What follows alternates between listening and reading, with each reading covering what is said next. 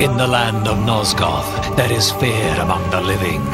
When one man rises from the grave as a vampire to seek revenge on his murderers, Kain, is he an evil crusader for vengeance or innocent victim of injustice? Morph between vampire, wolf, bat, and mist as you help Kain overcome the evil vampire curse. Engage in real-time blood spraying on your dark quest. Tank up on innocent villagers, but beware the bad blood. Conjure up 29 spectacularly gory spells as you annihilate up to 114 different enemies. The destruction of those who damned you is your only purpose, and the only way to find out if Kain is good or evil. With unparalleled action and role-playing, you're primed for over 120 hours of sword-swinging, blood-chugging adventure. Blood Omen, Legacy of Kain. Available for PlayStation from Crystal Dynamics and Activision. There is a magical operation of maximum importance. The initiation of a new Aeon. When it becomes necessary to utter a word, the whole planet must be bathed in blood.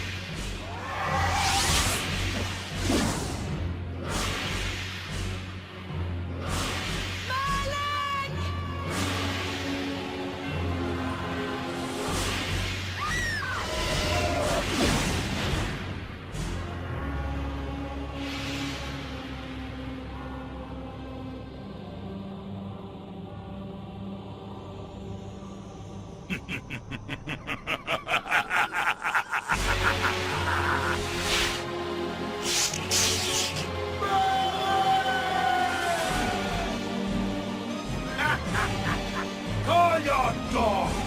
They can feast on your corpses!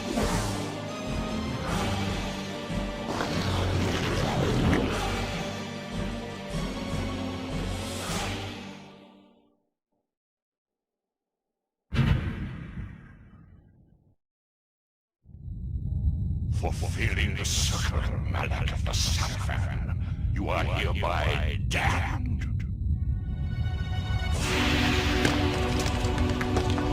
The pleasures of the flesh are no longer yours. You have but one purpose, damned warrior. You will serve us for eternity.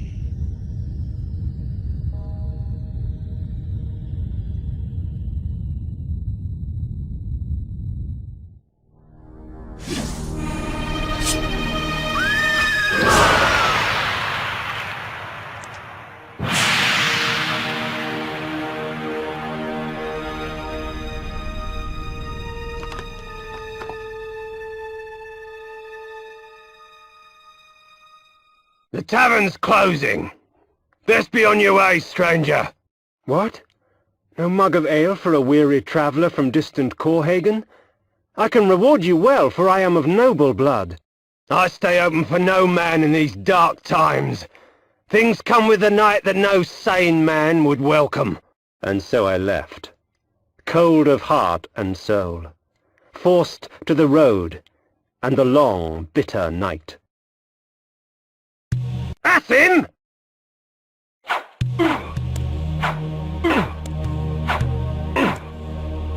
Save Victus!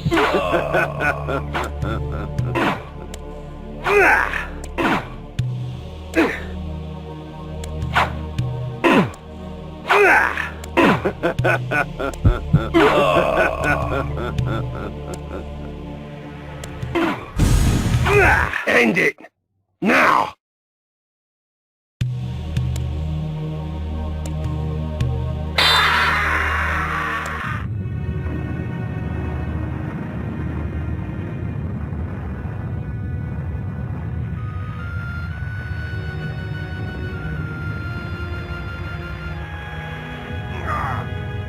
they fixed us.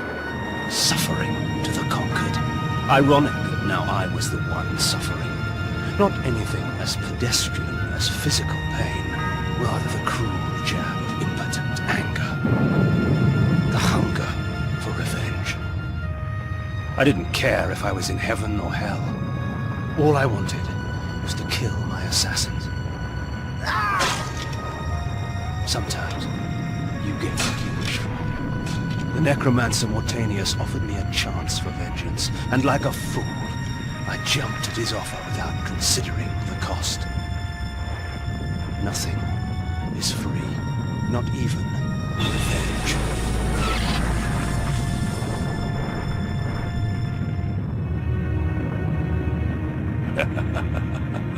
You will have the blood you hunger for. I awoke to the pain of a new existence, in a dank womb of darkness and decay.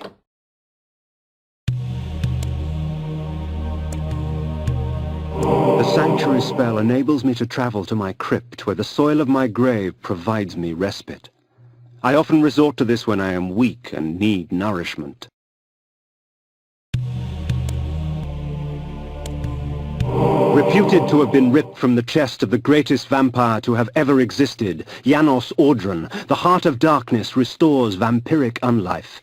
Life is precious, Janos discovered, as it was torn, throbbing and bleeding from his own body.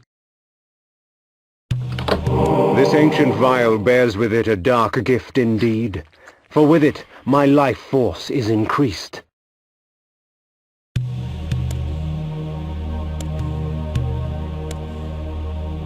These ancient symbols of power contain raw magical energy that increases my own capacity to summon energy for the spawning of spells.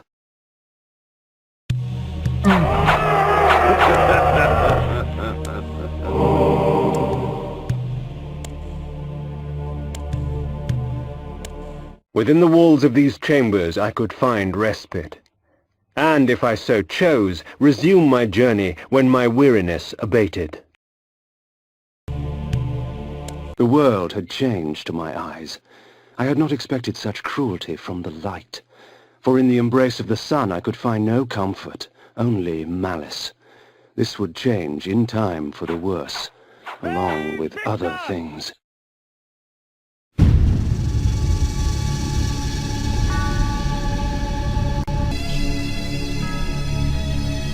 These curious devices hurl bolts of whirling energy and eviscerate my human enemies by stripping ragged flesh from blood-stained bone. When rainfall comes, vampires are wise to find shelter from its acidic touch. Hunger and weakness are no bar to vengeance's call. I would find my slayers and send them back whence I came.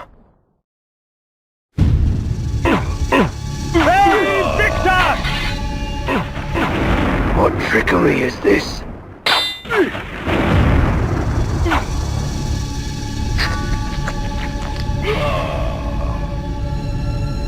Have a seeker. If we put you down once, we could do it again. Their sneering faces were forever etched upon my memory. I had crossed death for this moment. My mind was empty save for one thought. I would kill.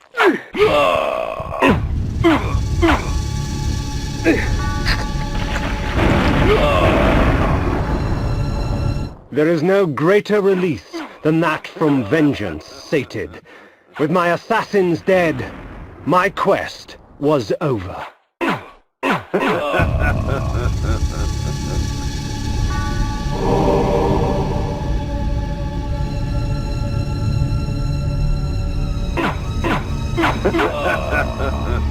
'Tis not over, Kain. These fools were merely the instruments of your murder, not the cause. Look to their masters, look to the pillars, and gain way to the fortress of the mind.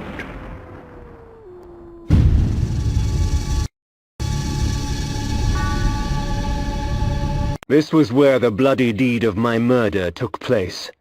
I would not be kind to the denizens that lurk here. They would taste my steel, and I their blood. The necromancer had offered me no warning as to what my resurrection would entail, and yet I must confess in my haste I had not sought one. Was his gift a curse? I would seek the pillars for an answer.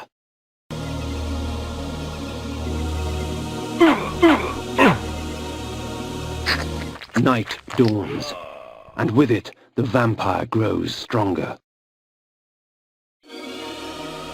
The pillars of Nosgoth. Even in life, few sights have moved me such as this. I marvel that such beauty should grace our dying world.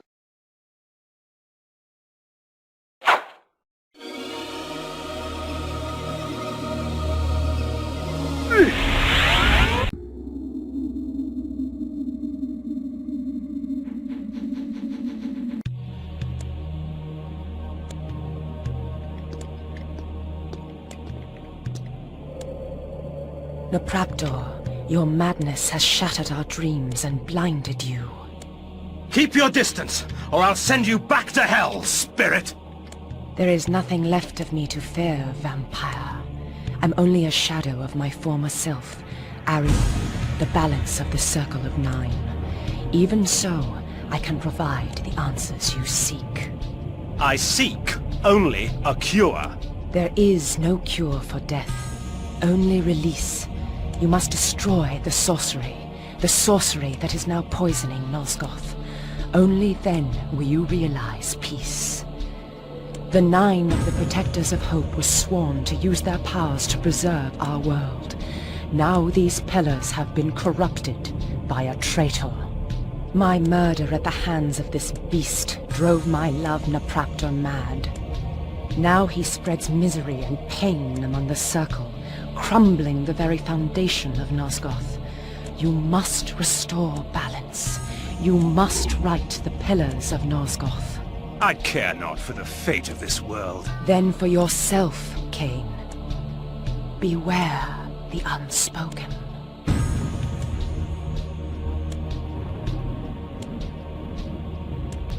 Napraptor, with his blind act of vengeance, threatened to destroy all of Nosgoth.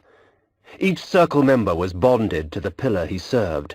The pillars reflected the mental state of their servants, and as the minds of the Circle degenerated and descended farther into dementia, the pillars crumbled.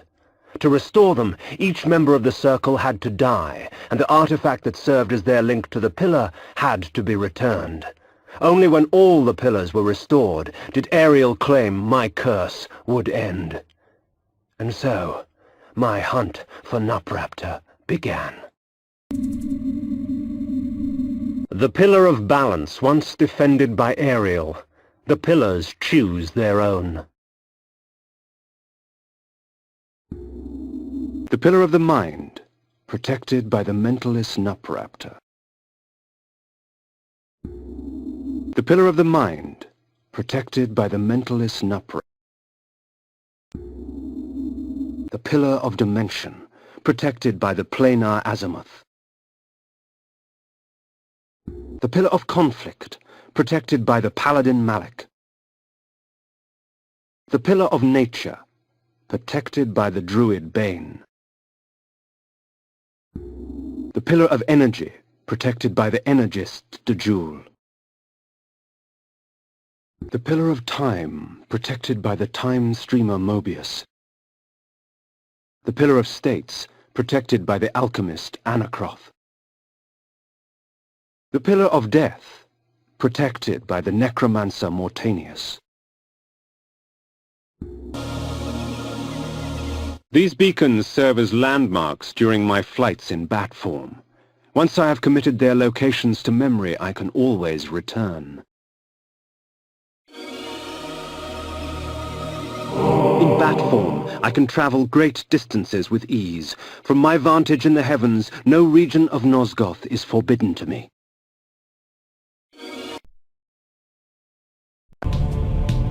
While it is true that natural light weakens a vampire, magical light can have many uses indeed.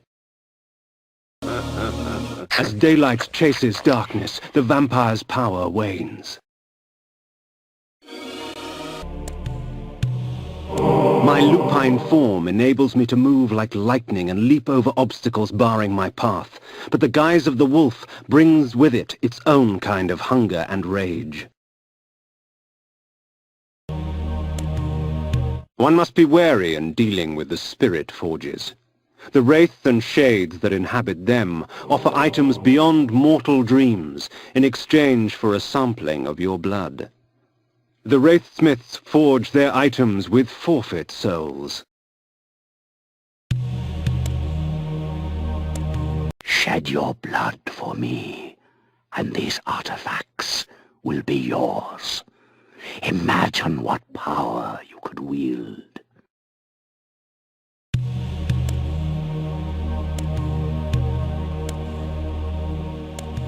So, you come to the Spirit Forge for help, do you, vampire?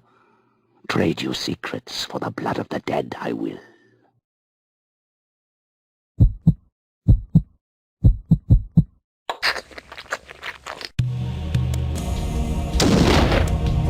The energy vault employs magical force in its rawest form, a messy spell, but a potent one nonetheless. The blood of ages flows so sweet. Come, drink from us.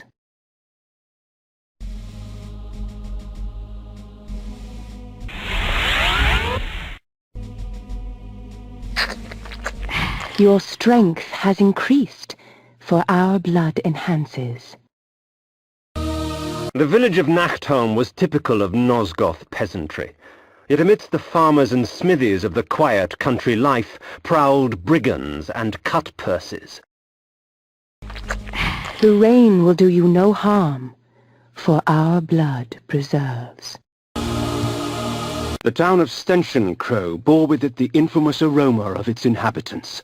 In life, I would not have graced the place with my presence. In death, I merely added to the stench. This lunatic was delighted to see me. Perhaps his madness would reveal a greater truth.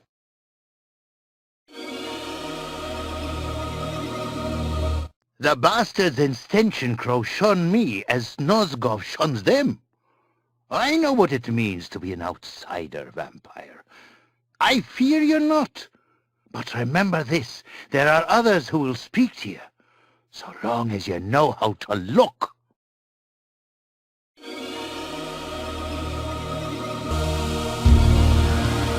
The gypsies, purveyors of distrust and superstition.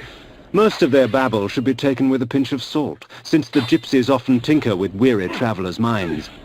However, a few gypsies have something interesting to say. Wasserbunt lay, its glory now stained and faded, a faithful child in the looming shadow of Nupraptor's retreat.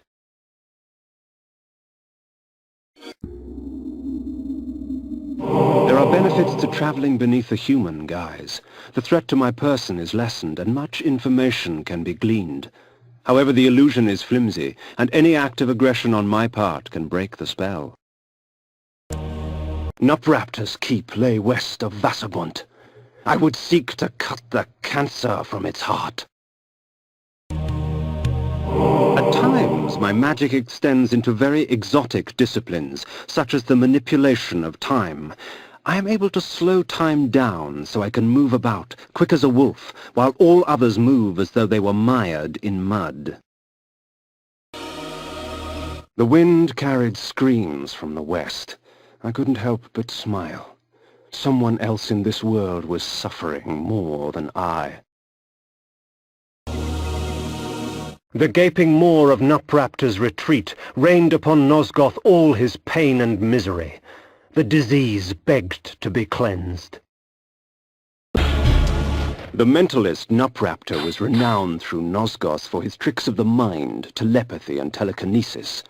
Pilgrims traveled from all across the land seeking the comfort of his lies.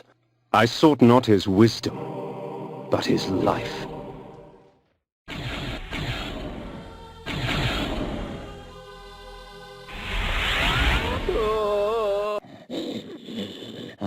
You dare intrude upon my sanctuary? Can I not mourn in peace? Leave.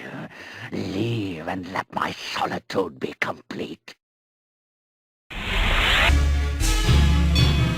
I came upon one of Nupraptor's serving girls, catatonic with fear, choking out half-words through bloodied, broken teeth. Although tempted by hunger, I stayed my hand, allowing her to tell her story. She spoke of her lord Nupraptor, driven to insanity by the brutal slaying of his beloved Ariel. She spoke of his self-mutilation, sewing his eyes and lips shut to deny the outside world. Fueled by despair and hopelessness, he turned his magic on the Circle, infecting their minds with his madness. Nupraptor cared for nothing now, save his pathetic self-pity. Scars such as hers would never heal. Death would only be a mercy.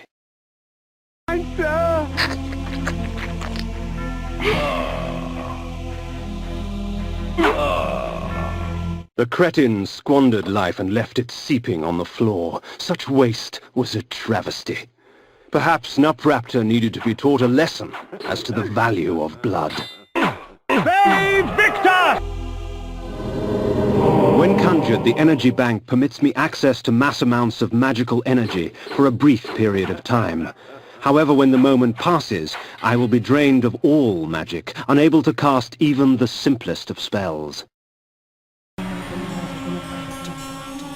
Should this object strike an enemy, rot and decay would instantly eat their flesh and leave only a pool of blood and tissue. For a time after, the toxins are still active and therefore lethal to the touch. From the depths of the retreat's eye sockets, I viewed Nosgoth in a different fashion. The glass seemed to warp the image and taint the color, as if Nosgoth needed assistance in making its corruption apparent. So, Malik, have you come to fail the Circle once more? Leave, Paladin. I do not need your protection. Come, Kain. Come, share my pain.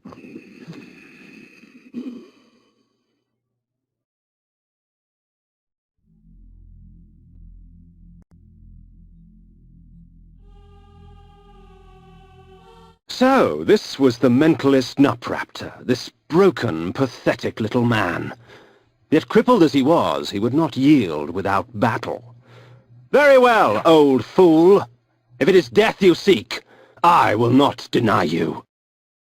Perhaps the head of her beloved will convince Ariel that I have accomplished my task.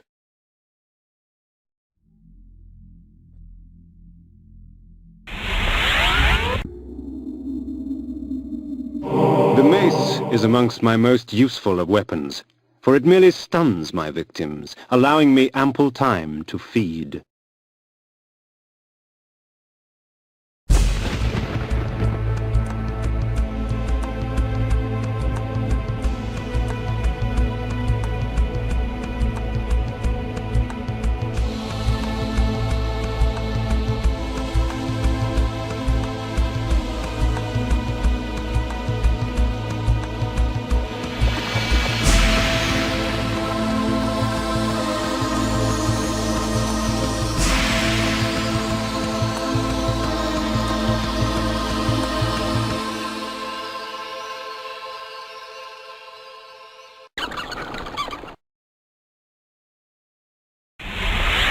I placed Nupraptor's head before the Pillar of the Mind, and watched on as it dissolved into the stone.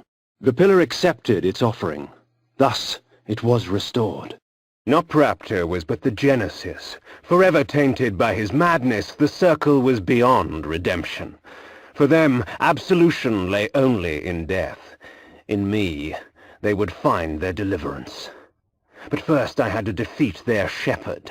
Malik, defender of the Nine, lay in a keep to the far north, past Vassabunt. It was time for me to test the wrath of the Pillar of Conflict. Death in the Circle breathes life to the pillars. For every pillar there is a token. Only with these shall they be restored. But to reach a warrior, you must first breach his ward. Find Malak and destroy him. Only then will the circle fall.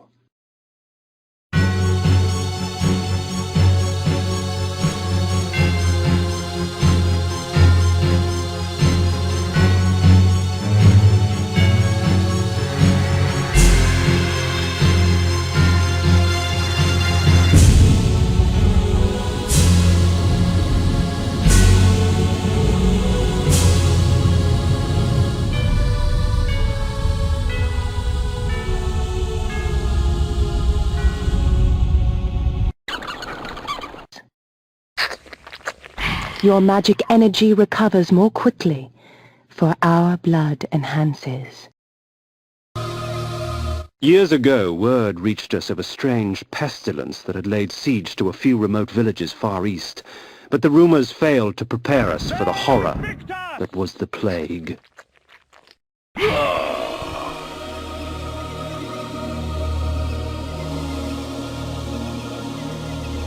Worms and maggots fed upon his festering skin. The scent of tainted blood seeped through the wounds upon which they feasted.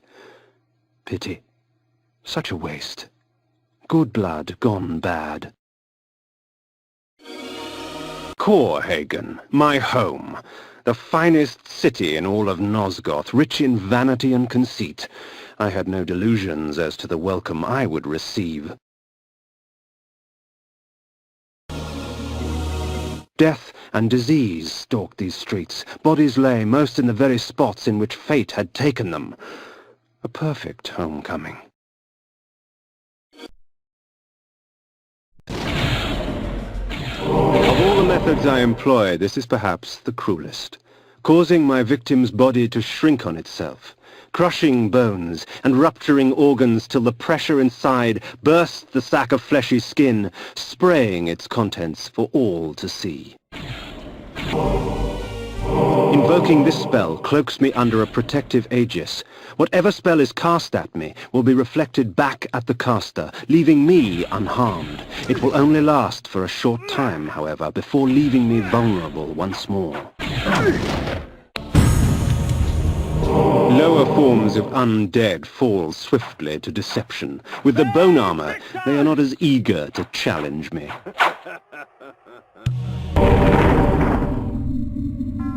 A medley of death and evisceration.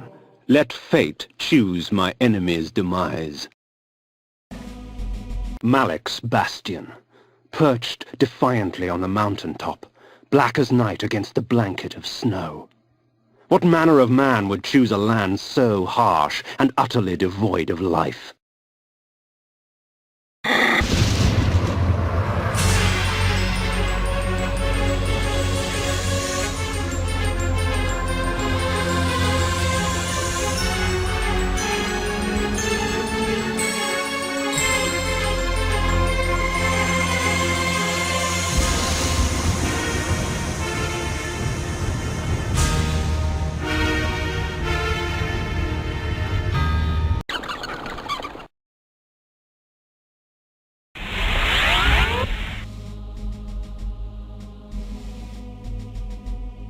I know you are here, demon. The stench of death clings to you. The interior was as cold and sterile as the snow outside, with empty suits of armor and sharp, cruel steel lining the walls.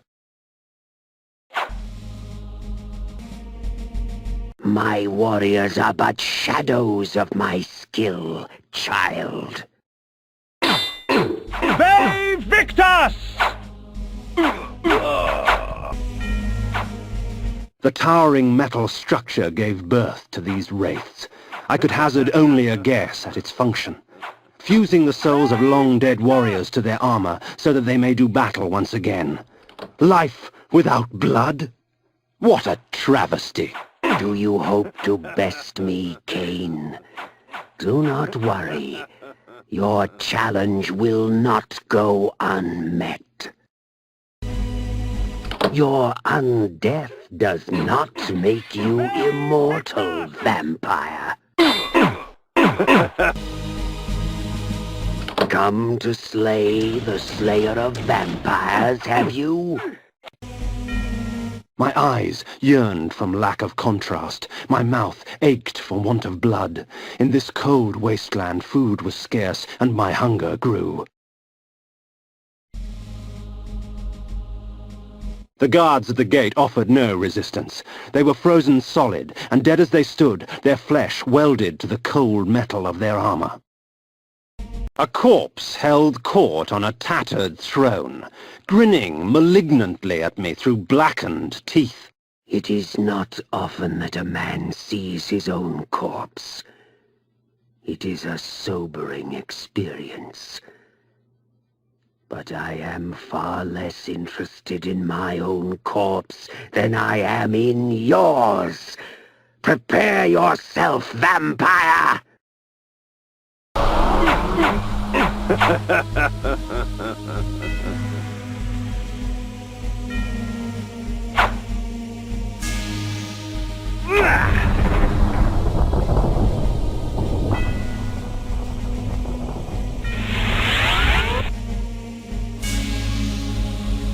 Havoc and malice, their presence in my hands keeps me from employing magic. Yet rest assured, they do little to hamper my relish for slaughter. 'Twould seem Malek's destiny with my blade was postponed. Perhaps Ariel could offer further guidance.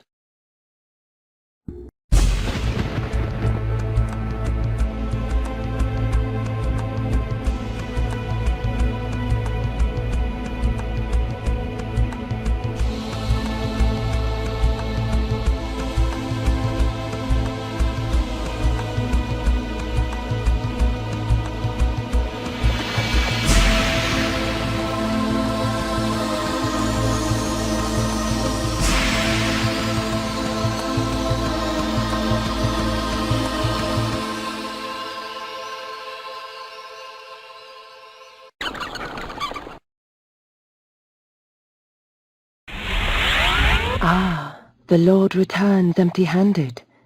Does the Seraphim elude you? Very well, go east of Malek's bastion.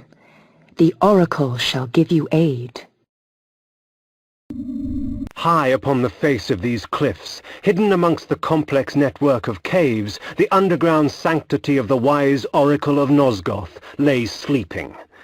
Perhaps it was time to brave the winds and seek out this oracle from the vantage point of the heavens.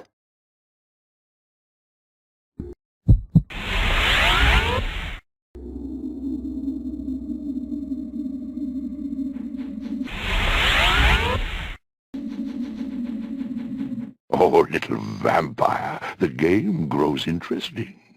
But with so many pawns, can you find the true player? The human mind is a fragile thing. One minor shock properly timed can render them catatonic and ripe for feeding. Drink from us. The snow will do you no harm, for our blood preserves. Hidden amidst the many obscure artifacts in that museum, I discovered an ancient chronicle. This passage caught my eye. It was during these dark times infested with the plague of the undead that the Circle brought the Seraphim to existence. Trained to be devoutly loyal to the Circle and the perfect exterminators of the undead scourge, they were led to many victories by the righteous paladin, Malek, protector of the Pillar of Conflict. They cleansed the vampires with fire and released their souls to more blessed realms. There is no wrath as terrible as that of the righteous. I'd read enough. At once, disgusted and intrigued, I placed the book back down in that museum. A guillotine, its blade still wet with blood. The shield was newly crafted. Its metal shone brightly in the firelight. The crest, I did not recognize. Odd. This armor resembled that of the ward and his minions, yet the steel seemed newly fashioned and untarnished by time. I recognized this crest from my youth. 'Tis the sigil of the mighty lion of Willendorf, blood-stained and rusted upon this battered shield.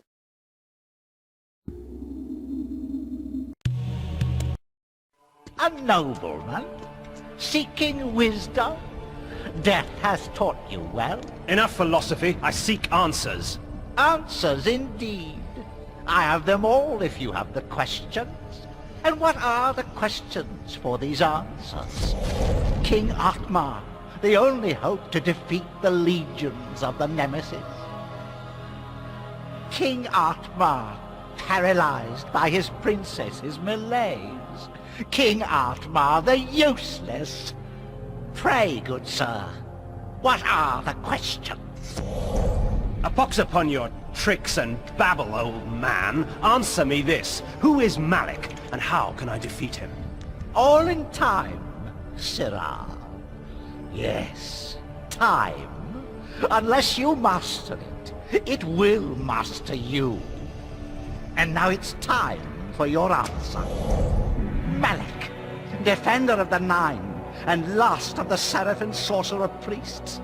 His vanity led to the slaughter of the Circle at the hands of the vampire Vorador. For his failing, his spirit was fused to a hellish set of magical armor. He has allowed no member of the Circle to fall since. What of this Vorador? Follow the glow of the Ignis Fatuus to the Termagant Forest. Ignis Fatuus? The Ignis Fatuus lights the path to hell, nobleman. Your path. Time, Kain? Next time.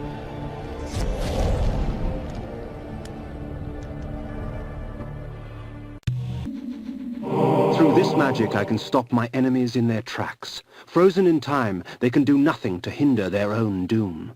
Sometimes I draw out their fate, for the added fear sweetens their blood.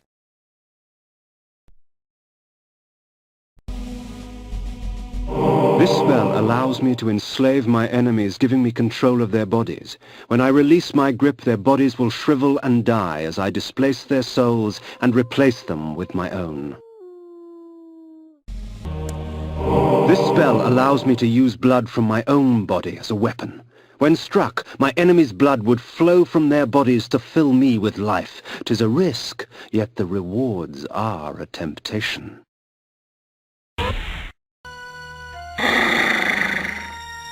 This cleanses my body of any dangerous poisons. Quite useful with all the filth I find myself surrounded by. The sword ravages flesh with teeth of metal and flame, leaving only scorched remains.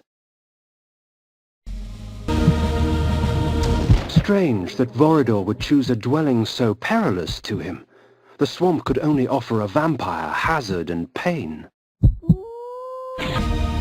Vorador's keep was hidden deep within the turbulent forest, nestled among vines and creepers that clung desperately to its dark, weathered stone.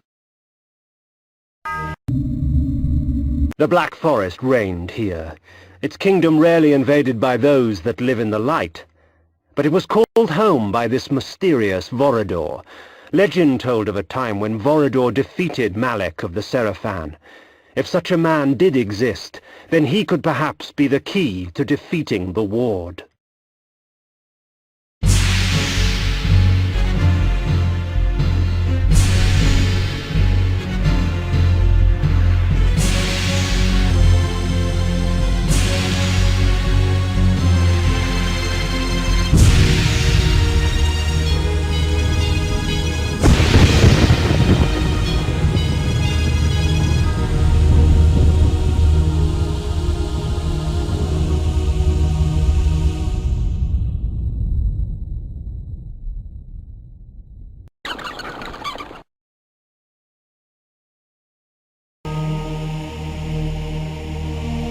The luxury with which this Vorador surrounded himself was impressive. His wealth would shame the haughty nobles of my former court. That this vulgar display of fortune remained undisturbed was a testament of fear's dominion over greed.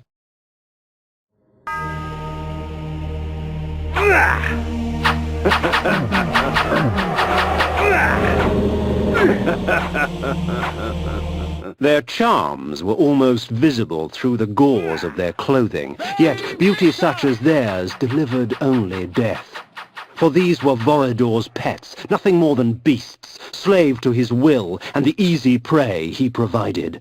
Vampires, all of them, held in thrall by one stronger still. Vorador's pantry, a vampire's feast. Like cattle awaiting slaughter, men and women dangled from the rusted hooks upon the dungeon walls. Blood and viscera frosted the dirt and stone. The abundance nearly overwhelmed me, for blood is the life.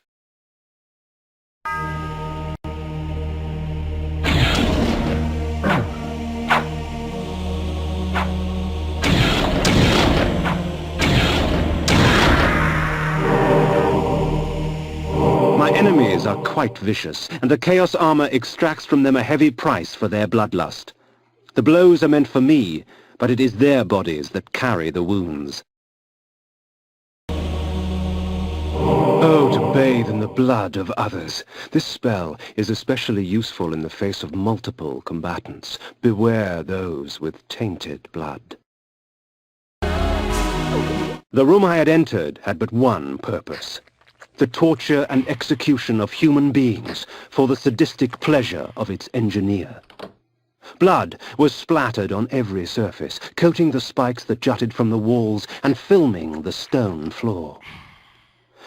The dread and agony of victims past still echoed through the lethal walls. A symphony of terror and agony filled the air. Then, from amidst the cacophony of screaming souls came the perverse laughter of the vampire himself.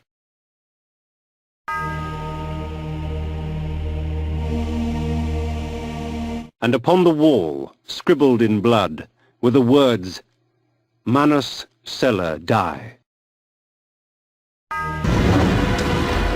Amongst Vorador's possessions, I found an ancient chronicle. Long ago, vampires grew in such number so as to capture the attention of the Circle. The Order of the Sarafan, or the Angels of Light as they were called, was instated to counter the menace. Thus, the Vampire Purge began. The tapestries wove a tale of chaos ignited, an orgy of fire and pain. Undead beings with rotted skins caked with sulfur and ash beckoned at me through a burning abyss. Their tortured stares were a testimonial to the price of weakness. Their fate would not find me, yet blood calls to blood.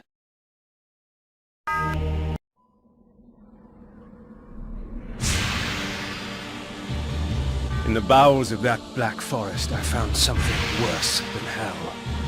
A vision of what I was becoming. It's not often I see one of our own, especially one as young and foolish as yourself. Nonetheless, drink. Drink deep and indulge your gift. Gift? Vorador thought my curse a blessing. That we were gods. That mortals offered their blood as sacrifice so that we could enjoy our supernatural powers. And somewhere, deep inside my new self, I knew that he was right. That mortal dreams were prayers. Prayers to us, begging us for power. I pondered this as the decadent old fool prattled on about his past.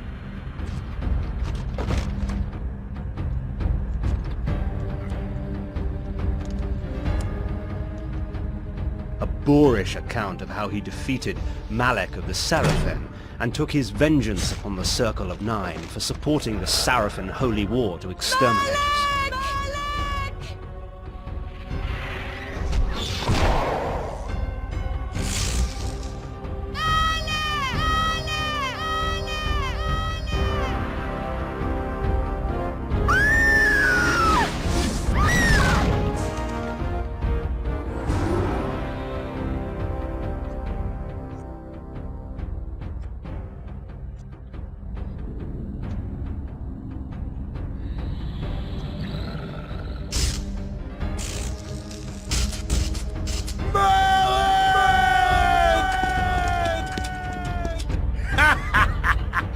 all your dogs! They can feast on your corpses!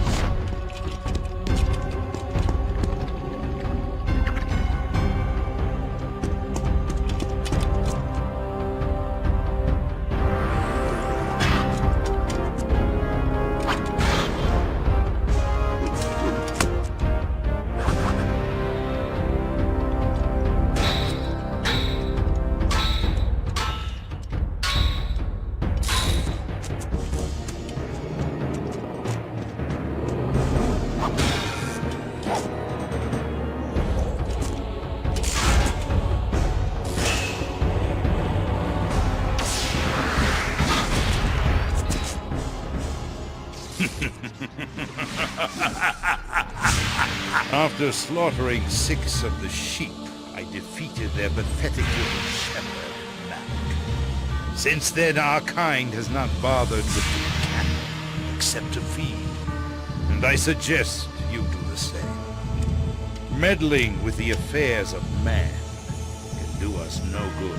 Seraphan witch hunts are much too tedious to concern ourselves with. Am I understood, Kain? Good. Take this ring. If you ever need assistance, it will summon you. Despite your youthful arrogance, you amuse me, Kain. It would be such a pity to lose you to the abyss. Now be gone!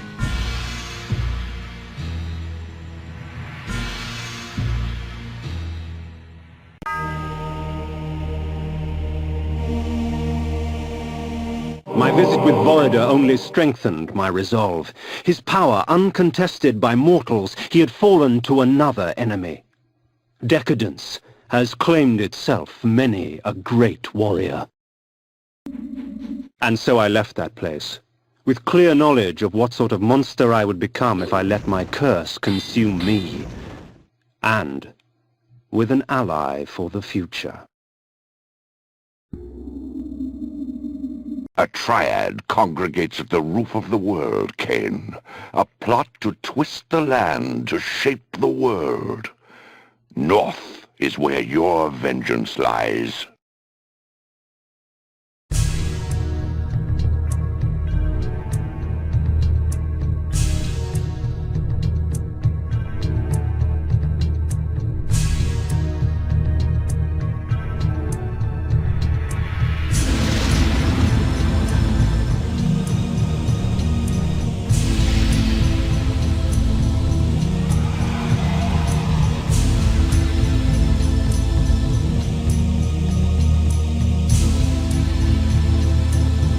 In my travels I learned much about the legend of Janos Ordren. Here in this quaint pastoral village of Ustenheim, that dark enemy was born. Janos preyed upon its peasants until he was finally hunted down and executed. Come, drink from us. Your magic energy recovers more quickly, for our blood enhances. If it could be said that a land descended into madness, 'twould be an accurate account of Dark Eden. A garden of horrors, seeded with sick perversion of nature's design. I knew that this Dark Eden I had trespassed upon would continue to grow until all of Nosgoth was consumed. Magic seethed and shifted. I watched the dome of energy as it expanded, absorbing and recreating, consuming life, and leaving behind only a twisted parody. The poor wretch was warped beyond recognition. To think it was once human. Such strange creatures that had been spawned by this dark magic, things half insect and half mammal, human torsos grafted onto abominations of the flesh. Sick as it was, I couldn't help but admire its creator's ingenuity. A tower stood in the distance. From its apex spewed the vortex of energy that shaped the lands below. The surface of the castle belied its interior, for it was far larger inside than out. With the powers the Circle had at its disposal, it would have been simple to distort space to accommodate this strange structure. How convenient. This armor, wrought with the blood of noblemen, drains the blood from my enemies for me, leaving me to focus on the slaughter at hand. It is a spell worthy of the necromancer himself. This allows me to dissect a creature's soul from its vessel of flesh. For these poor wretches, only oblivion awaits. Ah, not one, but three. Dejul the Energist, Bane the Druid, and Anacroth the Alchemist. How considerate of them to hasten my search. So the Scourge of the Circle has arrived! Fear him not, Bane. He is but a whelp. His soul is ours for the taking. Don't be ridiculous. Malik, to our aid. Damn you, Alchemist! I had not come this far only to have my quarry escape. Vengeance. Vengeance for my eternity of suffering. Whelp! As if you knew what eternity was. Grovel before your true master! Never. I'll hack you from crotch to gizzard and feed what's left to your brides.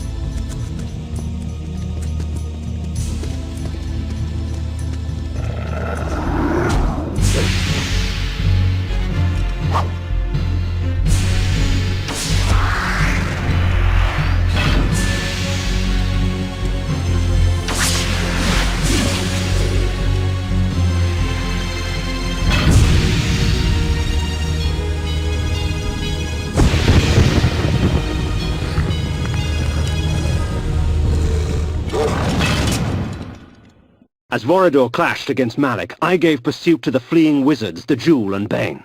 I danced their dance. When the time came, they would dance upon my sword. His magic is weak! He is an affront to nature itself! It is our duty to purify him! The antler headdress had broken in the fight, but power still resided in its ivory form.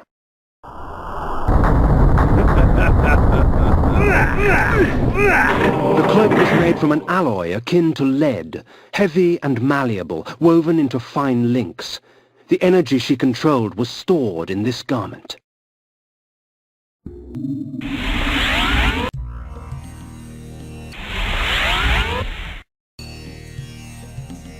I found Malik's helmet amongst the scattered remnants of his armor, whole and intact. Vorador had finally laid his old adversary to rest.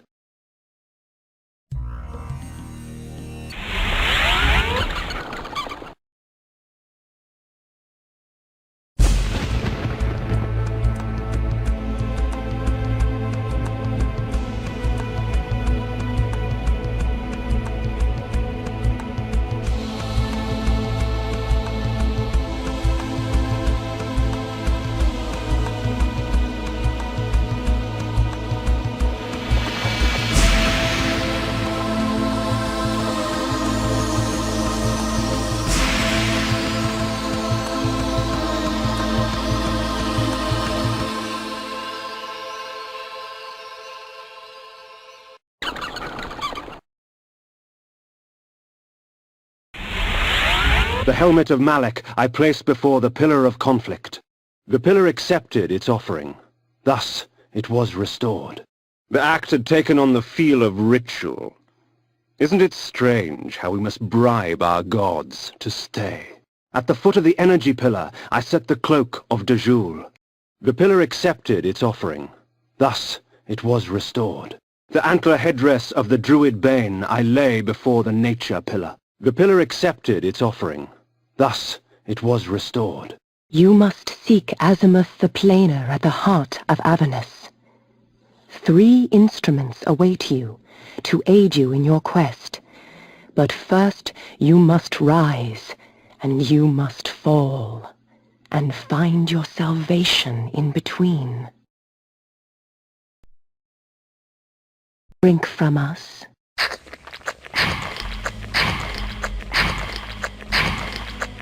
Your strength has increased, for our blood enhances. Avernus consumed itself before my eyes. There seemed no easy path to gain entry to the hell laid out before me. Perhaps there was a way inside from above the chaos that reigned there. The gate of Avernus opened slowly before me, daring me to cross the threshold. Who was I to reject such an invitation? The city was paved in blood and flesh, yet what would have appalled me in life only tempted me in death. Once I would have felt horror, now only hunger remained.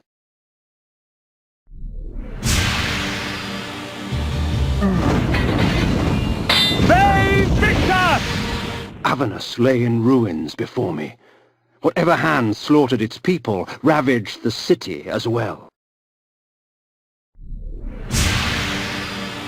The beast paused for a moment, drooling in anticipation of the fine meal he saw before him. To his disappointment, he would not find me such easy prey. I felt its eyes upon me, eager, hungry, as if it longed to rip my heart out and eat it before me as I died. I laughed as the onslaught began. Perhaps when it was over, it would be the other way around. Avernus was a religious autocracy, with the cathedral as its dais of power. Though the city lay in ruins, the cathedral remained untouched. The demons knew better than to bite the hand that feeds them. Above me stood a memory, etched in stained glass.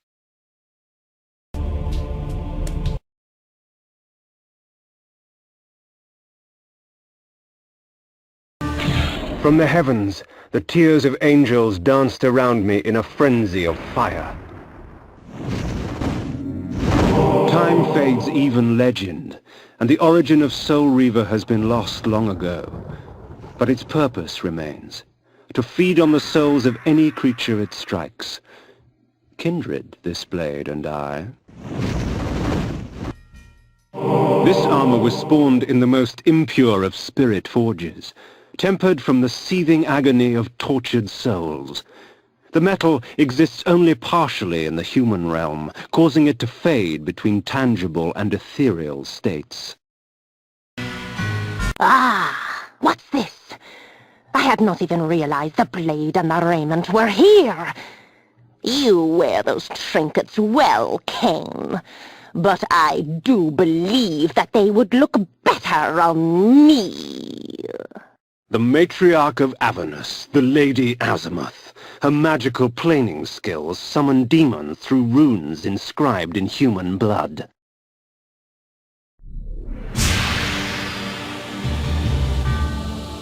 Come to me, my children. We shall ravage Nosgoth together. The soul flame sword. So, little man, have they sent you to stop me?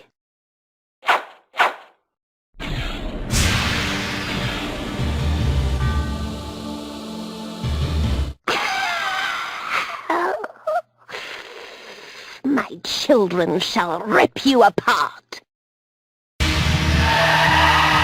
Come, my demons, let us sup on vampire blood.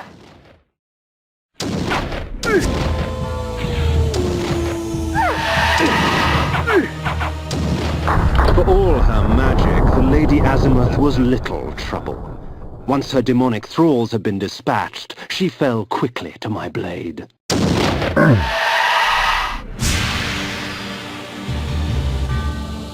Azimuth's third eye, a gift from the Pillar of Dimensions, allowed the planar sight into other realms. The pillar reclaims its own. It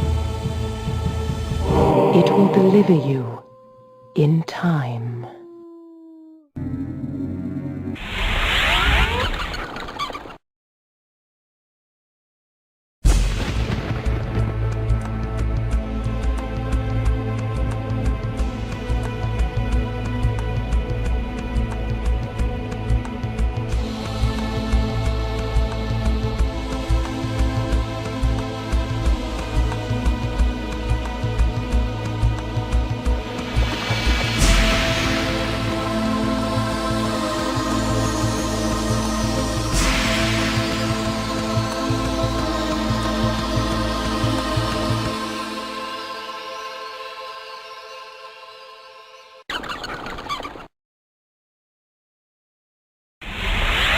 Before the Dimension Pillar, I lay the Eye of Azimuth. The pillar accepted its offering. Thus, it was restored. Well done. You have found Mobius's toy. Azimuth, not content with summoning demonic thrall, stole the time-streaming device in order to gather creatures from other ages as well. Take care of the device, Kain. It will deliver you in time.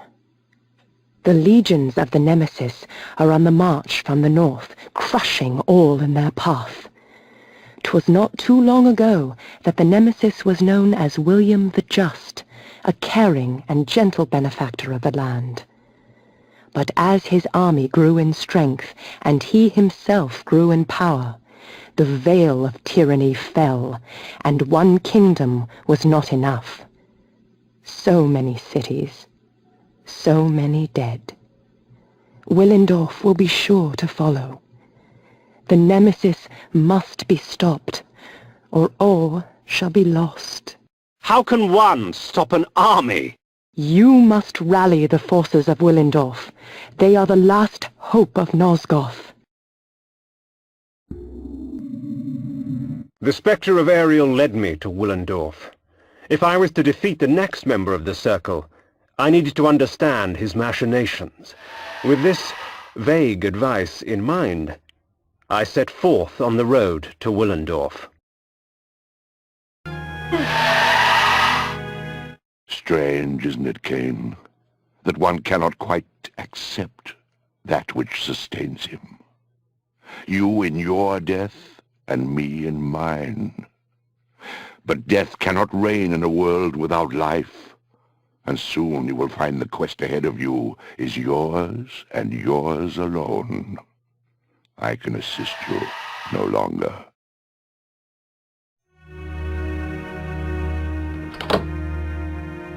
Willendorf, proud defender of the realm with its warrior elite and mighty ruler, King Otmar. The Lion Throne had once held my allegiance, but Willendorf's days of glory had passed. It was the last bastion against an unruly future. With this spell I can tear a creature's soul from its body, leaving its vacant flesh mine to control. Mighty Willendorf had sliced open the belly of the earth, reaping a bounty of precious metals and unearthing ancient secrets. Of these secrets, I had heard of a tomb that contained an ancient forefather of King Otmar himself. Within the tomb, a fountain of blood would allow me to cast the most noble of illusions and gain entry to the city of the mighty lion. Your strength has increased, for our blood enhances. Your magic energy recovers more quickly, for our blood enhances.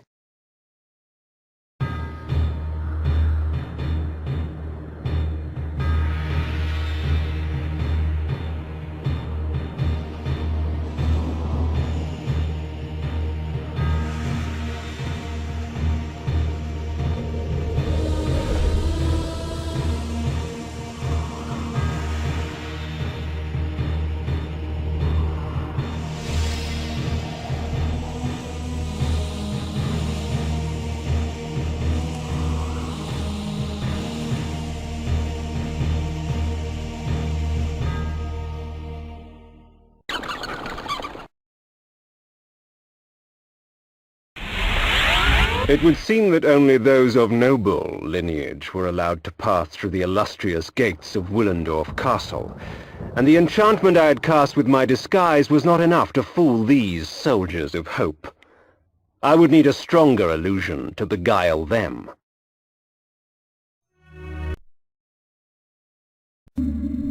The blood of ages flows so sweet. Come, drink from us. Unlike the Mask of Disguise, this spell actually allows me to cast away the guise of death for a time, allowing me to walk among the living undisturbed. The spell also provides a visage of nobility, for there are many who would easily divulge more to those of high-born blood.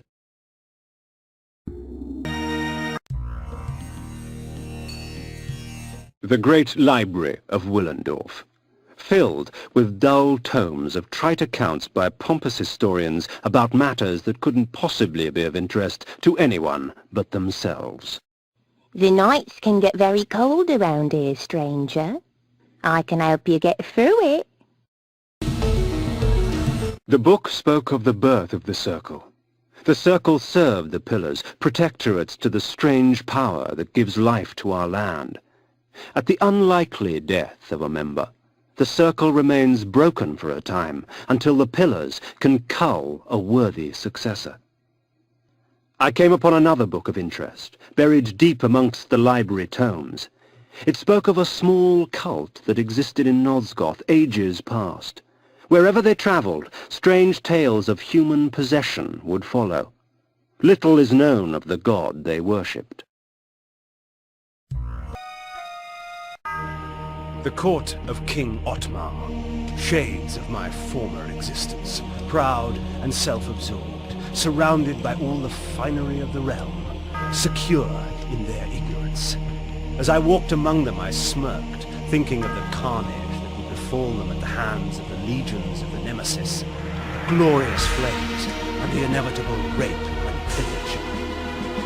Out of my way, peasant! The stench of the fields hangs over you like a pall. The king sees no one. He is in mourning for the princess. He'll be in mourning for his kingdom soon, and he'll mourn for you even sooner if you don't get out of my way! Ooh! And so I won my audience, such as it was, with Otmar.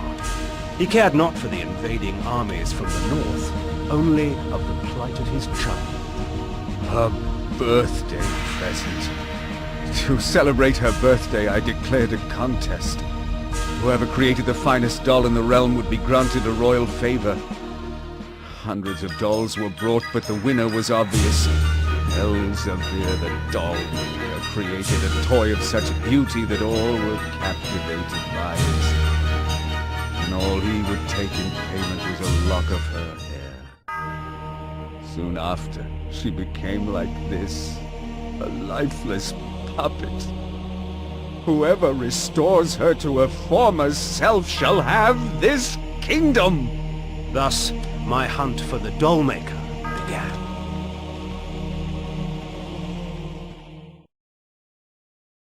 My daughter. I fear I shall never hear her delicate laugh again. Oh. Otmar slumped on his throne like a rag doll, his beard matted with tears of his own self-pity. In my court, he would have long since been usurped by one stronger, but in Willendorf they worshipped him, even in his weakness. I wondered what Willendorf would do when Otmar's death finally arrived. Through whispers of the court, I learned that the army of the Last Hope, Willendorf's proud militia, was in no condition to fight the invading legions of the Nemesis. They were busy scouring the lands to the north in search of the Dollmaker and Otmar's daughter. I also learned of a tunnel, which would take me rapidly from Willendorf to the suspected area.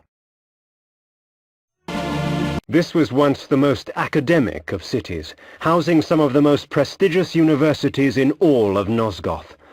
While I would not weep over lost tomes, I detested the sight of scars left upon the world at the hands of the Nemesis. When in mist form, I am invulnerable to physical weapons, blade and claw. I can seep through locked doors and cracks and move swiftly like a shadow fleeing light. Elzevir, I have come for the soul. So, Otmar sent you to kill me, eh? I can smell him on you. Or is that the stench of the grave?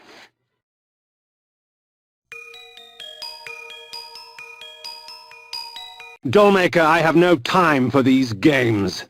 The soul is mine! I earned it! Otmar gave it to me! Then you shall earn it with blood. You shall not have it! Mine! Mine! Mine!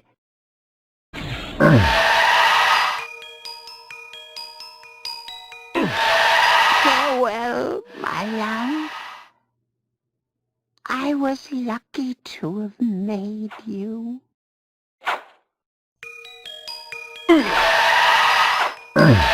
What an odd little man. Now, to find the soul.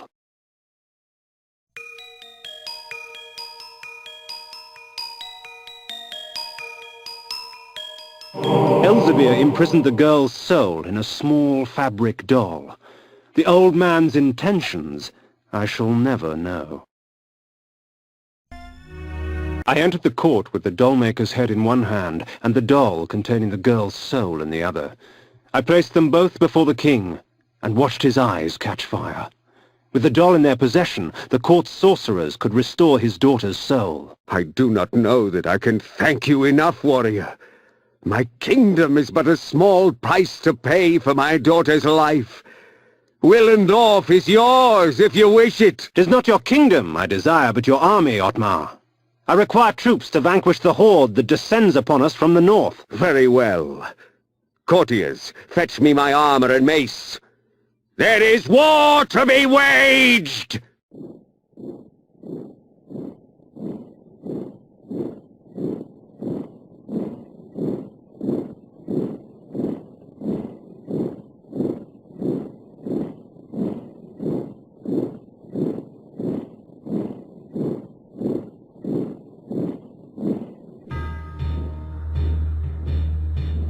The scourge of Nosgoth is upon us, friends.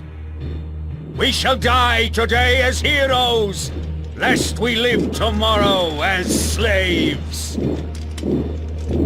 Ready thine arms! For Nosgoth! In the distance I saw the Nemesis armies march forward, a black tide that would soon wash over the armies of the Hope.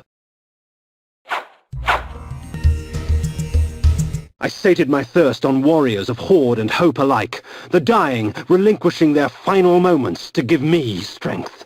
The tide turned with Ottmar's death.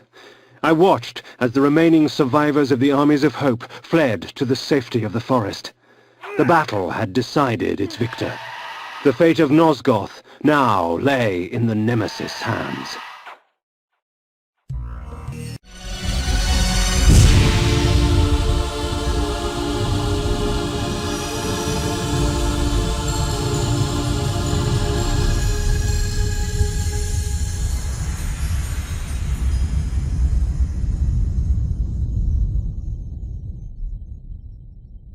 At once the battlefield was gone. Where the ground was caked with blood and dirt, there was lush greenery. Where chaos reigned only moments before, this damning calm prevailed. Alas, it seemed I was stranded here. The time-streaming device lay in pieces at my feet.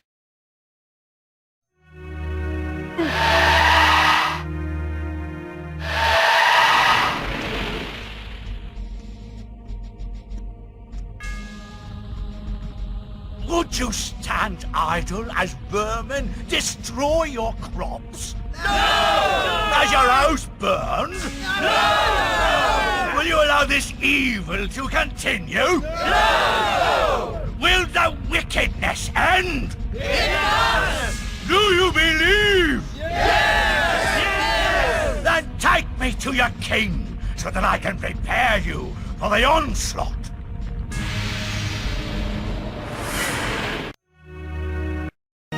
Ah, so it seemed I was in the land of William the Just. 50 years before the battle I had just escaped would take place. The stronghold of William the Just. 'Twas time for me to pay a visit to he who would become the Nemesis and force Nosgoth on its knees.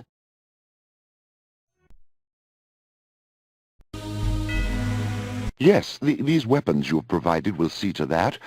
Pray tell, Mobius, what game do you play? None, my lord. I only wish to aid you in vanquishing your foes. The weapons are but a token of my goodwill.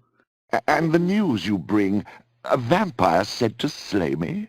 Where did you come upon such knowledge? 'Tis of no consequence, sire. It was only out of concern for your majesty's life. Perhaps. Very well, then. You may leave me now, but should I wish to speak to you... I will know, Your Majesty, and I shall be there in time. Ah, yes, the vampire. Mobius told me you would come. Hey, Victus!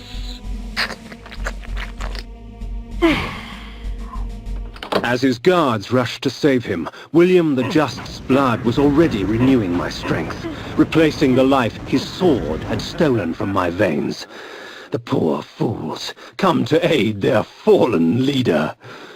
Let us have some amusement.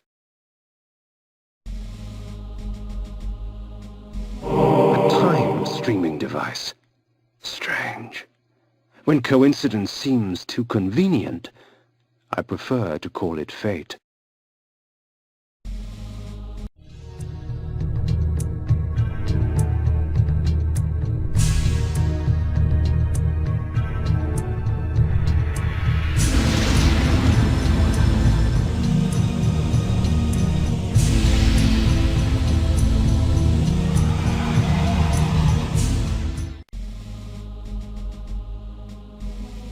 With William the Just dead, Mobius's plans have been thwarted. His pawn was removed from the game. I found myself once more in the Nosgoth I knew. The carnage from battle was gone. Yet there was something amiss. From the distance, I heard cries, and a breeze from the south carried with it the faint odor of vampire blood. As I wandered about more, the shrieking and cheering became more apparent and defined. There was some sort of gathering to the south, for with each cheer I smelled an outpour of blood. I make no pretense to justify my killing, yet these vampire hunters would cloak their bloodlust beneath a veil of righteousness. Hypocrites! They would make themselves judge and jury. Very well then, let us see how they take to my role as executioner.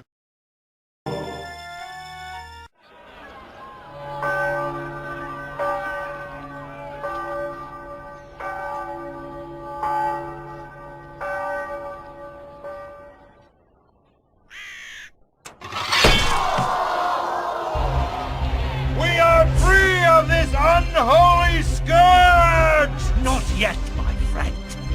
Would you be free of the plague if only one city was cleansed? No! No! Would you spare one wolf in the pack that has devastated your herd? No! No! Then let us destroy them all! Yes! He is the last! Destroy him! The people will not rest until Nosgoth is purged of your kind. I had been betrayed. In my haste, I had not realized it before. That sigil on his forehead, the Oracle of Nosgoth, was in fact the time streamer Mobius, and I had followed his advice. How much of my quest was of his design? Willendorf? The Battle of the Last Stand? William the Just? Was this the trap he had fashioned for me? We will send you back to the grave, whence you came, vampire. I have seen the future, Kain. You are not in it.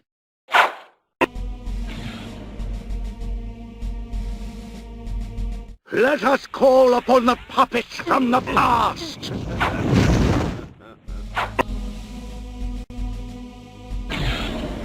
And from ages yet to come.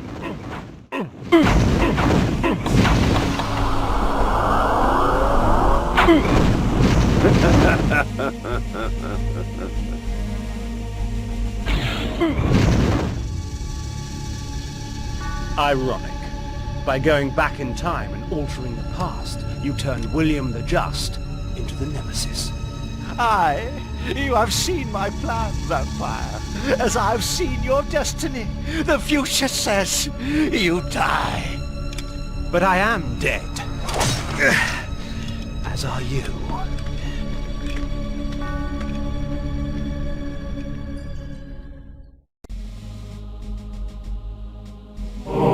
knew that Mobius's hourglass was the focus of his time-streaming magic. Farewell, sorcerer. The sands of time have ceased to flow for you. Well done, Kain. Mobius did so love playing the trickster's part.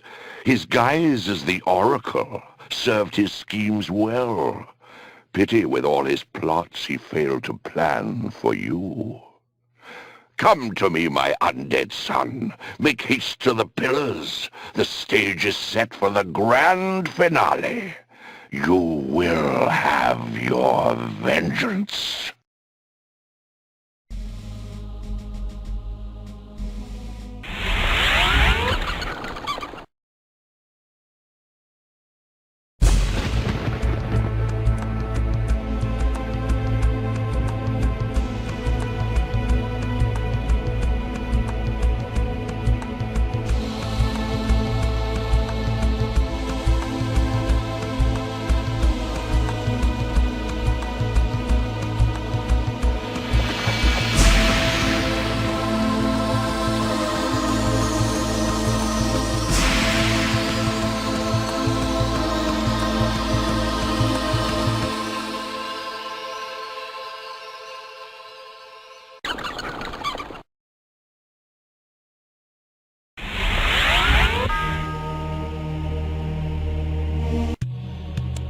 You betrayed us, Mortanius. You had Kain killed and turned him into a monster. You set him upon us. It had to be.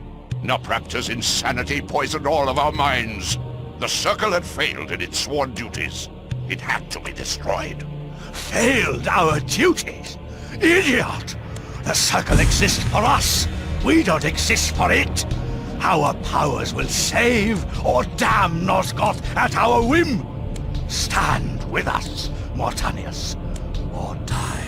Then I shall die.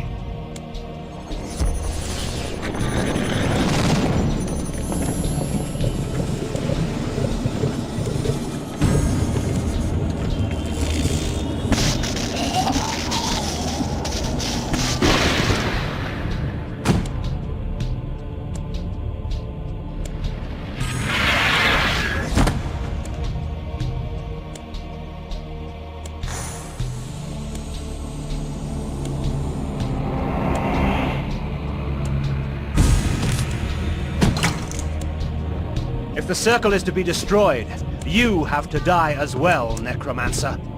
I admire your cunning, but you will not escape your fate. Nay, I will embrace it. But my death will leave one more to take, Princeling. Finish me!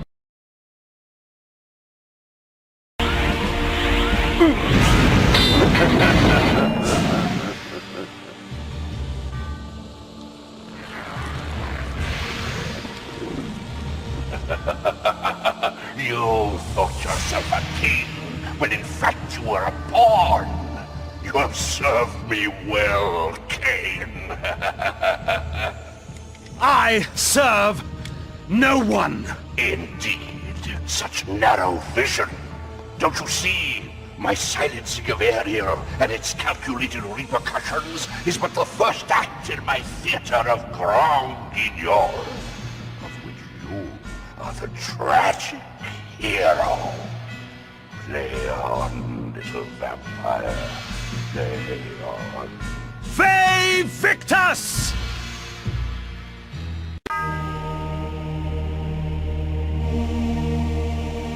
Anacroth's magic was contained within the metal of the scales and would eventually be released back into the pillar from whence it came.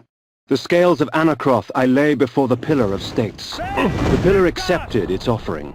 Thus, it was restored. The death orb of Mortanius had given the necromancer dominion over the grave. I had thought him the last of the Circle, and yet he spoke of another. Before the Pillar of Death, I lay the orb of Mortanius. The pillar accepted its offering. Thus, it was restored.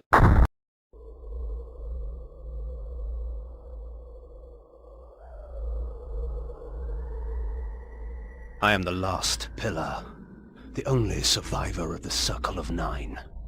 At my whim, the world will be healed or damned. At my whim.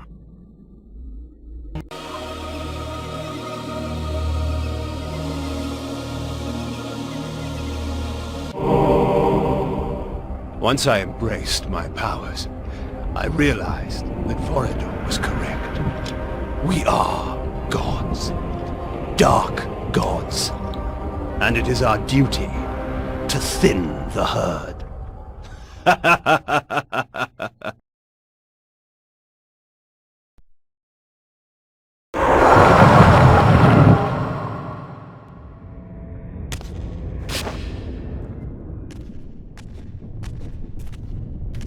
Janos, what is this? The binding is failing. All is lost. We had arrived at that cataclysmic moment when a younger Kain faced his fateful dilemma as Balance Guardian. Choosing self-preservation over sacrifice, he doomed the pillars to eternal ruin. Raziel, there may yet be hope. There is one who will be called. You must seek the Scion of Balance. Dear God!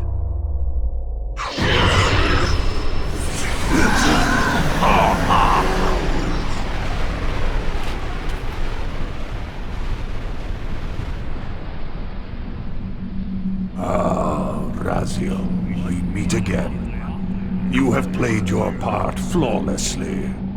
It is gratifying to attain both freedom and vengeance in a single stroke. No! You cannot! This one is strong. Good. My next move requires a more durable host. Mortals are such fragile vessels.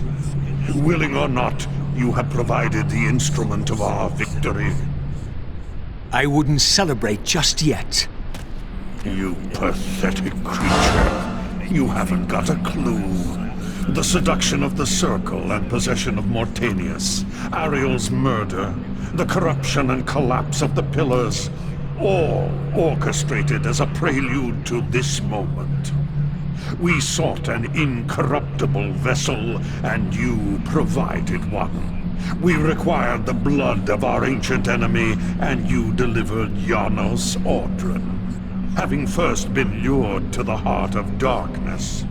Best of all, you murdered the Scion of Balance to get it. We've already won.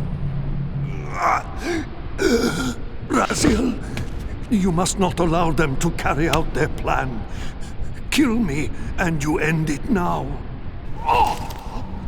Suicidal like the rest of them. Know your place, Raziel. The true hero plays his role and then steps aside.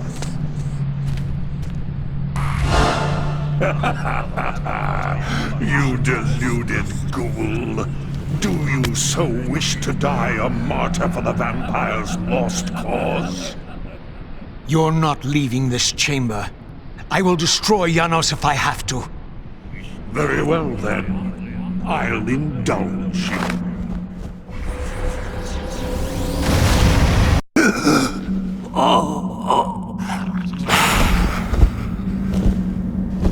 You should have listened to me.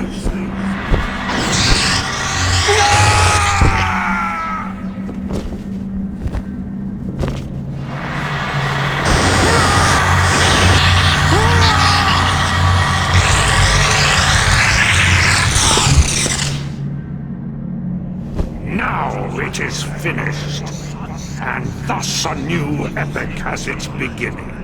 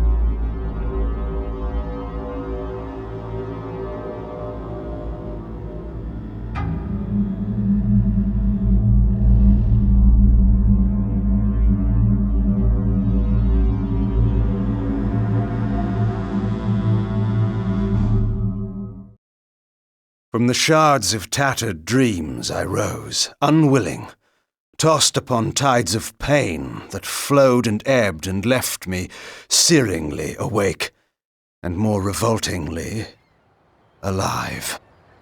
It was then I saw her for the first time. Good evening. We did not expect you to awaken so soon. Already you surprise us. My mind was in fragments like shattered glass. Where am I? I don't remember. Yes. It was said your memory would be affected by your long slumber. That will pass in time. I am Uma, and I am here to help you. Know that your name is Kain, and you were once a power in the land. I know my name, but my past, I remember fragments only. That you awoke at all is a miracle. When we found you, there was but the barest thread of life left in you. We nurtured it, fed it, and now you rise and walk again. And what is this place? You are in the city of Meridian, capital of the land of Nosgoth, the land you once sought to conquer and rule. Tell me, since you remember your name, do you also remember your nature? Of course. Then let me show you the future. You have been asleep for 200 years. In that time, this is what has become of Nosgoth.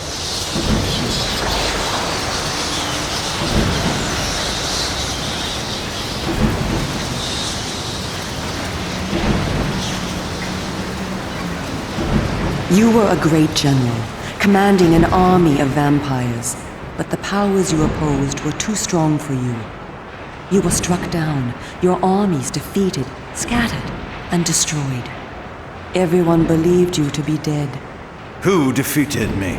The Seraphan, an army of fanatical humans sworn to eradicate all vampires from the world. A new leader brought them together, and wielding a new kind of magic, deadly to our kind, was able to destroy your army and kill most of the vampires. You were defeated in mortal combat by this leader, the Seraphan Lord.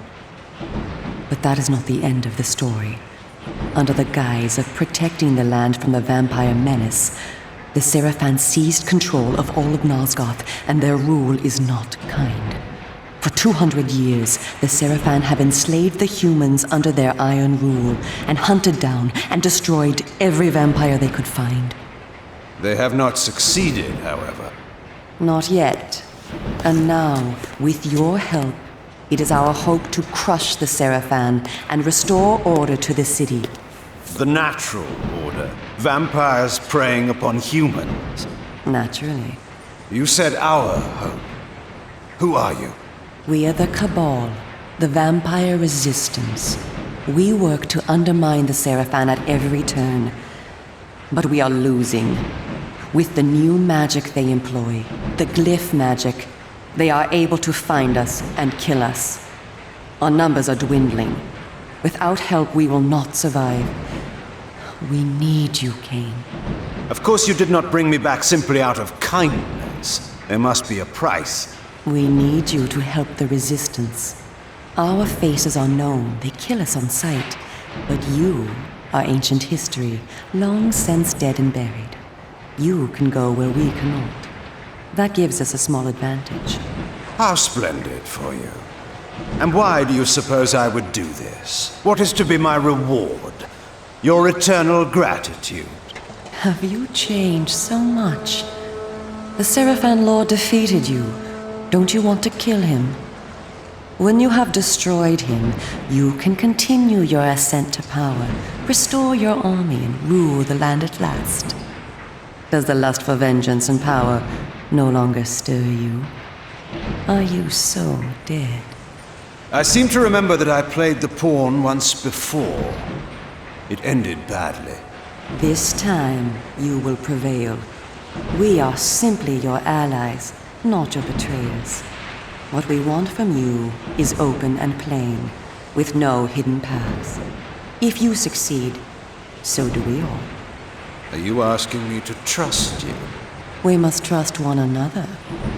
Together, we can defeat the Seraphan Lord. Once he is dead, his order will collapse. Mindless fools that they are. But there are dangers other than the Seraphan which must be overcome. I care not for any dangers. They will fear me, do you hear? Tell me where to find the Seraphan Lord. I'll have him buried within the hour. Such arrogance. If it were so easy, we would have done it ourselves, Kain. And you are far too weak to fight him yet. He is protected, too, by other vampires. Vampires in service to the Seraphan? Are they mad? They value their lives. While they serve the Seraphan Lord, he lets them live. I will enjoy destroying them. You would be lucky to survive one such encounter until you grow stronger. But should you prevail, then you will be able to absorb their veins and thus gain new abilities. To our kind, these are called the Dark Gifts. I look forward to meeting these traitors to our kind. My senses spun. My body ached. Weakness overcame me. You have the thirst upon you. Come, vampire. It is time for you to feed. Yes.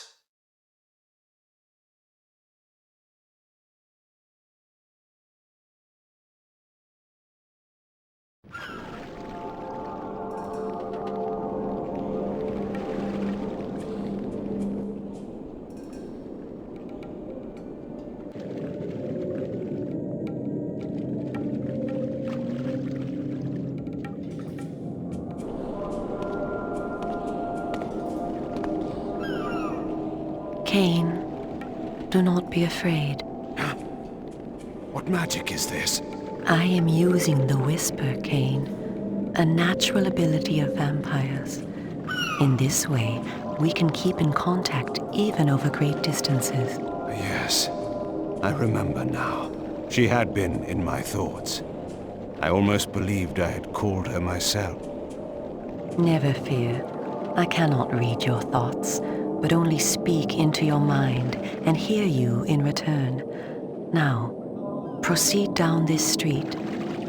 I shall be waiting.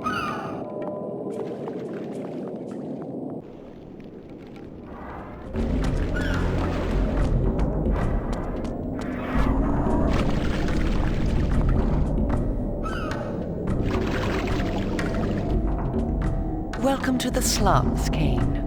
We are in the oldest and most decrepit part of the city, where few people dare to come. A perfect place to train you. Train me? Do you take me for a dog? Your memory has been shattered, and your body has lain dormant for 200 years. What skills you had must be recovered before you can be of any use to the Cabal. You must learn to fight and to survive. I thought you were taking me to feed. Patience, vampire.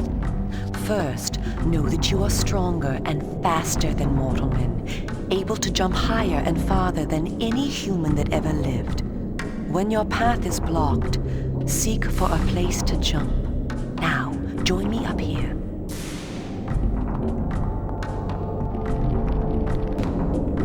Excellent. Know that you also have the ability to float. When you are on a ledge, such as this one, you may land silently and carefully by floating down. This will be important when I train you to kill. Now, follow me. She would discover I needed little training in how to kill.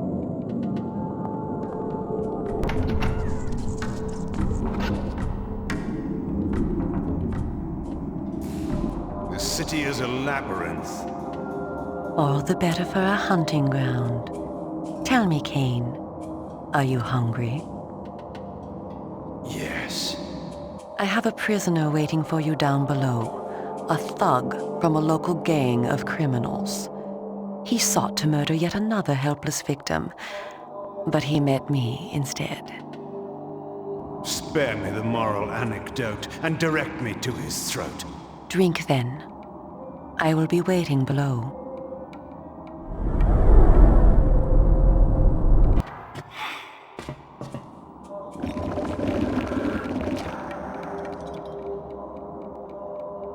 I see you are restored. I am. Blood is your life. Without it, you will die. If you are wounded, seek out blood to restore your vitality.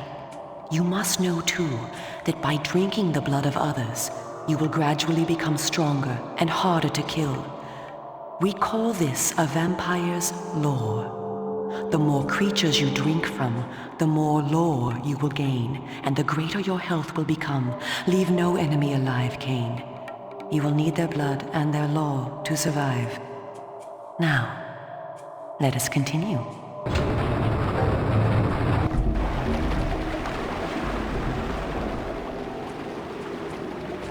While we are superior to humans in many ways, we also have certain weaknesses that they do not possess. Though it is life-giving to humans, water is deadly to vampires. Its touch burns our skin. Immersion in water can kill us. Avoid it at all costs. Also know that scattered throughout Meridian are relics of our ancestors. Useless to humans, only vampires can access these coffers and use the power within. Seek these out on your journey.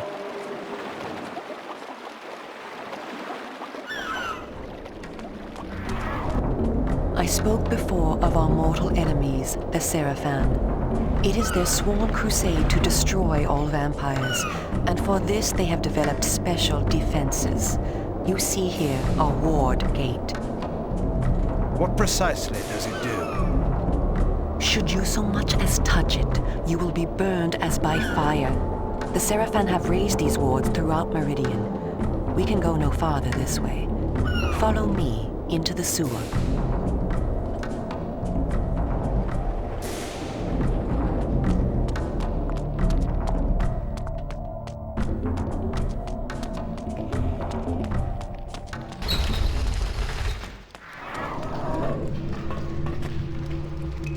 Your ability to survive will depend upon your ability to fight. It's time for you to learn how to kill. Your first line of defense is your agility.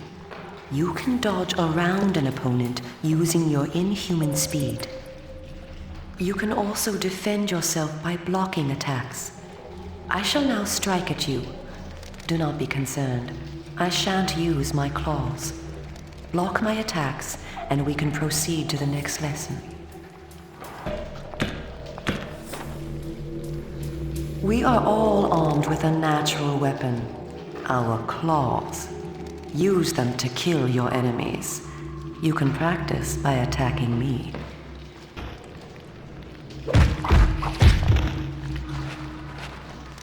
If you see an enemy become tired, use this opportunity to grab him. Once grabbed, you can throw him a great distance.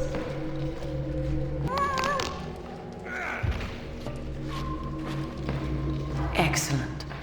Your lesson is over for the moment.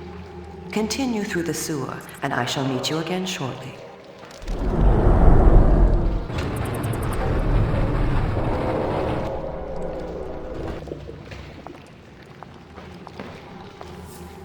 Here you are at last. Through this door lies your first true test. A gang of criminals are encamped ahead, and one of their number stands guard, unaware that his fate approaches. You must kill him, Kain. You have the skill to block and dodge his attacks. Bring him down using your claws. Once you have felled him, drink his blood to restore yourself from any wounds you may receive. I will be watching.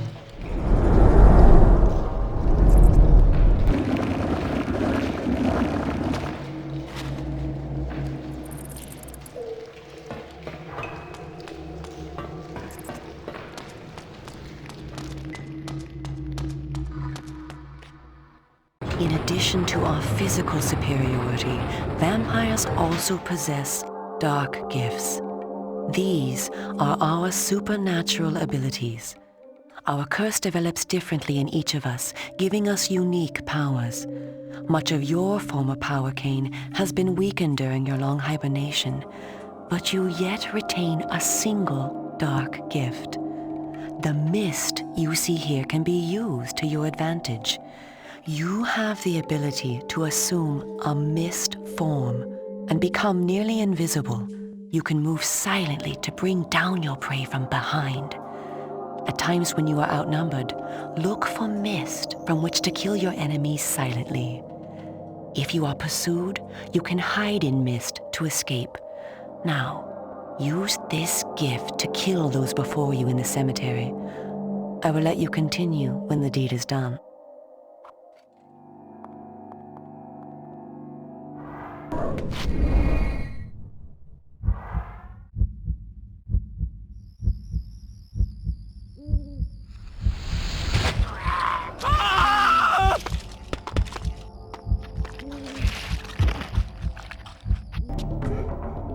What manner of sorcery is this?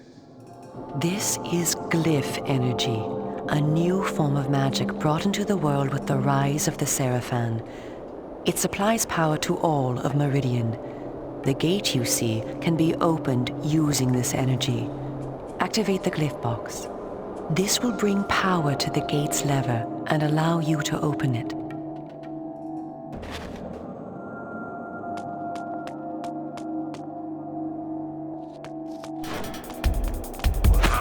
What do we have?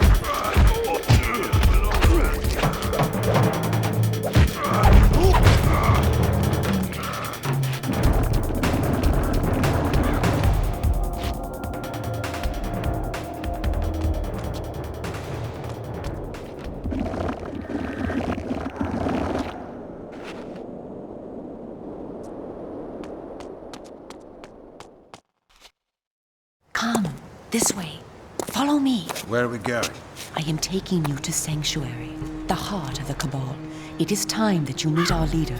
It was time indeed to hear this so-called leader's plans and learn what he thought his plans might be for me. Kain, this way. Vampire! Here, close the gate. Kain, you must find a way to reach the lower city. The smuggler's tunnel will take you there. Pestilent vampire! Die! Go to the Grand Hotel in the slums. A contact will meet you there. He will tell you where to go. Stinking, verminous, blood-sucking fiend! Do you want your death now? Come, and you shall have it. Come back! I was alone at last, in a city changed beyond all recognition, in a land that was under a curse. Should I follow her, as she asked, or go my own way, find my own answers? But answers were promised me in Sanctuary. After that, I would know what to do.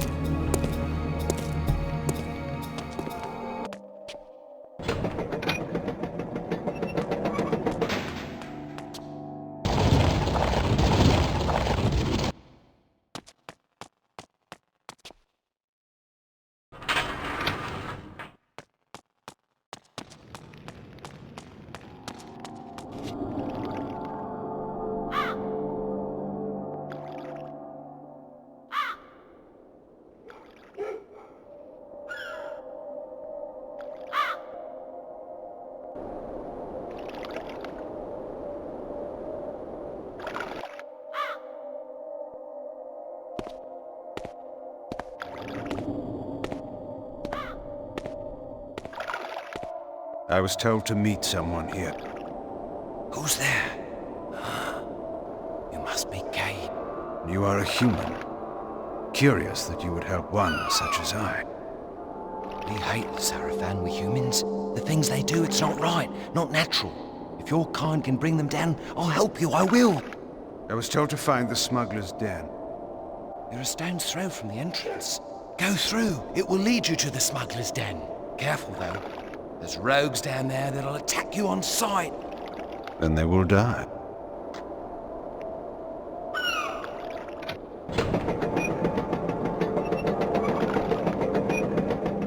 Wait!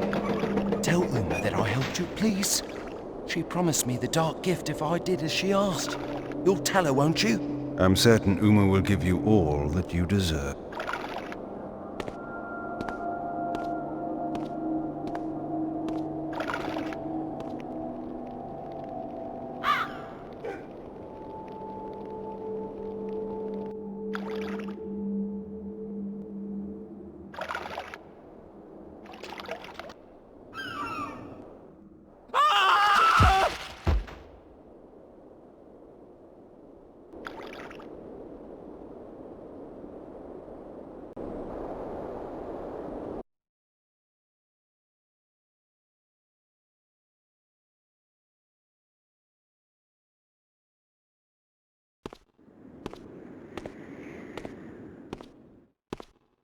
Greetings, Kain. You eluded the guards. They were only human. Welcome to one of the glories of our fair city, the Smuggler's Den. As squalid as you found the slums, you will find this place even more offensive. Rogues and thieves rule the streets, and of course the Seraphan too have their own dealings here. You may expect small help from the inhabitants, and more trouble. I do not require their hospitality. You spoke of a smuggler's tunnel I must find? Yes, it is hidden somewhere in this district. I know not where.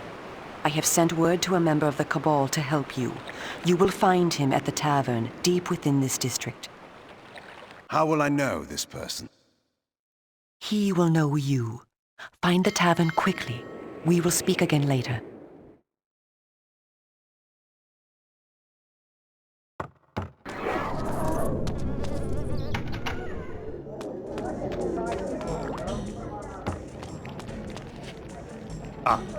Sir, a moment of your time. You know me? I was instructed to look for you, yes, sir.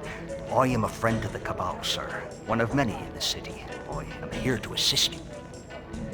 Then do so by all means. The smuggler's tunnel you seek is hidden in a cavern underground. The thieves enter by way of the church outside, but there is no entrance there for any but themselves. You, sir, must go beyond the church and find a lift. This will take you underground. Where precisely is this lift? In a collapsed section of the district beyond the church.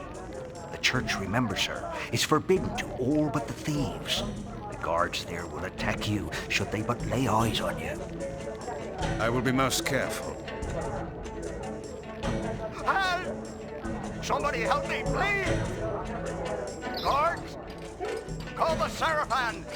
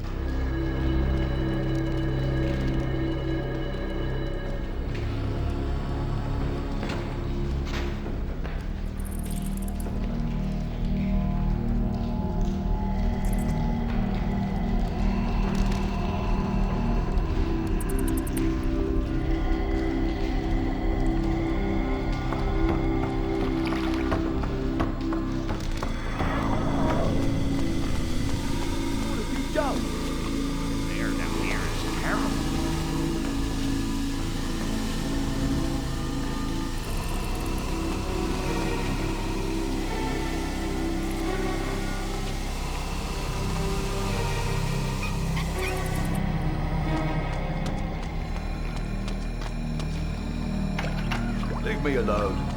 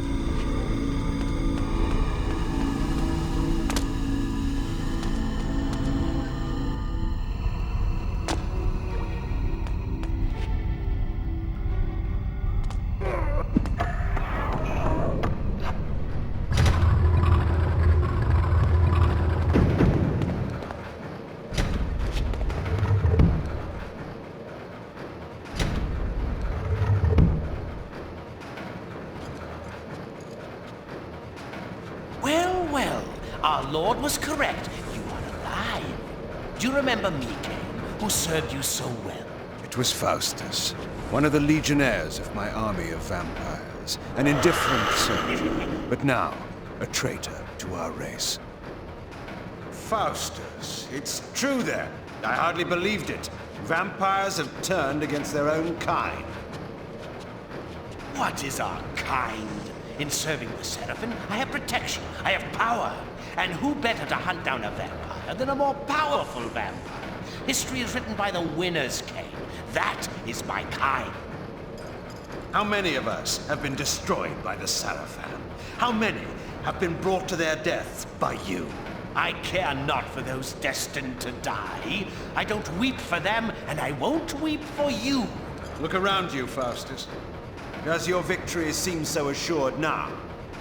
A fleeting setback. Our Lord knows of your presence. He beat you before, and he will bury you now. But you will never know how it ends, Faustus. For I will bury you first of all.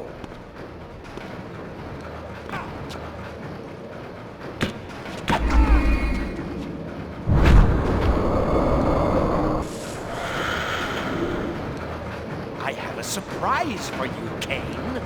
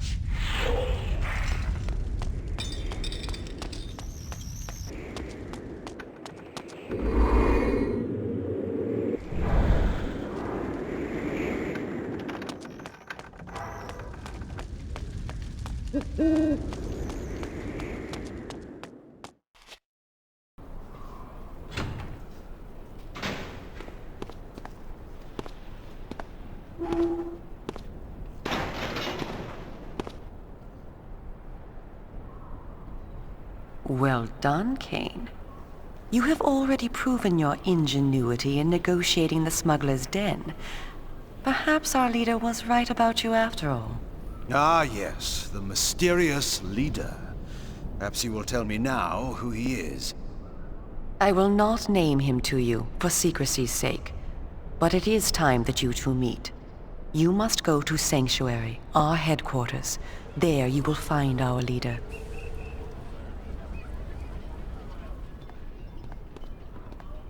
Go here, go there. What do you take me for? Your errand boy? You are not a general now, Kain. You are not in a position to demand. Go to Sanctuary and await me there. My orders are to investigate the industrial quarter in the north of the city. I will join you at Sanctuary and bring anything I discover.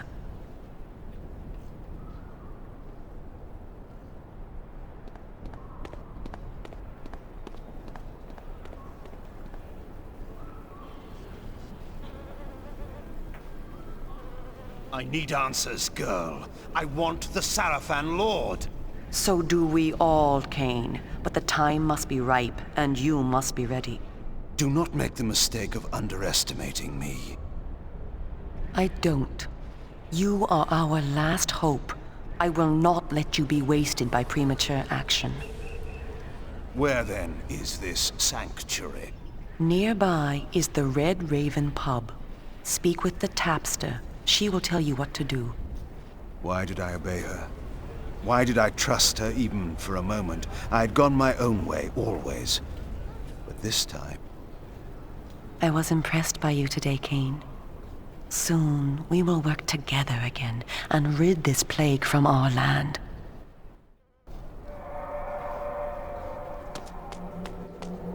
You can't charge that much, it's robbery.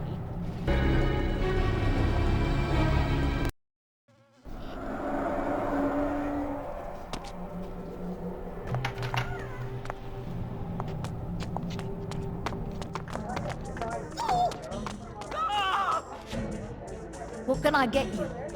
Information. I was sent here by Uma. You have a message for me. I only know what they told me. And just who are they? I don't know, I promise. It was dark. I couldn't tell where the voice was coming from. It was as if the night itself spoke to me. It told me to give you the message. Seek the vendor near the warehouse, for he has news for you. Is that all of it? No. If you tell that fool Duncan you work for Duckett's Traders, he'll let you through the gate to the workers' area.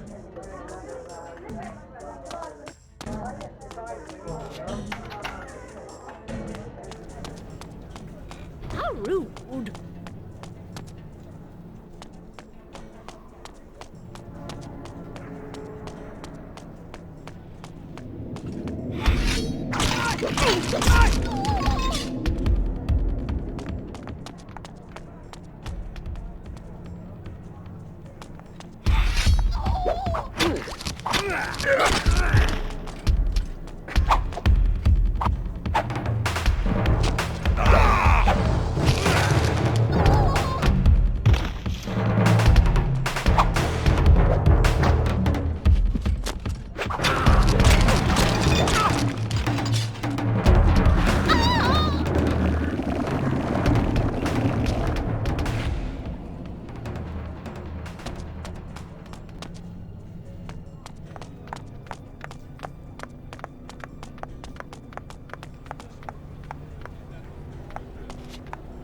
Then tell me, who do you work for?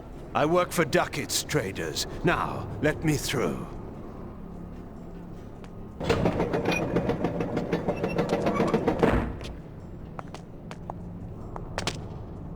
Stephen!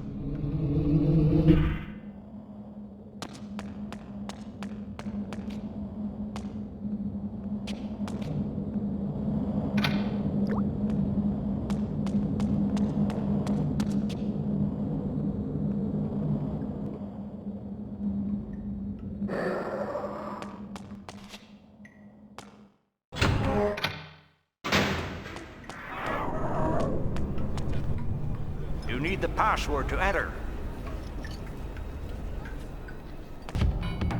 Good evening, my friend. Can I help you, sir? Uma sent me. We are to have words, you and I. Ah, you're one of them, aren't you?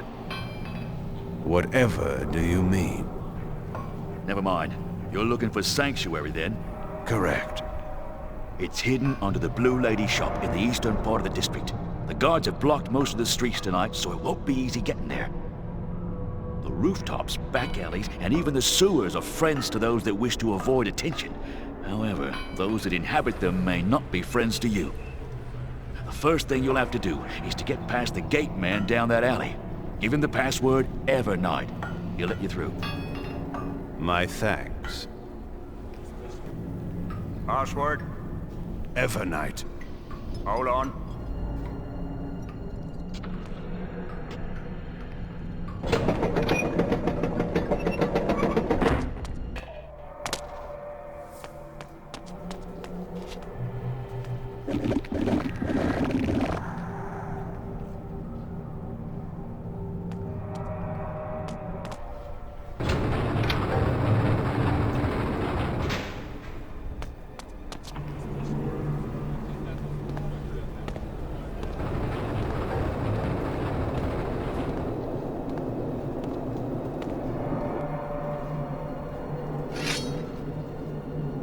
What creature skulks there in the darkness? Step forth and die!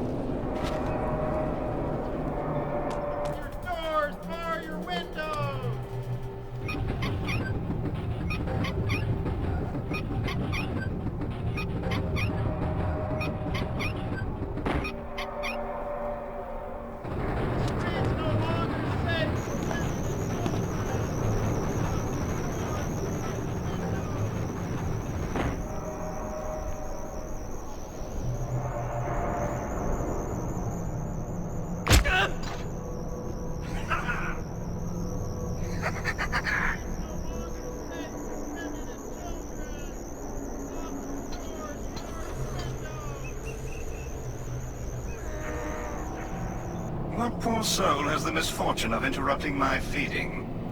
One who shares your thirst and your curse. Ah, a voice from the past. So the rumors are true. Kain walks Nosgoth again.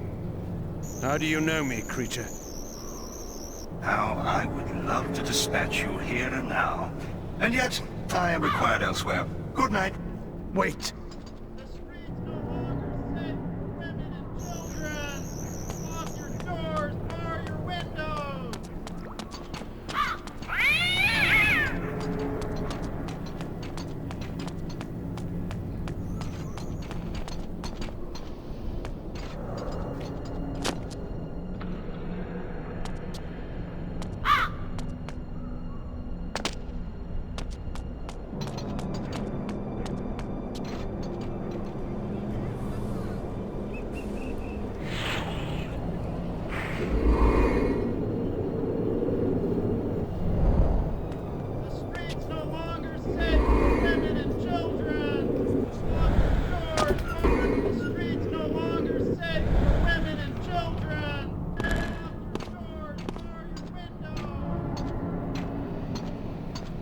How do you like my handiwork, Kain? It's been a good night's feeding. You're a sloppy butcher, vampire. You jeopardize your presence by such bloodletting. But it isn't my presence that's in danger, Kain. It's yours. You serve the Sarafan, then? I serve no one but myself. Ah, I'd forgotten how much I loathe your arrogant tone. It will be a pleasure to silence it for good. We shall meet again soon enough.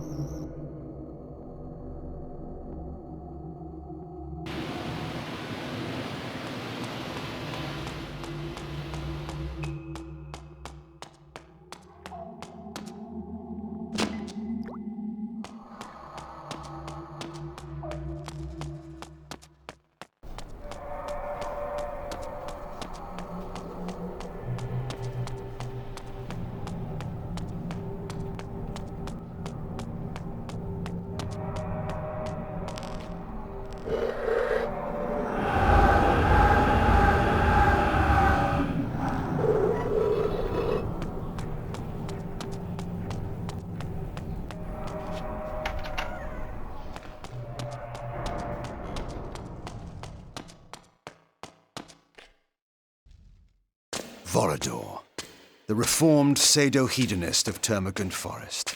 I had met him once before in his new role of patriarch. I still knew not to trust him.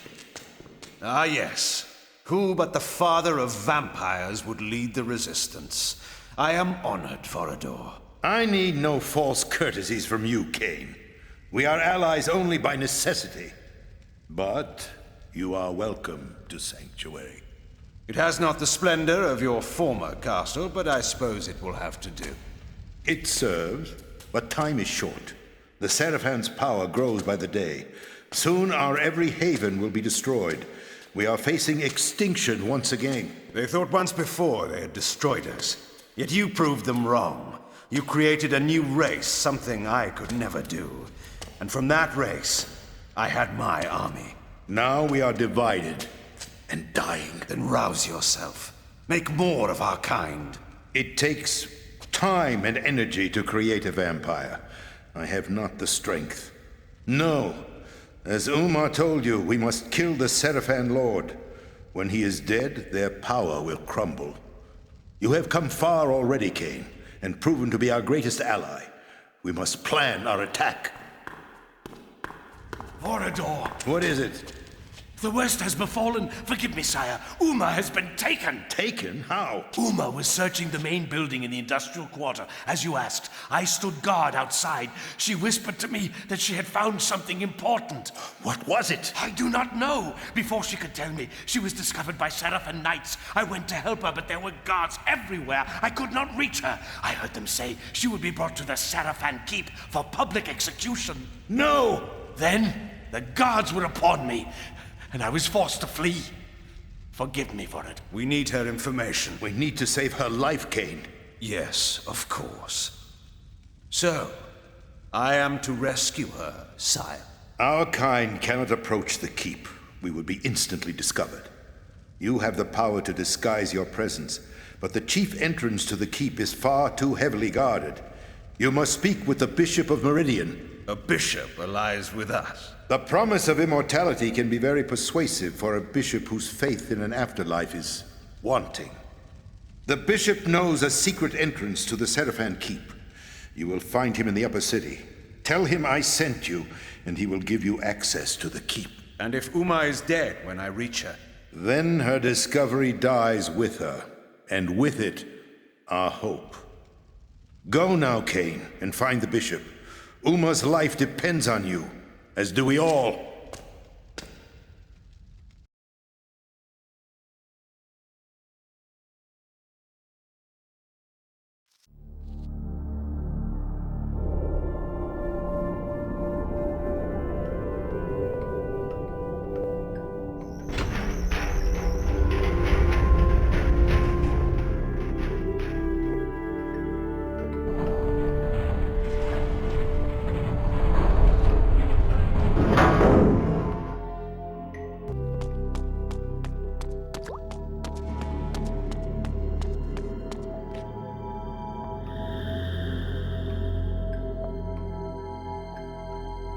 So, the rumors speak true. Marcus, my old friend. A poor choice of words, Kain. We were not friends. Will you sour this reunion with old grudges? Granted, we parted on poor terms. You tried to murder me? I seem to have failed. You feared my growing powers. You knew they would one day surpass yours. Is that why you begged me to fight at your side when you waged war upon Nosgoth? Begged? I never begged. In your arrogance, you presumed me dead. But I was stronger than you knew. I crawled from my haven and fled into hiding. That's the Marcus I remember. When the Sarafan proved victorious, I knew that my destiny lay with the Sarafan Lord. I offered myself to the winning side. I always knew you for a sneaking, cowardly opportunist. How unfortunate that my poor aim caused you so much suffering. This time, you will die completely, I promise you. No, Kain. Once more you underestimate me. The dark gifts manifest differently in each of us. Over the years during your absence, my powers have increased enormously. I now have the power to charm all living things, to subjugate their minds and make them do my bidding. You will kneel to me, Kain, and the Sarafan Lord will be pleased with my new slave. Now, obey me. What? Impossible! What manner of creatures have you been practicing on? Dull mortal fools, with their minds full of commerce and dung?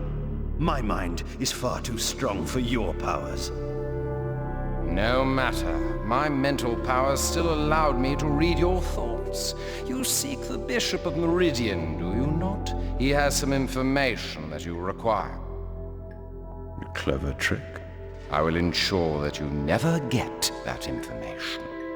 You may find the good Bishop, Kain, but when you do, he will be dead.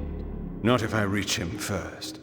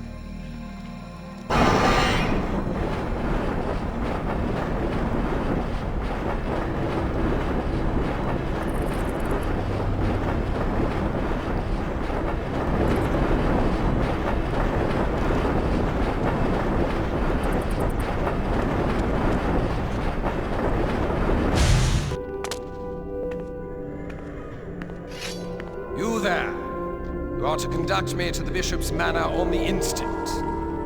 We were told to be on the lookout for a vampire. Not me, you fool. You know me. Kain. Kain is the one you seek. But Well, he's not gonna stop and tell us his name. You're to kill him on sight. Those are our orders.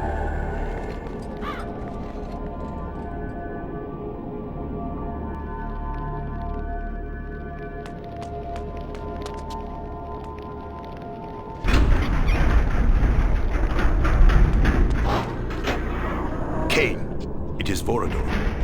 You must reach the Bishop's Manor at the other end of the city. Only he can give you passage into the Seraphan Keep. The curfew has set in, so be careful on the streets. The guards are looking for anyone suspicious and will attack you on sight.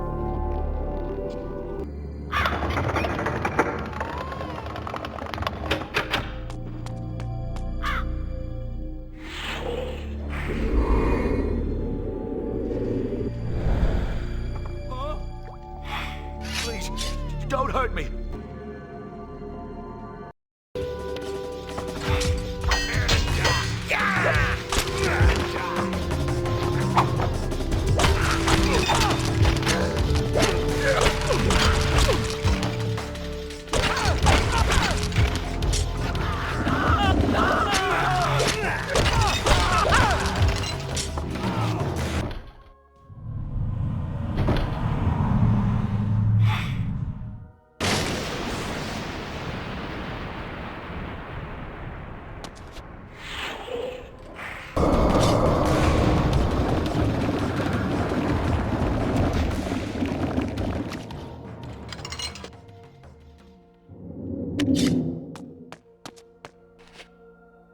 You there! What's your business here? Who are you? I beg you, be merciful, good sir. I was butler to the Bishop of Meridian, but the Seraphim, they're inside now. I thought I would wait here. Where are they? They accuse the Bishop of aiding the vampire resistance. They're looking for proof. I beg of you, do not tell them where to find me. I will do anything. Yes, you will. Tell me where to find the Bishop. I can't. I mean, I don't know. Shall I ease your mind and tell you I am sent by Vorador for the vampire resistance? Or shall I simply tear out your throat and continue my search? I leave the decision to you. The cathedral. He fled there. He thought he would be safe. Holy ground will not deter his pursuer. Where is the cathedral? To the northeast. But it will do you no good. You cannot enter without the proper authority. I suggest you show me the way, now. Of course, sir. This way, sir. It is my pleasure to serve you. This tunnel will bring you again to the streets. I thank you. Good night.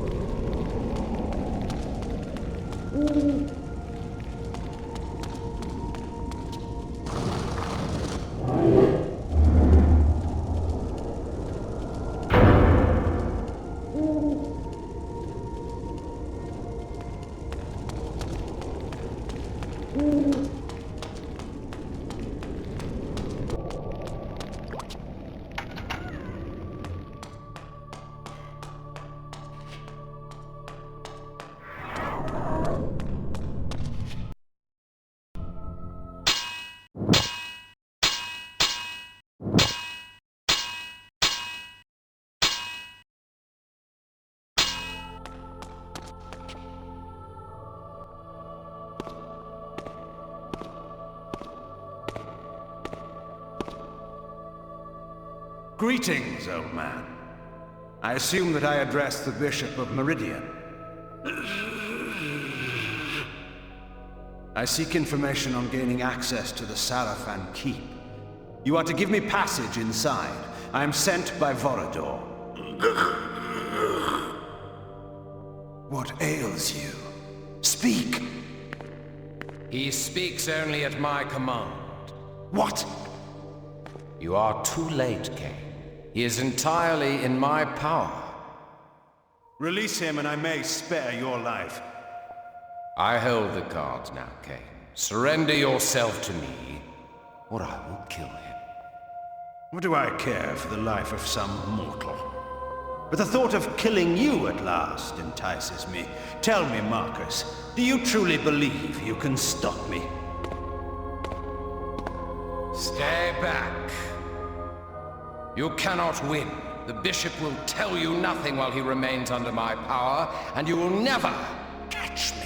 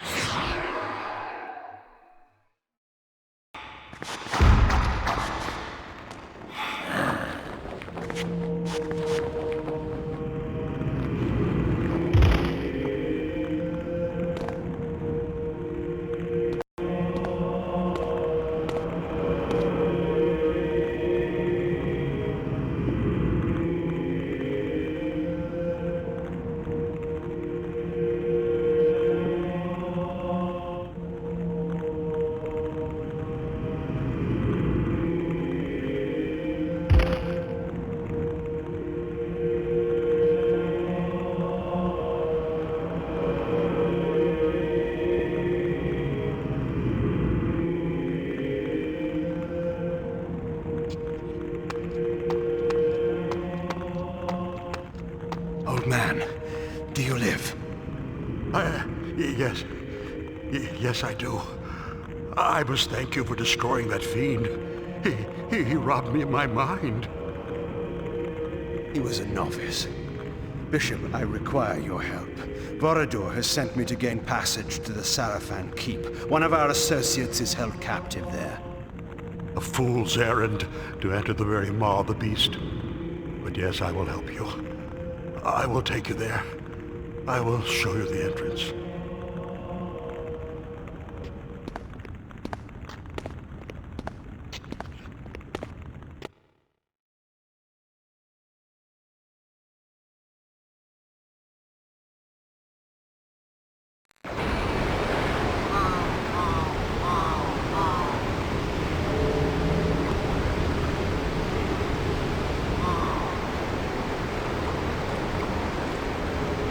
Well done, Kain.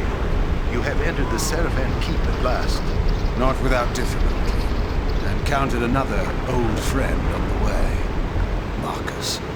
I see.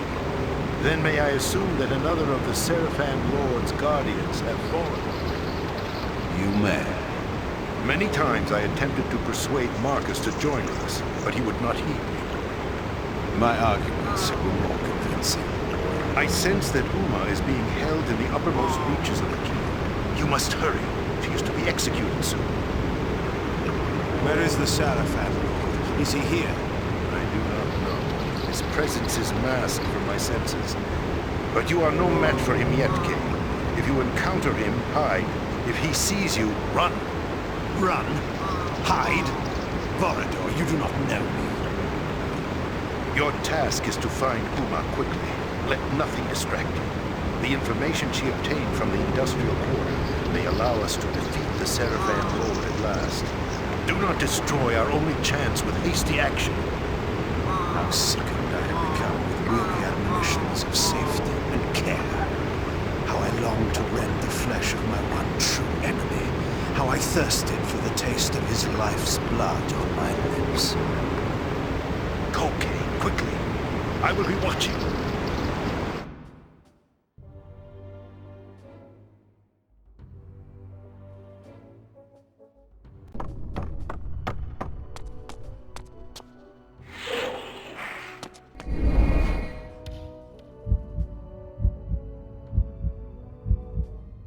Where did he go?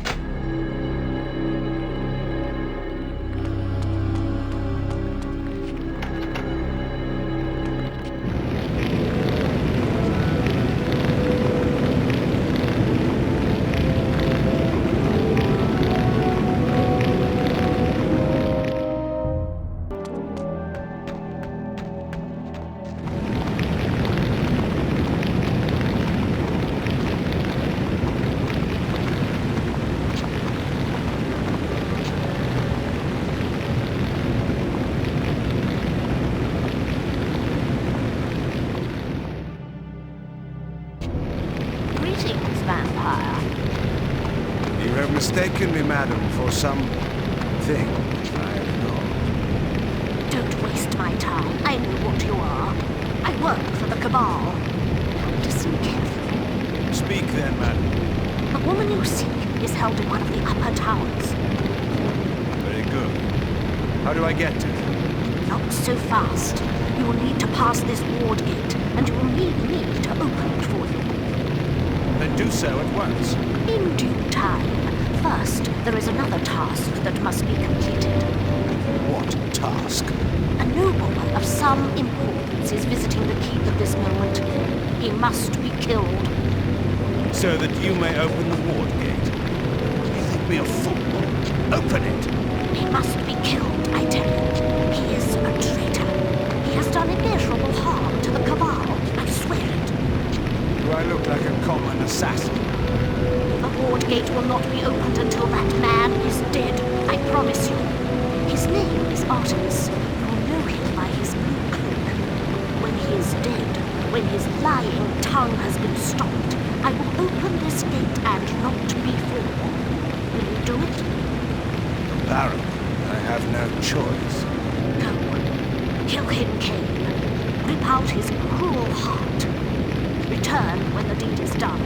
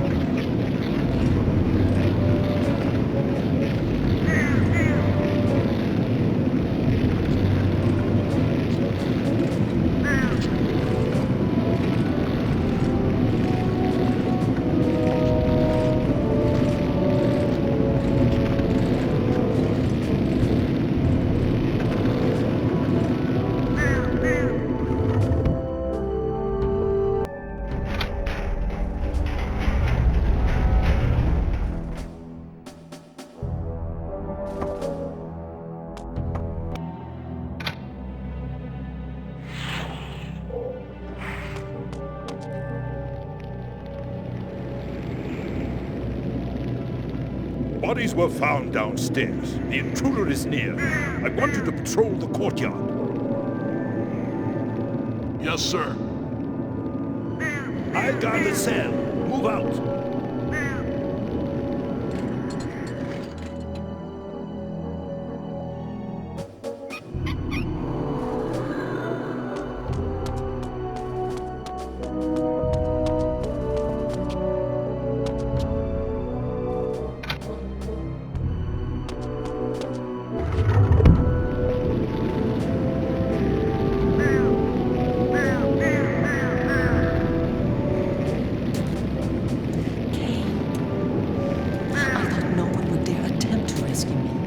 You are either brave or foolish. You will find me relentless. There must be a glyph nearby that powers the ward. Find it and shut it down. What was it that you learned in the industrial quarter? Tell me, in case I cannot free you. Tell you now, before I am freed. What would you do in my place? I would offer my rescuer a token of trust. That information is for Borodor only.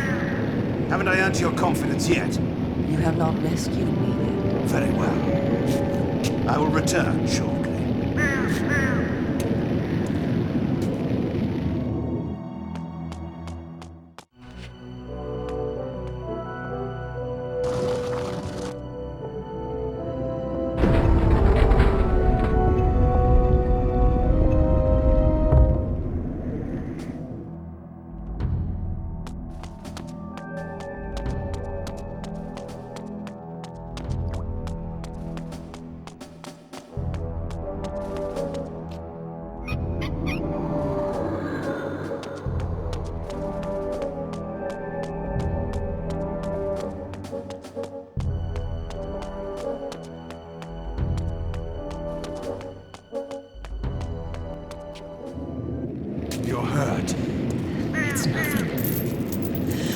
get to the roof. Once I am outside these ensorcelled walls, I can use a spell to transport us back to Sanctuary.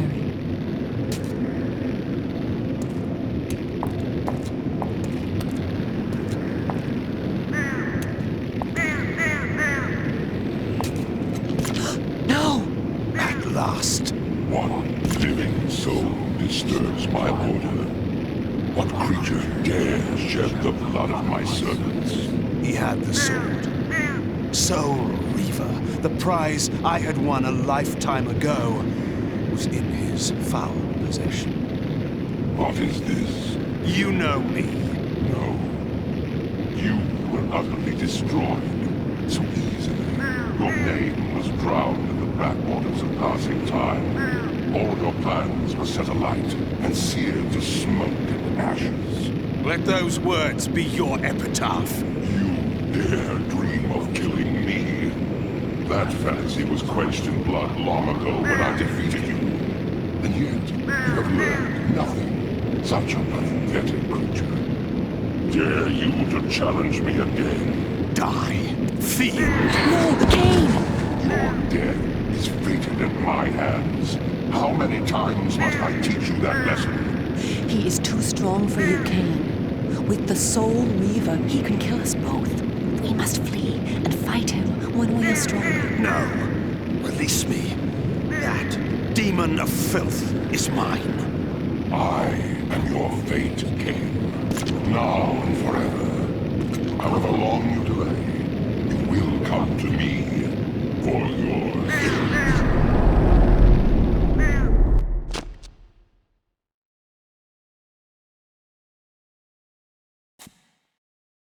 Uma, alive and safe. Kain, you have all our thanks. I can follow orders when it suits me. We met the Sarafan Lord. He showed himself? He is a touch more powerful than I expected. And he has the Soul Reaver. Strange that you did not tell me this at the first. You are not ready to fight the Sarafan Lord. I told you that. It was only by good fortune that we escaped. Vorador, I must speak with you. You have information for us, I know. You may speak. I was in the heart of the main factory in the industrial quarter. Before the guards discovered me, I had found a huge central chamber that housed some kind of magic portal. This portal looked into a place the likes of which I had never seen before. And this portal was held open by a single source of magic, a stone set on a pedestal. Vorador, I believe it was the Nexus Stone. The Nexus Stone? Of course. What is this thing? Explain. The Nexus Stone is an item of great power. It can bend time and space to create doorways to any location within Nosgoth. I know not why the Sarafan Lord would be using it within the industrial quarter, but we could put it to great use. And what use is that? One who wears the stone cannot be harmed by the Soul Reaver. And is this but a legend, to be proved false at the fatal moment? Oh no, no legend at all. It has been proven. The Sarafan Lord wore the stone when he defeated you 200 years ago. What? How else could he have resisted the power of the Soul Reaver? You were unable to use the sword's power, and without it, he was able to defeat you. Then I shall take the stone and use it to kill him. But know this, when I recover it, I will also claim ownership of it. I trust that is understood. Then you commit yourself to fighting the Sarafan Lord? There can be no turning back. I was committed to that from the moment you revived me. Nothing will turn me away. So be it. You must use the subway to reach the industrial quarter, which lies in the northeastern part of the city. Find your way past the gate that blocks the townspeople from entering. But perhaps we may leave that to your invention. Uma? Once in the quarter, look for the main factory complex. It is there that the stone is held. I will return with the Nexus Stone and the Sarafan Lord's head.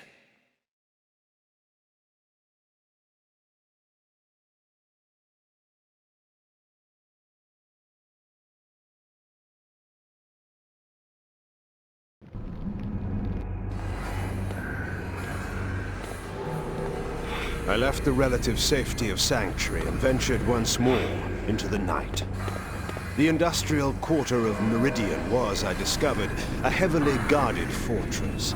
Rather than assault it directly, I stole into the workers' commons and began my quest for the Nexus Stone there.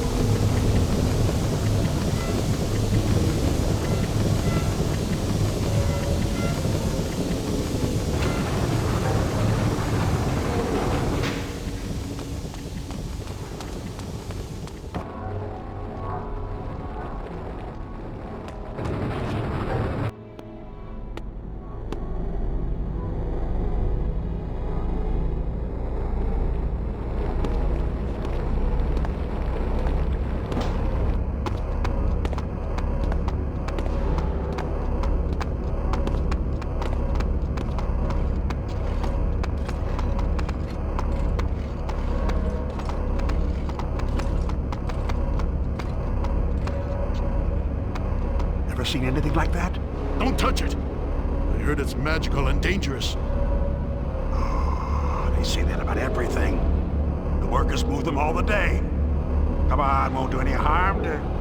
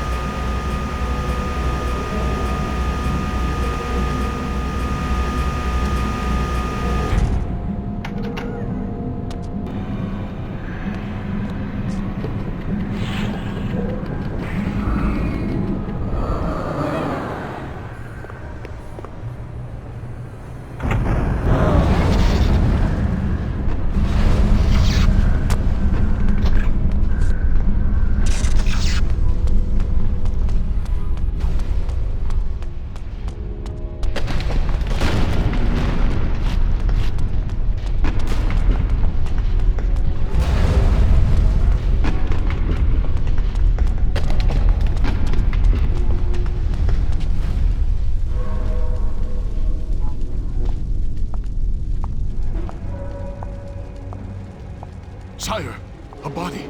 We found a body, sire. It won't be the last. He is here. I sense the taint of his overblown arrogance. Double the guards in the power chamber. He must not be allowed to approach the Nexus Stone. Who is it, sire? An old friend who will learn his place in the world at last. If you see or hear anything out of the ordinary, report to me at once.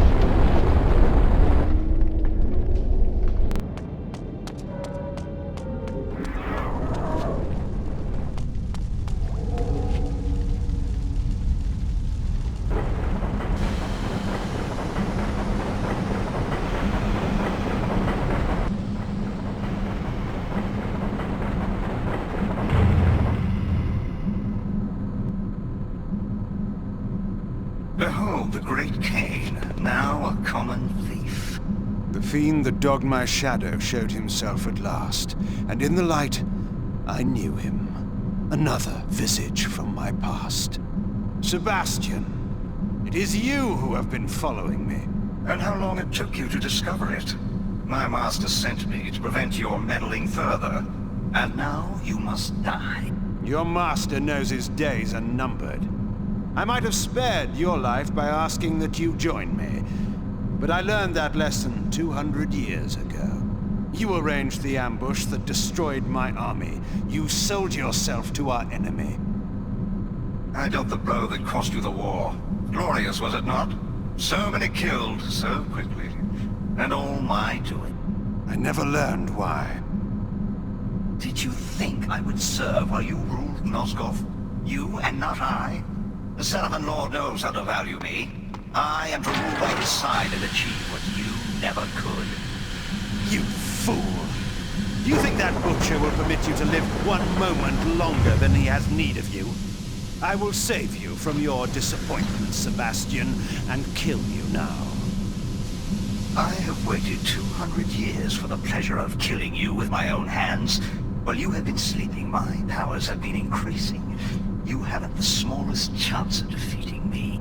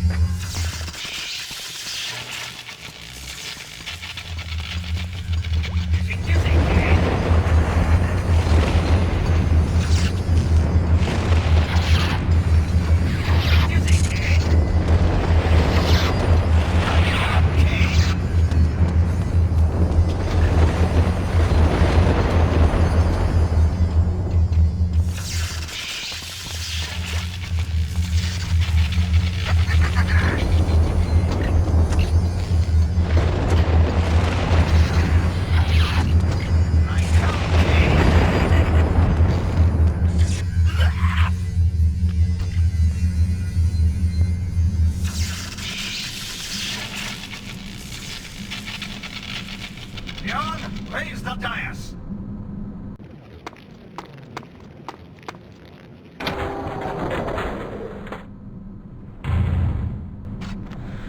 I will destroy this precious jewel.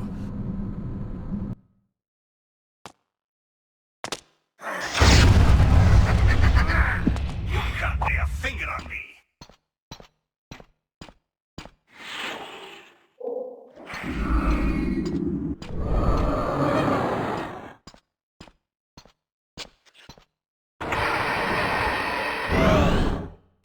No one fools me with my own trick.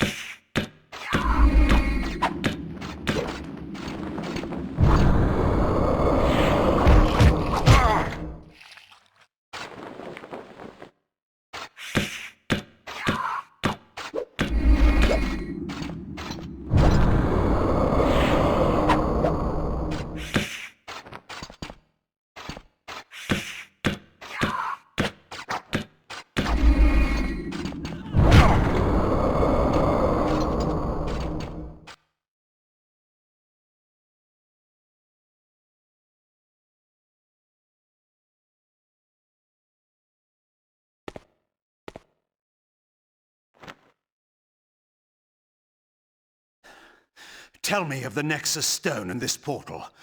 What is its purpose here? Speak, and I will spare your life. Come, Kain. You lie in your throat and we both know it. You are going to kill me. Indulge me then, before you die. I'll tell you so that I may see your face when you learn. You are powerless. You cannot win. Your death is inevitable. The Nexus Stone's portal leads to an ancient device, deep underground, that will spell your destruction, Kain. A new reign will begin in Nosgoth. What is the purpose of this device? How will it serve the Sarafan Lord? Alas, he has not entrusted me with that knowledge. But soon everyone will know it. His plans are even now coming into fruition. Where is the device? Where under the earth? It lies beneath Meridian. Seek for it if you will. I die happy in the knowledge that all your efforts will be wasted. Oh, Sebastian, our destiny could have been glorious. The land was ours for the taking. History would have been rewritten in our image. But not everyone shared my vision. And now your time is up. Your death will only make me stronger. I hope that knowledge comforts you in your grave.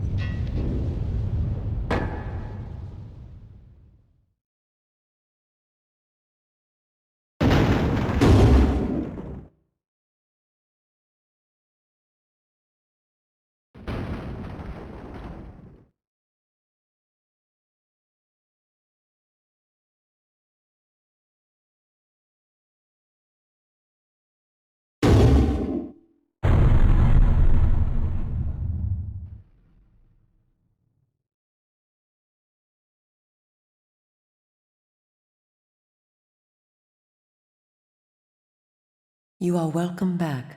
How do you feel? A little better than dead. How did I come here? You are fortunate. One of our vampires saw you thrown from the roof of the factory as it was destroyed. He carried you here. The Seraphan were too occupied to notice you. Ah, I see that you have the Nexus Stone. And I see that you were courteous enough not to relieve me of it while I lay unconscious. I met another old friend, a vampire, guarding it. Before I killed him, he told me something unsettling. He spoke of an ancient device underground that will bring about victory for the Sarafan Lord. What do you know of this, Forador? I have heard tell of strange discoveries deep underground. Ancient legends speak of huge machines deep in the earth, left by the gods in eons past. And I know of one who can tell us the truth of this matter. She is a seer, a being said to be older even than I. We are fortunate in that she owes me a favor. Go to her, Kain, and learn what she knows. Go to her? This city is a walled fortress. How do you propose I get out? There is a secret way out of the city. I will show it to you. You may follow a canyon that leads north to her abode. The way will not be easy. Strange beasts roam outside the city, preying on travelers. The people call them demons. I believe I've met one of these already. I hope your seer's knowledge is worth the risk.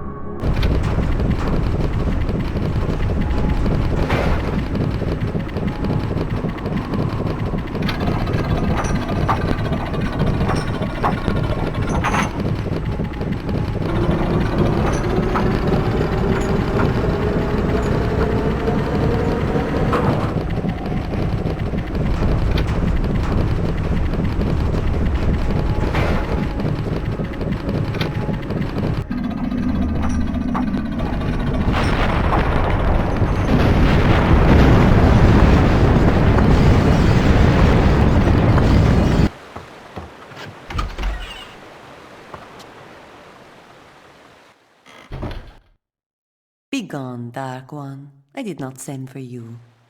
And yet, here I am. So I see. Kain, the disruptor, the pebble in the pond who destroys all he touches. You know me, woman? Better than you know yourself. And you know why I'm here? Perhaps. I seek information, and I must have it.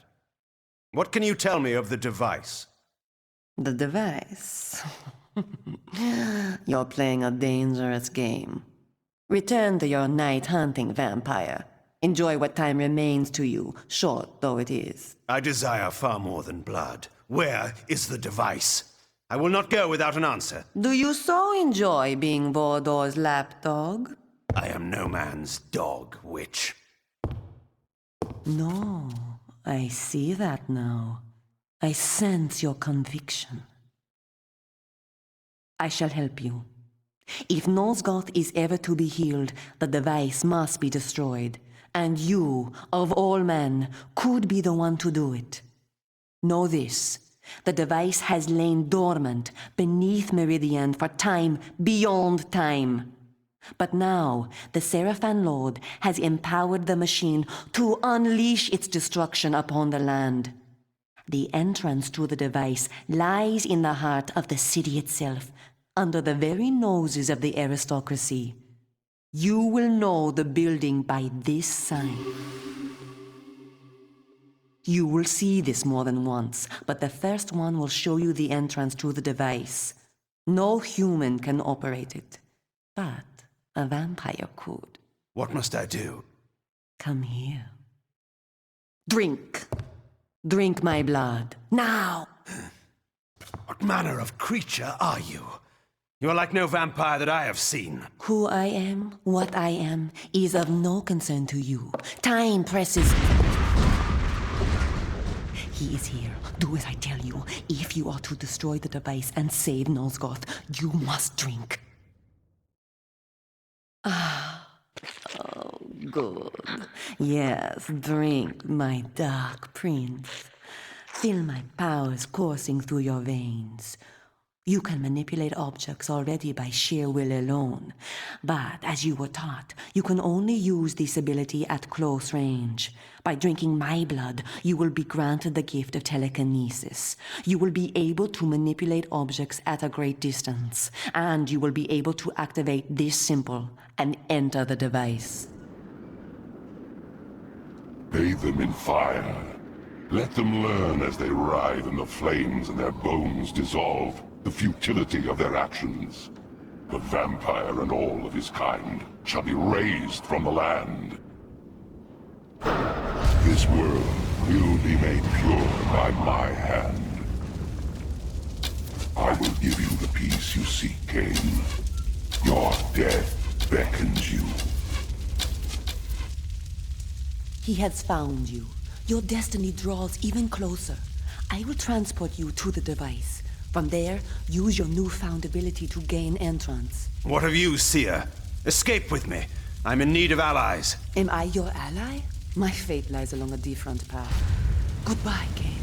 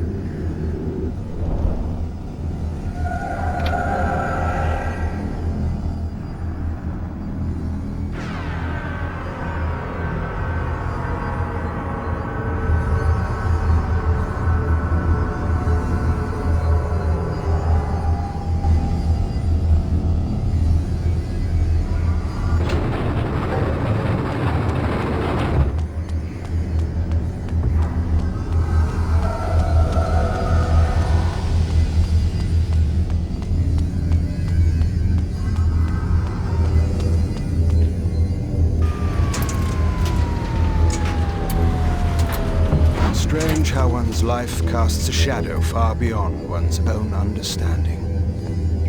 Here, in this alien vault, I discovered a being whose existence was entwined with mine far more than I could ever imagine.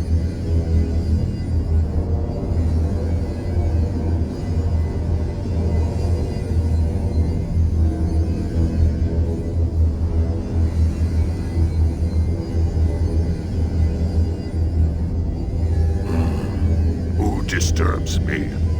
Not one of my captors. Kain?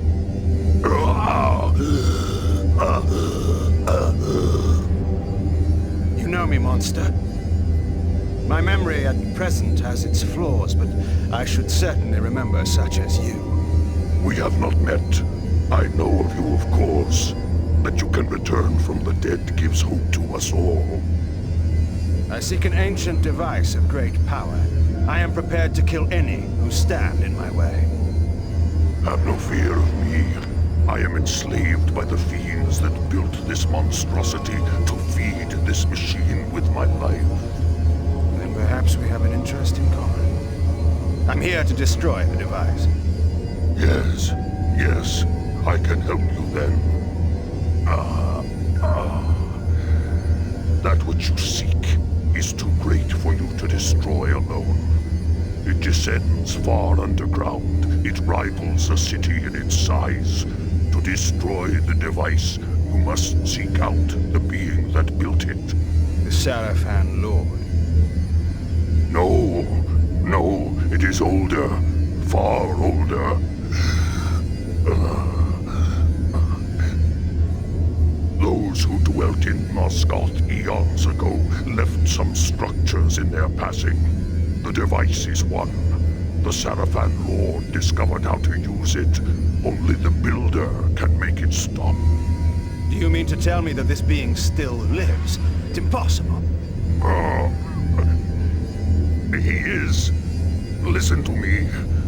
There is a place in Nosgoth, far to the north, where time means nothing, where hours and years are frozen for eternity. The Eternal Prison. The wretches imprisoned there pay for their crimes for eternity. The Builder is there. The Eternal Prison. I have heard of such a place. I didn't realize it was so close to Meridian. How do I reach it? There is a tunnel leading out of the city through this room. It will take you to the prison. And if this Builder refuses my help? Tell him you wish to destroy the device. Believe me, he will aid you. I hope for your sake that what you have told me is true. You may believe me. Destroying the device will free me. At last, I will be in your debt, Kain.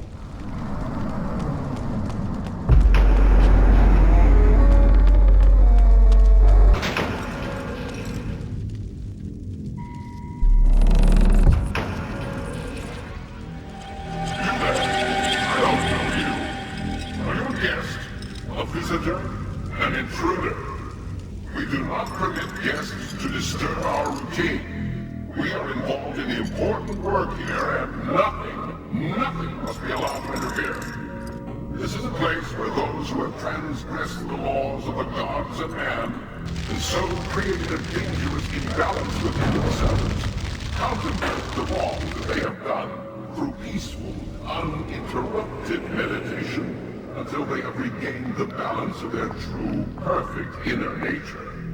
This process must not be interrupted for any reason until a spiritual transformation has been achieved, however long that may take. Thus, no guests, no visitors allowed. And intruders, we know how to deal with. Go, now.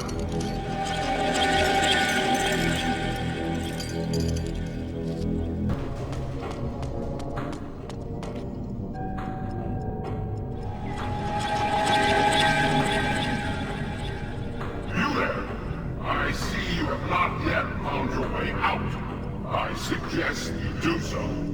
Your presence may disrupt the progress some are making toward fulfilling the inner balance of their perfect nature, and that cannot be allowed. Heed my warning and depart at once!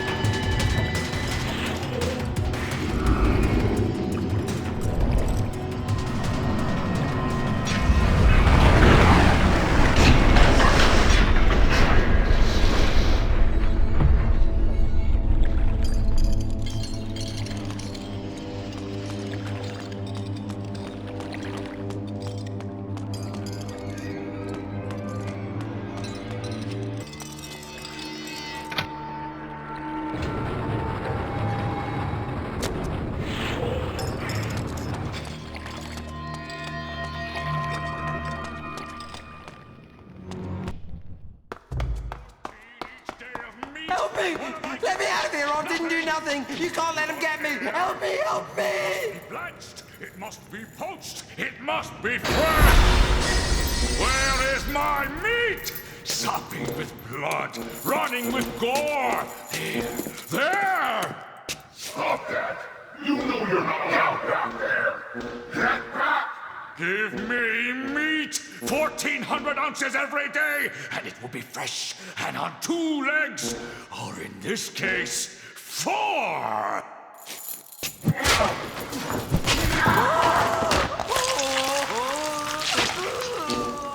No, I've had my allotment. 1,400 ounces or 20 stone. You may go!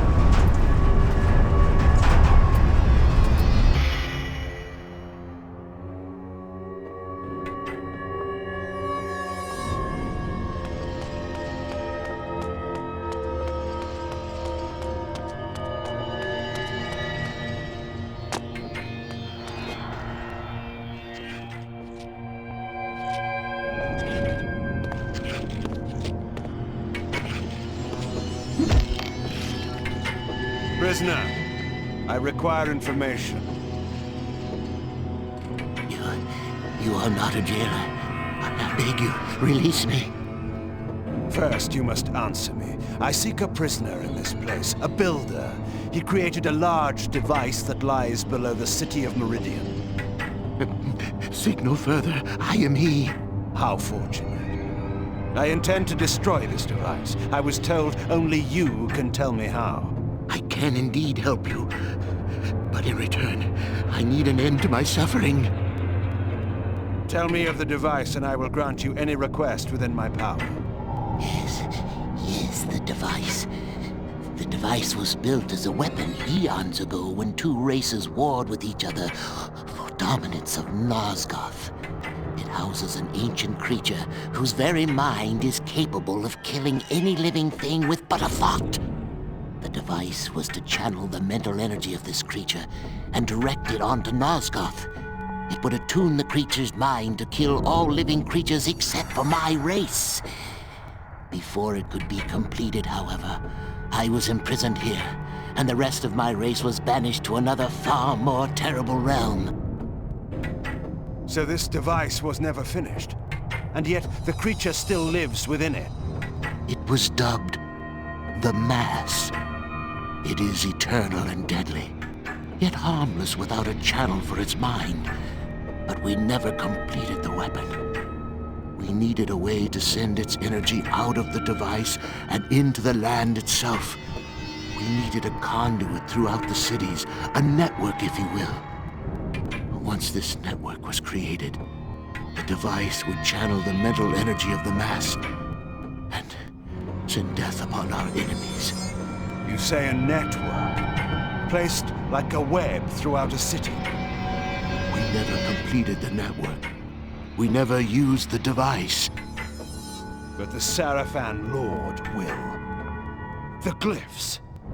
He is using the glyphs to channel the Mass, to wipe out the city, humans and vampires alike. That must be his plan. If this is indeed true, you must act quickly.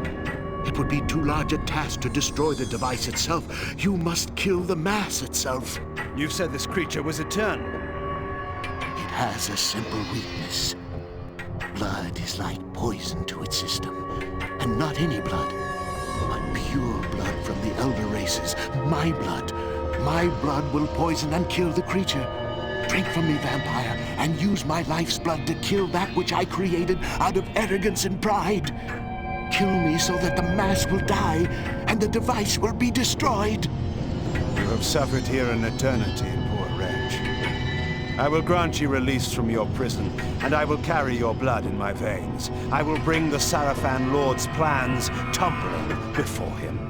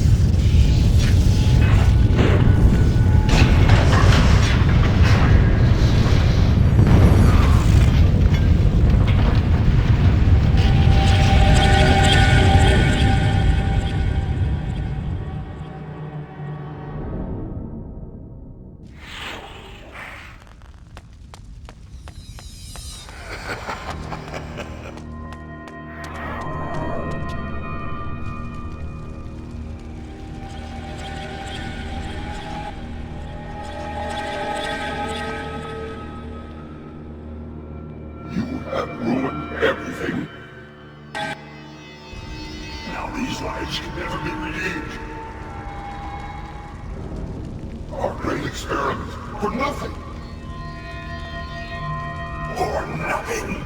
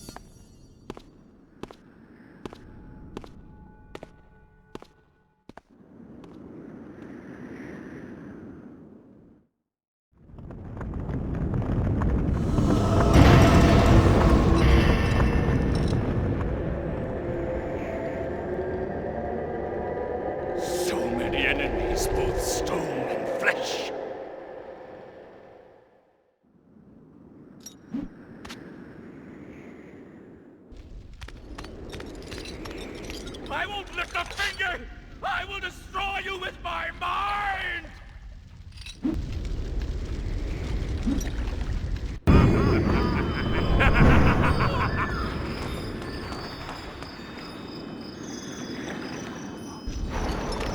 Water is not my friend!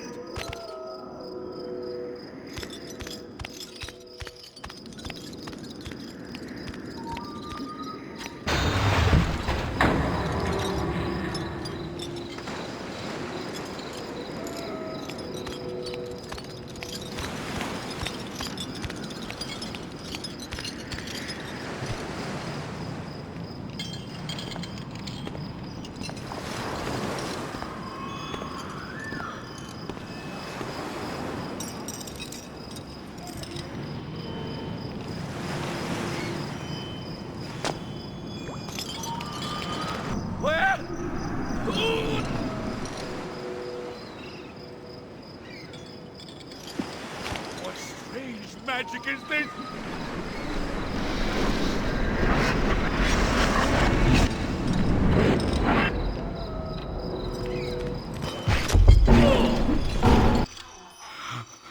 The fog lifts.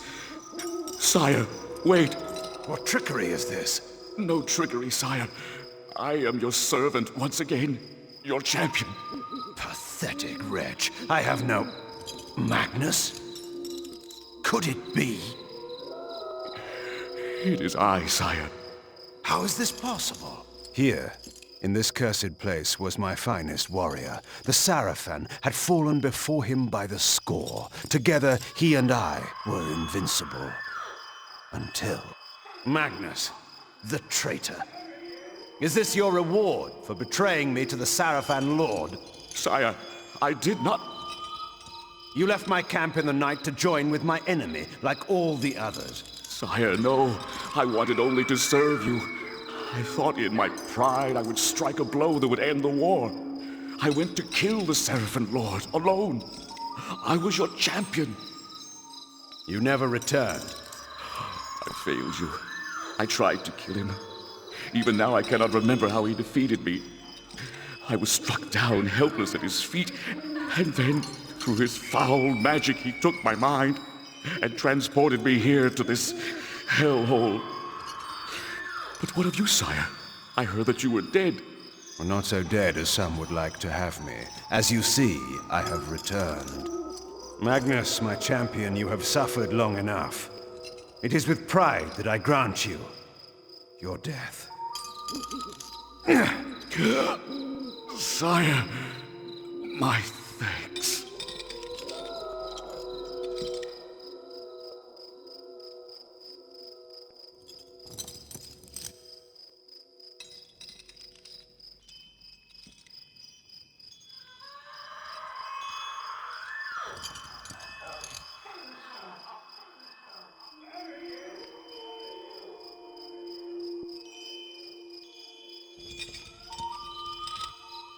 Go, my friend.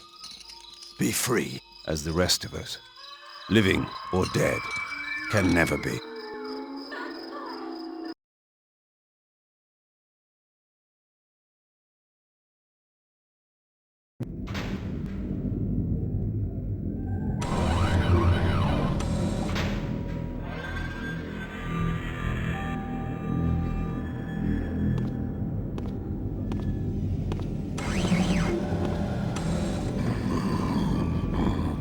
I sense a change in you. You found the Builder. You are perceptive. He gave me his blood as a gift. I gave in return the gift he most wanted. Death. You are ready to descend to the device. Time grows short. My life is drawn from me. The device is alive. You must destroy it. What can you tell me of the creature within? The slaves speak of it as the Mass. It has great power, yet it is just an animal. The blood in your veins will kill it. How do I reach the device? This passage will lead you there. I will return when the device is destroyed. Wait. You must know your true enemies. My captors, they are not of this world. They control the glyph magic by which Meridian is enslaved. They pull the strings of the Sarafan while in the disguise of the glyph rites. They are called the Hilden, and their leader is, of course, the Sarafan Lord. They are powerful creatures, Kain. You will encounter them below. Beware their magic. Now, find the Mass. Destroy the device. You may toast my victory at day's end. Until then...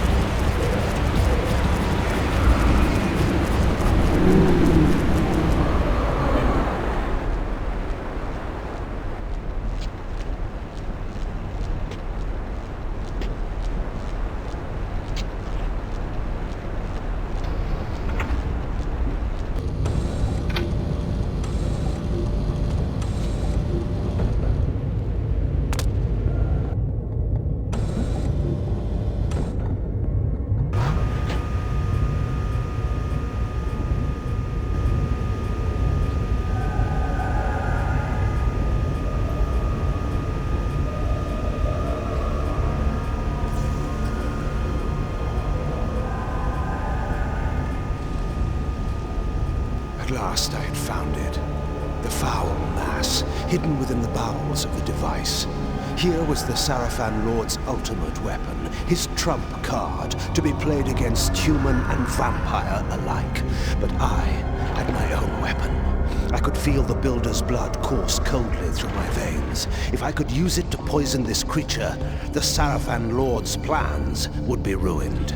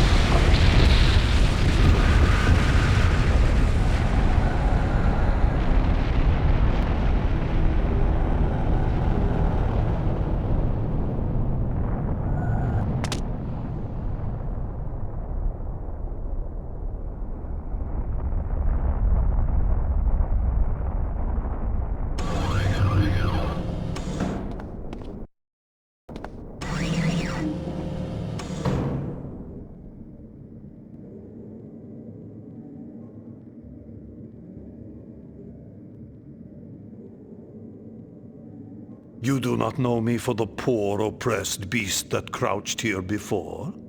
Behold, I am restored. What are you? Not what, Kain, but who. My visage is unknown to you, but my name is not. Have you heard the story of the oldest vampire? Janos Audron. The legendary vampire of ancient days. How was this transformation possible? But Janos is dead. His heart torn from his body. Not dead, but imprisoned in this place.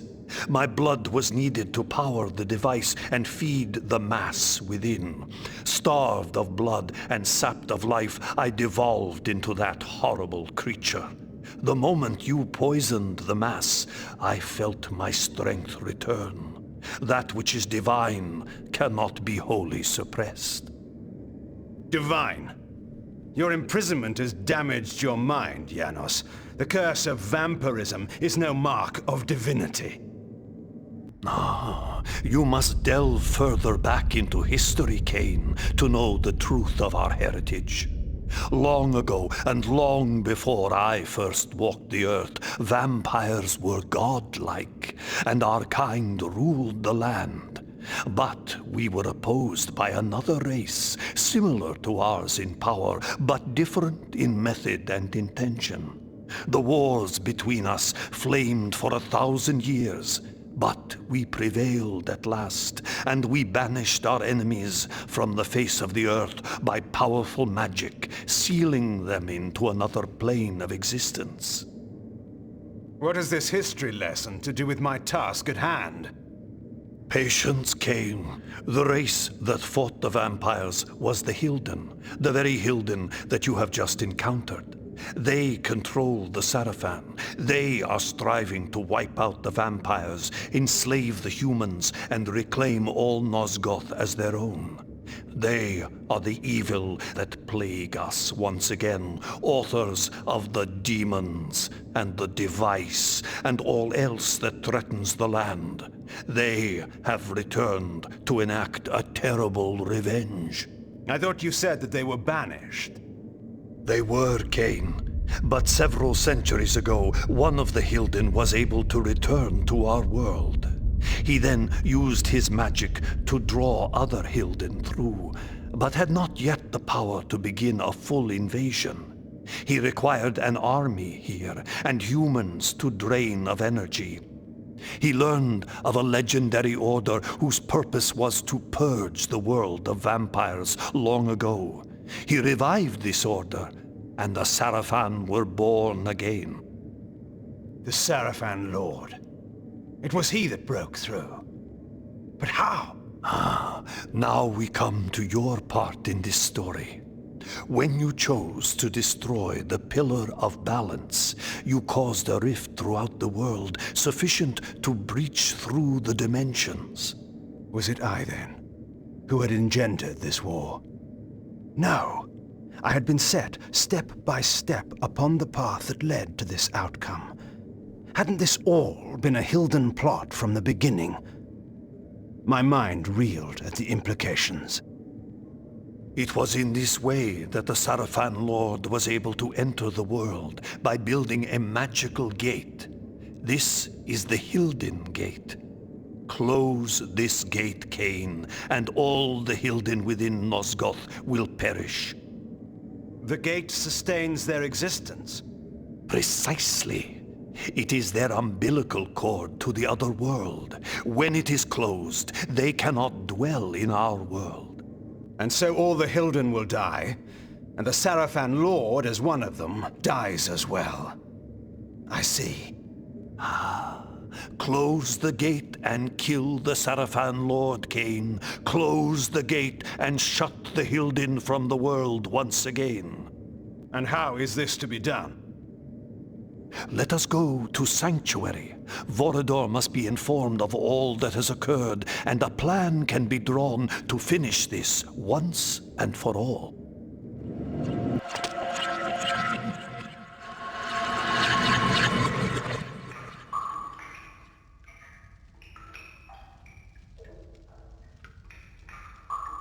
You should have sent me with him.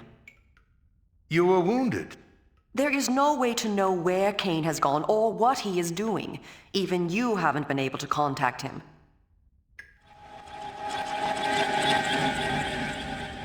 What's this? No, wait.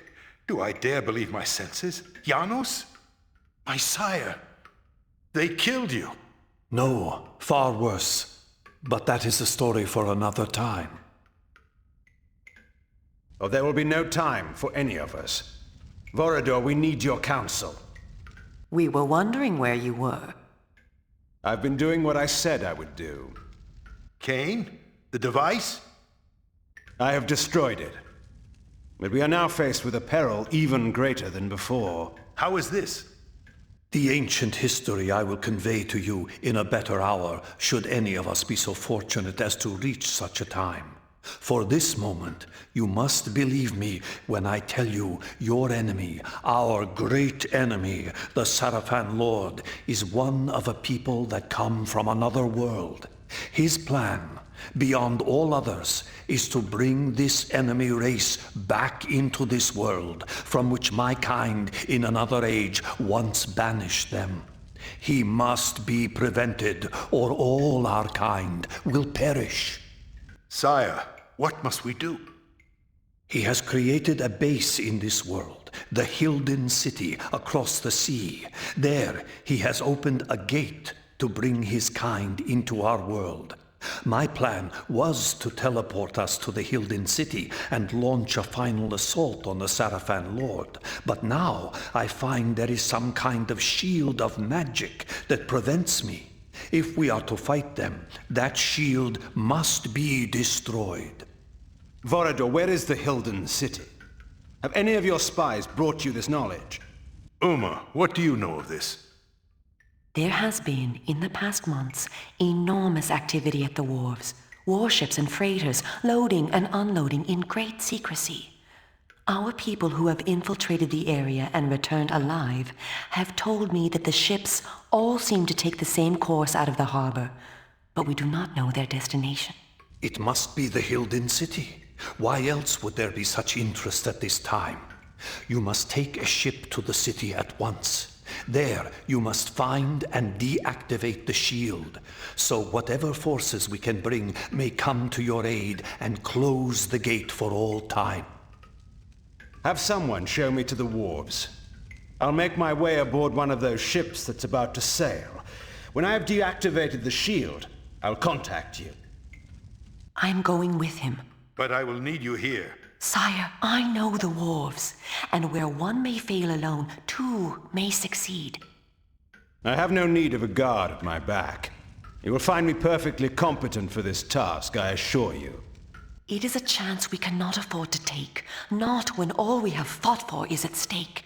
There is more at stake than you can imagine. Take help where it is offered, Kain. It is settled. I will prepare our forces for the final attack. Go well, my child. Go well, both of you. Take help where it is offered. Yet I've always found that help offered when not needed is usually no help at all.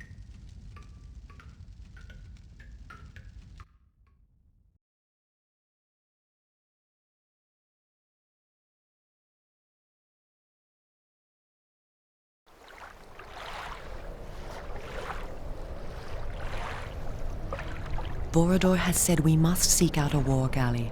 We should search the southern docks. What are the defenses here? The heaviest of all the Sarafan outposts. They control all trade and all travel to and from Meridian. The Sarafan are nothing compared to what I have faced and destroyed. Don't be so arrogant. Their finest warriors will be waiting within. The Glyph Knights are deadly. We shall see.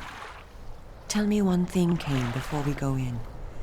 If you do kill the Sarafan Lord and recover the Soul Reaver, what then? You know the answer to that. Tell me. Then Meridian and all Nosgoth will become mine. And the vampire resistance?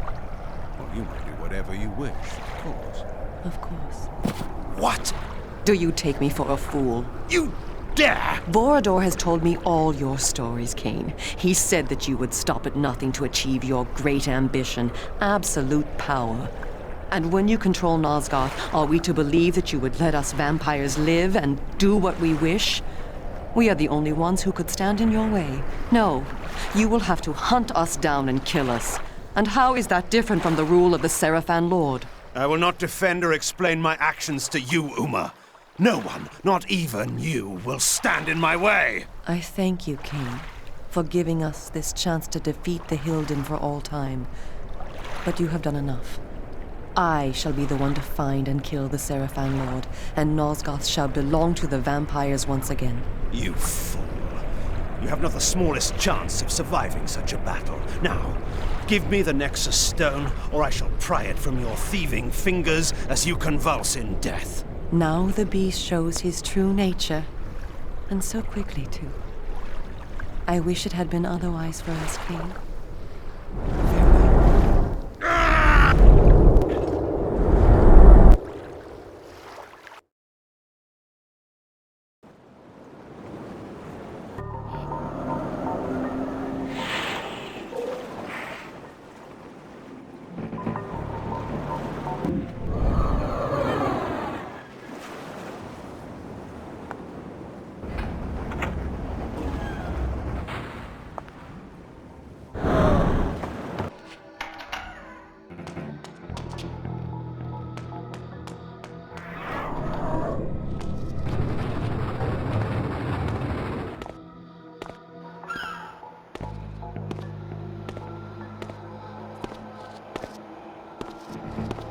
No one's allowed through here without the password. The fog's come in, and no ships will be sailing until they turn the lighthouses on. They won't let me down to the docks. They say it's because of the fog, but I need to get to my boat. Just give him the password. North Star. He'll let you through. Thanks, mate. I owe you one.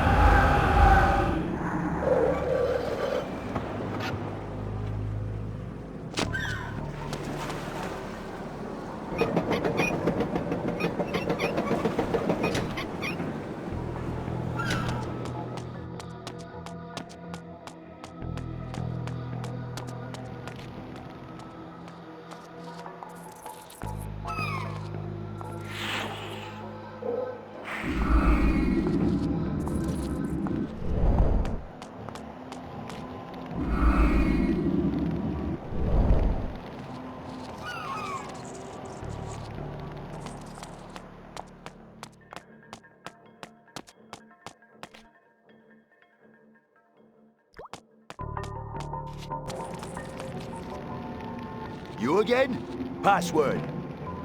North Star. Good enough. Come on, then.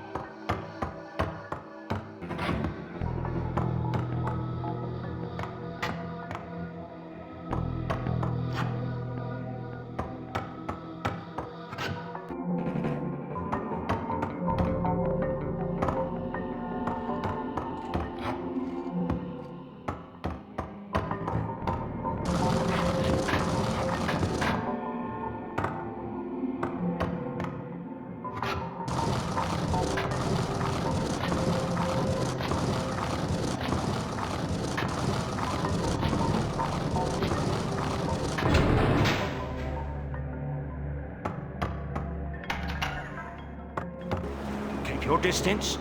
Never fear. Are you Kain? They sent me to help you. You must reposition the lighthouse so that the Seraphim supply ship will dock and the drawbridge will lower.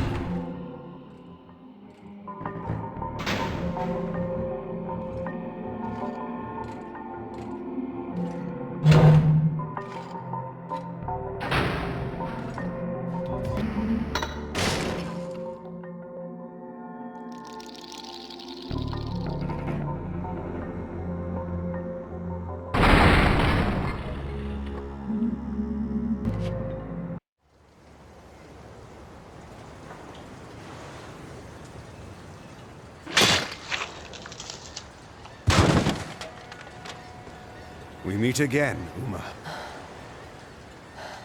Kain. Yes, Kain. I thought you were to bring the Sarafan Lord to his knees. I thought... I know. It seems... I was wrong. I could not carry the fight alone. You were brave to try.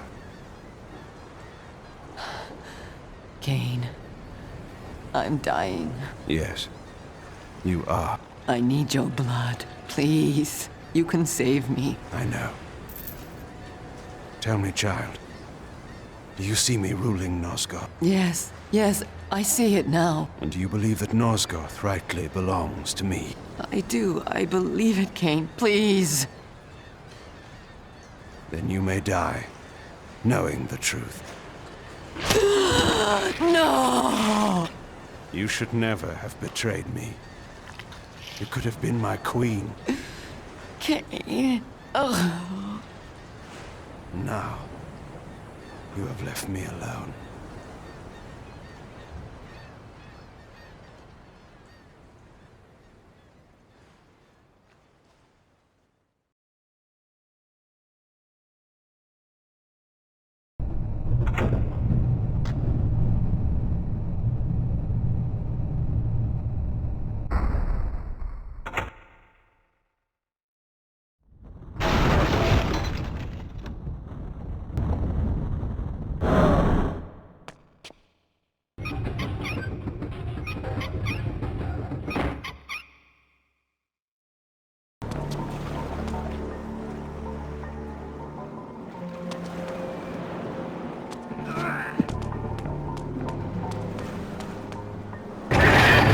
Kain, you must unleash the demon out of its cage.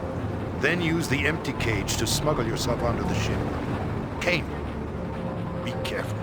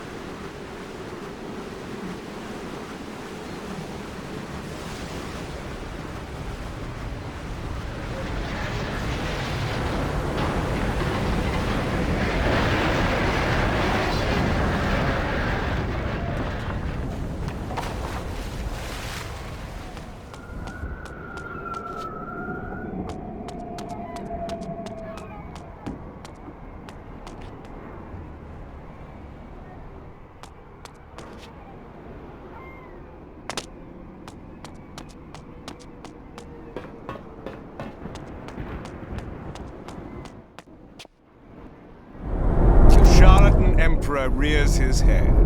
You are far from home, Dark One. Spare your speeches, demon. Your secrets are known to me now. Your plans crumble like dust, brought down by my will. You have struggled longer than expected, but nothing has changed. You see before you your death. Know you not that your vaunted device is destroyed? Your hope of controlling Nosgoth lies in ruins. This world is mine. You understand nothing. You are a degenerate remnant of a cursed race, doomed to walk the night as a parasite. Your life as easily snuffed out as those you feed on to survive. My race is but a warped parody of our former beauty. We are, like you, fallen gods, scratching for our former power. But we will prevail. We will cleanse this world of your kind, and bring about a new, glorious age. Die, Kain. The Nexus Stone. Fitting, isn't it? The very item you used to defeat me, now turned against you. You're finished. It matters not. The gate remains open, and even as we speak, my army, the likes of which this soft world has never seen, prepares to enter. Nosgoth is still mine for the taking.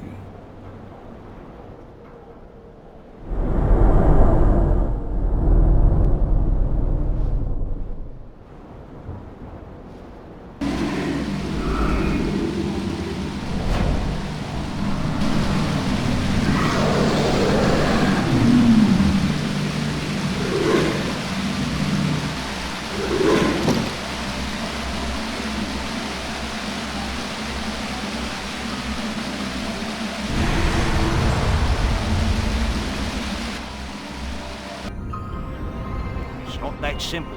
Why not? If we stay here, we will die, that's certain. And where will we go? We can slip aboard one of those vessels. They bring people every time. They must come from where there are others of our kind. What if we're caught? If we stay, we die. How is that different? The place the ships go to is worse. Oh, what was that? He is the one. He must be. Look at him. He is the one who is working against them. Sir, is it true? Are you the vampire who's been making war on the demons? I am Kain. Do you know this place well? We do, my lord. I must find the mechanism these creatures use to hide their presence in this city. He can show you. Go on. It is there, my lord. That building. I've heard them talking. The voice you seek is within. I thank you. Now tell me, what is that? That is the only way to get within. The doors to the building no longer function. Like so much of this place. And that one there? We don't know. But our stories tell us that is where the demons first appeared in our world. Stories? How long have your kind been in this place? We have been here forever. Our oldest fables tell us that our gods abandoned us here. There are others like us. New ones. Soft ones. The demons bring them here from other places to work. They tell other stories.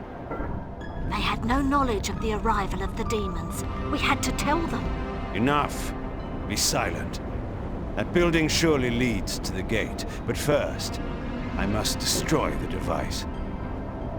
How long have the Hilden held a foothold here, while we, unsuspecting, fought and triumphed in our petty wars above?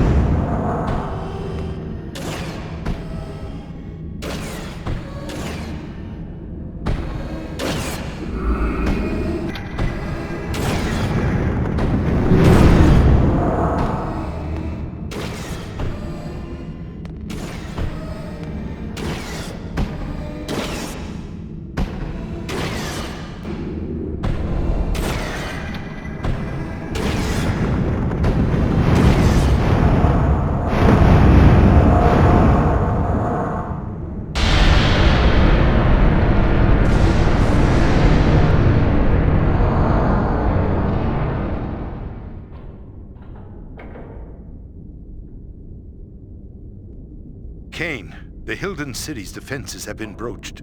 Janos can no longer sense a ward barrier. It's my doing. I've shut down their foul magics, at least for a time. Then we are ready to help you.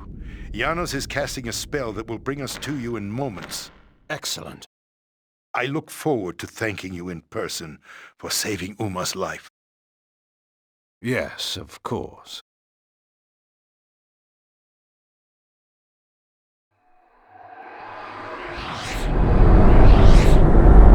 I will try to detect the location of the Hilden Gate.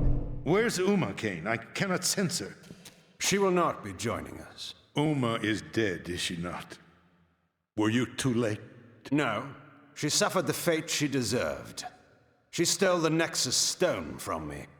So you refused to help her? I dealt with her as I deal with all traitors. I killed her accordingly. You did what? I did as you would have done, Vorador, to any human or vampire who defied your will. Monster! She chose her fate. Was she acting as the dutiful lieutenant, following her superior's orders? I care not. What's done is done. We were wrong ever to trust you. Do you so wish to return to the grave, old friend? You are in no position to challenge me. No, we have no time for this discord. I sense that the Hilden Gate is nearby. I can transport us there. We will settle this in good time. Tonight, the Sarafan Lord dies. Tomorrow, we shall see. No! This round is mine, Dark One.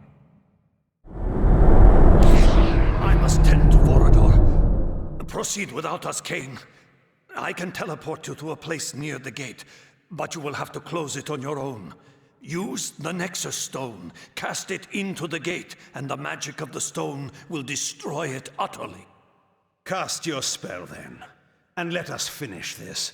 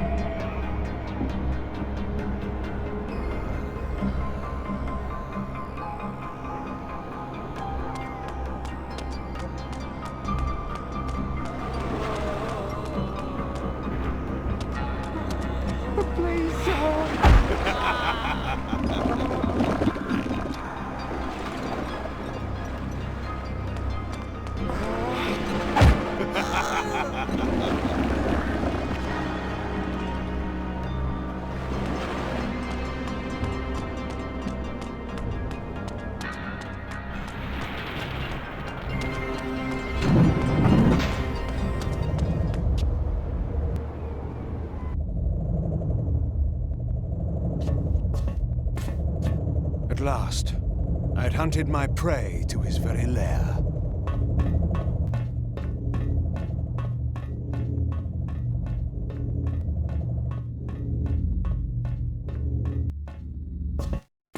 The Hilden Gate was before me, from which the Hilden General, in his guise of the Sarafan Lord, planned to bring forth his alien armies and destroy us all. Turn, vile demon! Your reckoning day has come. Kain.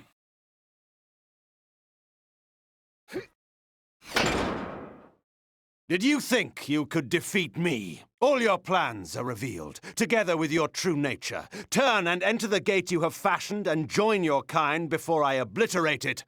Or stay, and be destroyed upon its rubble. I confess I did not expect to find you here, at the heart of my endeavor. You are indeed a more capable adversary than I had thought possible. You can ponder that thought when you have made your choice. Return to exile, or death. Do you think the game is over? Do you think it will end with me? Have you not wondered why so many of your trusted henchmen, time and again, bend their knees before me, accept me as their lord, and join their cause to mine? Cowards and traitors deserve no second thoughts, only their complete annihilation. Did it not occur to you that perhaps my cause, and not yours, is the cause of right, of justice? that your ambition to rule this world is but the youthful craving of a petty noble who has gained too much power, but never enough. Silence, demon. Your need to corrupt is only too apparent. But every traitor that you have turned to your will from my side, even Uma, your latest spy, is dead. Uma? I have no spy called Uma. You... Your damn stone. Why don't you just die?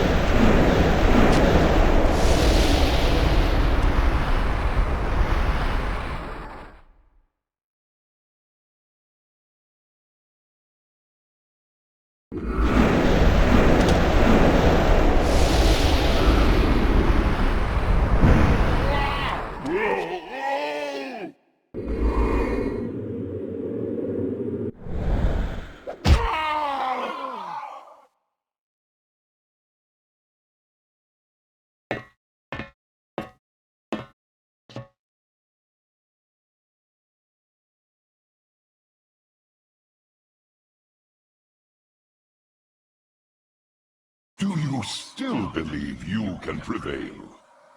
While you possess the Nexus Stone, my sword cannot slay you. But while you bear the stone to shield your life, you cannot use it to destroy the gate. Stalemate, Kain. And mine is the waiting game. As long as I have not lost, in time, I am sure to win. But I have not yet made my choice. No, no, no!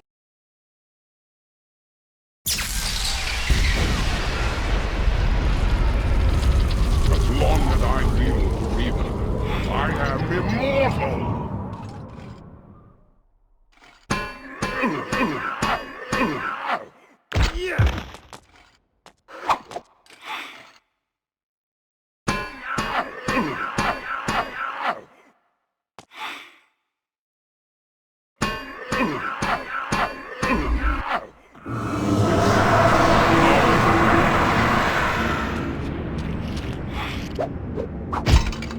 I have mastered the Reaver. I am your doom.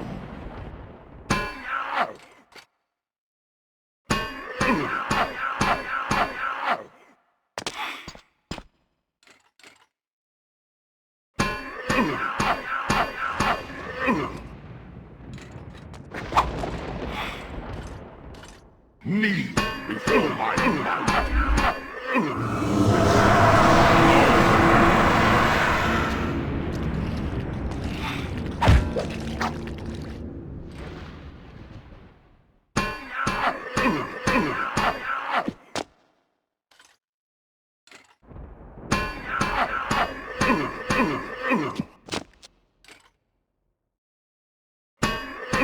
As long as I wield the Reaver, I am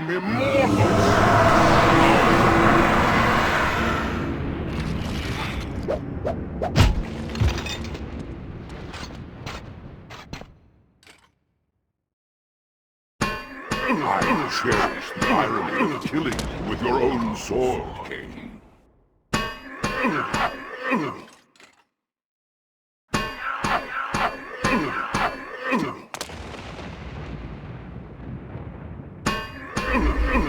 As long as I wield the Reaver.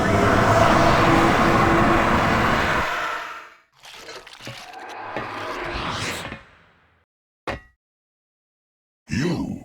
Yes, your prisoner, from whose blood you built your evil plans. What could be more righteous than to take our revenge and your freedom from the same source? Tortured eons of suffering are too good for you, vampire. But not for you, Hilden, who has dared to set a corrupting foot upon this world after your banishment. Return to the demon dimension in which you belong. And by what right, cursed one, did you send my kind to that place of evil? By what right did you lay on us the curse that drove us from the light and made us predators of humankind? It was justice for our banishment from the world. You see what it has made of our once fair race. I see you have taken your true form at last. They Then go, and see what it makes of you! Kain, the sword!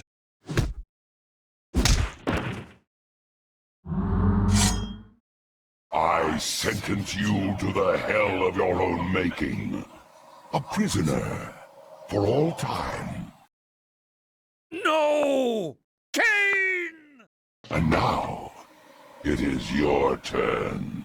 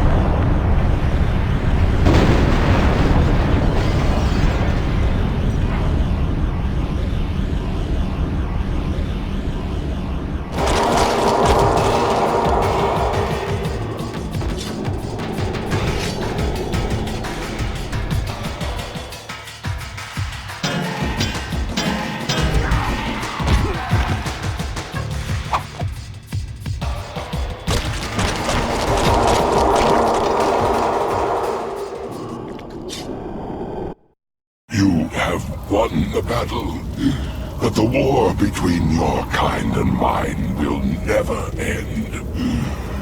Our banishment in the demon dimension also ensures our immortality.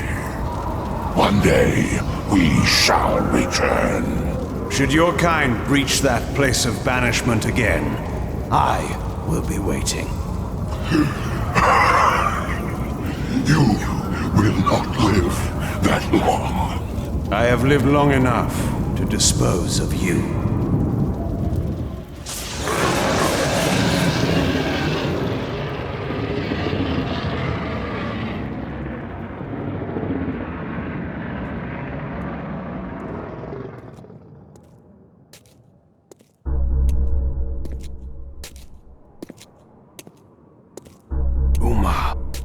What was it she said to me in that fatal moment when she took from me the Nexus Stone?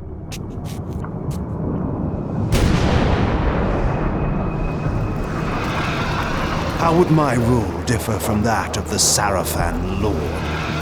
If you had lived, Uma, you would have learned the difference. You should have trusted me. The war was over, and yet there was another battle to be fought. The cruel masters of Nosgoth, the Sarafan, now leaderless, still had to be put down. There were cities to be rebuilt, and order to be restored, and a new rule, my rule, would then begin. To the victor go the spoils. At last, Nosgoth would be mine.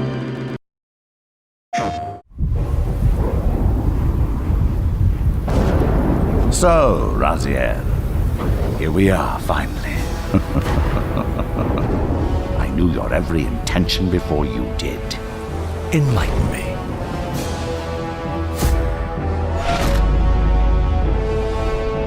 You have released a multitude of horrors on this world. You have strayed from your purpose, and now behold the result.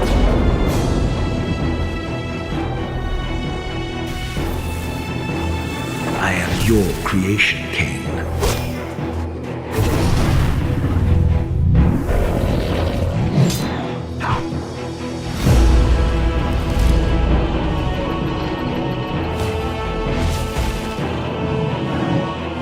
You are mine for eternity. You have always been, and will always be, my soul Reaver. There are fates worse than death, Raziel.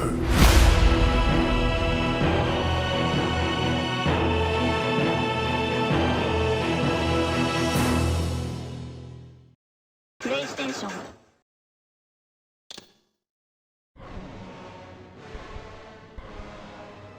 Kain is deified. The clans tell tales of him.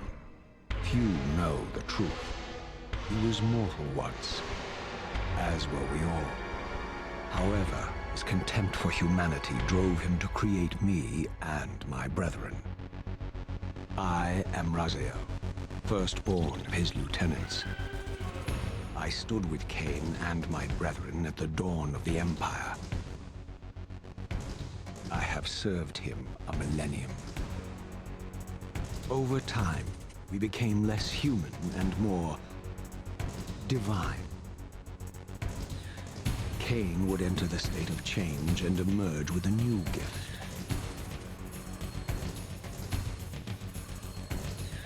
Some years after the Master, our evolution would follow, until I had the honor of surpassing my lord.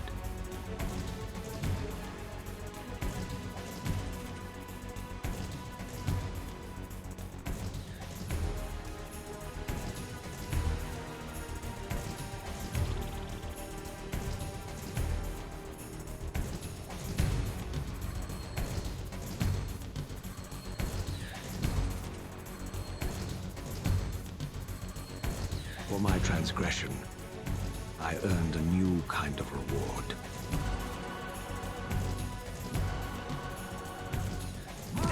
Agony.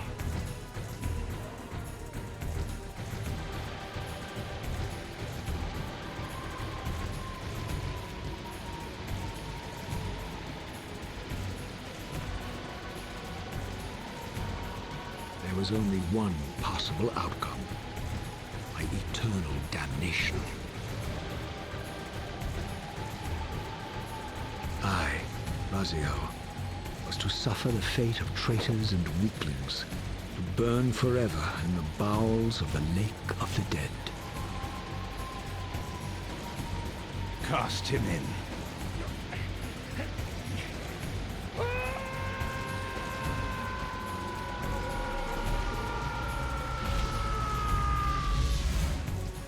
Tumbling, burning with white-hot fire, I plunged into the depths of the abyss.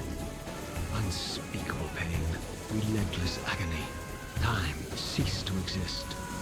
Only this torture and a deepening hatred of the hypocrisy that damned me to this hell.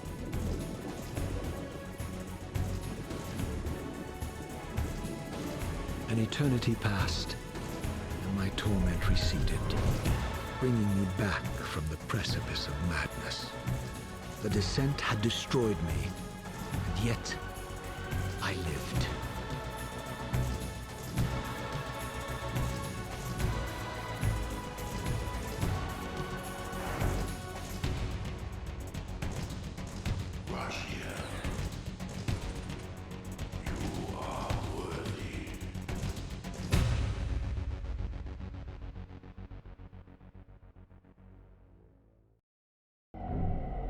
I know you, Raziel. You are worthy. What madness is this? What pitiful form is this that I have come to inhabit? Death would be a release next to this travesty. You did not survive the abyss, Raziel. I have only spared you from total dissolution. I would choose oblivion over this existence. The choice is not yours. I am destroyed. You are reborn. The birth of one of Kain's abominations traps the essence of life. It is this soul that animates the corpse you lived in. And that, Raziel, is the demise of Nosgoth. There is no balance. The souls of the dead remain trapped. I cannot spin them in the wheel of fate. They cannot complete their destinies. Redeem yourself. Or if you prefer, avenge yourself. Settle your dispute with Kain. Destroy him and your brethren. Free their souls and let the wheel of fate churn again. Use your hatred to reave their souls. I can make it possible. Become my soul reaver, my angel of death.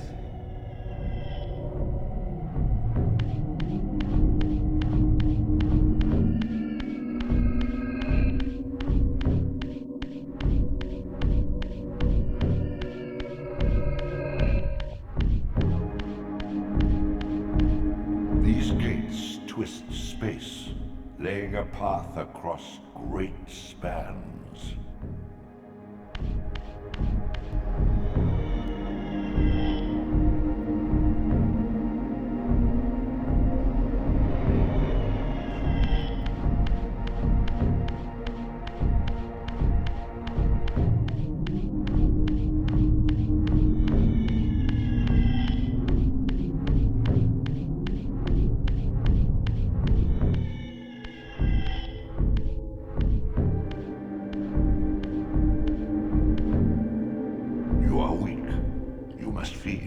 The old hunger has left me. I have no desire for blood. You are changed. Your bloodthirst is replaced by a deeper need. You have become a devourer of souls. To sustain your strength, you must hunt the lost spirits of the underworld and consume the souls of your enemies.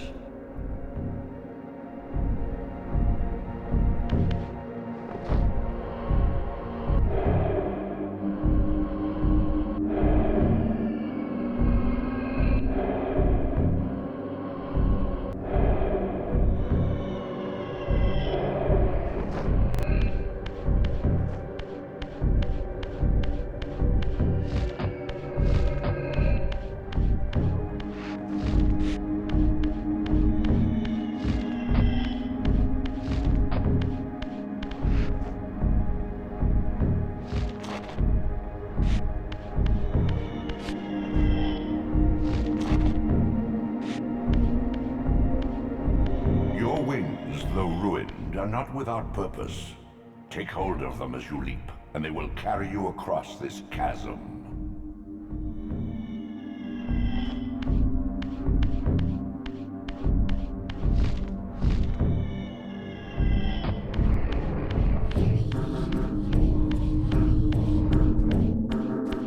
What scabrous wretches are these?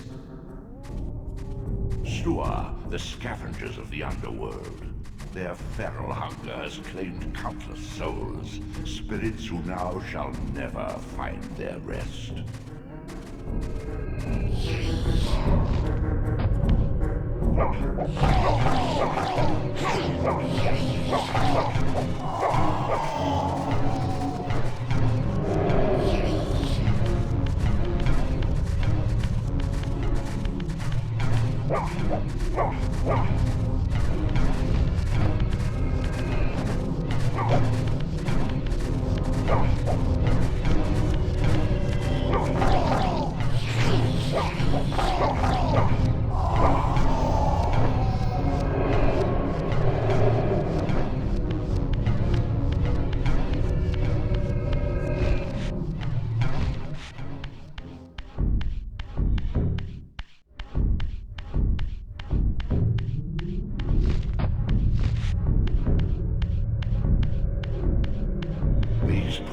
Are your conduit between the spectral and material realms. With their aid, you may gather matter and will yourself to become manifest in the physical world. This is taxing, however. Your strength must first be fully restored. You require no conduit to return to this plane. You may abandon your physical body at any time.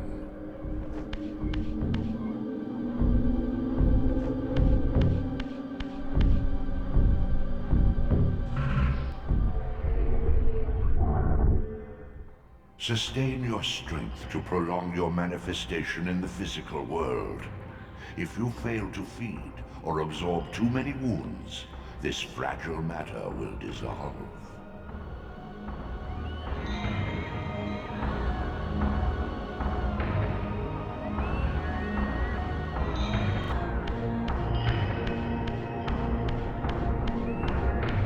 You are young yet, Raziels. You still retain many of your vampiric weaknesses. Immersion in water, while not fatal, will dissolve your physical body, forcing your return to the spirit world. Be aware that in the spectral realm, water has neither heft nor lift. It stands as thin as air.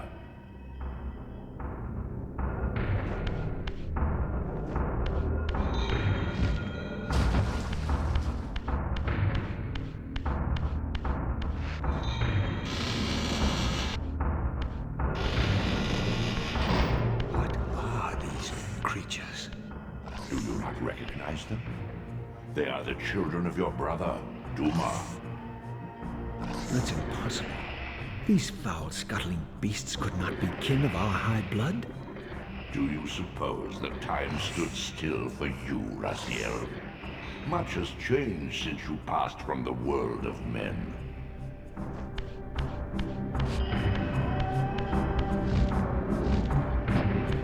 I knew my opponent's weaknesses, having suffered them myself. Physical wounds are fleeting. Vampire's immortal flesh begins to close as soon as it is cleaved. Vampires need only fear those wounds that impale or inflame. Water scorches like acid, and fledglings are devastated by sunlight's touch. I would have to modify my tactics to suit my foes. My God! The sanctuary of the clans reduced to ruin. Beyond these walls lay the pillars of Nosgoth, the seat of Kain's empire. How humble it now appeared, collapsing into the dust of its former magnificence. And yet, I had only just emerged. In the instant between my execution and resurrection, centuries had apparently passed. This world is wrecked with cataclysms. The earth strains to shrug off the pestilence of Kain's parasitic empire. The fate of this world was preordained in an instant by a solitary man. Unwilling to martyr himself to restore Nosgoth's balance, Kain condemned the world to the decay you see. In that moment, the unraveling began. Now it is nearly played out. Nosgoth teeters on the brink of collapse. Its fragile balance cannot hold.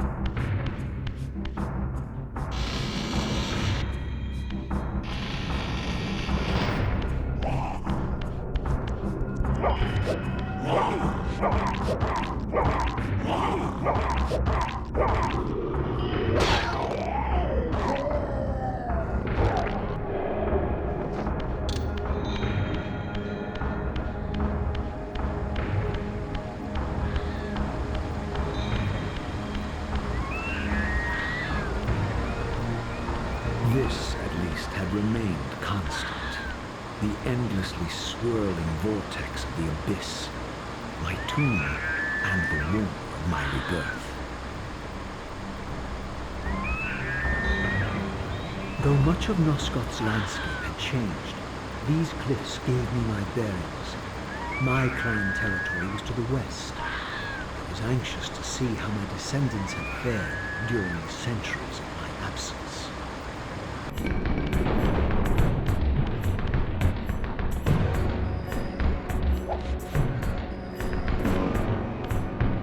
Utter desolation. My once proud kin wiped from this world like excrement from a boot. I knew the hand that wrought this deed.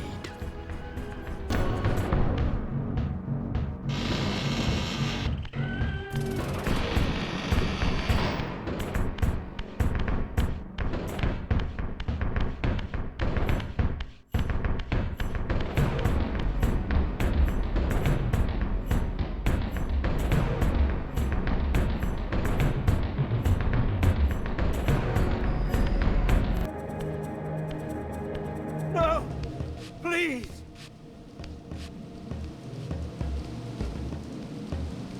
I didn't recognize these flayed racks of flesh. Their scent was vampiric. They gnawed upon their victim's carcass like dogs. This charnel house bore the unmistakable marks of Melchiah's clan.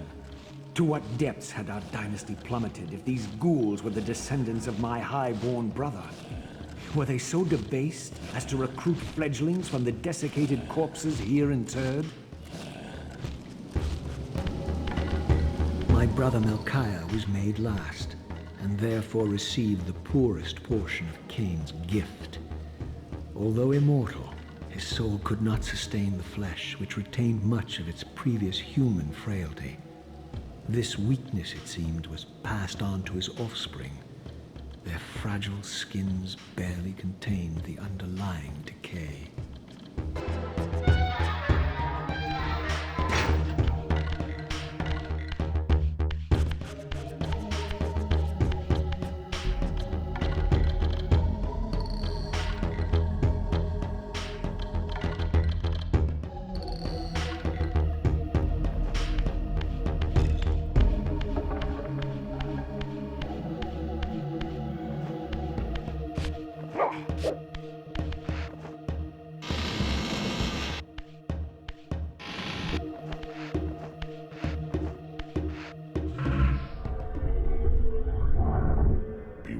Raziel. These wraiths are vampire spirits, fettered too long in the spectral realm. When their vampire natures adapt to this plane, they become eaters of souls. Do not allow these spirits to re-inhabit their corpses.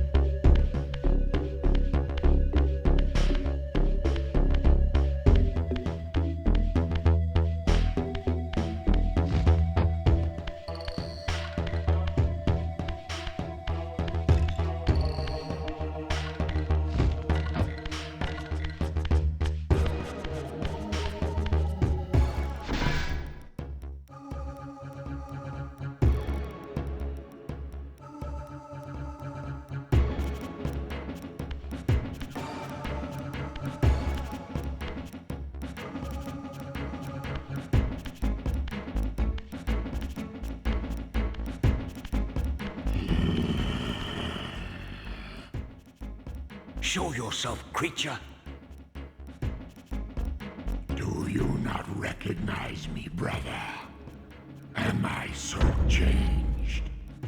Melchiah? Yes, brother. You should have stayed where the Master sent you, Raziel. You will find Nosgoth less pleasant than you remember. What has become of my clan? Answer me, little brother, or I will beat an answer from your horrid lips. Everyone is afraid, sibling. You awake to a world of fear. These times of change are so unsettling. Do you think I feel no revulsion for this form? Do you believe for a moment that our Lord would risk his empire upon an upstart inheritance? Enough riddles. What are you saying? You are the last to die.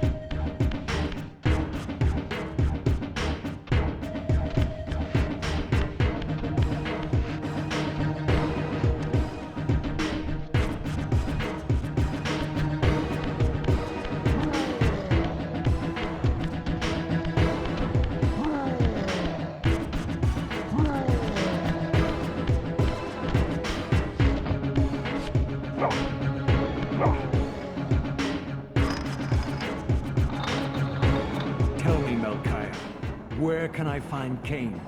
The Master is beyond your reach, Raziel. He makes himself known when he sees fit, not when commanded.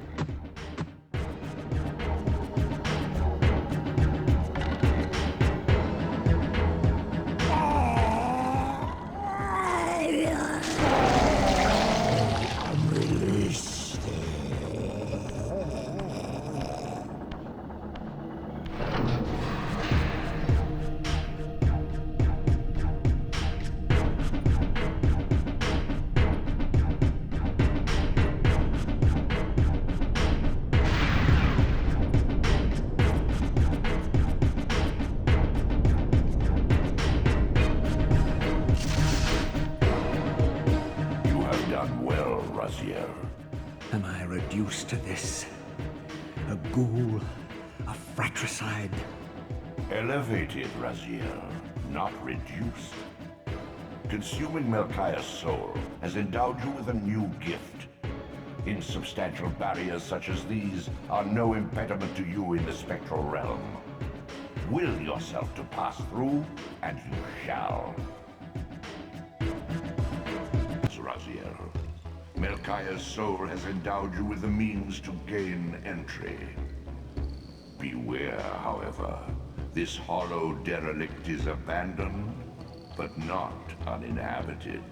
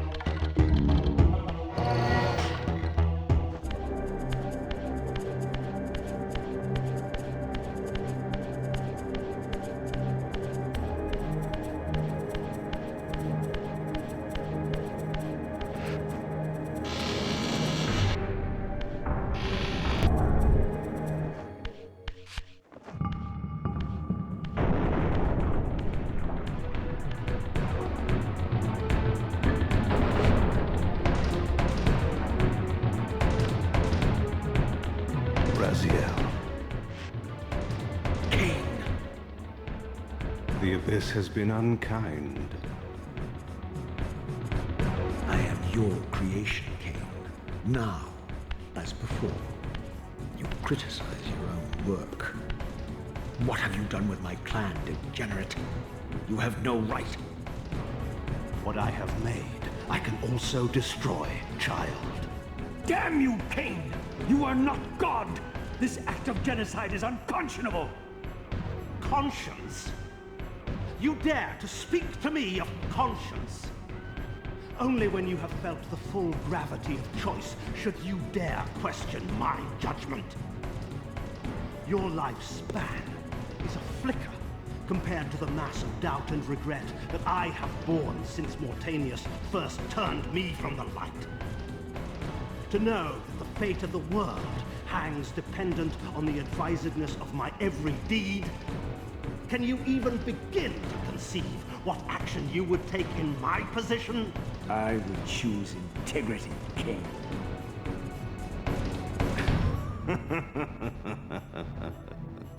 Look around you, Raziel. See what has become of our empire. Witness the end of an age. The clans scattered to the corners of Nosgoth.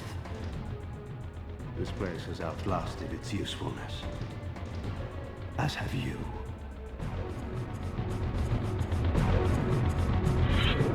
The Soul Reaver, Kain's ancient blade, older than any of us and 1,000 times more deadly. The legends claimed that the blade was possessed and thrived by devouring the souls of its victims. For all our bravado, we knew what it meant when Kain drew the Soul Reaver in anger. It meant you were dead.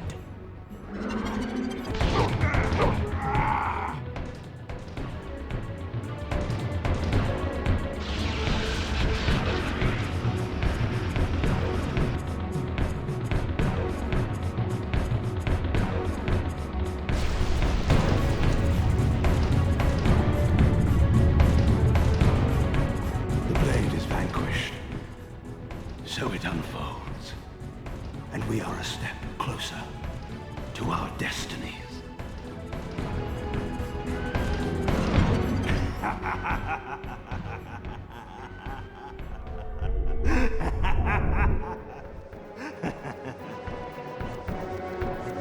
I swore I saw a glint of satisfaction in Kain's eye when the Soul Reaver was destroyed. I did not understand the game that Kain was playing, but I knew the finishing move.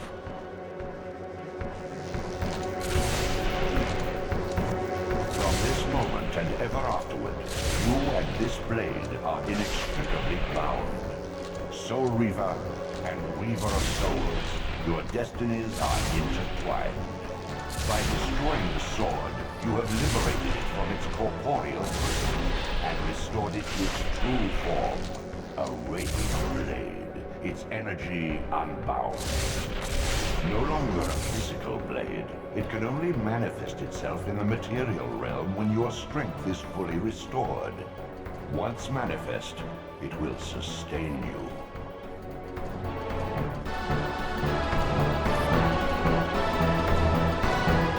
What are you, little soul?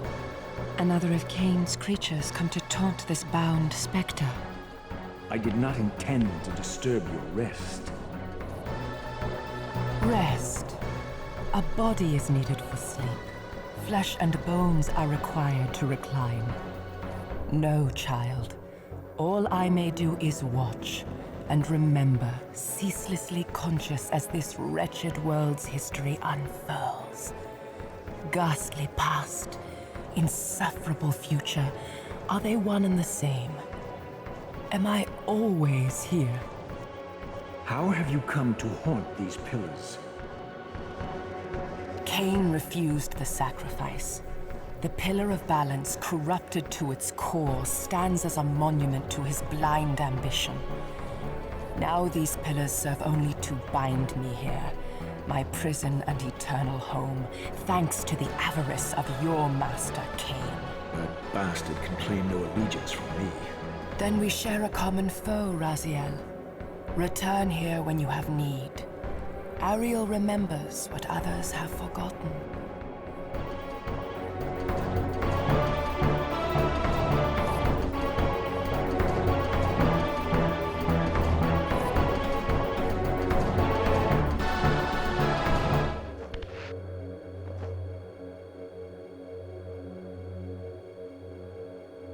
Far in the eastern mountains, a stifled titan stands in mute surrender, unwilling host to a parasitic swarm.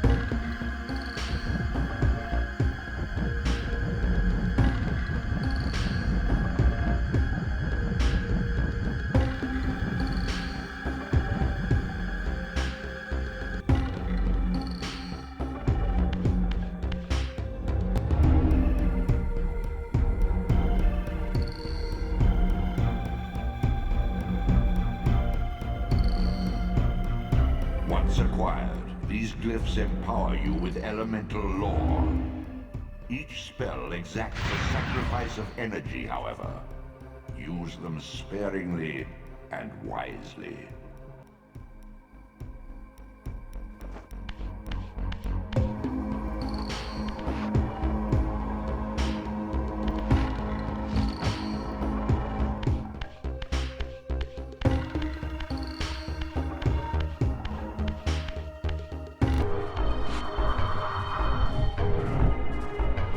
Brother Zephon's keep lies far to the east, beyond the ruins that greeted your first exit from the underworld.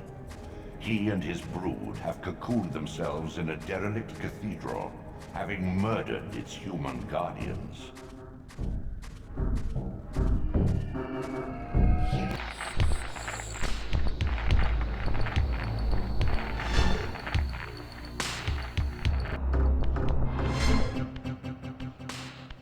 Once a testament to mankind's defiance of Kain's empire, this towering cathedral now stood derelict.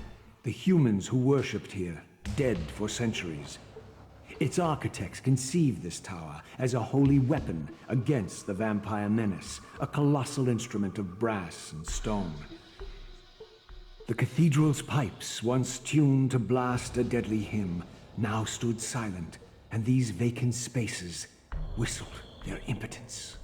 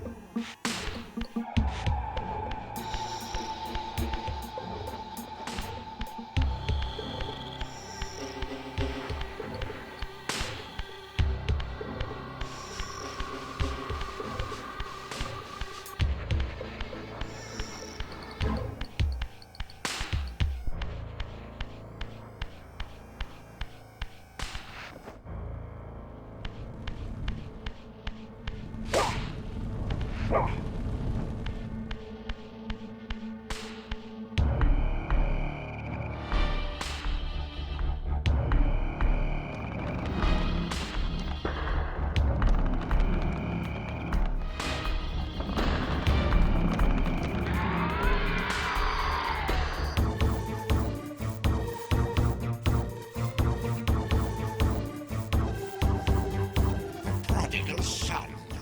There is no returning for you, Raziel. Zephan, your visage becomes you. It's an appropriate reflection of your soul. And you are not his handsome Raziel anymore. His precious firstborn son turned betrayer. You have missed so many changes, little Raziel. Look around you. See how the human's weapon of destruction has become my home. Indeed, my body. A cocoon of brick and granite from which to watch a pupating world. A crevice in which to cower, only scuttling from the shadows to devour a victim already ensnared in your cowardly trap. But you've made the mistake of leaving me unbound, and it is you who must succumb to my Will, instinct, reflex action. The insect mind finds little difference. I warn you, brother. As my stature has grown, so it is matched by my appetite. Step forward, morsel.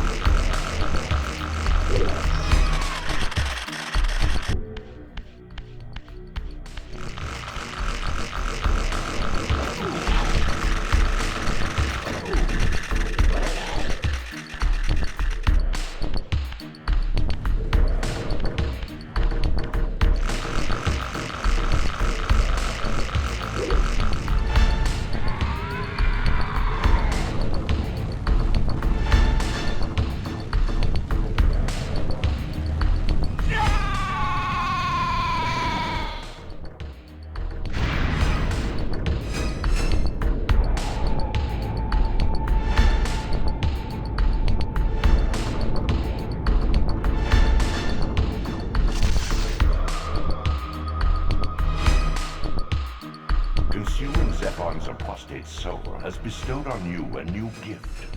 Like his vampire spawn, you are able to scale certain walls which are otherwise impassable, but only in the physical realm. In the spirit world, these insubstantial edifices will not support you.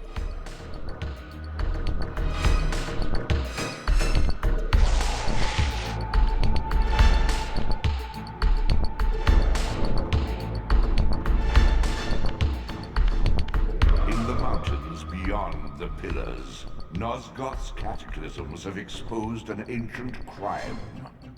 Endowed with Zephon's soul, you may now progress where your path was hitherto impeded.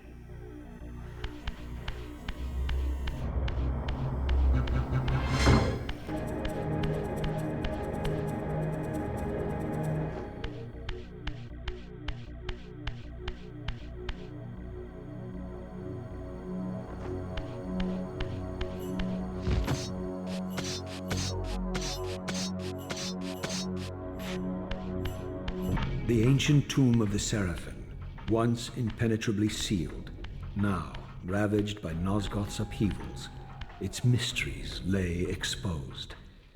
In the time of Vorador, centuries before Kain was made, the Seraphim warrior priests waged a merciless war against the vampire tribes of Nosgoth. Emboldened by righteousness, they committed unspeakable and indiscriminate acts of violence, massacring fledglings and ancients alike. They decimated entire bloodlines in mere decades. Now their husks lay here, murderers enshrined.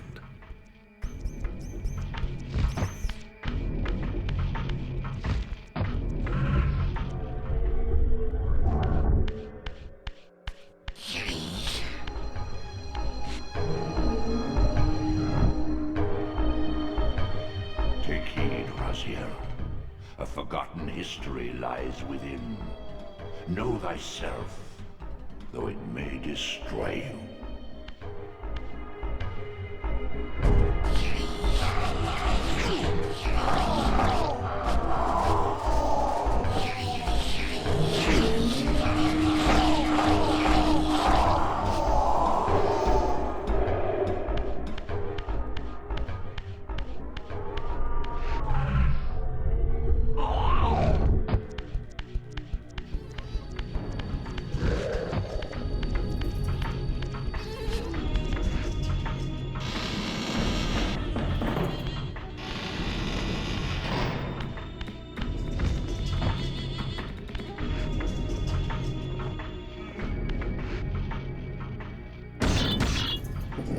As I pulled the stone free, a sigh of sepulchral air escaped the inner chamber. I was not prepared for what lay beyond this threshold.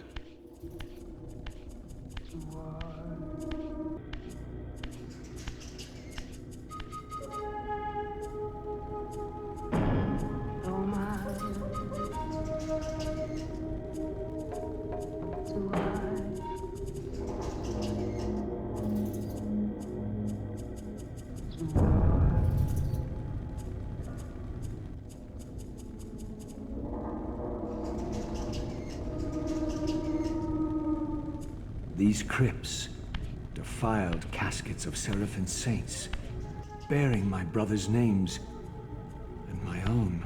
The irony of Kain's blasphemous act rushed in on me with the crushing force of revelation.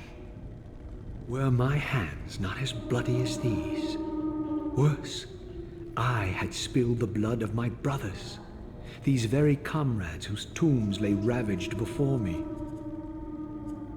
Yes, Raziel, you were Seraphan, born of the same force that all but destroyed your race. Before the dawn of the Empire, you were chosen. Kain, Nosgoth's solitary self-declared monarch, plundered this tomb and raised you from these crypts. Breathing his vampiric gift into your defiled corpses, he resurrected you as his favored sons.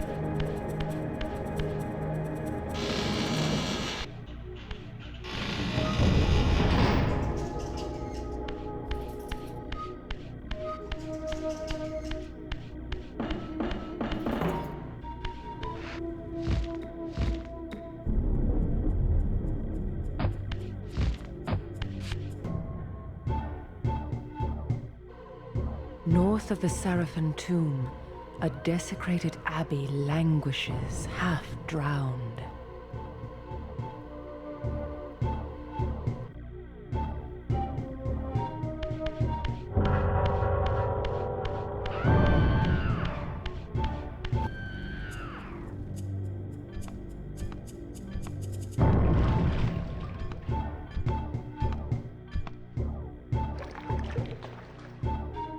Heretic, you shall not pass.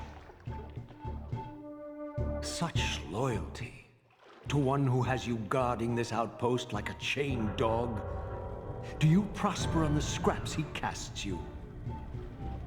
Your insults will do nothing to blunt the agonies of your demise. Kain killed me once. Behold the result. I have no more to fear from you.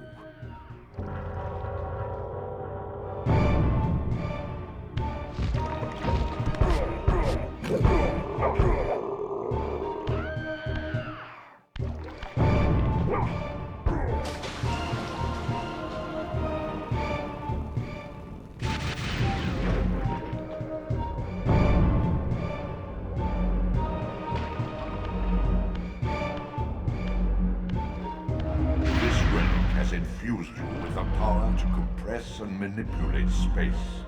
As your symbiotic weapon, the Soul Reaver is also thus enhanced. You may focus and project an orb of kinetic energy to strike objects that are otherwise beyond your reach.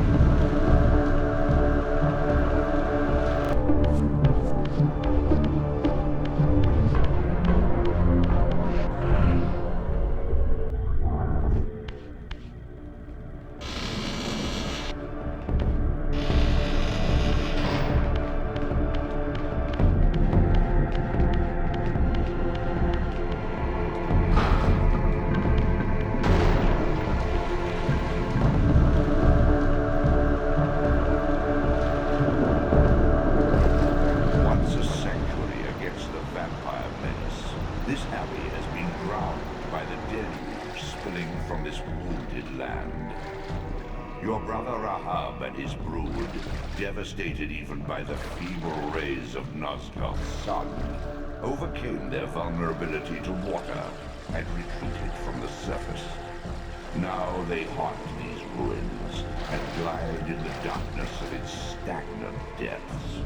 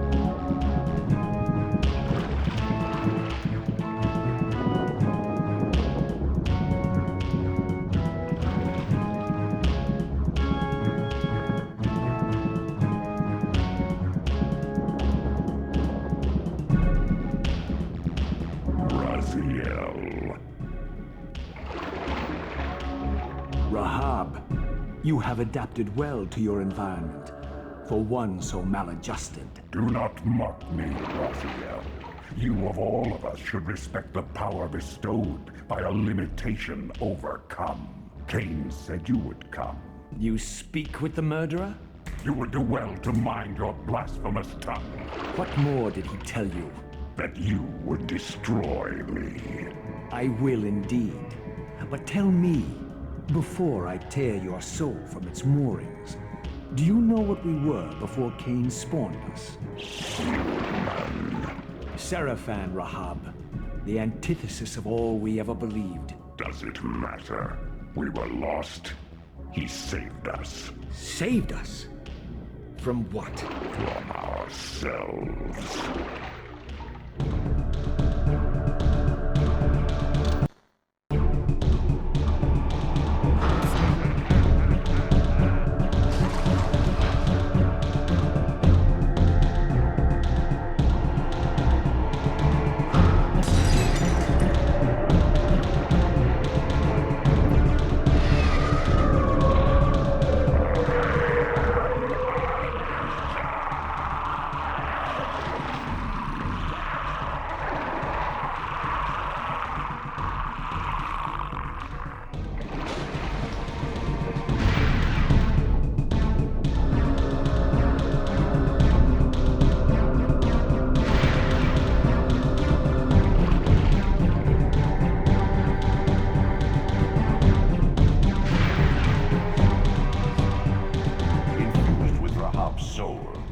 overcome your former vulnerability to water's touch.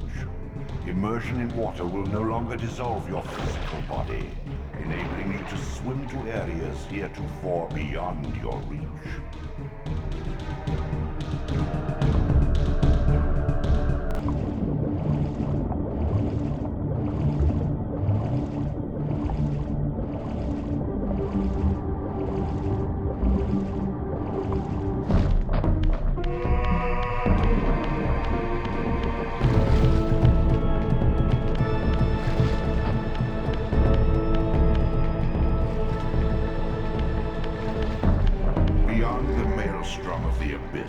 A subterranean tunnel leads northward to the clan territory of your brother Dumas. Endowed with Rahab's soul, you may swim to gain entry where your progress was previously impeded.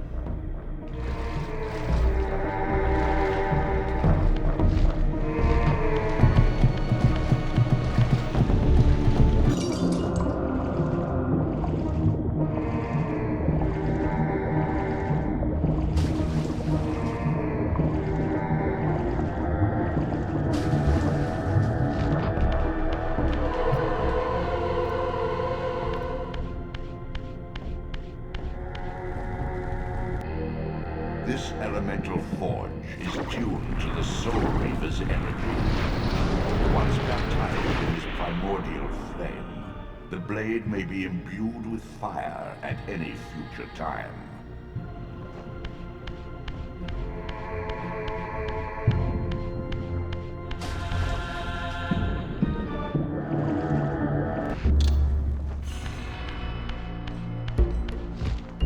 The human citadel. Its towering walls and deep moats engineered to keep Nosgoth's vampire plague at bay.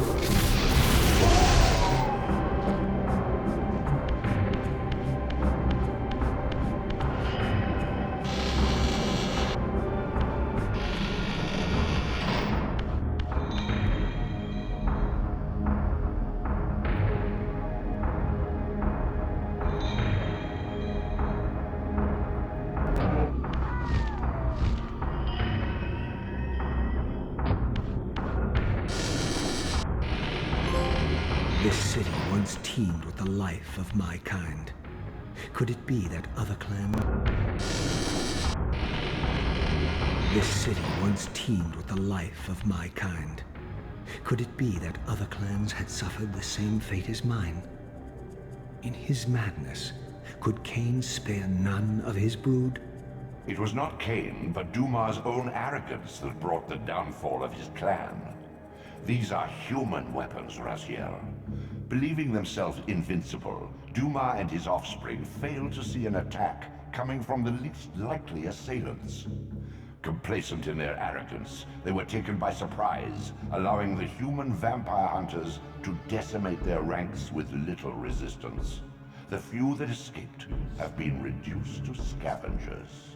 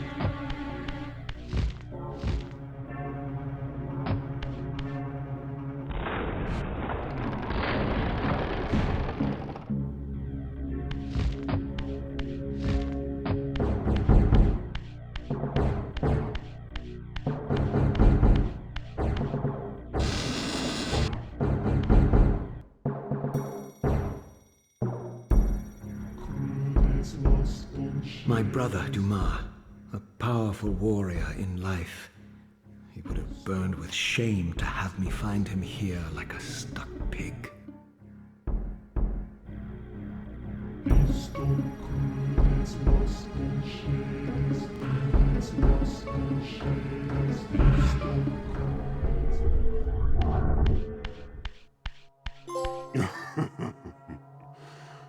Come to save my soul, prodigal brother.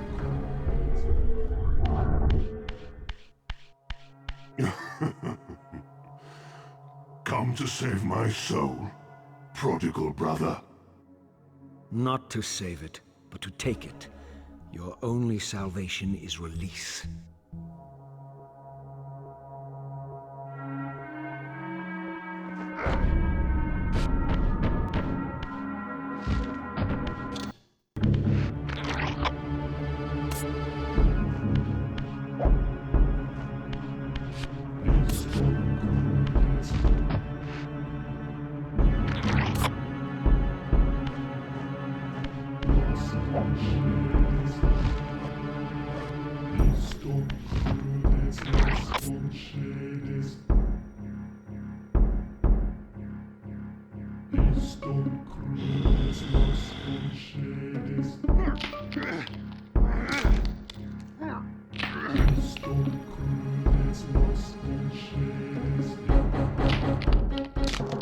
Unbound at last. I thank you, brother. Your thanks are premature, Dumas. I have not forgotten whose hands bore me into the abyss. The centuries in Limbo have honed my strength. Not even Kain is my equal. Even the strongest vampire is vulnerable. We shall test your thesis, Raziel. My bloodthirst has been superseded by an even darker hunger. I will consume your soul before this day is done.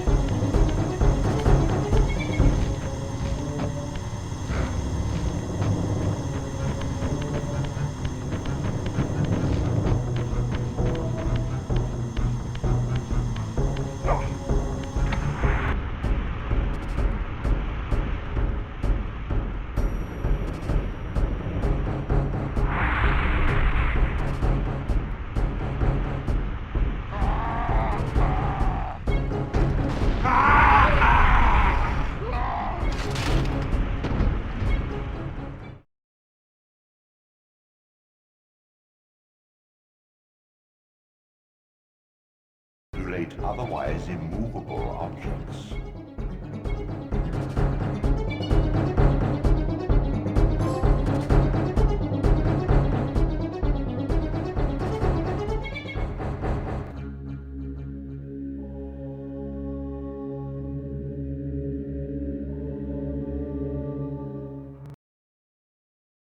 In the furthermost canyon of Nosgoth's frozen wastes, the hushed silences embrace an ancient enigma. In the bowels of this labyrinth, your master awaits.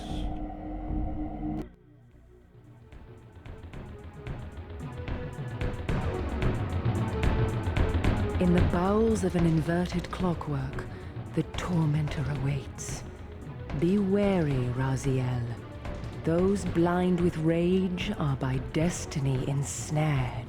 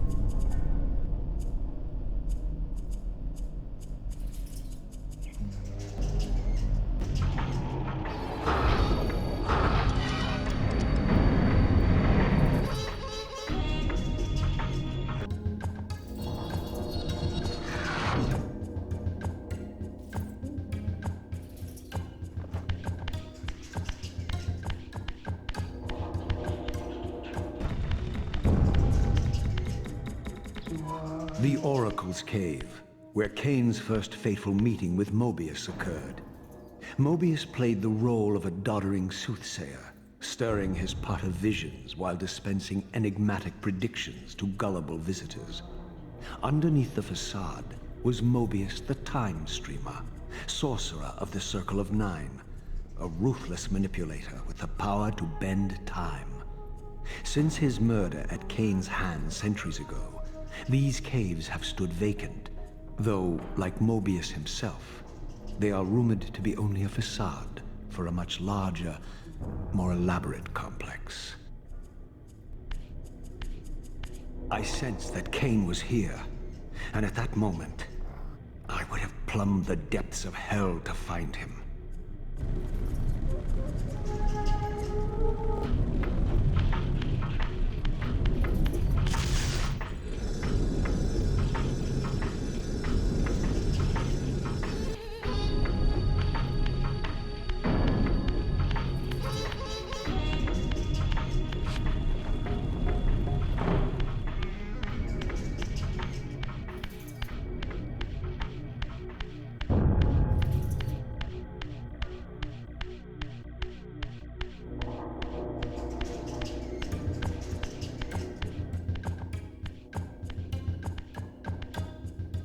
This, I deduced, must be the man himself, the Time Streamer, Mobius. He seemed not at all the impressive figure I had imagined from Kain's boasted exploits. And yet, even this cold image radiated a certain undeniable power.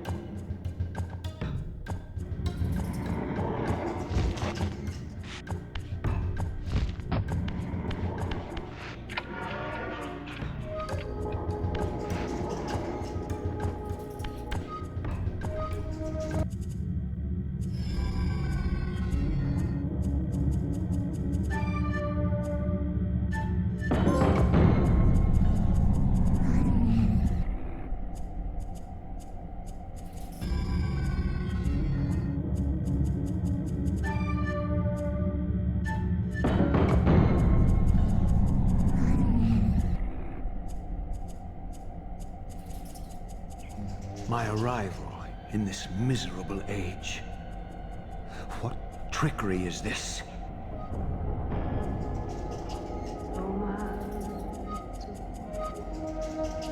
It is no illusion, Raziel, but a glimpse into the currents of time itself.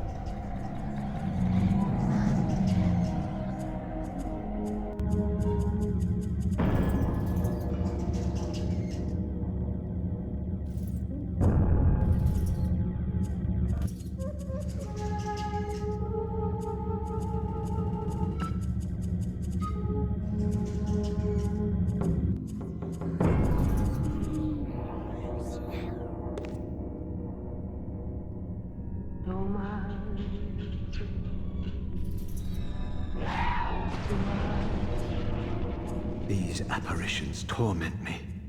Has this all been foretold?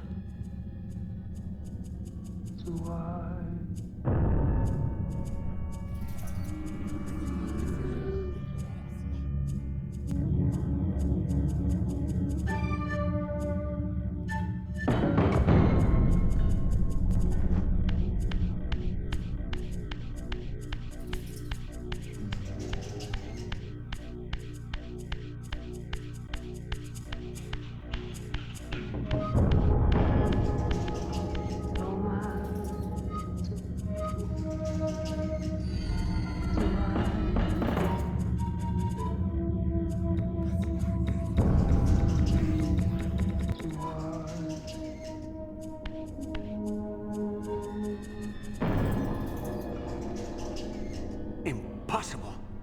This must be one of Kain's deceptions.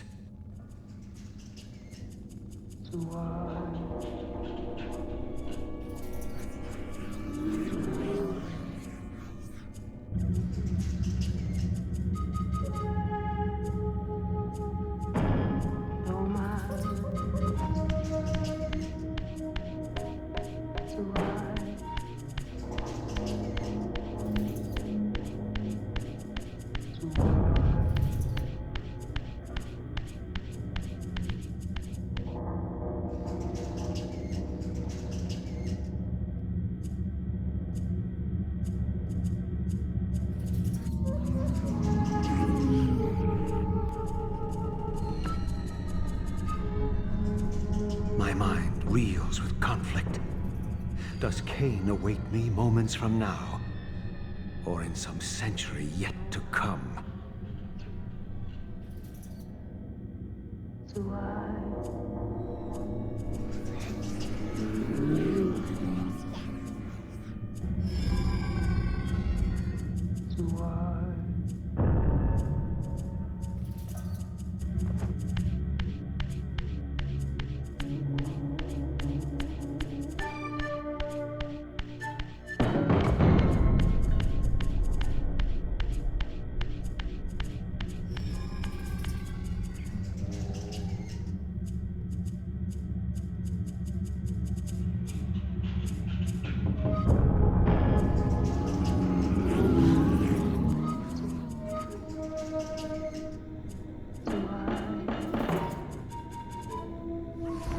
This cannot be.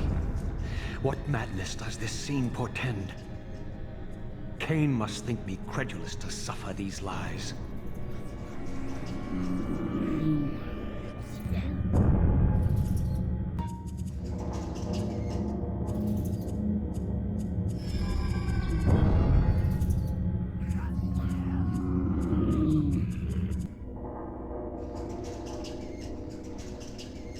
Is this phantasm a conjuration of my mind, or an echo of future events?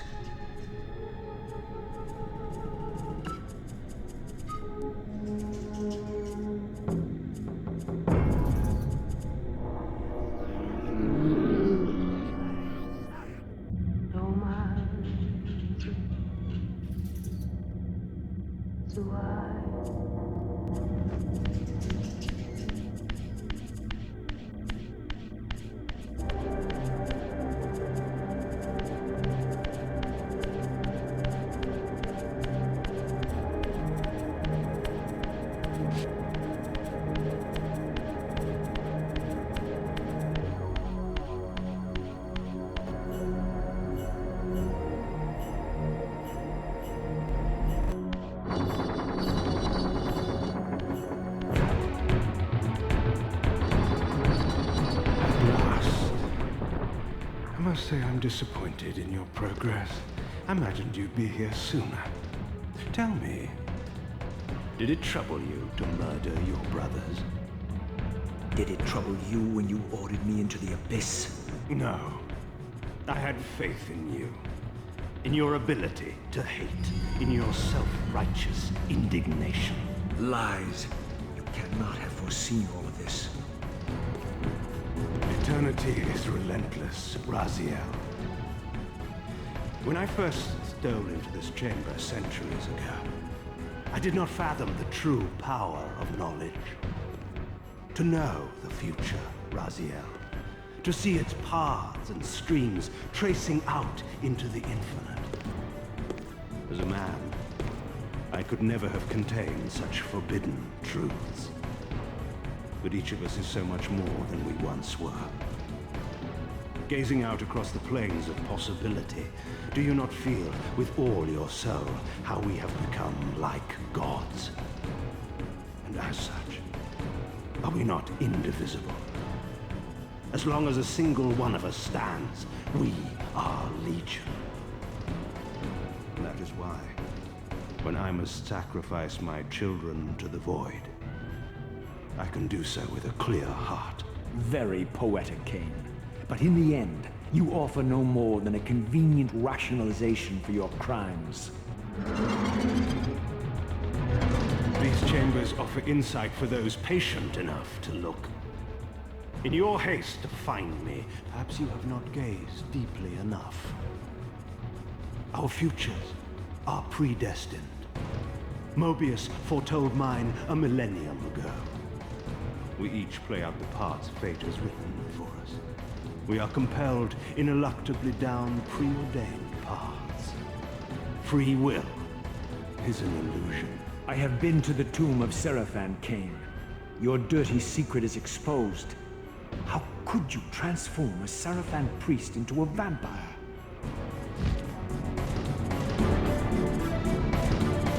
How could I not? One must keep his friends close, Raziel, and his enemies even closer. Can you grasp the absurd beauty of the paradox? We're the same. Seraphan and vampire.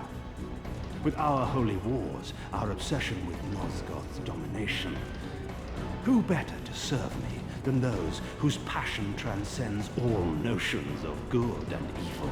I will not applaud your clever blasphemy. The Seraphan were saviors, defending Nosgoth from the corruption that we represent. My eyes are opened, Kain. I find no nobility in the unlife you rudely forced on my unwilling corpse. You may have uncovered your past, but you know nothing of it. You think the Seraphan were noble, altruistic? Don't be simple. Their agenda was the same as ours. You are lost in a maze of moral relativism, Kain. These apparitions and portents. What game are you playing now? Destiny is a game, is it not? And now, you await my latest move.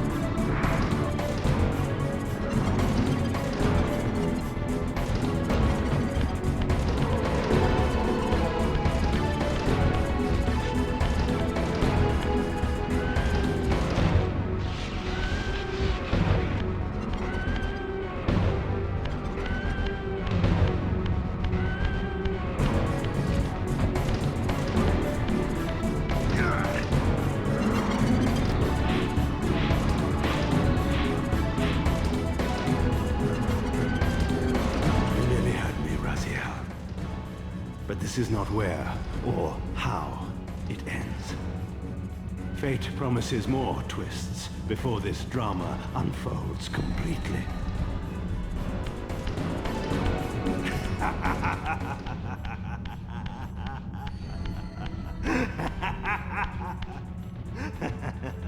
Be warned, Raziel. Once you cross this threshold, you are beyond my influence.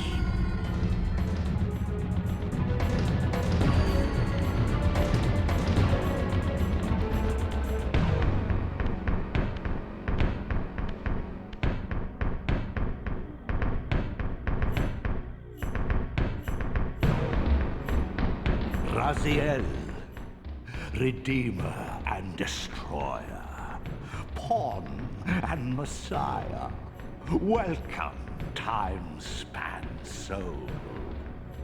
Welcome to your destiny.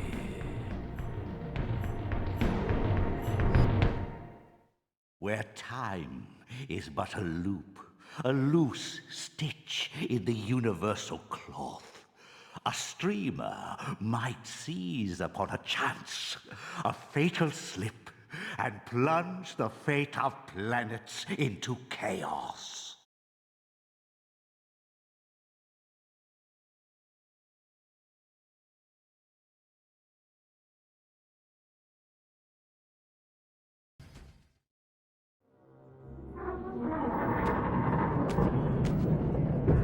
At last. I must say I'm disappointed in your progress. I imagined you'd be here sooner. Tell me, did it trouble you to murder your brothers? Did it trouble you when you ordered me into the abyss? Eternity is relentless, Raziel. When I first stole into this chamber centuries ago, I did not fathom the true power of knowledge. To know the future, Raziel. To see its paths and streams tracing out into the infinite. As a man, I could never contain such forbidden truths. But each of us is so much more than we once were. Do you not feel with all your soul how we have become like gods? As such, are we not indivisible? As long as a single one of us stands, we are legion. Our futures are predestined. Mobius foretold mine eons ago. We each play out the parts fate has written for us. Free will is an illusion. I found the tomb of Sarafan, Kain. How could you profane a priest by turning him into a vampire? How could I not? One must keep his friends close, Raziel, and his enemies even closer.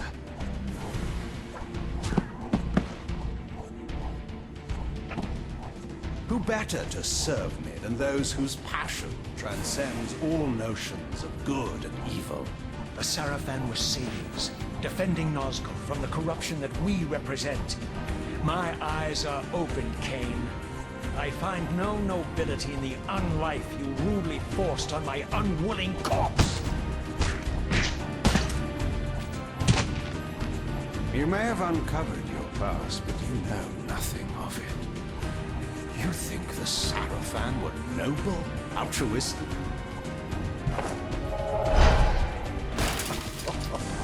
Oh, don't be simple. Their agenda was the same as ours.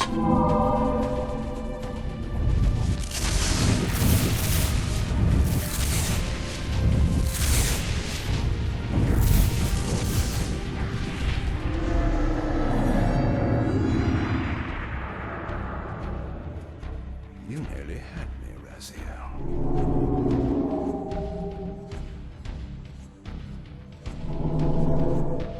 But this is not where or how it ends. Fate promises more twists before this drama unfolds completely.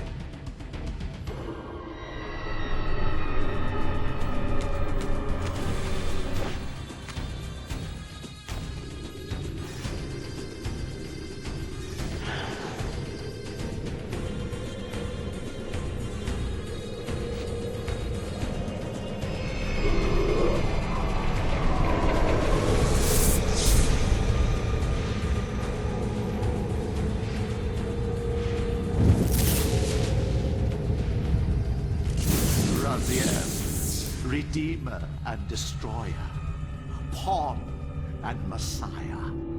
Welcome, time-span soul. Welcome to your destiny.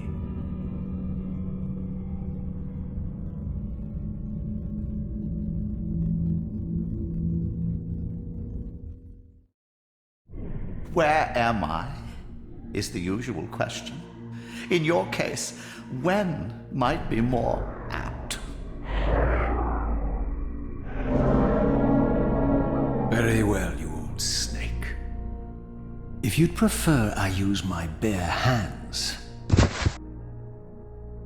This is completely unexpected. This orb disables our vampire enemies, leaving them helpless and incapacitated. Strangely, it seems to have the same effect on that peculiar weapon of yours. But you must believe me. I mean you no harm. You can drop the benevolent facade, Mobius. I know who and what you are. I should kill you where you stand. Perhaps you should, my boy. But you don't. Are you so certain of that, Mobius? My role as Time Guardian affords me a certain level of omniscience, Raziel. No, you don't kill me. That honor belongs to your maker, Kain, some 30 years from now. Ah, you two are a pair. You're just as fatalistic as he is. Death comes for us all, Raziel. It's just a matter of time. How is it that you know my name? We have never met. On the contrary, Raziel, I know you very well. And it grieves me to see how cruelly Kain has used you. I knew you when you were one of the Sarafan Brotherhood, Raziel. We were even close. Oh, please. Fortunately, you need not love me now to be my ally.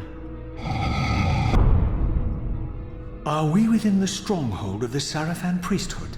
Yes, but the glorious days of the Sarafan have long since passed, I'm afraid. This is a more cynical and indecorous age. My mercenary army now inhabits this stronghold. We strive to honor the memory of the Sarafan with our own humble crusade. Is this the vampire Vorador? Yes. The scourge of the Circle, the most depraved and decadent example of his whole degenerate race. He slaughtered 6 of my fellow Guardians as they cowered defenseless in this room. And you somehow survived this massacre? I and 2 others. The Circle was devastated. Only we 3 were spared. How convenient. You'll forgive me if I don't naively devour every scrap of information you toss me. You have a reputation for deceit. And who has slandered me so? Your malefactor, Kain? The one who betrayed and destroyed you? Our common enemy? Consider the source before you judge me too harshly. We'll forget about rekindling our old friendship then. But consider an alliance based on our common ground. We both want Kain dead. I can help you do it. You don't want to meddle in this, old man. I know all about your sordid little schemes, but you're simply out of your depth on this one. You underestimate me, Raziel. Let me show you. Even now, Kain is lying in wait for you, unaware that I've snatched you out of the time stream and brought you here to me.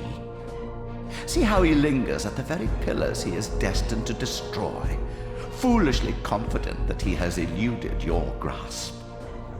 The pillars are still standing in this time? Yes, Raziel. They are the embodiment of the divine force which preserves the life of our world. We who serve the pillars maintain their delicate balance, and Kain is destined to be the fulcrum upon which that balance turns. I believe you have already endured the wasteland wrought by his terrible, selfish decision. Kain's very existence is a cancer upon this world. As long as he lives, all of Nosgoth is in peril. You may never again be human, Raziel. But you can re-embrace the essence of your humanity and the nobility of your Sarafan heritage. Go to him, Raziel, and end this. But first, you will need to find your way out of the stronghold, and in this, I'm afraid I cannot help you. My soldiers will not understand your appearance here. They will try to kill you. You needn't fear them, of course. They're no match for you. Try to keep the casualties to a minimum. But do what you have to do. All great movements require a few martyrs.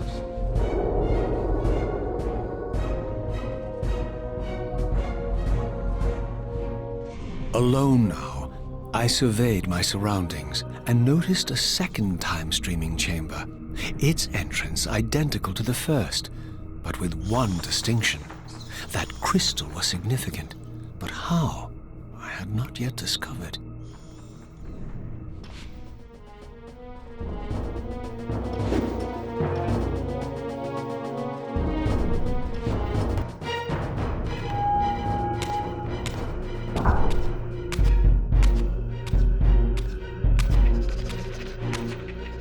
Throughout the stronghold, I discovered evidence of my former nobility and my life as a Sarafan priest. This was the heritage so foully stolen from me when Kain raided my sacred crypt and defiled me.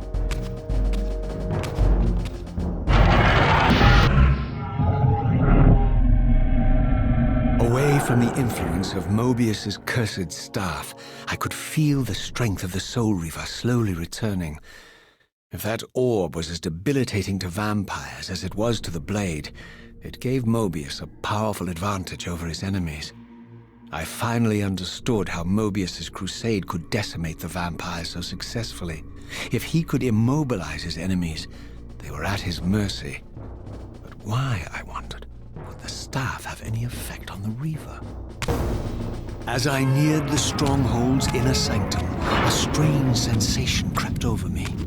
An indescribable feeling of displacement, a sense of vertigo, as reality itself appeared to warp and bend around me. The disturbance seemed to emanate from the sanctuary's furthest chapel.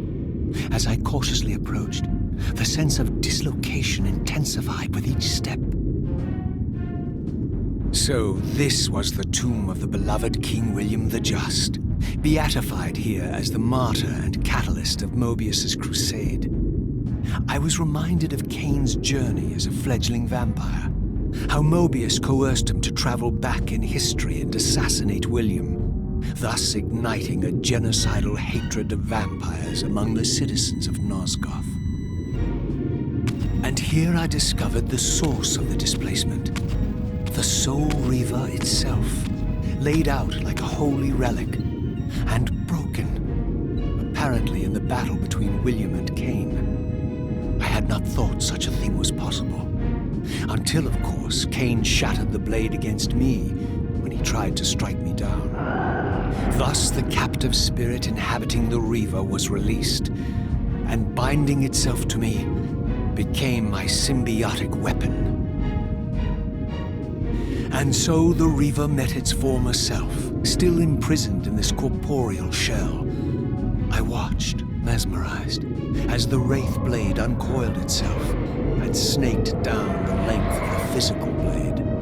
Embracing its twin, its mirror self, the Reaver's long-dormant spirit was now fully aroused. And for the first time, I felt the true presence of this other entity, willful, ravenous, and deranged from thousands of years of imprisonment.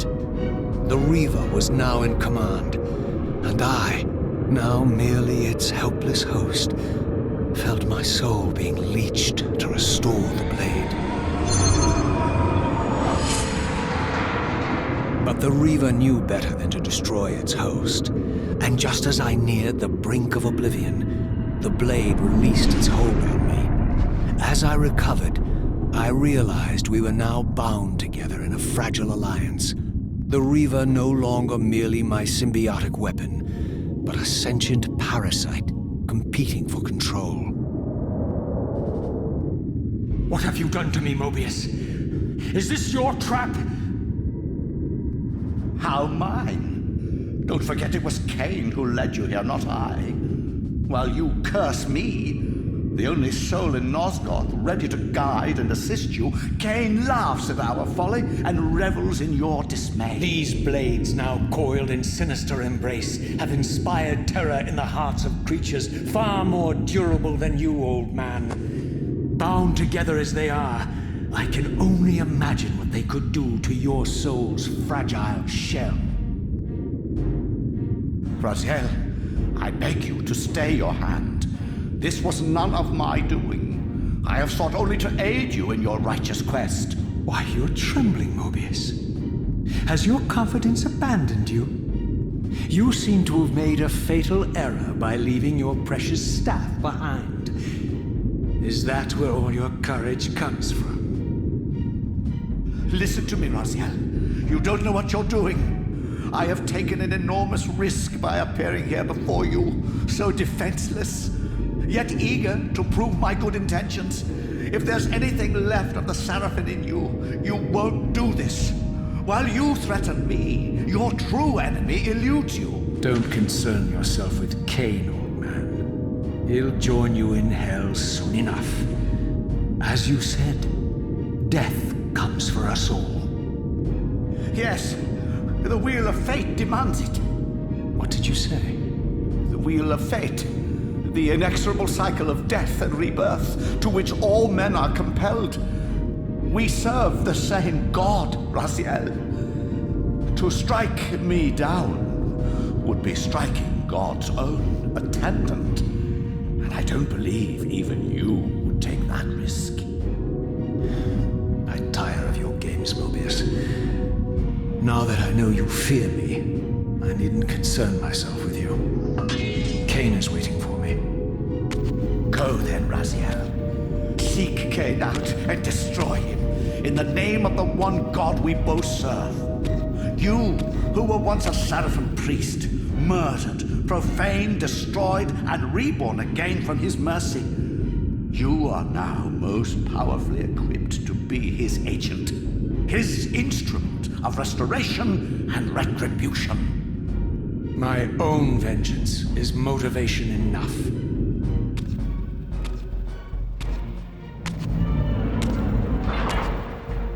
By my soul, you almost had me, my little blue assassin. But that'll be the one and only chance you get. I assure you of that. I could now summon the blade at will, regardless of my strength.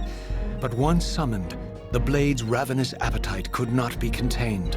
It devoured the souls of its victims, and if I allowed it to become over-aroused, the Reaver would now turn its hunger on me.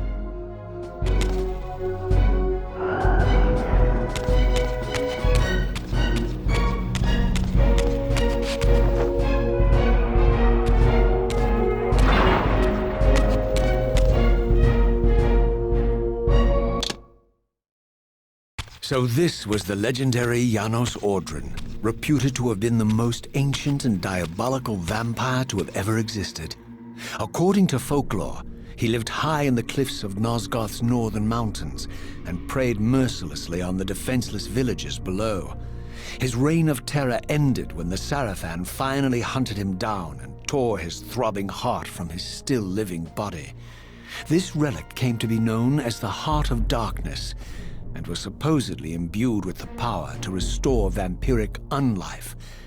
The Seraphim therefore guarded it carefully, lest the heart fall into the hands of their enemies. But I wondered, could Janos Ordrin truly have been as monstrous as depicted here? Or was this merely artistic license by the Seraphim, who sought to lionize themselves by demonizing their darkest enemy?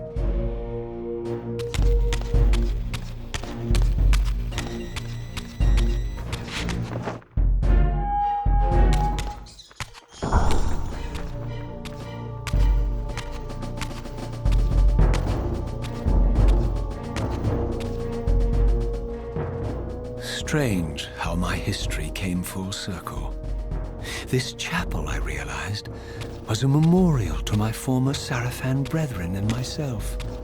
All of us martyred here, and then so cruelly profaned by Kain when he imposed his gift on our noble corpses. For the first time, I beheld the image of my Sarafan self, memorialized here among my fallen comrades. It tortured me to see how noble and pure I had been, and what a vile phantasm I had become, and a profound sense of injury, of loss and betrayal welled up in me, so overwhelming I could barely contain it. All I wanted at this moment was to find Kain and destroy him.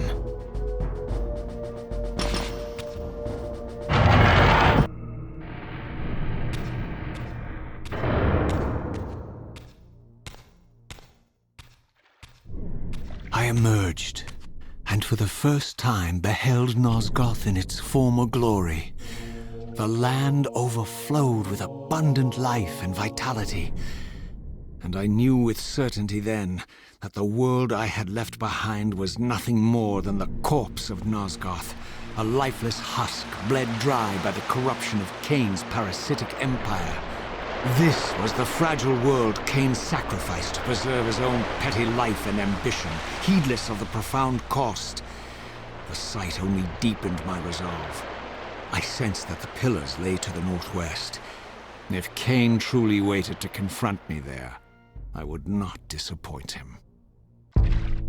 But only just escaped the stronghold.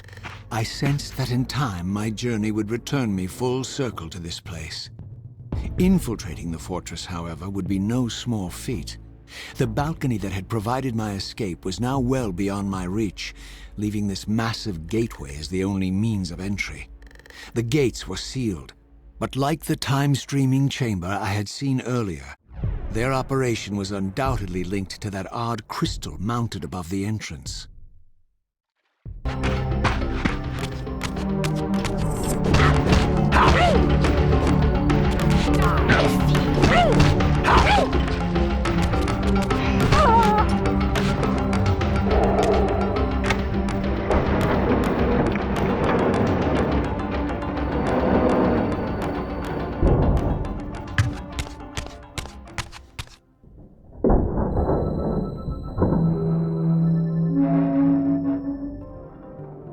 The pillars of Nosgoth, pristine, whole, and uncorrupted. I had never beheld them in this undefiled state, yet something profound and indelible resonated within me at the sight. And there, waiting at the very heart of the pillars, was the canker that was destined to destroy them.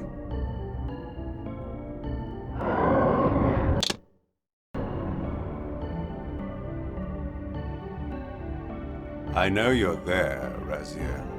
Mobius led me to you, Kain, though I might have guessed you'd meet me here.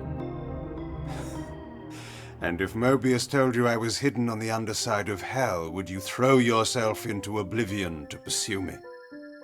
Mobius trawls for the ignorant and unwary, hauling his gasping prey from the streams of their destinies. Stay out of his net, Raziel. Spare me your elaborate metaphors, Kain. I have pursued you here for one purpose. You will pay for your betrayal, and balance will thus be restored to Nosgoth. And whose will is satisfied then? The will of Raziel or Mobius? Would I be better manipulated by you, Kain? Now, turn and face me.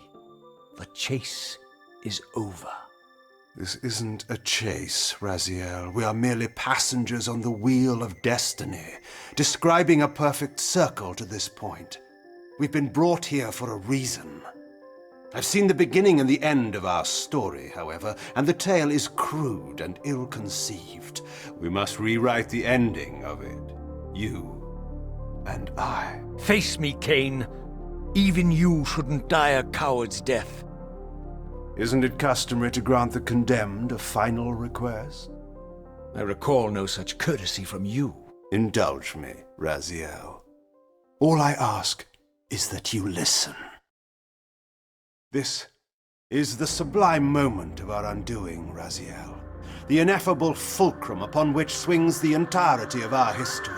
This is where all of Nosgoth is betrayed. In this instant, Ariel, the Balance Guardian, is murdered by dark forces bent on overthrowing the Pillars. Her spirit is just now tearing free, lost in the ether, trying to find its way here. You have already seen how she comes to haunt these Pillars. Bound here by your refusal to die. You are the reason this land becomes diseased. As long as you remain alive, you condemn Nosgoth to an eternity of decay. Be still, Raziel. See this. As Ariel dies, I am being born to take her place as Balance Guardian. Such is my destiny. My God.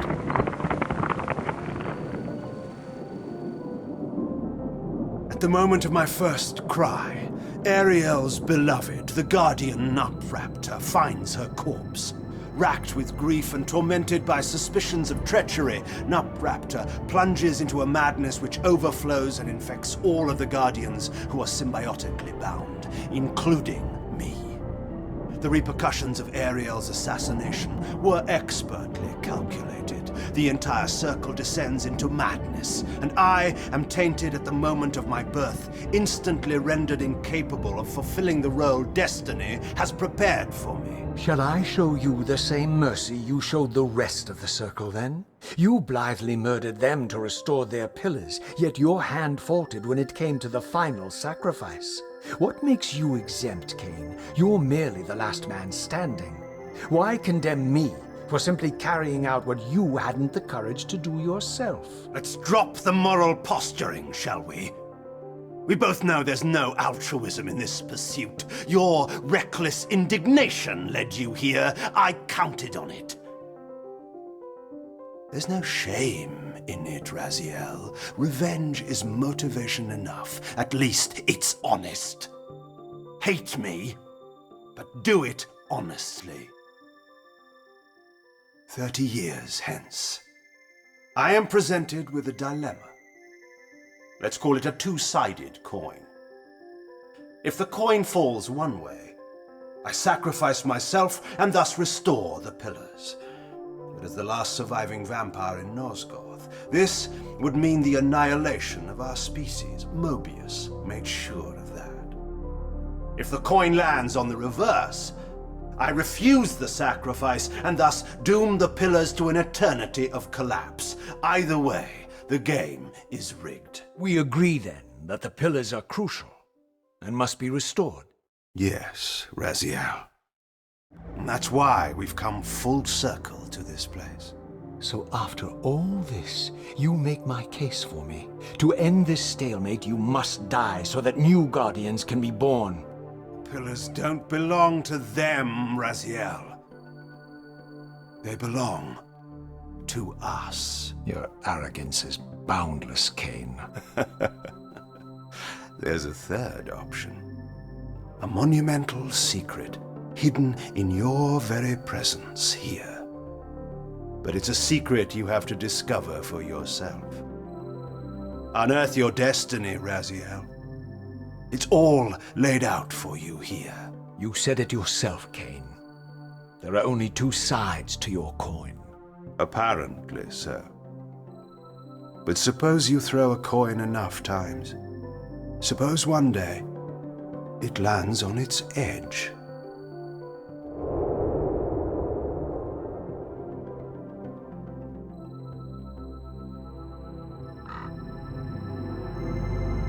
I didn't know what impulse stayed my hand, why I had so willingly allowed Kain to escape me when I had pursued him for so long.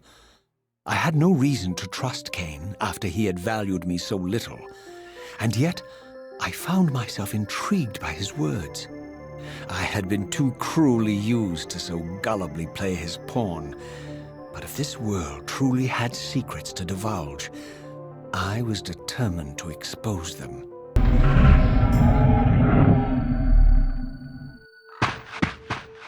From the moment of my arrival, I had the constant and palpable sensation of being watched. Someone, it seemed, was keenly interested in my presence here.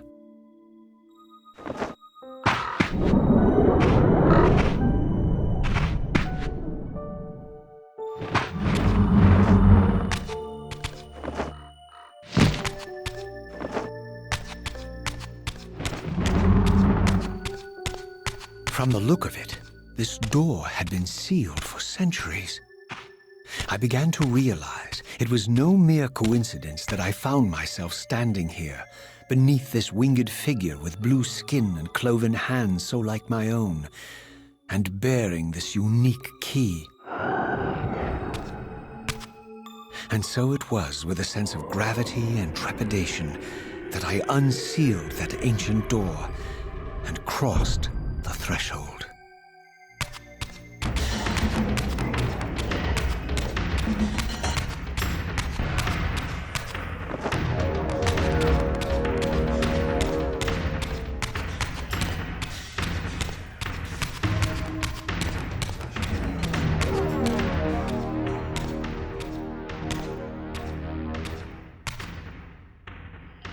As I entered the chamber, I sensed that it had been sealed for hundreds, perhaps thousands of years.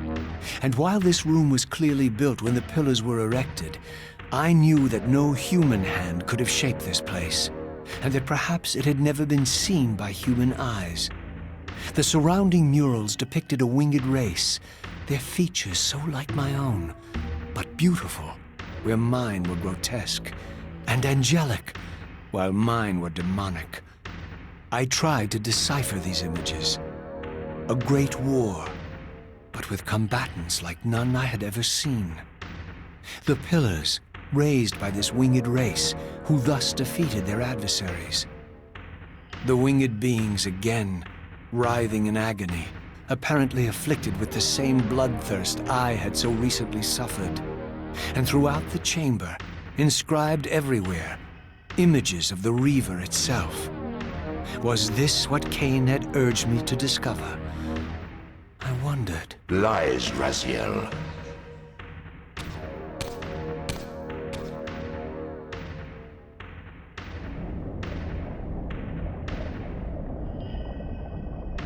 Do not be deceived. Ah, my ancient benefactor. And I dared to hope we had parted ways forever.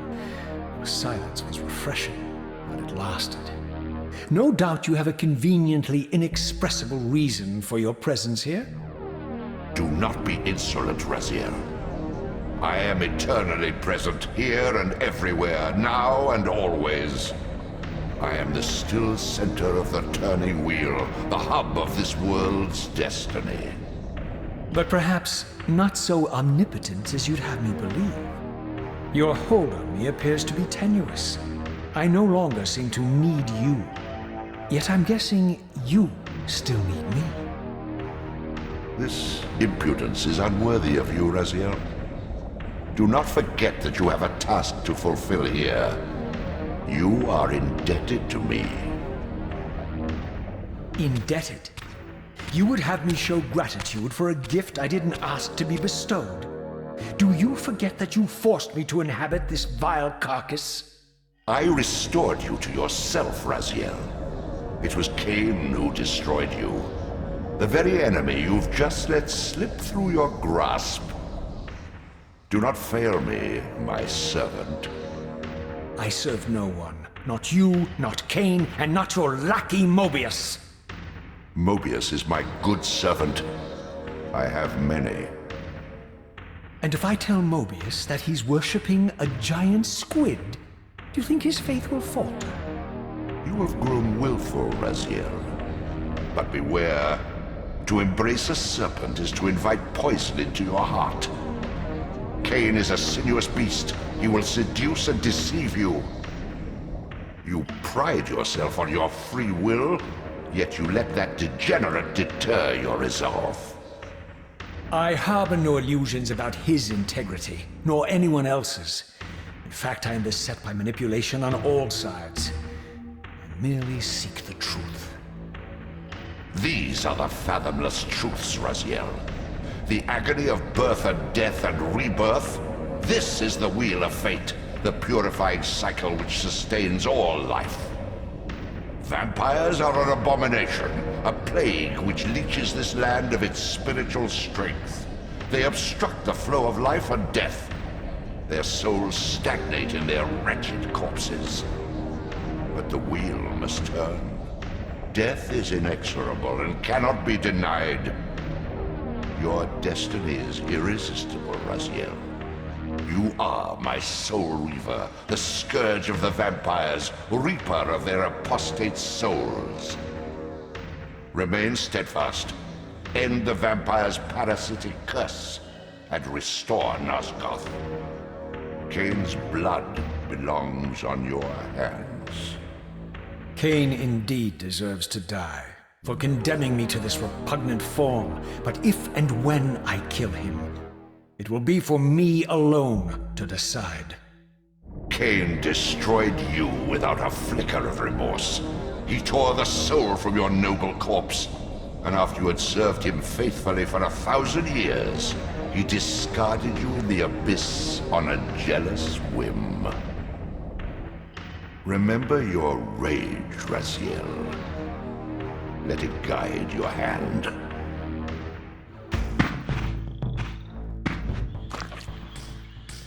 I surfaced into a very different landscape. The daylight barely penetrated the dense canopy of this forest. Here I discovered an ancient ruin, unmistakably one of Mobius's time-streaming chambers, but long ago sealed and abandoned to the encroaching swamp. I didn't currently possess the means to break this seal, but I thought in time that I might.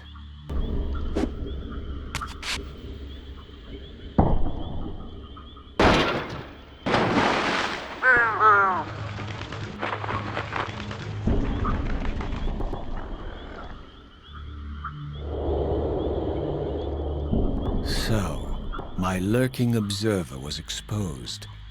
The creature vanished when he realized he was discovered, but I caught a glimpse of him, and his features were distinctive enough. This was the vampire Vorador, the monstrous assassin depicted in the stronghold. Strange that a creature brazen enough to assault the Circle single-handedly would avoid confronting me. Very well. If Vorador would not come to me, I would go to him. But first I needed to find some means of reaching that terrace.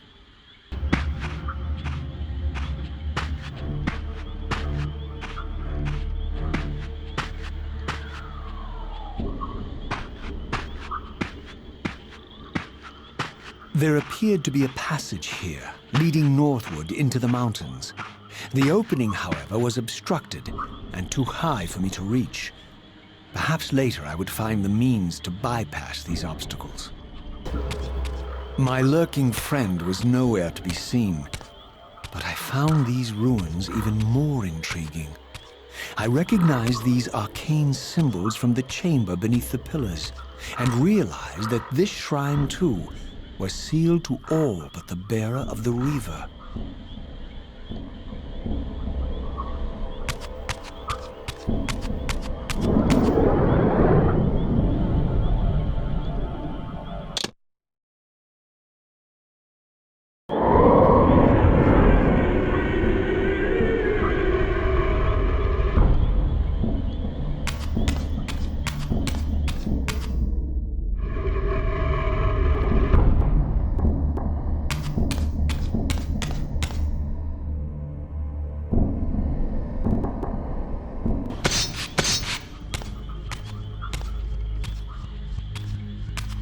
Throughout this ancient shrine, murals depicted the winged race and the apocalyptic war against their mysterious and equally inhuman adversaries. These winged beings, it seemed, were not only the architects of the pillars, but of this enigmatic place as well.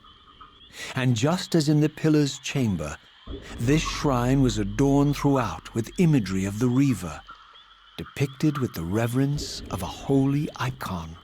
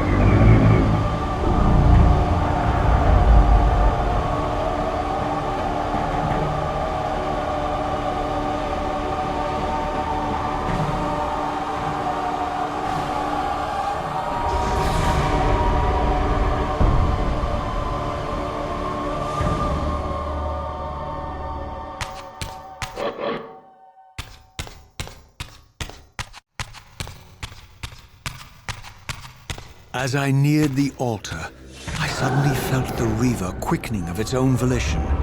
Just as in William's chapel, the balance of power tangibly shifted.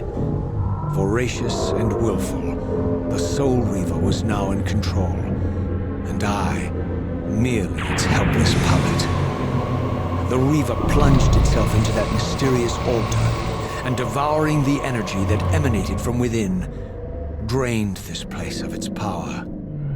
Thus sated, the Reaver released me, and I realized as I recovered control that these ancient shrines were forges, each purpose-built to enhance the Reaver with elemental power.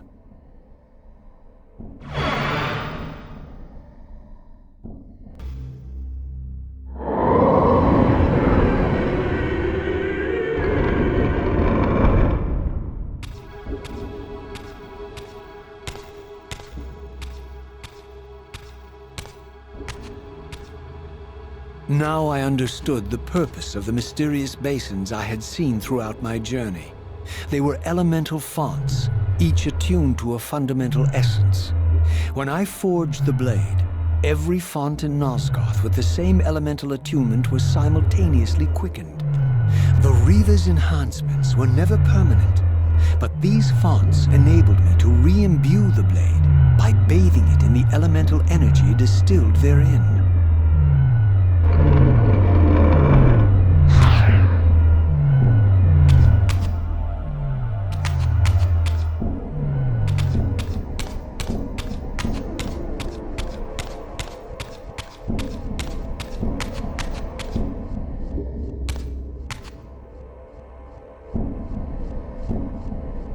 Concentric circles, one eclipsing the other. I recognized this symbol from the door sealing that other ancient shrine, the one I had seen in the lake outside the Sarafan stronghold.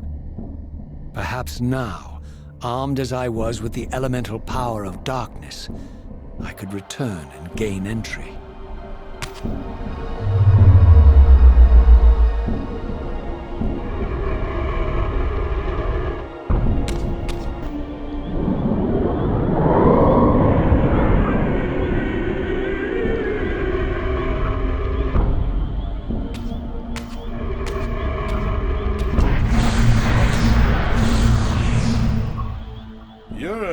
Excuse for a savior?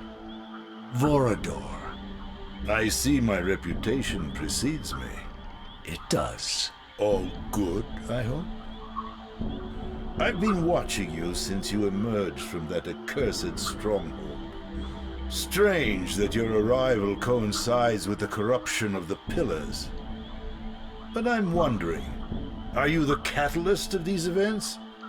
Or the answer to them? I don't know what you mean. I will speak plainly then. I distrust your origins, stranger. Seeing you crawl from the putrid depths of Mobius's keep makes me question your purpose here. And what should I make of your appearance? Not human, clearly, and more demon than vampire. And the Pillars. It is no mere coincidence that your arrival in that clearing heralded the Pillars' decay. And so I ask you plainly, are you the instrument of the Pillars' destruction, or their salvation? Neither.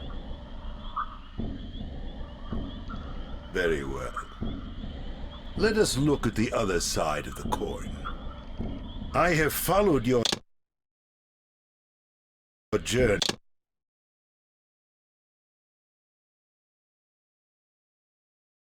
And watched as you blithely unlocked secrets that have been sealed and forbidden for thousands of years. The path you have been treading is open to only one being.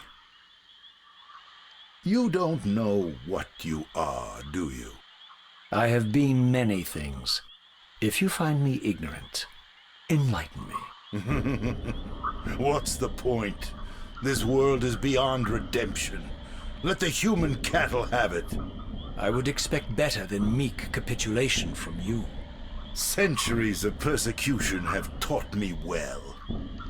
500 years ago, our race was nearly exterminated by the fanatical crusades of the Seraphan. And now the same sick drama unfolds again. In merely a decade, Mobius's cutthroat citizen army has nearly accomplished what the Seraphan could not. Vampires meddling in the affairs of men. Look where it's brought us. What am I to make of these secrets I've uncovered, then?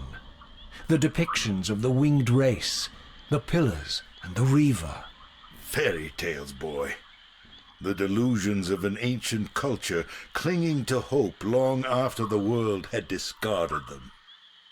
Their bloodline trickled away, until only one of the ancients remained, sustained solely by obligation and his unfaltering faith in the old prophecies. But you see, even if you are who you appear to be, it no longer matters. You're simply too late. Janos Audron, the Reaver Guardian, the last of the ancients, and my maker, was murdered by the Seraphan nearly 5 centuries ago. He alone would have the answers you seek, but his secrets died with him. I don't know how you've come even this far without his guidance, or without the Reaver, stolen these 500 years ago by the Seraphan. I'm afraid, my friend, that you and all of us are out of luck. I had no less reason to trust Vorador than anyone else I had met. In fact, the ancient vampire was the most forthright being I had encountered thus far. If Janos Audron was the key to all this, then I would find him, and Mobius's time-streaming device would provide me passage. But first, I had to find a way back into the stronghold, and I suspected I would find the means within the lake's mysterious shrine. I had to find a way back into the stronghold, and I suspected I would find the means within the lake's mysterious shrine.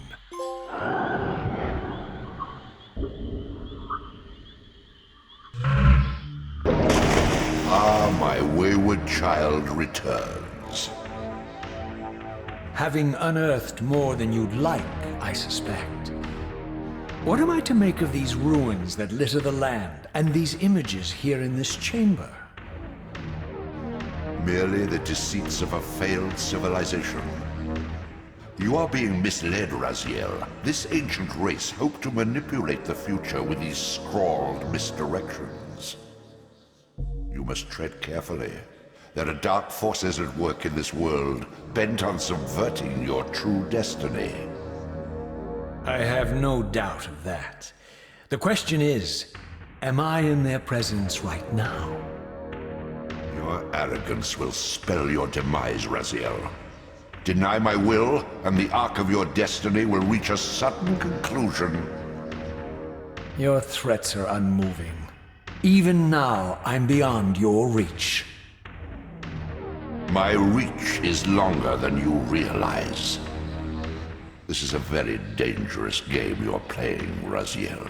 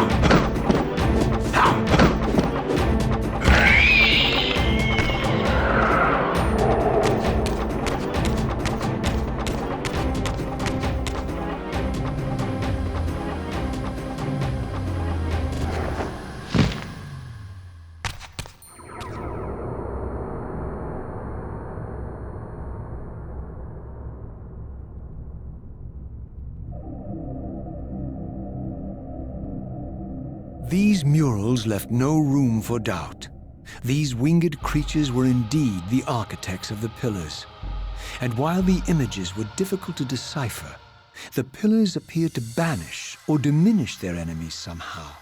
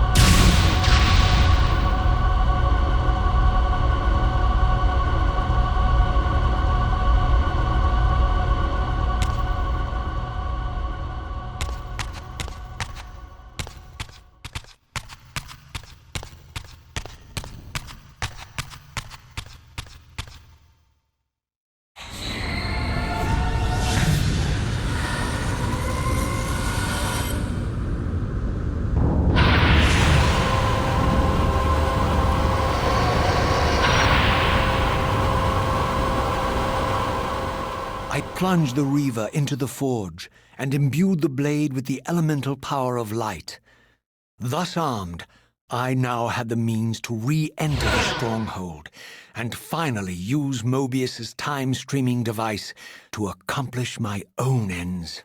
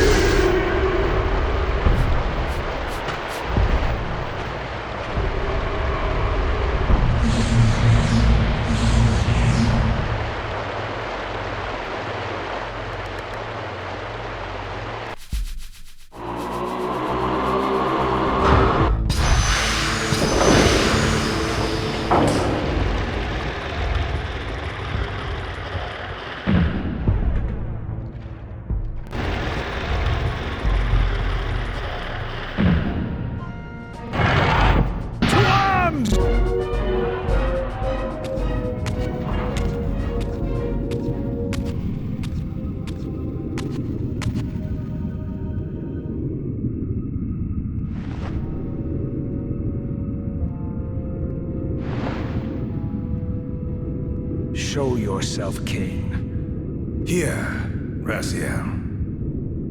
Everything is decided here. You cannot comprehend the magnitude, the rapture and the tragedy of this moment. And yet you must, if Nosgoth is to be dragged from the wreckage of its damnation. I understand only this, Kain. That you and Mobius have impelled me to this moment simply means I can trust neither of you.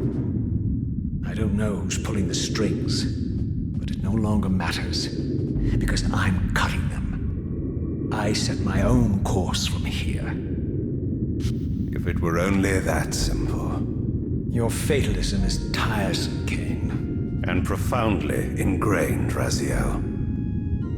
You must understand, our presence here doesn't alter history. You and I meet here because we are compelled to. We have always met here. History is irredeemable.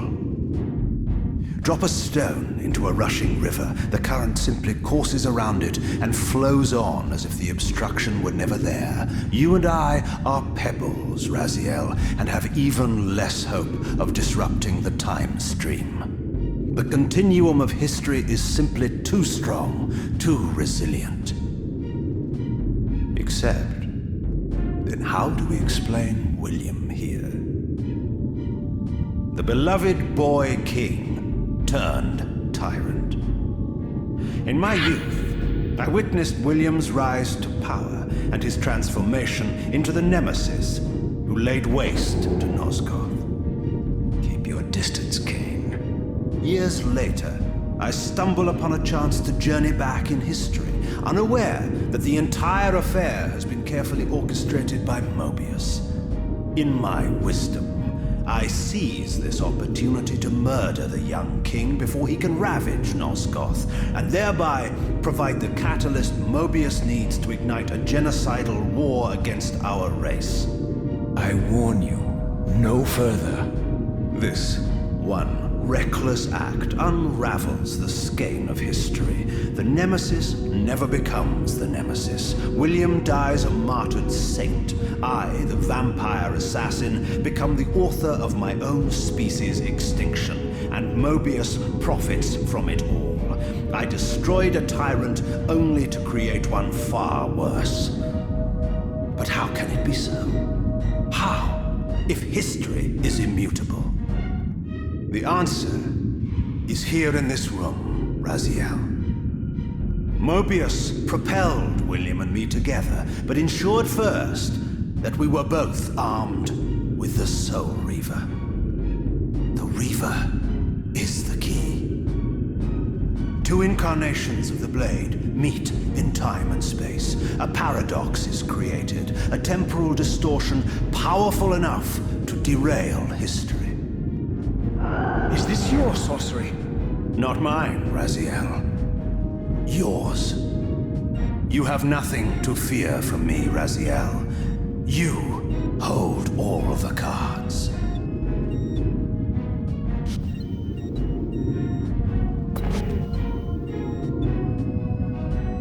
Then perhaps I should test your sincerity. If what you say is true, you should be terrified. I could kill you here and now. And so you do, Raziel. What's happening? We're hurtling towards our destinies, Raziel.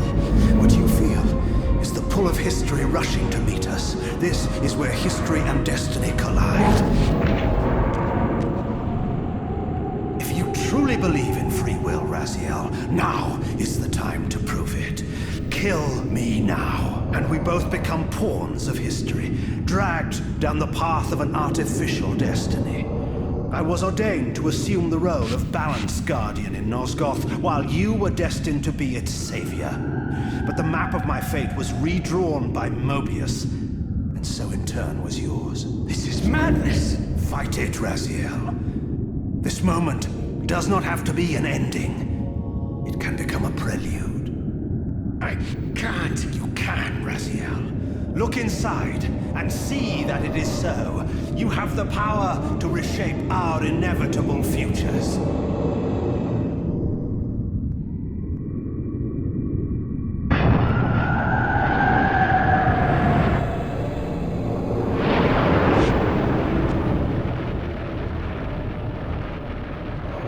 William.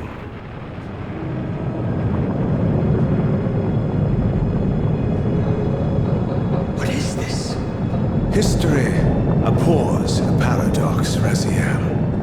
Even now, the time stream strains to divert itself, finding its old course blocked by your refusal to destroy me. The future is reshuffling itself to accommodate your monumental decision. This is where we restore ourselves, Raziel, and reclaim our intended destinies. It may yet be possible for me to assume my role as Balance Guardian and return the pillars to their rightful inheritors. To the vampires. And this is the destiny you have urged me to discover. I don't know what game you and Mobius are playing, Kain, but I refuse to be your pawn. Unlike you, I still revere whatever shred of humanity I've managed to preserve. You will not use me as the instrument of your messianic delusions. Very well, Raziel. I'll not ask you to trust me. Your truths are for you to discover alone. Humble words for one who presumes to teach me a lesson at every turn. Then continue your journey and learn your own lessons, Raziel. Remember, Mobius led you here, but you walk away unfettered. A champion of free will and conqueror of false histories. There is much more for you to unearth, if you have the heart for the truth and the will to see it.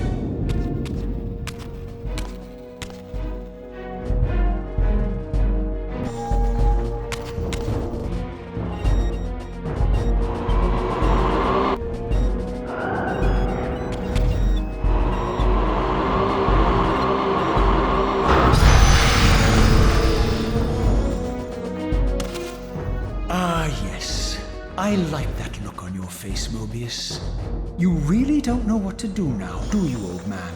Here you are, caught without your damn staff. And I suspect things aren't progressing quite as you'd hoped.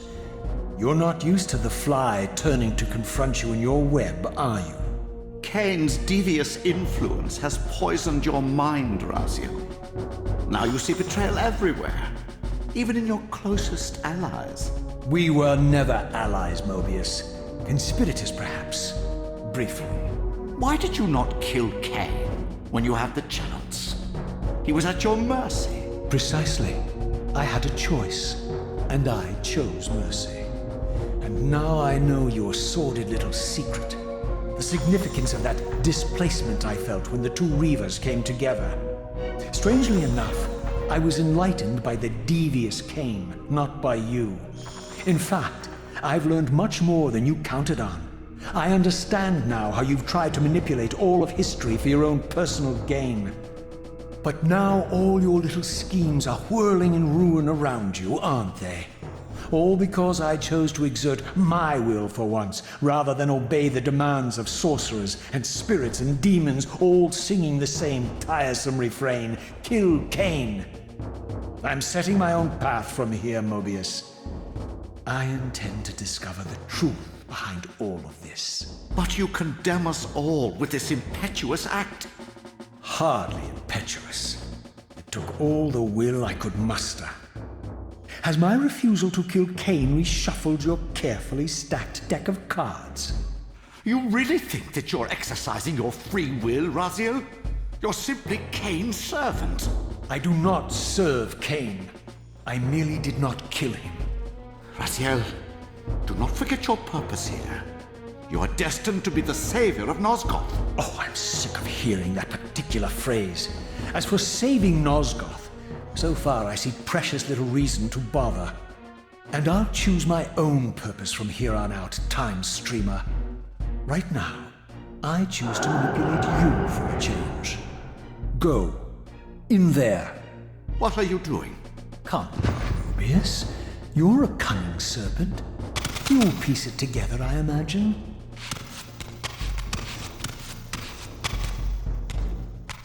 This era is of no further use to me. You will operate this device to provide me passage. I want to see the world in a simpler time, before the Sarafan began their crusade. And what about Kain? You're leaving your core behind? You kill him if it's so damned important. You need only touch the 2 poles of the switch, and the device will transport you. But I urge you to reconsider. You've lost your powers of persuasion, old man. Rot here and forget me.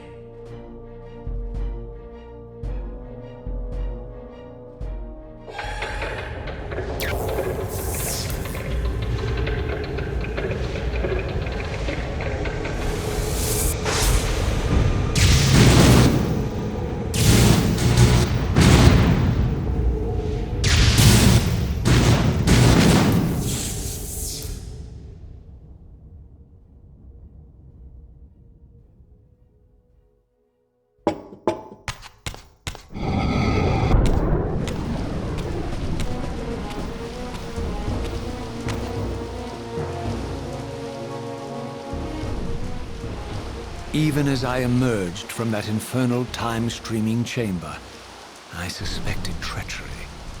The stronghold was vacant, derelict, and abandoned.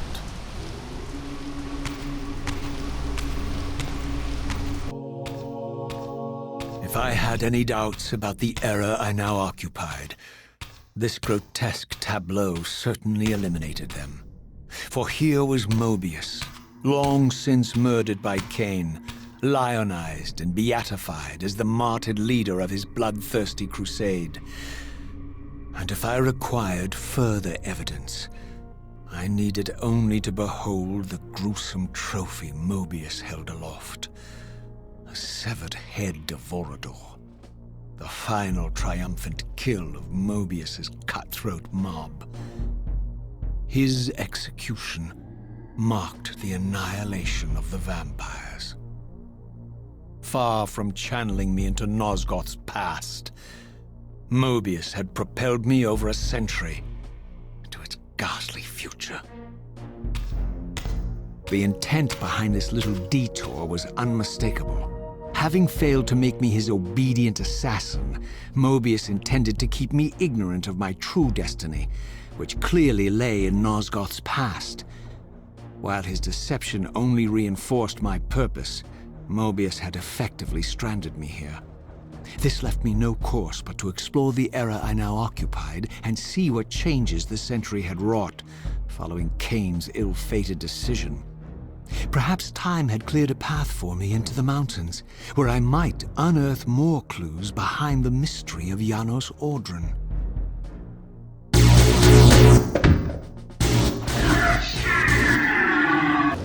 Raziel.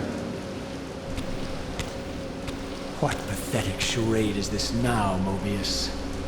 No charade, Raziel. Only the entreaties of this martyred spirit. Your pleas mean nothing to me after all your deceit. You have propelled me into Nosgoth's future, Mobius, and left me stranded here. I am truly sorry, Raziel, but it was necessary. Consider it the last valiant act of a doomed man. You have strayed from your purpose, and now behold the result. Gaze upon the wasteland you and Kain authored together.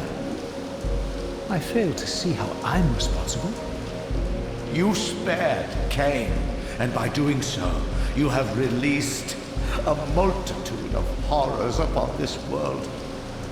I can accept that Kain has murdered me, Raziel. As the Time Guardian, I foresaw that incident long before it occurred, and I take some small comfort in the fact that Kain remains the sole survivor of his vile breed.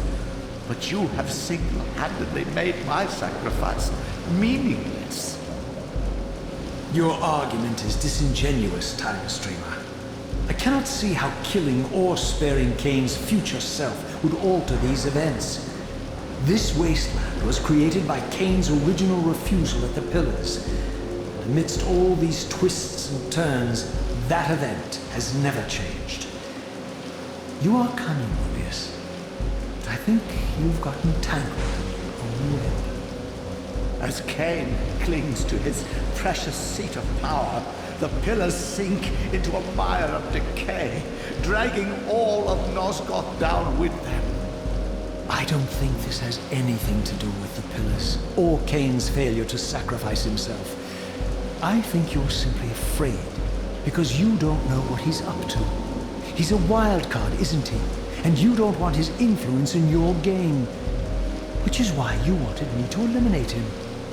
Well, now that he survived, you have no idea what's coming, do you? Maybe, for the first time in your entire life, you're terrified that he may have truly found a third option out of the dilemma you orchestrated for him. Kain's lies have addled your mind. Leave this place and trouble my spirit no more. If you even are a spirit, you've forgotten. I have a way to tell for sure. If you're willing to risk it. I didn't think so. Either way, you lose.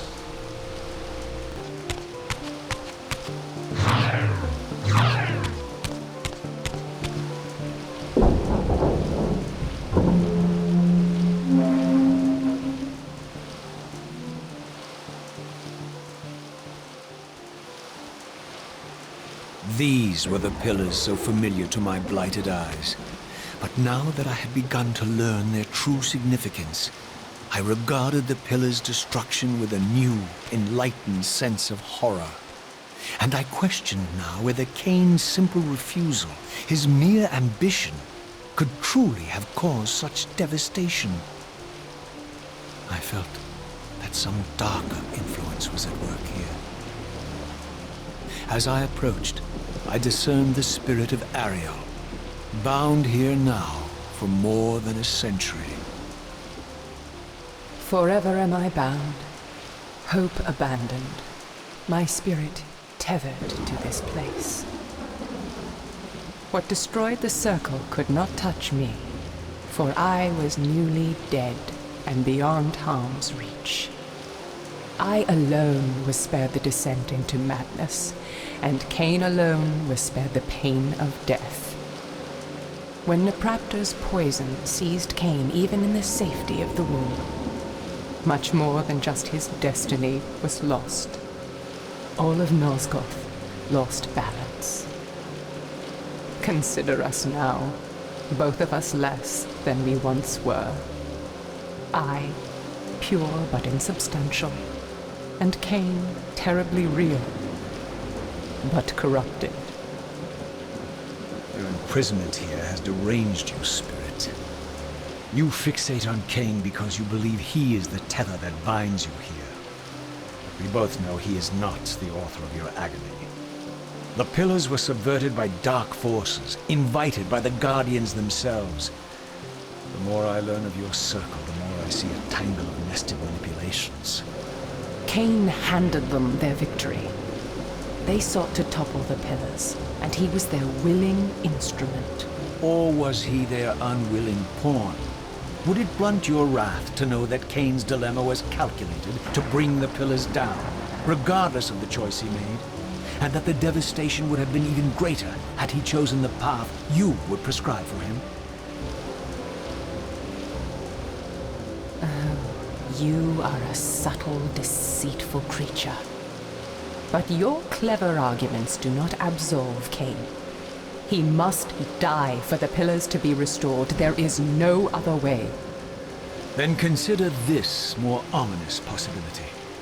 What if Kain's death does not restore the pillars? Consider that it may simply be too late, that this world may be beyond redemption, and that you may be bound here eternally.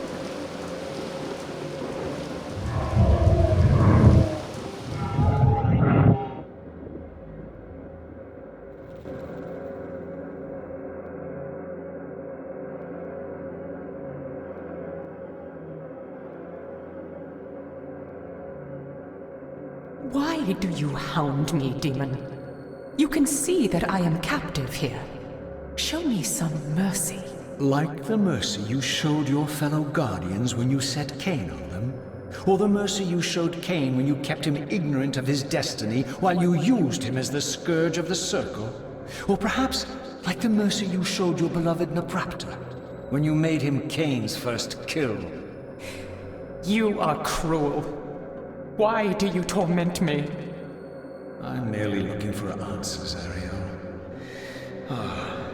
Very well. I'll leave you in peace.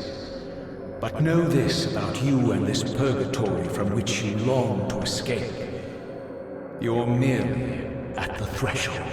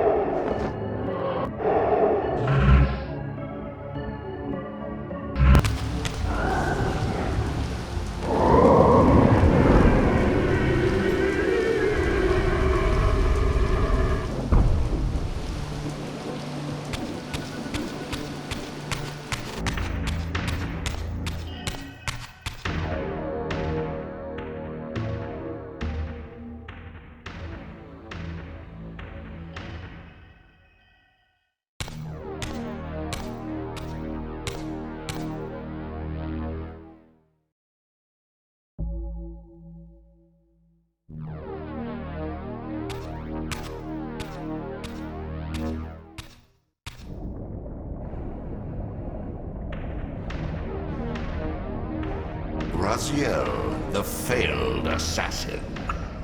You had Kain at your mercy, but lacked the courage to fulfill the act. And now you see the wasteland wrought by the tyrant's hand, by his selfish decision to preserve his own life, even when it meant sacrificing the whole world.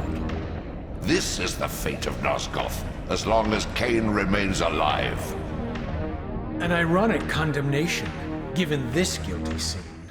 One would think you'd torn down the pillars single-handedly. What are you trying to obliterate as you drag your loathsome body through this chamber? And why, as Nosgoth descends into madness and misery, do you appear to thrive? Things in this world, I am learning, are rarely what they seem. You, apparently, are no exception. I am the engine of life, the source of Nosgoth's very existence.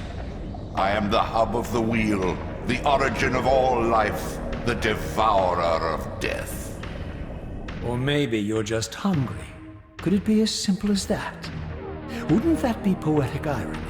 The great adversary of the vampires turns out to be the biggest parasite of them all. Do not test my patience, Raziel. I made you, and I will unmake you if I become so inclined. As your agent, I am beyond death. There are fates worse than death, Raziel. Oh, I see you now as you truly are. A cancer. A spooling parasite burrowed deep in the heart of this world. Go now. Play out your pitiful rebellion and take your place among the destroyed, the used, and the damned. But know this. You are mine for eternity. You have always been, and will always be, my soul Reaver.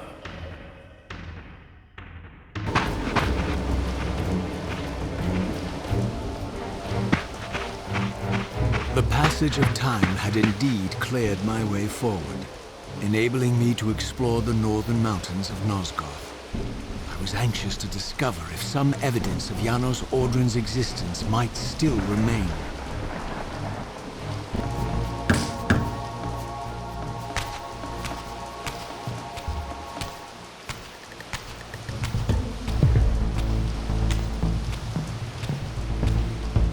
Here I discovered the quaint hamlet of Ustenheim, now long abandoned and collapsing into ruin. Legend claimed that Janos Audron terrorized its villagers until the Sarafan hunters ferreted him out and destroyed him. If there was any truth to the old tales, the lair of the infamous vampire would not be far away.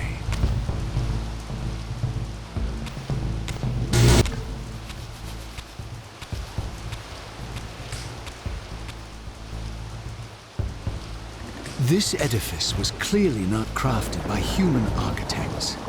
As the figure beneath the balcony silently attested, these were the aeries of winged beings. Undoubtedly, I stood before the mountain refuge of the legendary Janos Ordren. But the entire sanctuary lay in ruin, collapsed under the force of some ancient cataclysm. As I suspected, the time streamer's deception ensured that I was centuries too late to unearth anything of consequence here. With nothing behind me but the wasteland I had traversed, I resolved to press on and explore these canyons further. Oh no. Every time you turn up, something monumental and terrible happens. I don't think I have the stomach for it. No drama this time, Raziel. You are persistent, crossing time like this to follow me. Still waiting for that coin of yours to land on its edge. I'm biding my time. I see that Mobius has played a little trick on you. Yes. He clearly doesn't want me to meet this Janos Ordren. Perhaps. Or maybe he merely hoped that it would harden your heart against me, to see this wasteland which I single-handedly authored. My heart doesn't need hardening, Kain. If I even suspected that destroying you would make any difference, I would do it this instant. I knew you'd see through them, Raziel. Janos is indeed the key to your destiny, but you'll need to find your own way back into Nosgoth's past. Make no mistake, though, Raziel. You and I are now in great danger. We are irritants here. Malevolent forces are being marshaled to eliminate us. You talk as though we're allies. Regardless of your sentiments, Raziel, in their eyes, we are. Well, they're certainly trying to eliminate you, Kain. There can be no doubt of that. I am assaulted relentlessly with demands for your demise. Whatever it is that you're plotting, they're scared to death of you. As for me, I suspect they made a grave error when they allowed my unique resurrection. I don't think they know how to destroy me. You mustn't underestimate them, Raziel. And who exactly is this diabolical they to which we keep referring? If there's some grand conspiracy going on, the right hand doesn't appear to know what the left is doing. Even Mobius seems to be caught out at every turn. Mobius is a puppet, Raziel. Haven't you realized that yet? That's the sweetest irony in all of this. Nosgoth's great manipulator is their plaything. But the ones pulling the strings haven't shown their faces yet. They don't like us unwriting their carefully choreographed history, though, do they? You must understand, Raziel, we haven't unwritten history, we've merely rewritten it. The future flows around our petty actions, finding the path of least resistance, while admitting only the slightest alterations. This is the reshuffling you felt when you refused to kill me. And remember, Raziel, we are irritants in this regard as well. History will not allow the introduction of a paradox. And if events cannot be reshuffled to accommodate the change? It is the irritant who's expelled. Bear in mind that this may be exactly the outcome our enemies are trying to provoke. We must tread very carefully.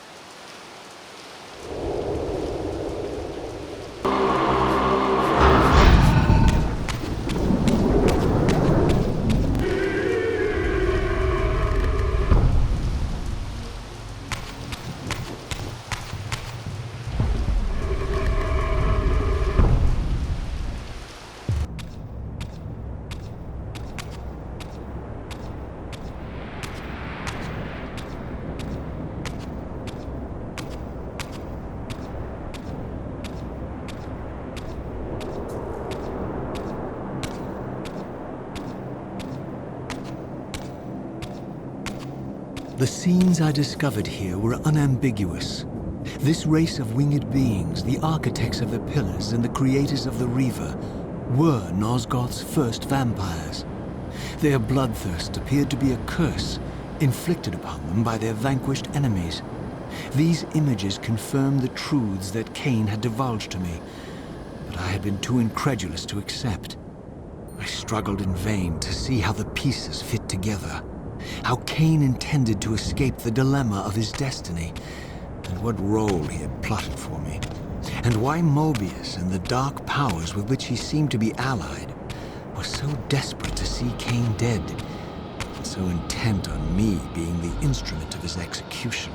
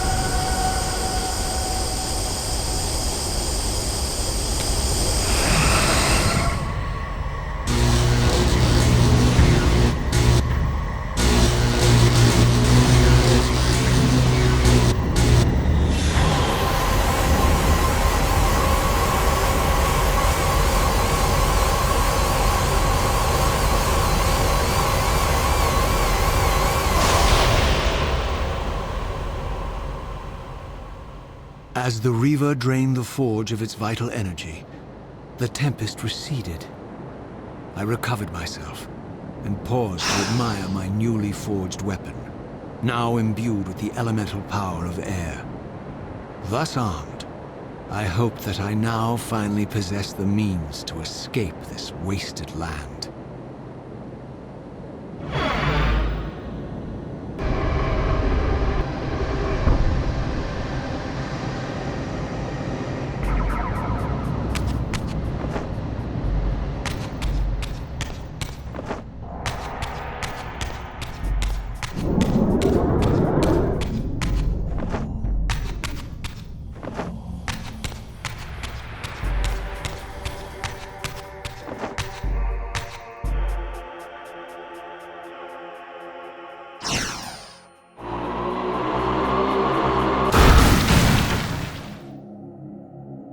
This elemental Reaver, I discovered, had the power to obliterate barriers that were cracked or compromised.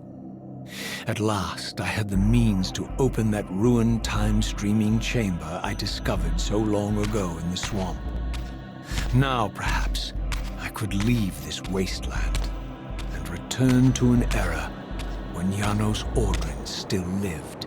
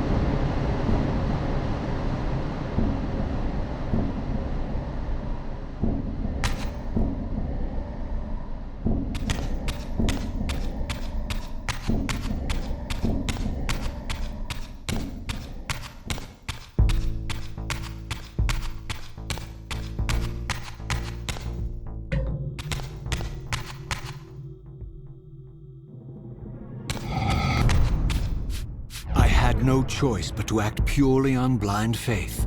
There was no way to tell what error this device was tuned to, and I had neither the knowledge nor the means to set the machine myself. I hesitated only briefly. Then, throwing the switch, I hurled myself into oblivion and relinquished my will to the hand of fate.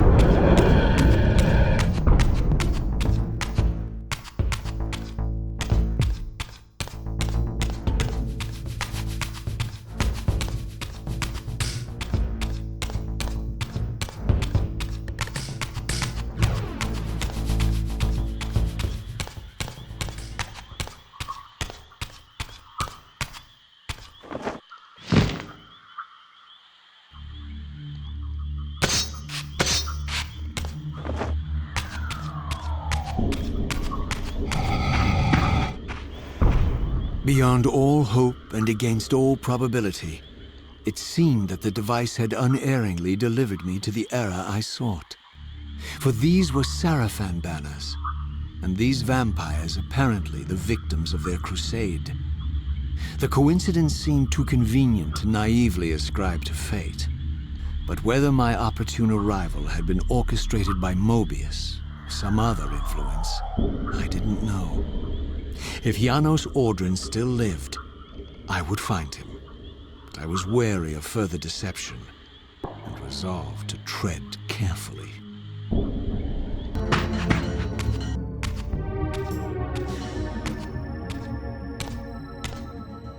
For all the butchery of Mobius's crusade, this massacre was somehow more chilling.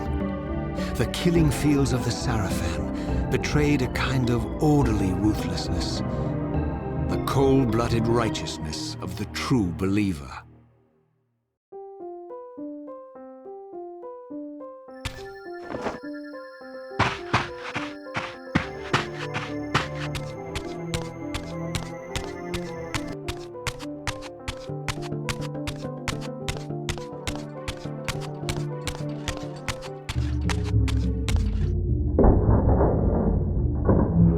There's another one! Here at last, in the flesh, I beheld my former brothers in arms, the warrior priests of the Sarafan Order, their lives devoted solely to the annihilation of the vampire plague. And while I confess, I felt a twinge of longing, a pang of grief for what I had believed was my lost virtue, I regarded them now with none of the reverence I formerly felt. For I had seen the human face of the vampires, and now I beheld the monstrousness of these men.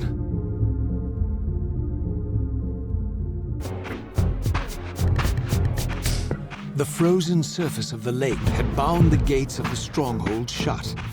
The Sarafan surely had some other means of entry. This was the only one known to me. To infiltrate the fortress, I would need to find some way to release these gates from their icy bonds.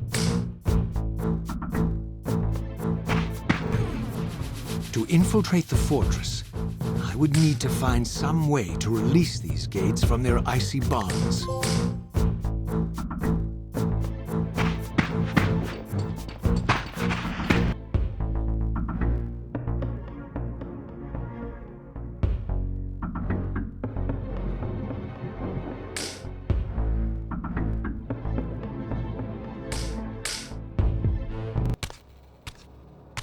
After my long journey, I finally stood on the threshold of enlightenment. For here was Janos Ordrin's mountain retreat, intact and unblemished.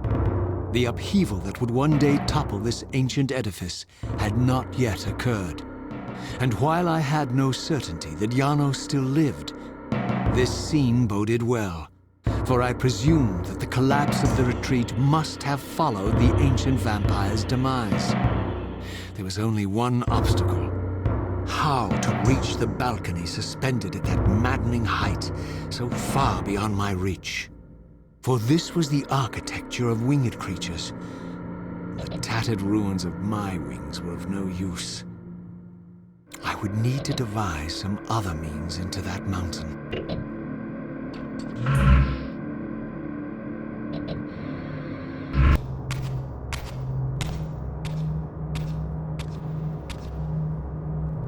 The mountain's interior was hollow, I discovered, and graced with soaring architecture unique to its creators.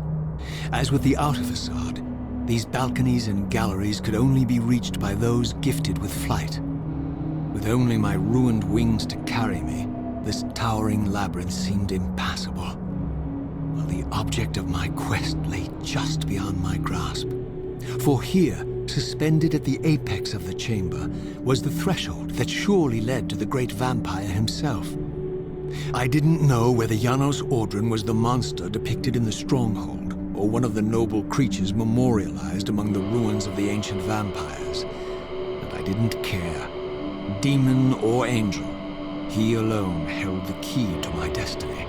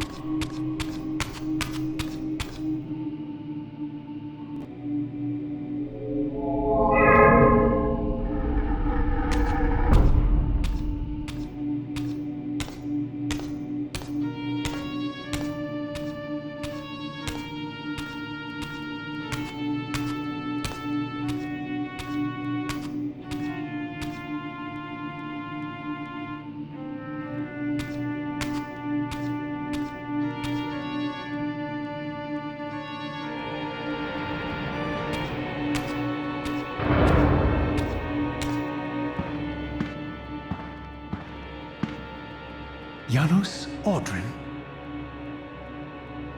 It is heartening after all these years to hear my name spoken without contempt. Raziel? My child, what have they done to you? I have been dragged through hell and back. All it seems to reach this moment, but I don't yet know why. For thousands of years I have waited, alone here, losing faith. At the time of the binding, 9 guardians were called to serve the pillars, and I was summoned as the 10th guardian, the keeper of the Reaver, the weapon of our salvation. Over time, our race died out, until I alone remained, sustained only by my obligation to you and by my guardianship of the blade. And the other 9? Why did their guardianship not sustain them? I don't know. As our race dwindled, the humans prospered. I have watched over the centuries as our history faded into myth and finally receded altogether. The humans have forgotten us entirely and claimed the pillars for themselves, wholly ignorant of their true purpose. To them, I am merely a devil, the origin of their vampire plague. Why would the pillars summon human guardians then, if they are meant to be served by vampires? The pillars choose their guardians from birth, Raziel, and vampires are no longer born. This is the crux of our dilemma, and this is the terrible irony. With their vampire purge, the members of the Circle have assaulted the very architects of the pillars they are sworn to protect. They have embarked on a treacherous path. With every vampire they kill, the humans are slitting their own throats. They know I'm up here, beyond their reach, and it terrifies them. You can see how they flaunt their kills to torment me. Or perhaps simply to lure me out. They have this foolish notion that destroying me will somehow topple our entire bloodline. Thankfully, we're not that fragile. I have seen them mustering their forces in the village below. Yes. I don't know what they're plotting, but I fear our time may be bitterly short. Mankind seems to have brought you only torment and grief. You must hate them. They fear what they don't understand, and they despise what they fear. But no, I do not hate them. Vorador does. He has suffered much. He cannot forgive them. Should they be forgiven? They don't understand what they're doing. They are simply unenlightened and vulnerable to manipulation. So, it's all true then, what Kain and Vorador have told me. I really am some kind of unholy vampire messiah. Unholy? No. Messiah, perhaps. I don't like that word. It smells of martyrdom. Raziel, your role in this world's destiny is more crucial and more benevolent than you've allowed yourself to believe. Your journey will not be easy. Dark powers are allied against you. But I think you already know this. You appear to have been cruelly tested.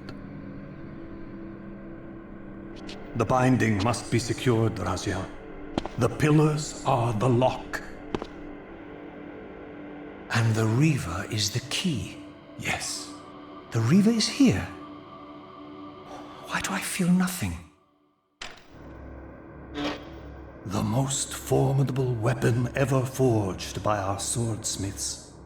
They infused the blade with vampiric energy, empowering the Reaver to drain our enemies of their precious lifeblood.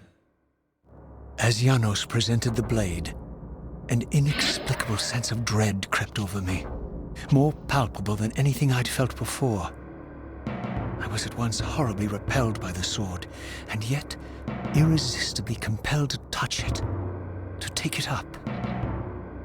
Please, take it away from me.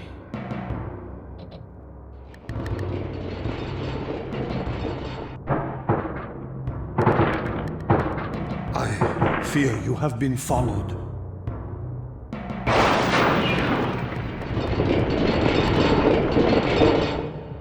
You must save yourself, Raziel. Janos! No!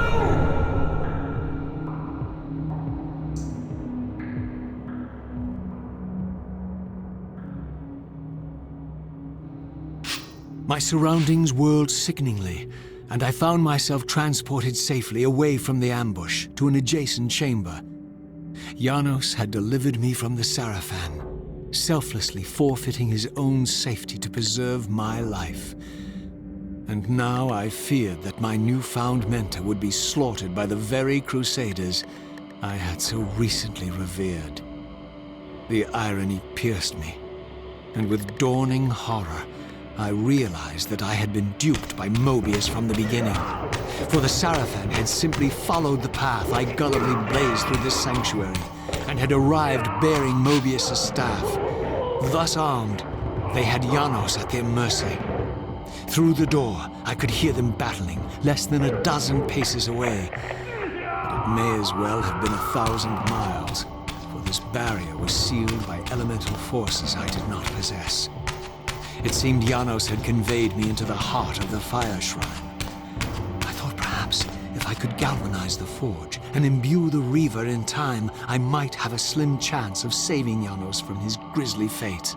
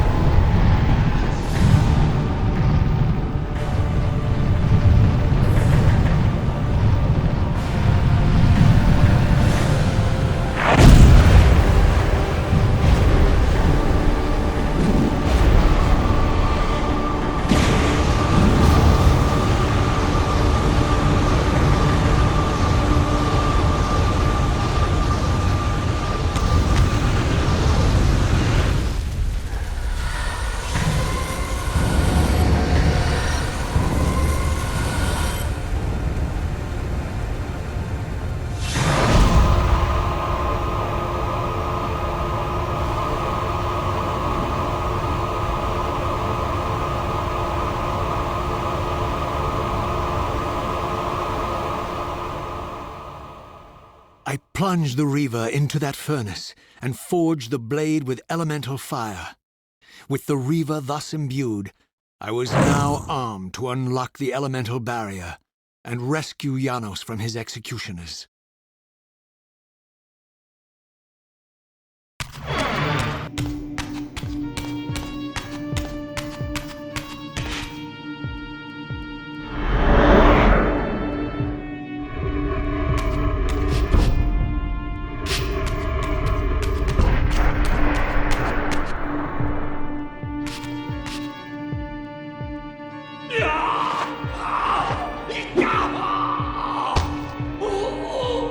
Hold him!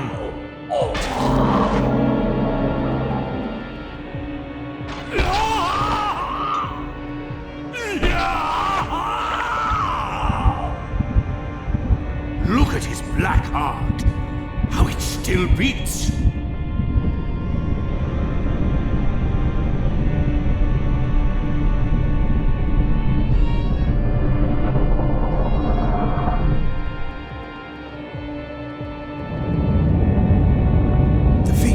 To bury us alive.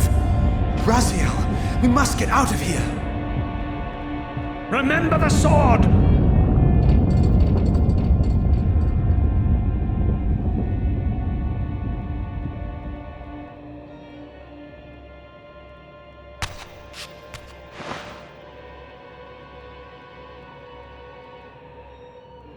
Forgive me.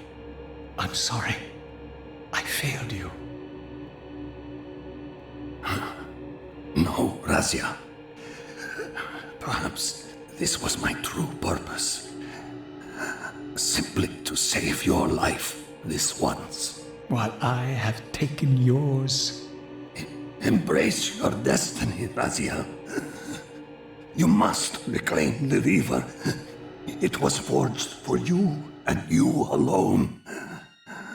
Without it, there is no hope.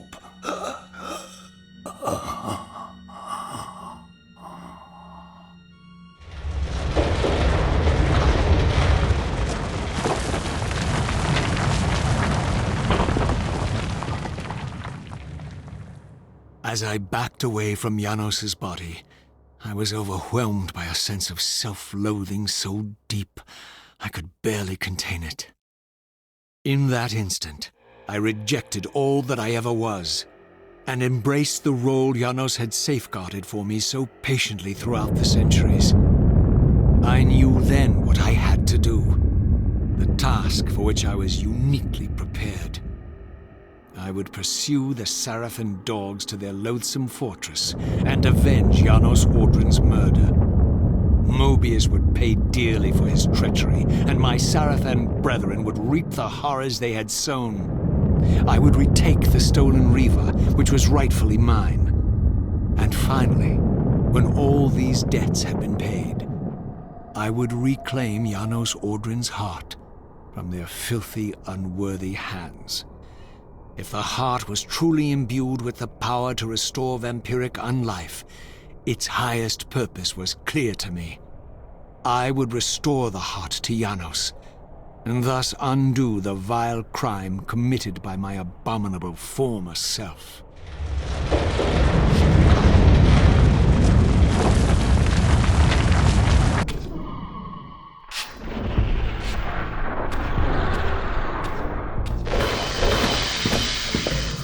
We've been expecting you, little Raziel.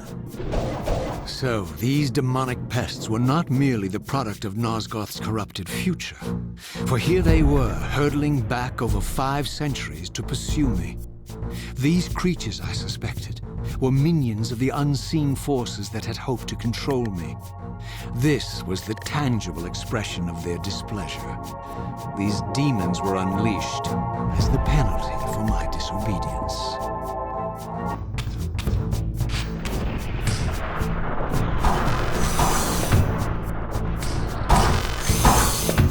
Do you really think you can save Nosgoth? Let me enlighten you, poor Raziel.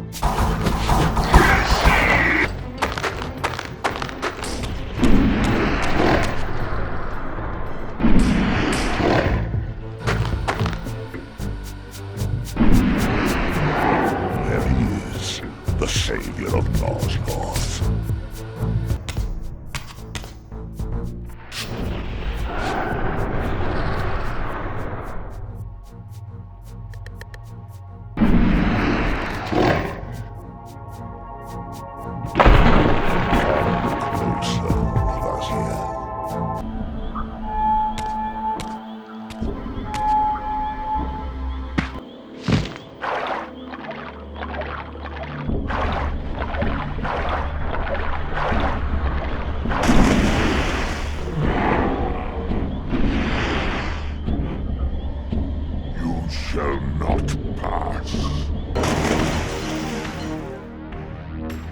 You have failed me, Raziel. I wonder, Old One, did you truly resurrect me, or were you simply there when I awakened from my torment in the abyss?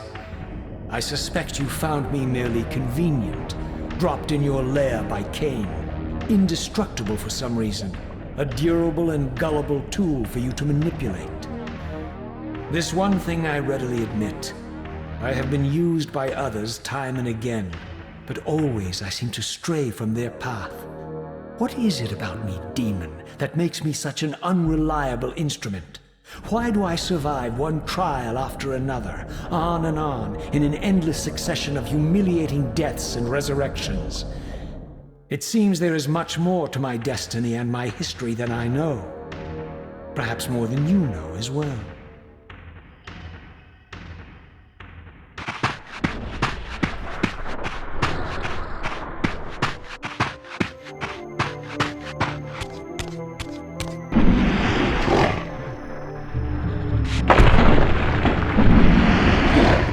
He thinks he can change his destiny.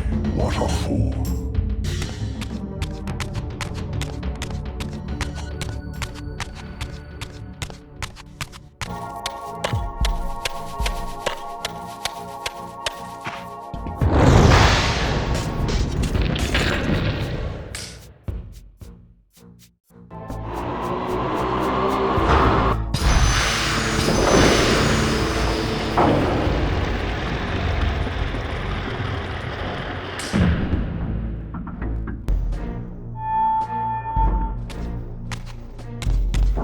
Suddenly and inexplicably, I discovered the Reaver suspiciously laid across my path. Again, I sensed nothing of that temporal distortion, the peculiar sense of displacement I had felt when I encountered the Reaver in William's chapel. Cornered here with the blade, I suffered the same nameless dread that I had experienced when Janos first presented the Reaver to me. I felt at once repelled by the blade, and yet overwhelmingly compelled to seize it. So, Raziel, here we are, finally. You have no choice but to confront me now, and I am not so foolish as I've let you believe. We have business to conclude. You knew I would lead the Seraphim to Janos, you vile bastard. You've been orchestrating my every move.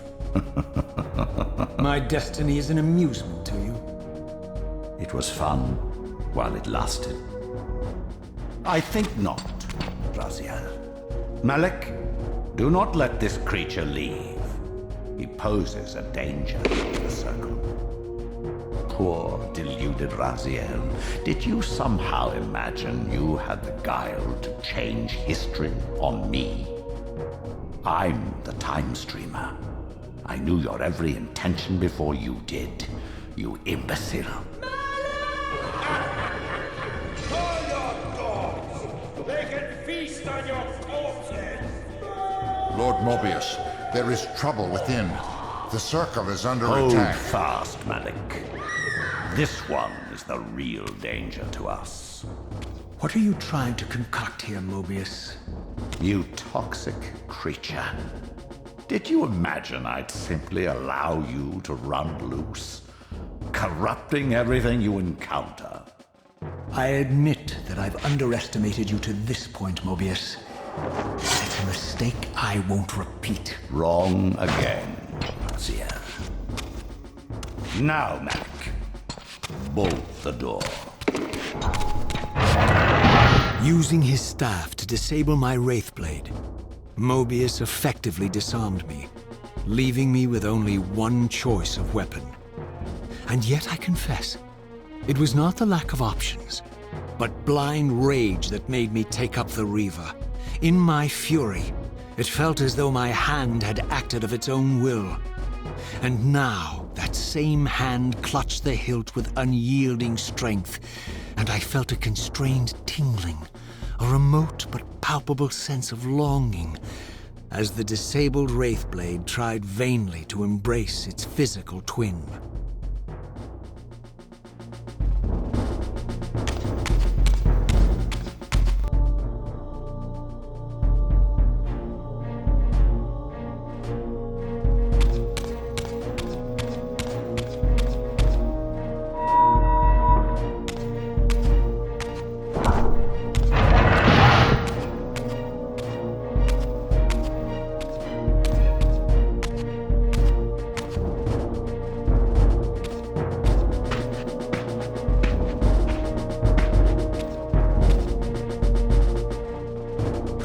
take your revenge, demon? Back to hell with you!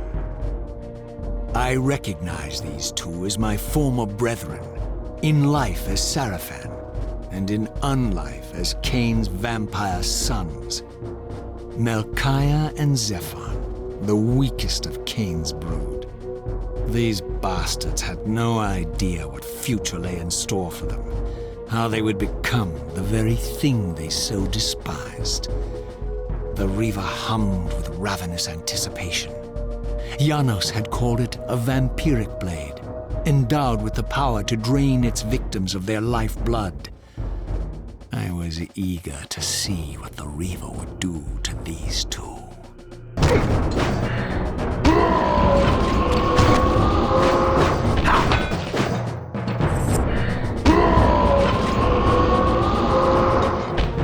As Melchiah and Zephon fell before my blade, I felt the Reaver's bloodthirst as keenly as I ever had when I was still a vampire.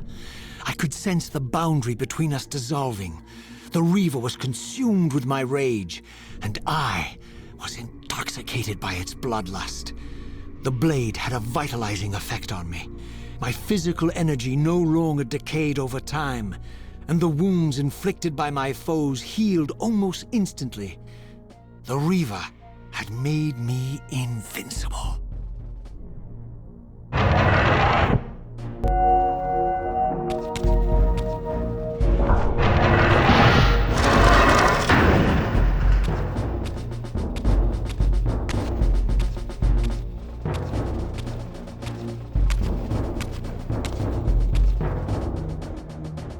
Have you come to reclaim the monster's black heart? You'll have to get through us first. My former brethren, Duma and Rahab, confronted me next. This all seemed so elegantly choreographed. Exhilarated by the Reaver, I was drunk with revelations. I could finally appreciate the delicious irony of Kain's blasphemous private joke, and I reveled as I colluded with him across the centuries. For it was I who put these bastards in their tomb, thus providing the corpses for Kain to raise as his vampire sons a millennium from now.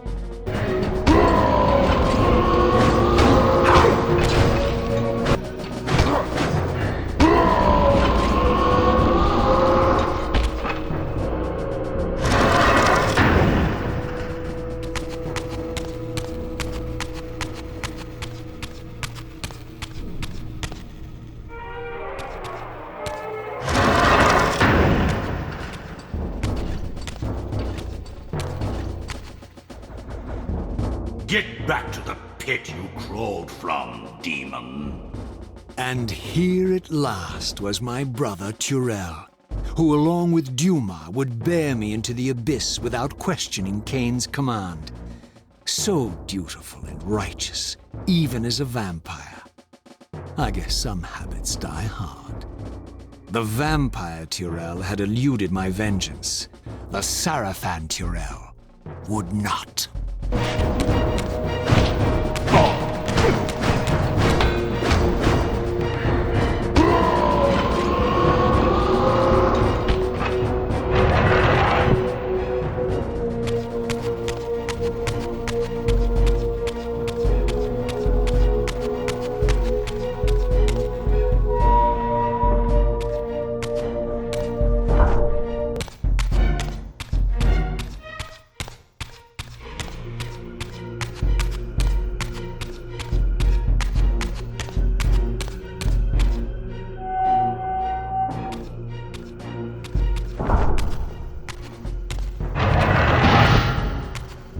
So, vampire, here we are. You've destroyed my brethren, and now you've come for me.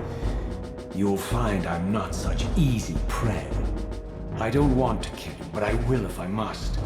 Return the heart to me, and we can end this now. So, you've come to avenge that filthy parasite and reclaim his foul heart. You're a righteous fiend, aren't you? Apparently I am. No, vampire. This is where it ends, but you won't be leaving this room. Now, let's finish this. I'll make it mercifully quick. As you did for Janos? No, that beast had eluded us for far too long. It would have been a shame to end him too quickly. It's ironic, really. The great Janos Ordrin turned out to be no challenge at all. Thanks to you. Did you hear his cowardly screams when I tore that black heart out of his carcass?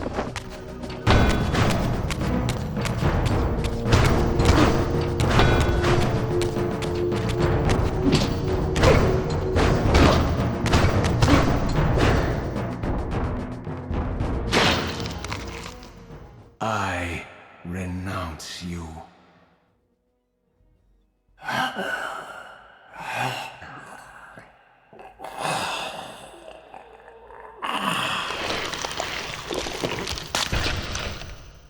And so it ends. My history comes full circle.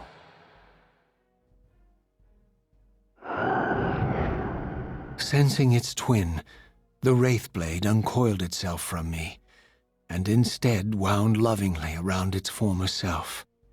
I felt its grip loosen, and as the blade left me, its absence chilled me more than its presence ever had.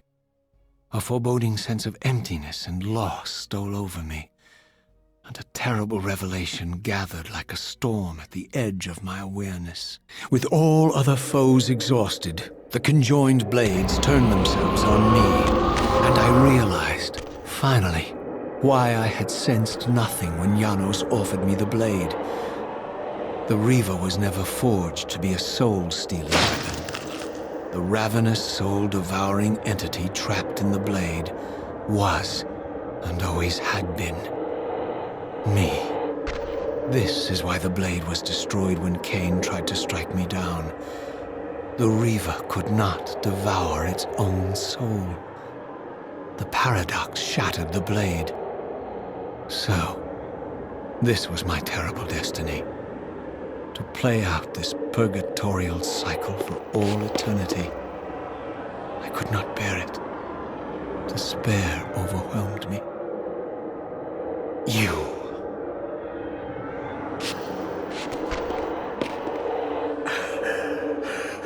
Are you enjoying this, Kain? Don't fight it, Raziel.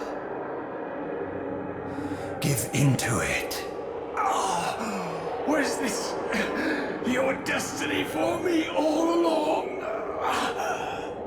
Trust me. I felt myself weakening, unable to hold on any longer. The Reaver was too strong. The compulsion to simply let go, too great. And then, a growing sense of vertigo and the familiar displacement. The paradoxical moment when my twin soul hovered both outside and inside the Reaver blade. This was the instant, the glimmer of temporal distortion Kain had been counting on all along. This was the edge of the coin, the minute flicker of probability upon which Kain had gambled everything.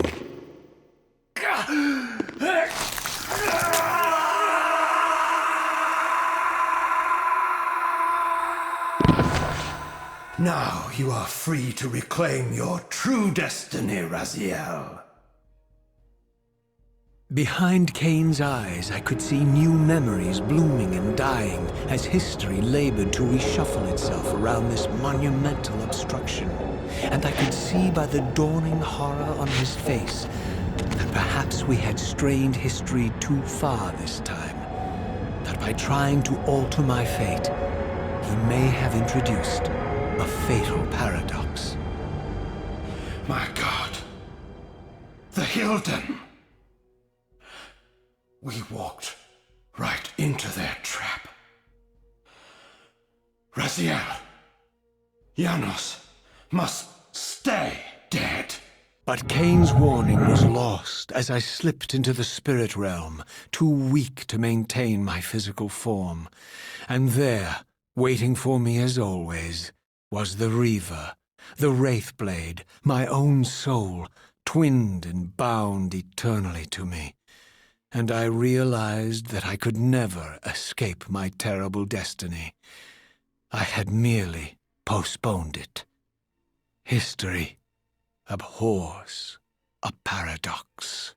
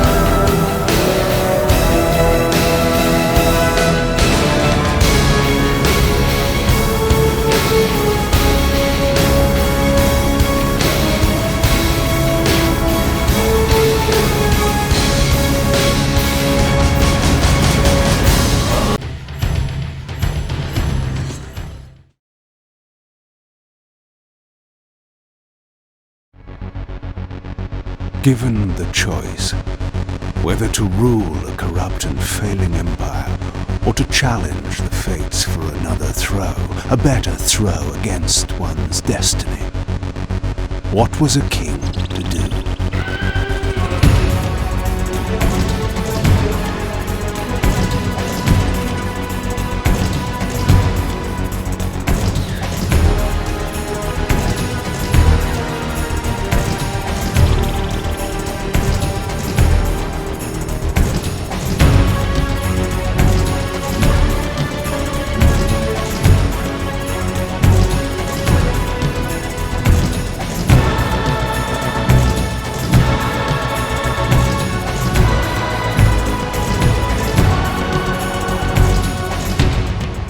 But does one ever truly have a choice? One can only match, move by move, the machinations of fate, and thus defy the tyrannous stars.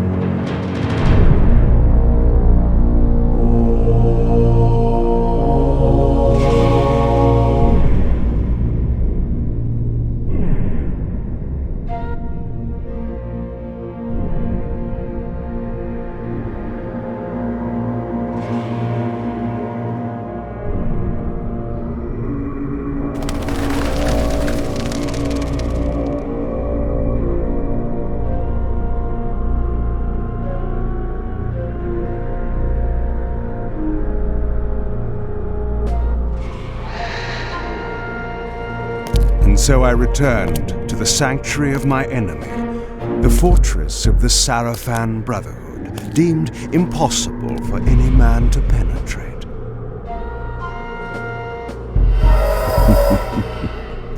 Impossible for any man.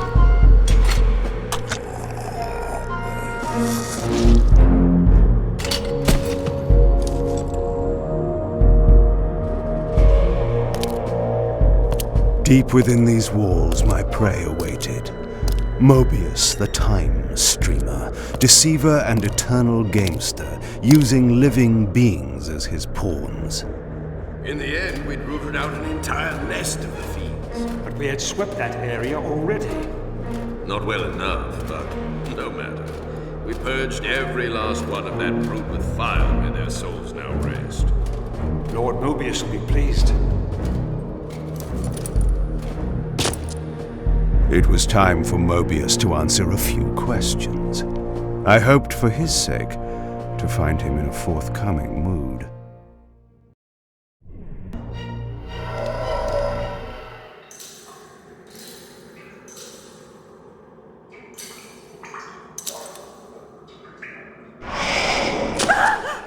Help me! Help me! Oh, please, no! From time to time, it is necessary to feed. And the unusual event of a feast prepared by the Sarafan must be savored.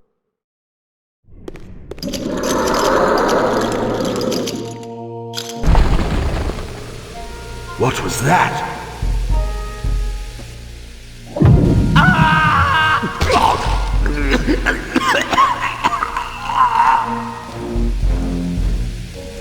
The touch of water is like acid to a vampire. I had to find another way to pass. This passage undoubtedly led to the time streamer. My prey was nearly in my grasp. But the door had been sealed by a blessed barrier. As I approached, the Reaver resonated in response. Perhaps its dark sorcery could dispel these holy barriers.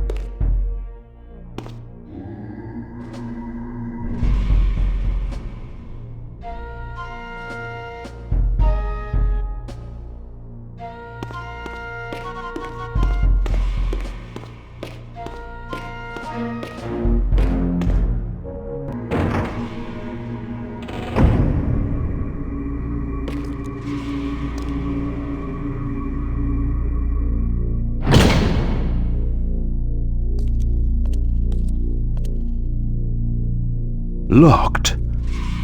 What a love of doors these pathetic humans have.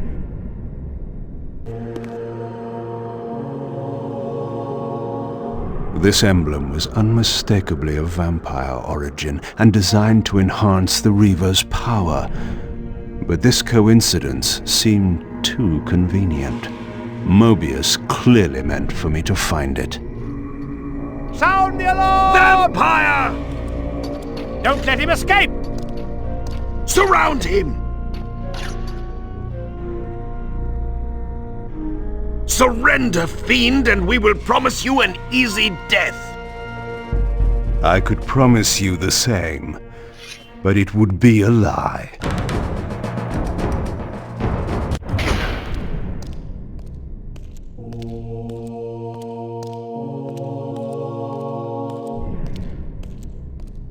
This door had been equipped with a singular lock, requiring an unusual key.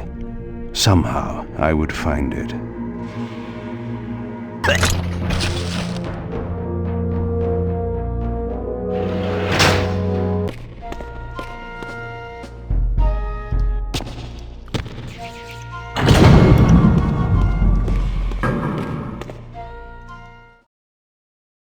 Yes, I understand.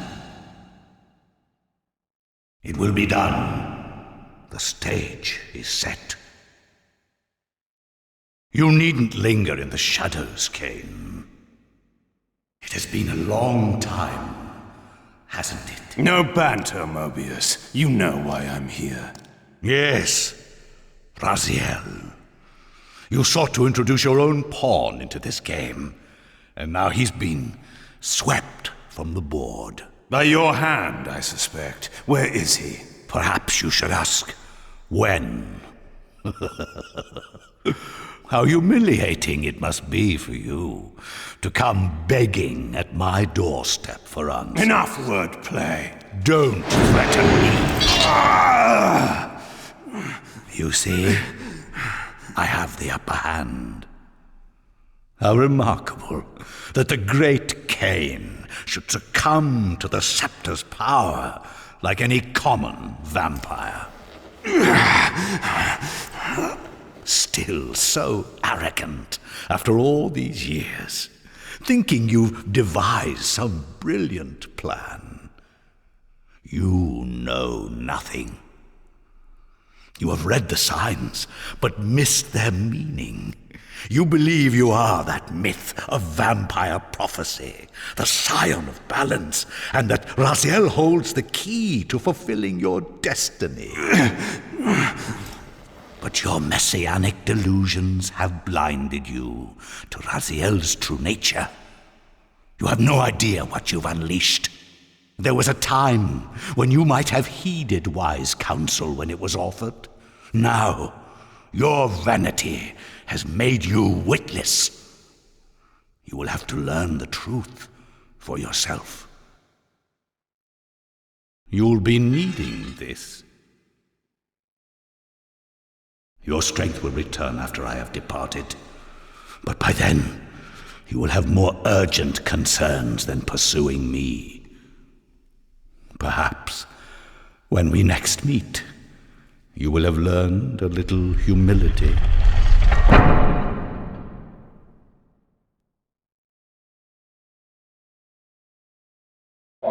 These strange creatures seem to manifest from the very shadows.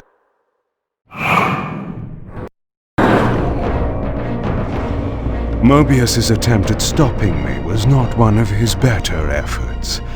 When I found him, it would be my turn to offer a few surprises.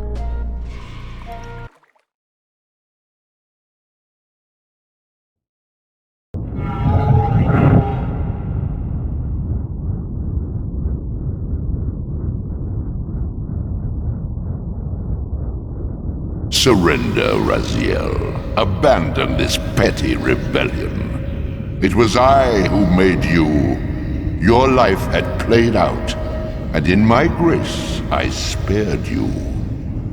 You are my Reaper of Souls. You have no other purpose, no higher destiny. Just this. Accept your calling, Raziel. Let go of these vain hopes. Relinquish your will, and feed. No. What do you profit from this defiance? There's some grim satisfaction in infuriating you. My patience is eternal, Raziel. How many eons can you bear to languish here? The wheel of fate must turn. All are redeemed in the cleansing agony of birth, death, and rebirth. This is the engine of life, the purifying rhythm of the universe to which all souls are irresistibly drawn. Yours is a necessary and noble function, Raziel. Enough of your sermonizing. Are you trying to bore me into submission? Why must this game go on? We both know what you are. You're no better than the vampires you so despise. A voracious parasite, cloaking its appetite in a shroud of righteousness. I refuse to do your will. I can see into your heart, Raziel. It is not your will, but cowardice that keeps you here. How so? You know what fate awaits you when you leave the underworld. That phantom weapon you bear is a constant reminder, isn't it? The sword is waiting for you out there somewhere, and you tarry so as not to meet it. I could not deny it. As long as I lingered here, defying my captor, I was able to postpone what I feared was my inevitable doom. To become the ravenous spirit imprisoned in the Reaver blade. But that sentence was no worse than the stalemate I now endured. Better to face one's destiny than cower from it. Harvester of souls, I created you. And to this function, my angel of death, you will return. Enough. Yes, I submit. Very good. Indulge your hunger.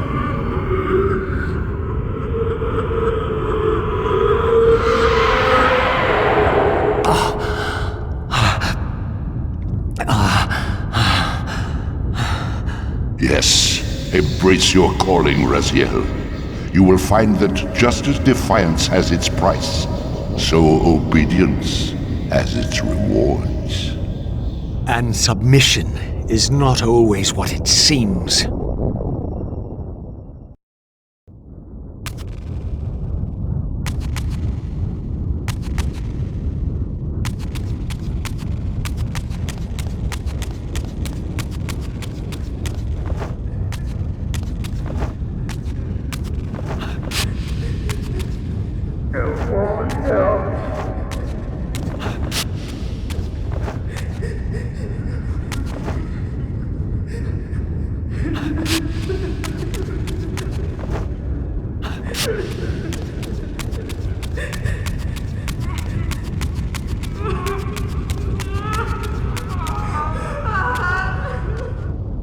Below me swirled an ominous-looking mist.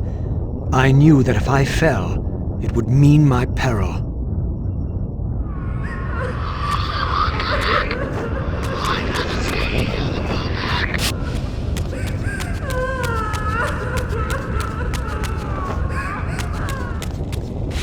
Do you believe your worthiness is so easily proved? Your way is sealed until you have offered further evidence of your obedience. I must feed you before I depart this place. You must feed yourself, Raziel. The wheel must turn. Ah, now you understand.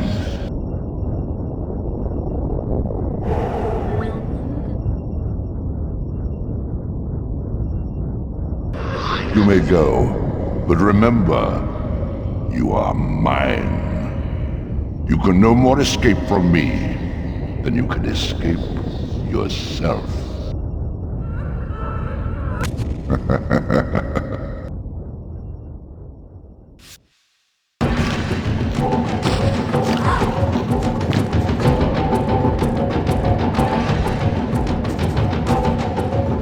You want this room cleared of its vermin.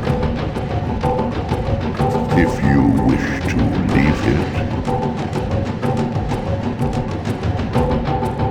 Your will be done. My good servant. You see? Obedience brings prompt rewards.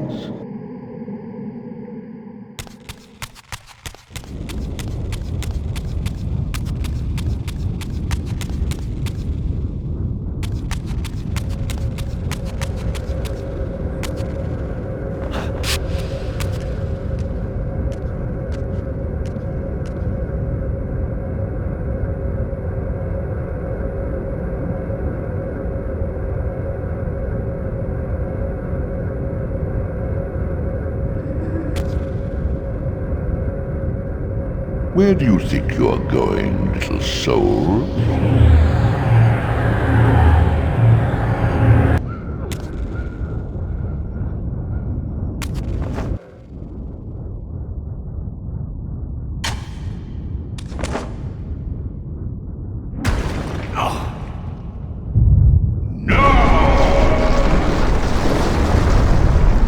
Clearly my escape had not been anticipated, or my benevolent master would not have expended such efforts to prevent me from going. And if my departure displeased him, then that was a victory, however small, for me.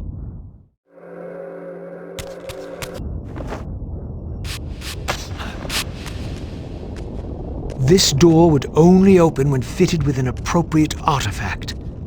But to use such an object, I would first have to find a way back into the material realm.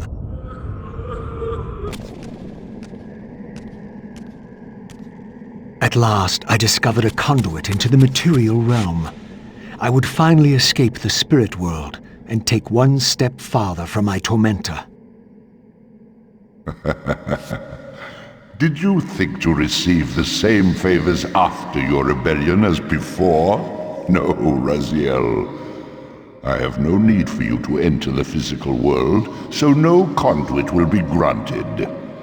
You serve me adequately as a wraith, and a wraith you will remain. So, my restraints had not been removed, only loosened. I would not be held prisoner in the spectral realm. There had to be another way.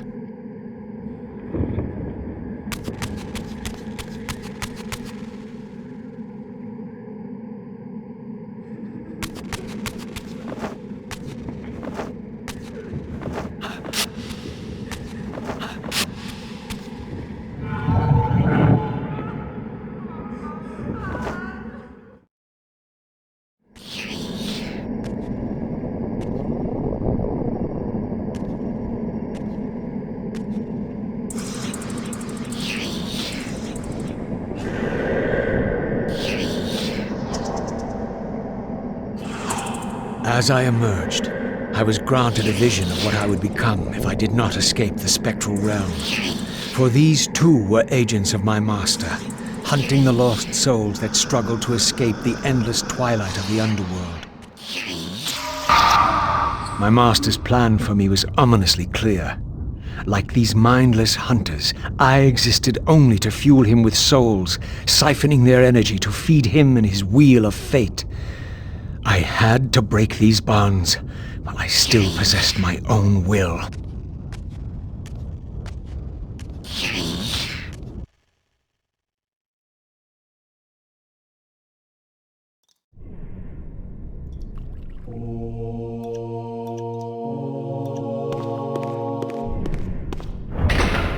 This artifact seemed as though it was made for that unusual lock. Now the door could be opened.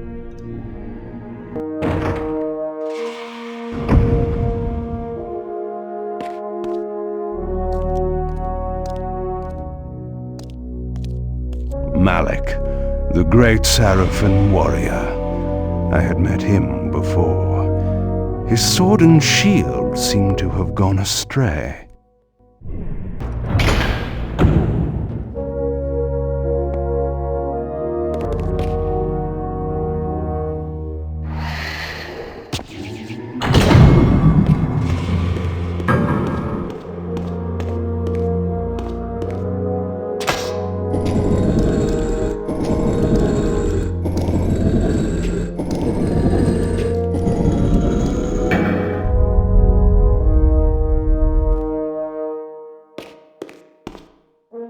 Malik's missing shield. I hated to restore his dignity, but I would need to return this to his monument before I could progress.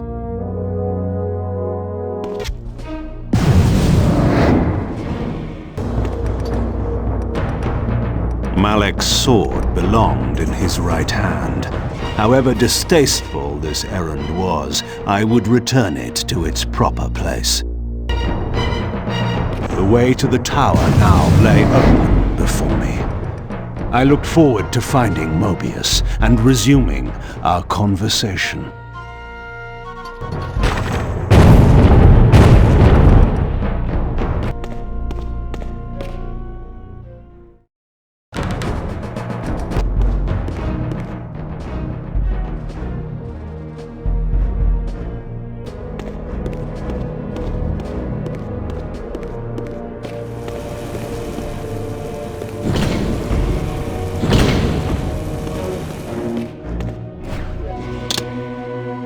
Curious.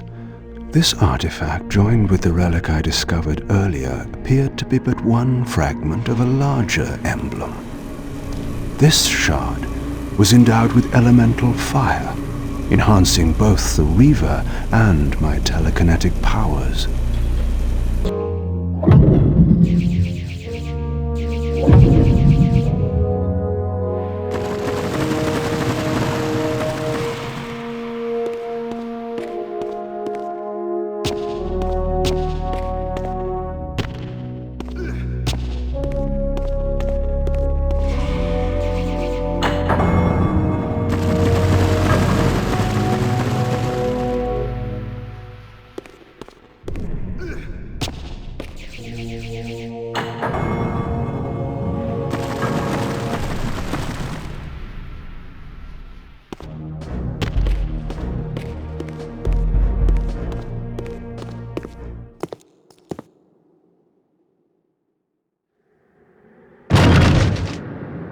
Here you are at last.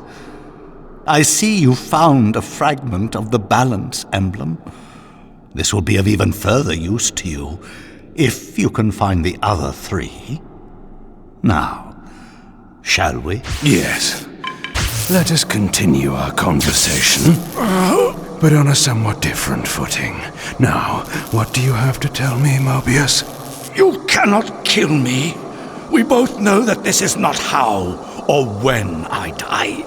Death is not the only possible outcome.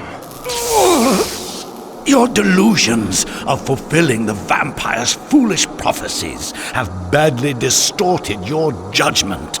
And Raziel is not what you think. You dare imagine what I think.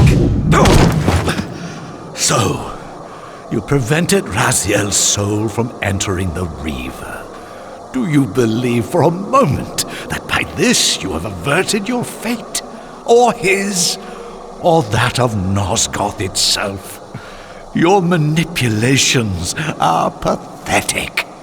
Yet Raziel retains his free will, and that's what frightens you, isn't it, Mobius? You cannot see his path, and so you cannot control it. And neither can you. Yes, Raziel is shrouded from us, but we see the ripples of his potential actions, and every path he might choose leads to the same outcome. He will kill you, Kain. In sparing Raziel, you have written your own death sentence. You still have not answered the question I came to ask. Where is Raziel? He is not, in a true sense, here. Not now. Don't try my patience, Mobius. What have you done with him? He is contained. In time, it may be safe to release him. His destiny must be completed. He will enter the sword. But until that time, he is dangerous. Far more dangerous than you could understand. And your incontrovertible evidence? The answers are plain, if you know where to look. Go west of the pillars. There you will find a testament written in stone. But stones, too, can lie.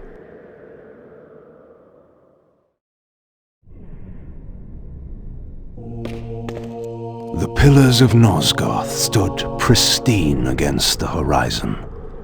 To the west, I would find the enlightenment Mobius felt I lacked.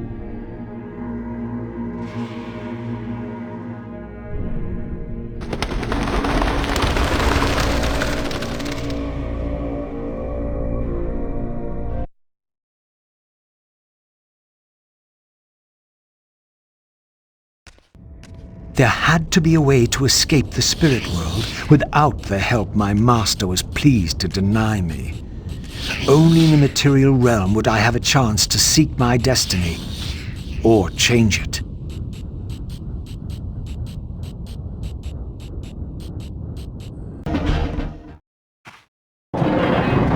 She says she won't go near the place. I tell you, the pillars are haunted. Haunted? I heard a woman's voice talking and moaning, and there was no one there. How many vampires have you killed? And you can't face down one ghost? I knew who these were. Vampire hunters, scouring the countryside, destroying what had once been my kind. My God, what is that? A vampire or a demon? Where? Here. Get him! Quickly! No mercy! These were Mobius's hunters, mercenaries enlisted in his crusade to exterminate the vampires. His insignia was unmistakable. But this meant I'd been captive in the underworld for centuries. I had lost 500 years. Then I knew what ghost it was that haunted the pillars. Ariel, the spectre of the murdered Balance Guardian. Perhaps she could provide the answers I sought. But first I would have to find a way out of this cemetery.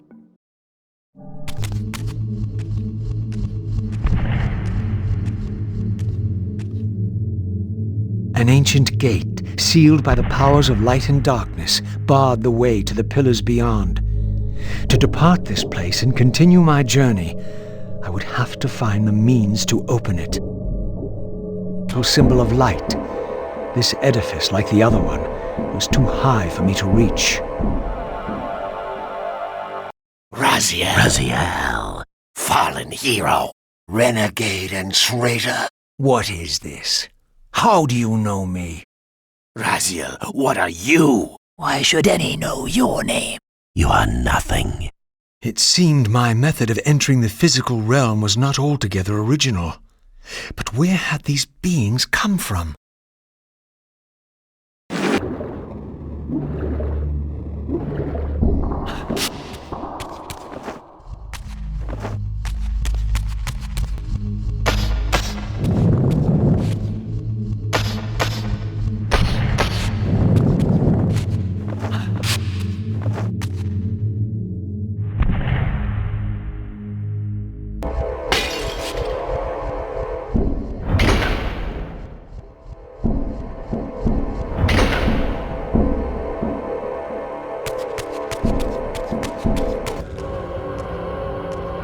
This edifice, marked with the elemental light symbol, was clearly much older than the ruins and the rest of the cemetery.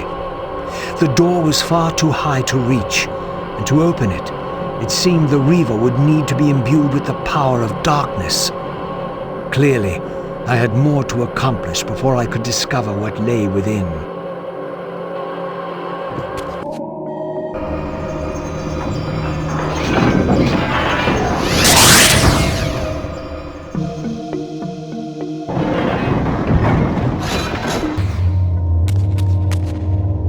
As I stepped through, I felt a sense of displacement, as some arcane sorcery transported me away.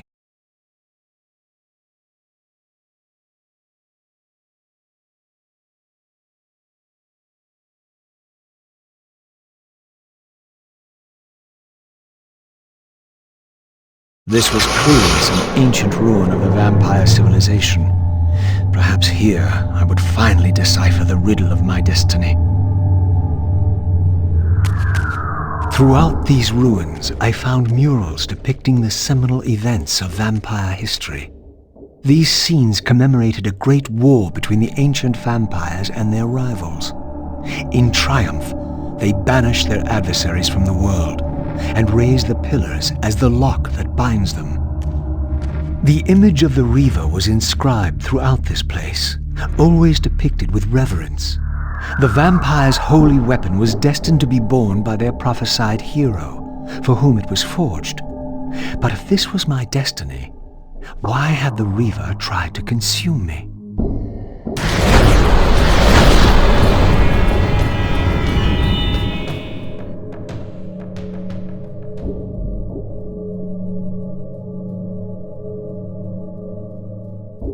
At last it was done.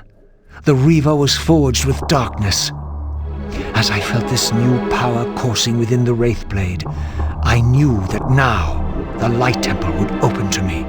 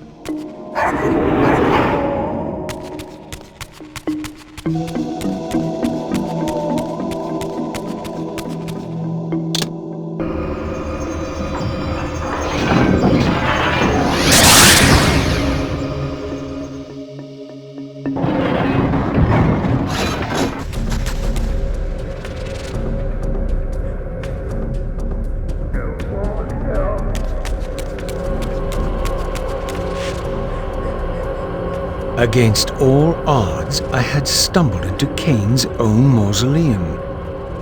This seemed an unlikely coincidence.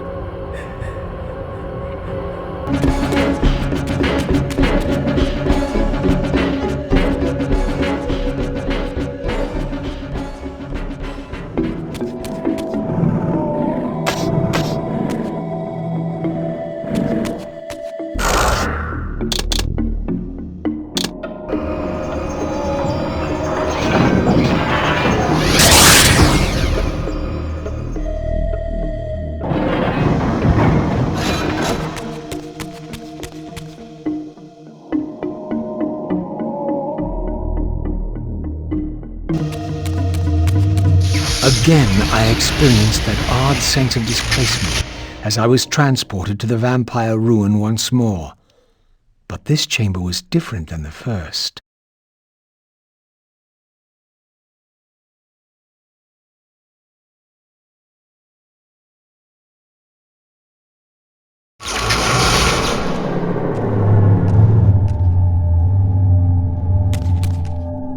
In their defeat, the vampire's enemy retaliated with a terrible curse, afflicting the vampires with a bloodthirst that turned their once noble race into ravenous predators.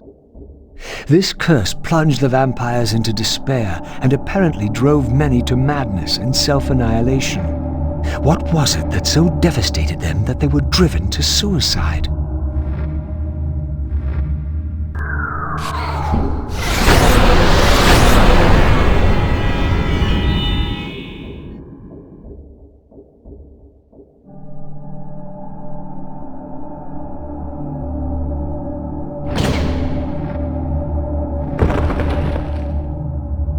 I had succeeded.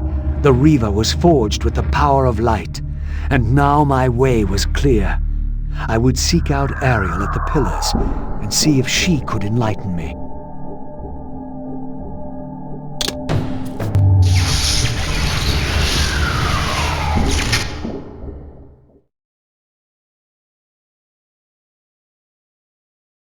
I had the means now to depart the cemetery.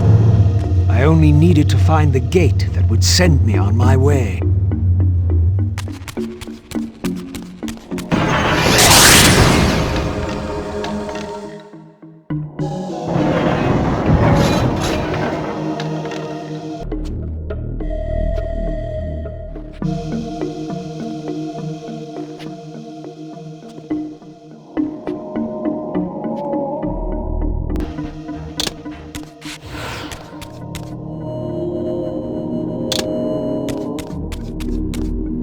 At last, the gate yielded to the powers of light and darkness with which the Reaver had been forged. The way to the pillars was open.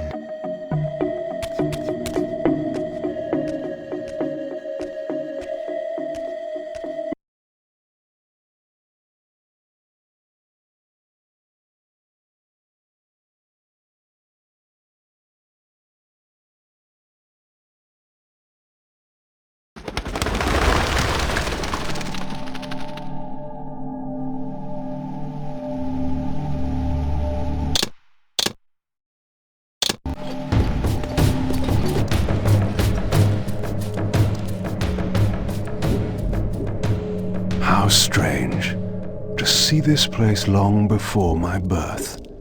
Centuries before the corruption set in that would poison the land and put me on the treacherous path I still followed. In the future, these edifices would be condemned to darkness and decay. I would cause their fall and build my empire upon their ruins.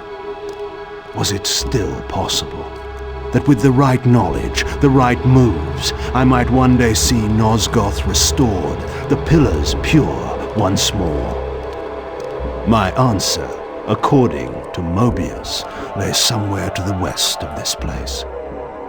I could restore the world, perhaps, but never again could I give Nosgoth back her innocence. My path ended here, offering only this empty vista.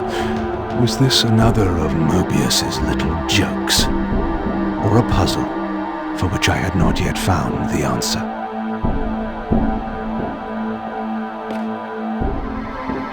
This symbol seemed familiar. Perhaps I needed to recover another fragment of the balance emblem before I could proceed.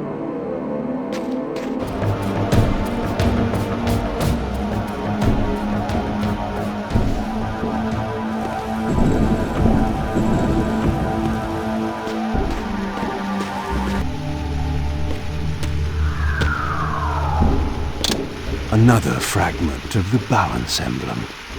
This one endowed with the properties of dimension.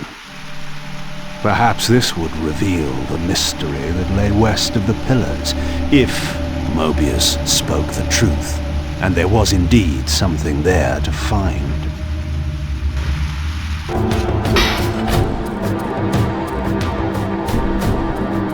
The mist that shrouded this lake miraculously now cleared away, revealing an ancient citadel. So Mobius had not lied. Or perhaps this was simply another of the time streamer's illusions, meant to slow my true endeavor.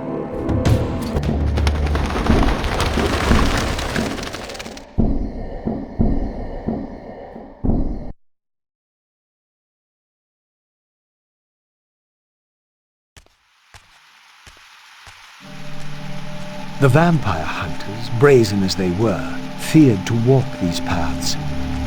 I knew one spirit haunted this place. Perhaps there were others as well.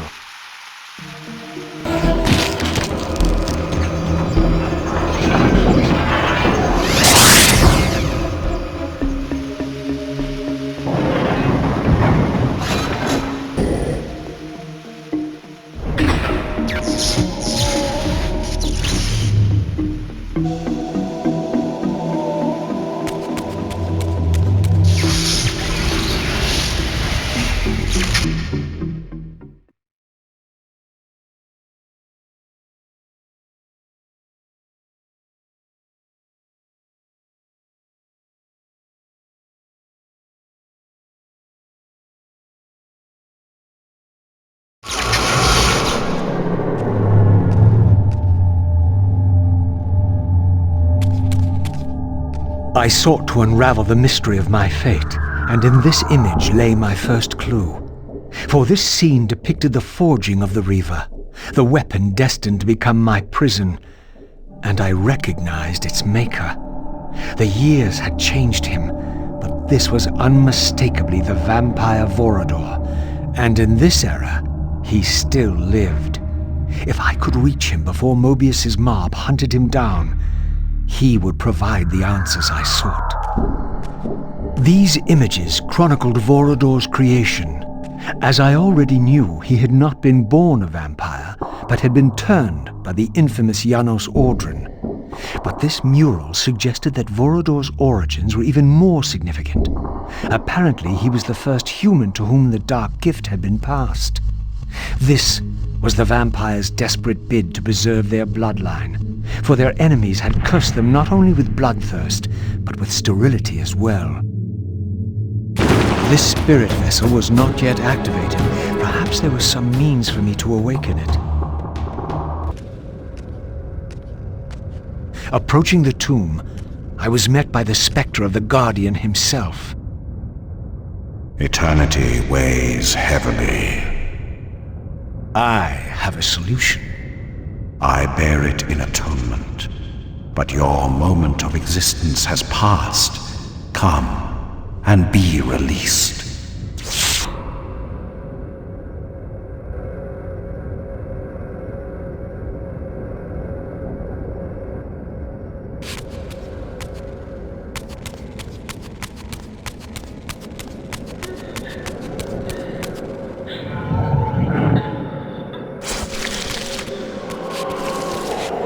Apparently, a single soul was not enough to activate this spirit vessel.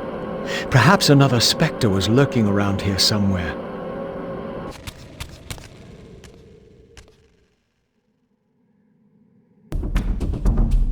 I was met by the specter of the Nature Guardian, monstrously deformed since its death centuries ago. Rejoice, creature, for today your spirit will return to the One.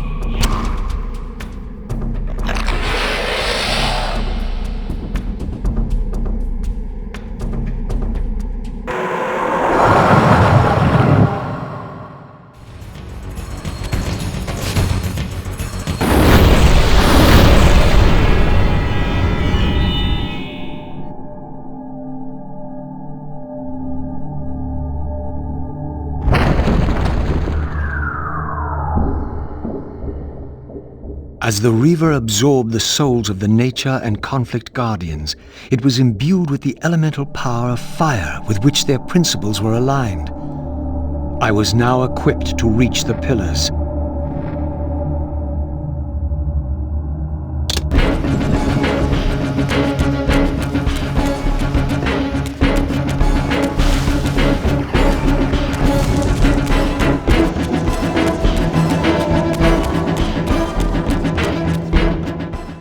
Once again, I beheld the pillars of Nosgoth, crumbling in decay now, following the corruption of the Circle.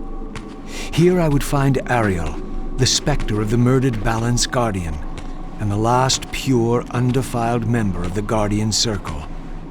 Bound here upon her death, she was doomed to haunt these pillars until her successor fulfilled his terrible duty, and balance was restored.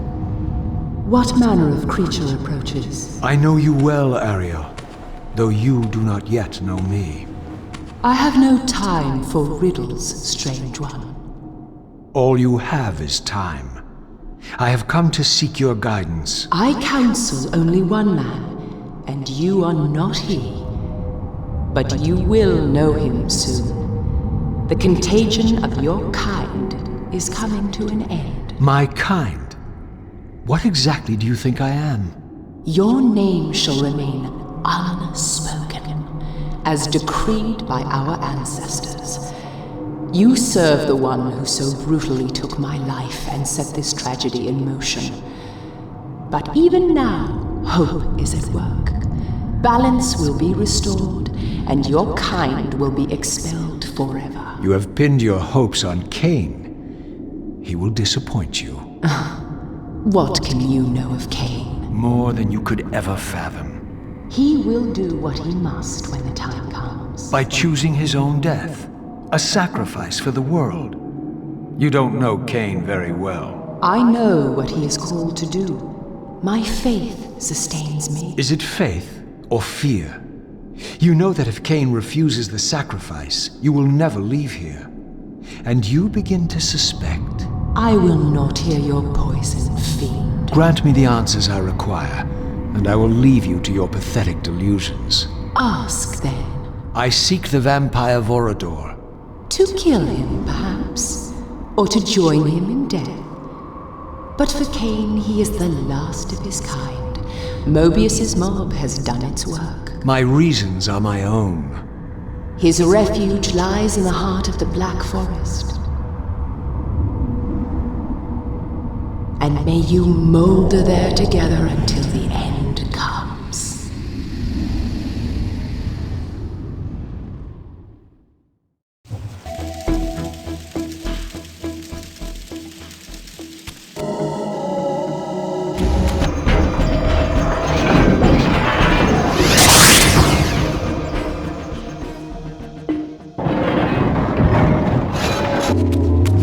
I was transported to yet another ancient vampire chamber, this one apparently aligned with the elemental power of air.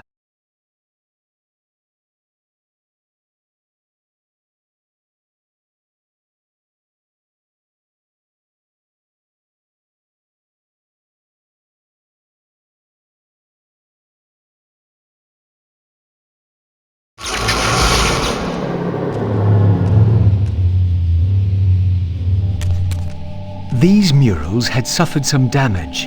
Once again I recognized the vampire's hero, but this scene revealed something new. For here they had also depicted his destined adversary, now partially obscured, who seemed to bear a flaming sword.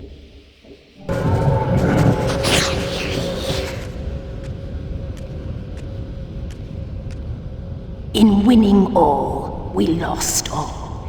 In winning what we thought mattered, we lost what truly mattered.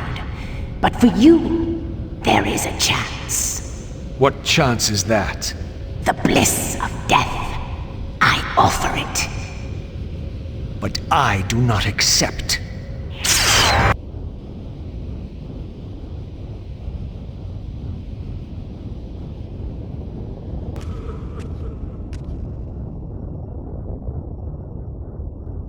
You too share the curse. Submit and be released. Never.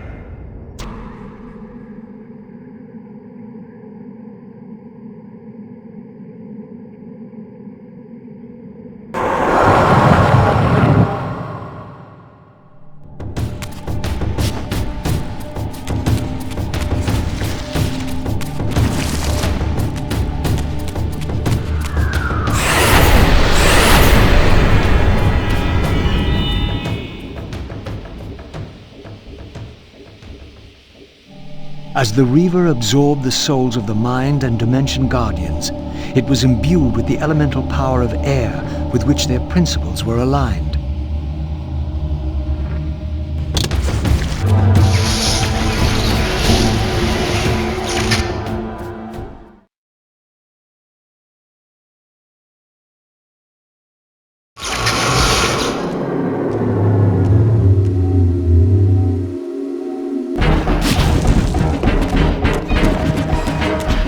This seemed to be attuned to the elemental principle of air.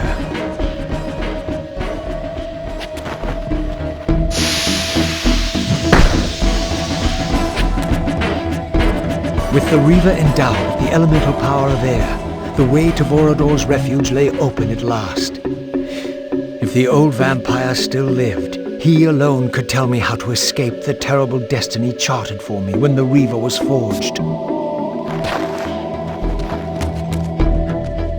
Vorador's refuge was hidden deep within the Black Forest. I hoped to find him before Mobius's cutthroats did.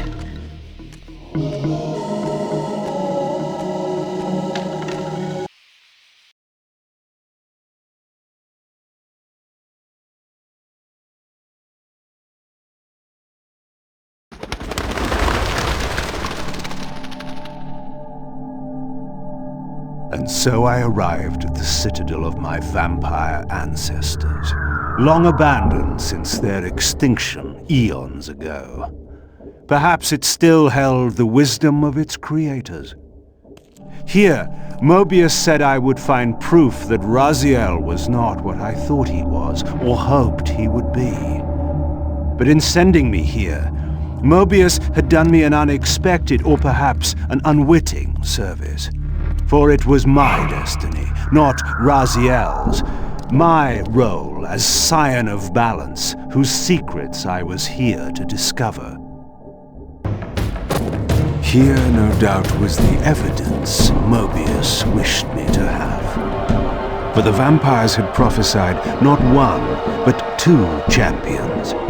One destined to be Nosgoth's Redeemer, the other its destroyer. The vampire's hero wielded the Reaver, forged for this very purpose. His opponent was clearly the champion of their adversaries, the Hilden, and brandished a flaming sword. The foretold outcome was unambiguous. The vampire hero would fall. The Reaver required some additional enhancement before this door could be opened.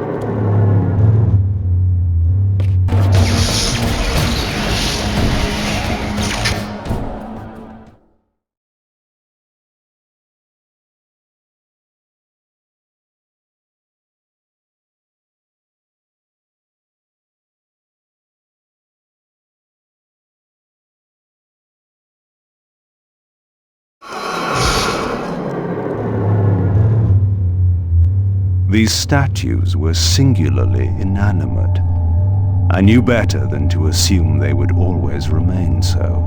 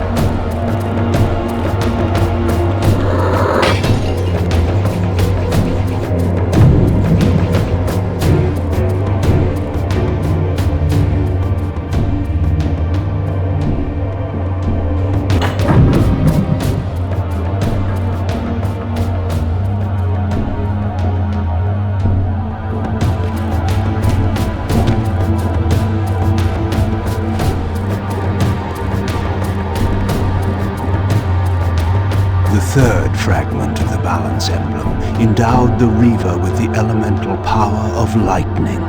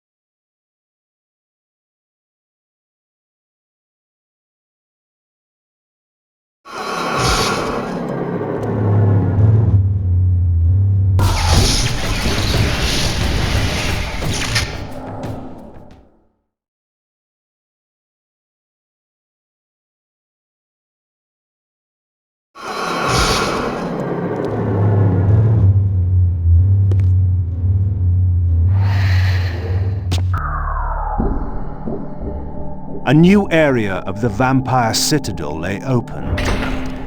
I still had much to discover.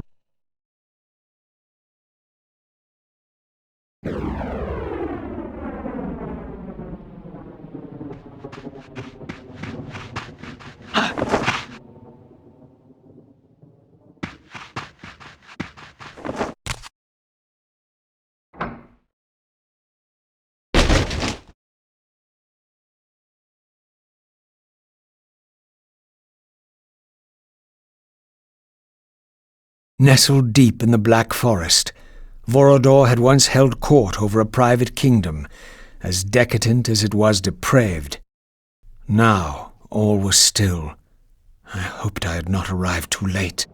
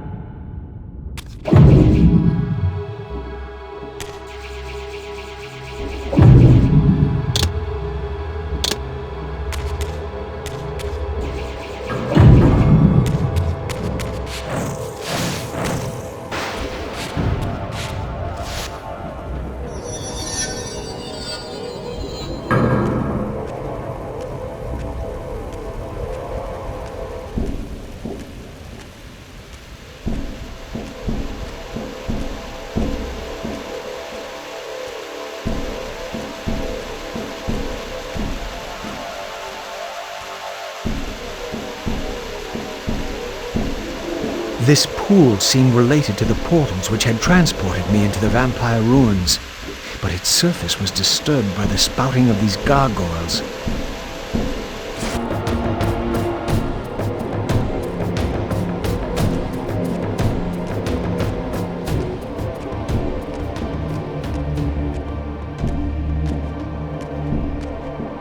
These gargoyles were effigies of the vampire's enemies. In the corresponding murals, they were impaled by heroic vampire warriors. Perhaps this was a clue.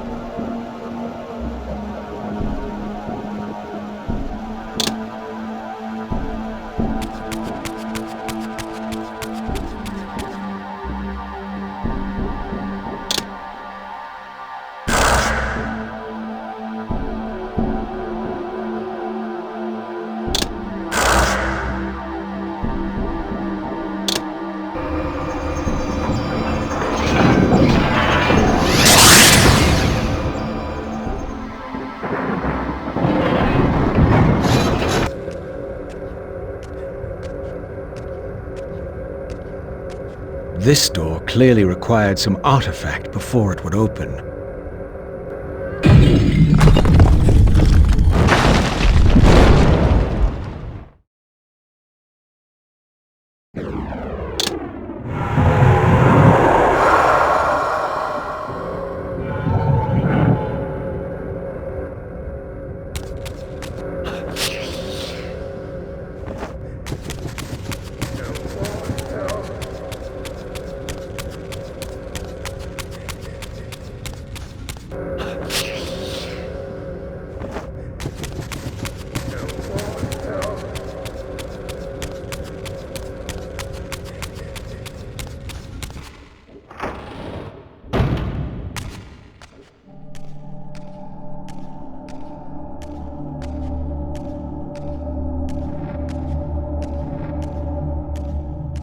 This statue appeared to be the same hero I had seen depicted in the fountain room. This had to be significant.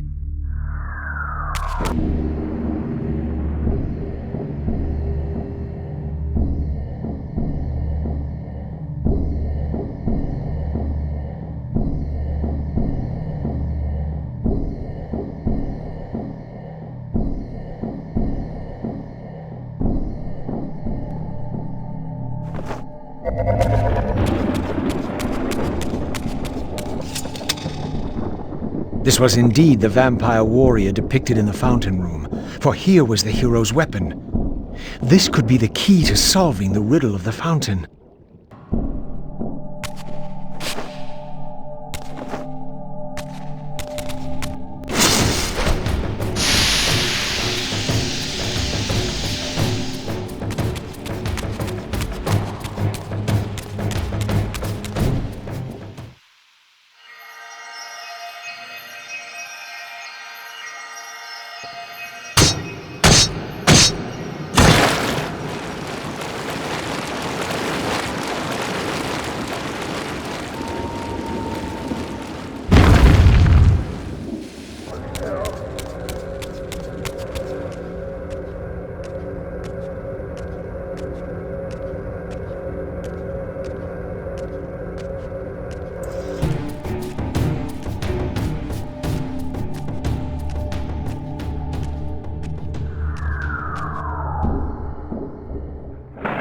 This mysterious chamber was clearly significant.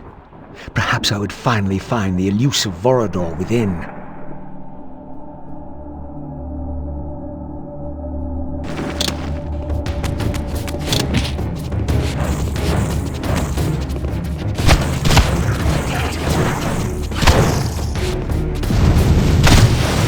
The braziers were all lit, but still the door remained sealed. Perhaps I had ignited too many.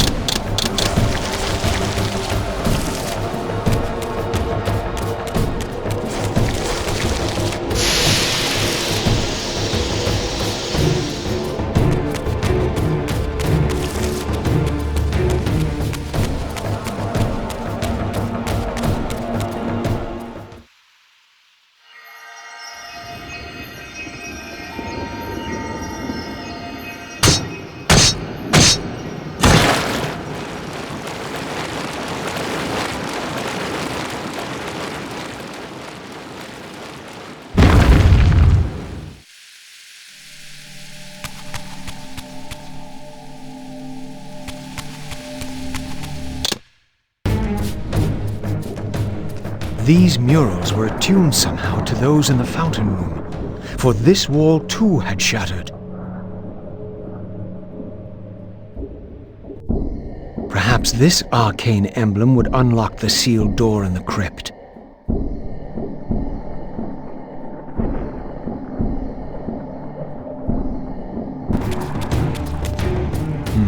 The artifact I had was not sufficient. There was clearly still a missing piece to this puzzle.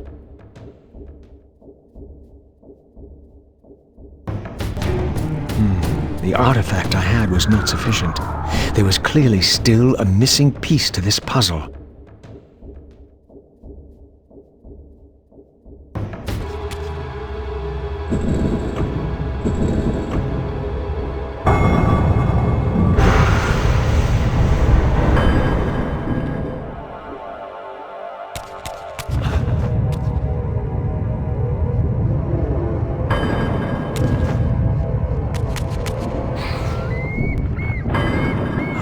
Here was the second piece of the emblem. Now, undoubtedly, the crypt door could be opened.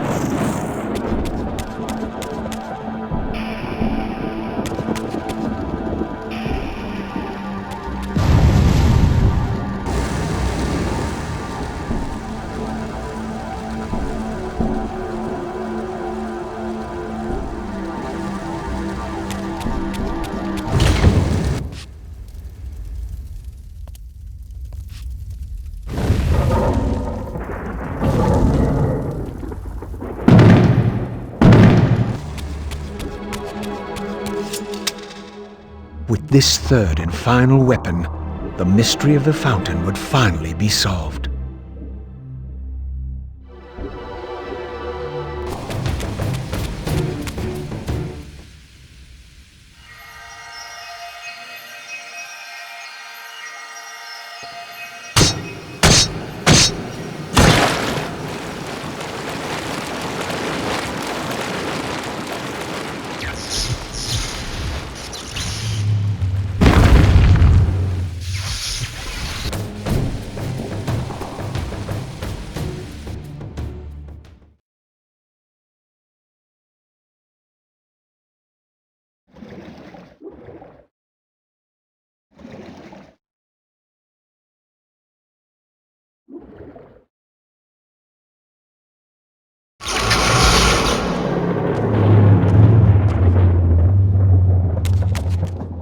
Here the images were unadulterated, and their meaning ominously clear. The vampire hero, the bearer of the Reaver blade, was confronted by an adversary worthy of his powers. The enemy race, long banished, had a champion of their own, with flaming eyes and a fiery sword. The resemblance I bore to the adversary mocked all my hopes. Had Kain been the vampire hero of prophecy all along? Did he suspect what I was? For if I was this foretold adversary, then Mobius was right, and had always been right. I was destined to fight Kain and destroy him, or be destroyed. What part did free will play in any of this?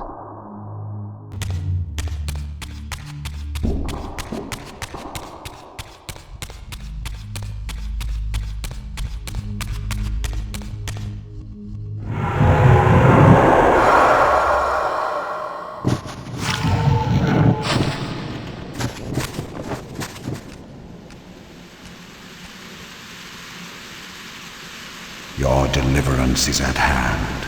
In death is your release. This state is merely atonement.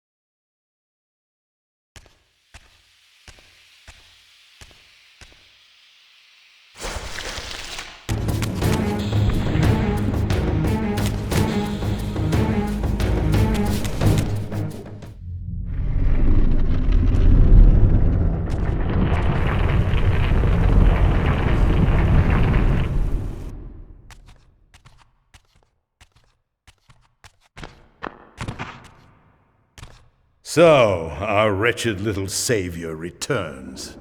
Come to join the last pathetic battle of the vampire race?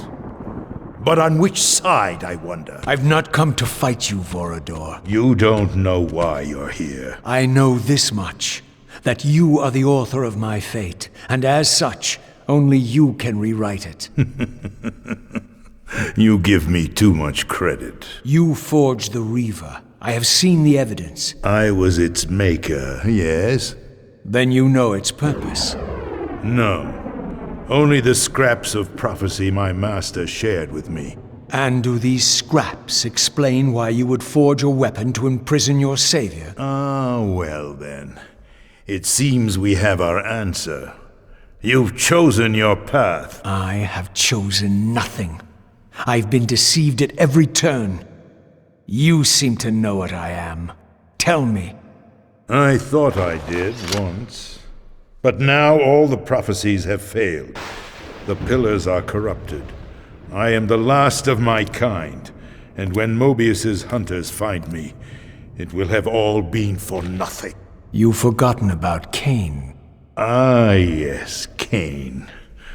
I fear he shoulders a greater burden than he realizes. I cannot help you, even if I was inclined to.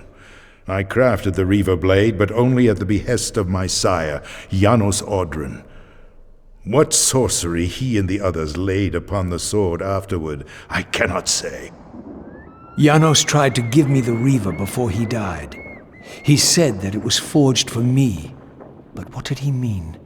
As my weapon or my prison? Perhaps you should ask him yourself. Janos is here. In a manner of speaking.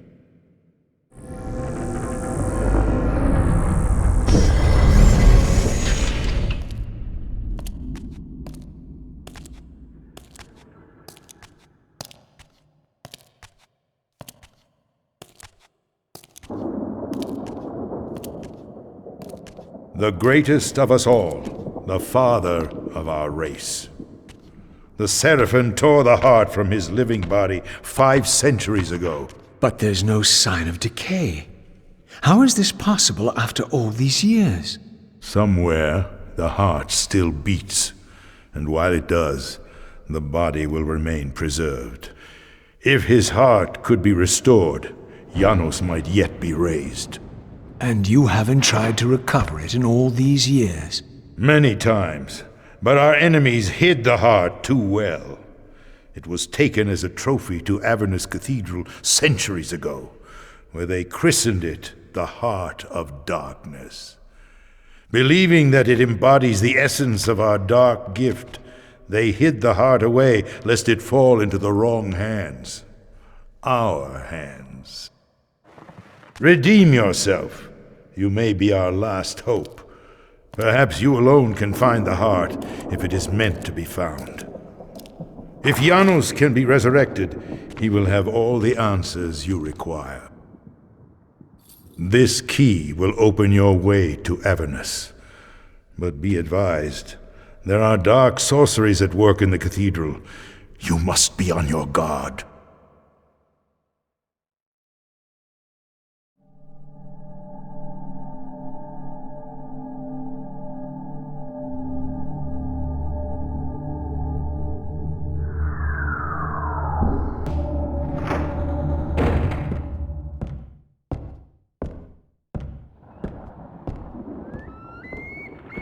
Avernus is in flames, and with it, our hopes may evaporate.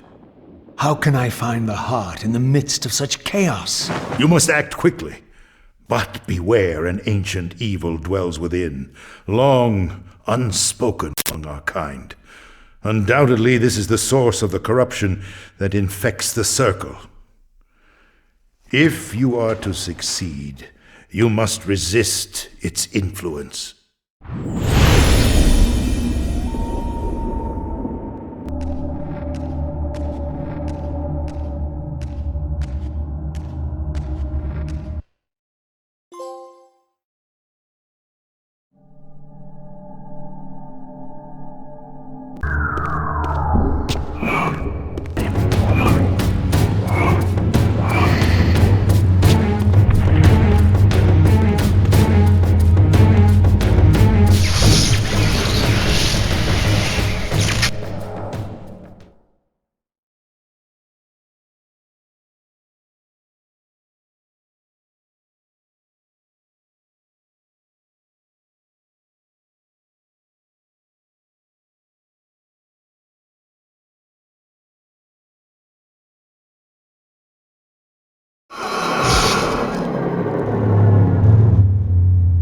This history, in part, I knew already. how as the vampires began to die out, the pillars summoned human guardians to fulfill their roles. It seemed the ancient vampires had adopted, and when necessary, abducted the human guardians and made vampires of them when they came of age, until the humans rebelled against their masters. And here, I made a surprising discovery. It was Mobius, the Time Streamer, and Mortanius, Guardian of Death, who led the bloody revolt. Now, I understood why Mobius hated me so intensely. I was the first vampire guardian in all these centuries, and he knew what my coming signified. Or perhaps I reminded him of all he had forsaken. The orb that once opened this portal had been destroyed. To power it, I would need to find a substitute.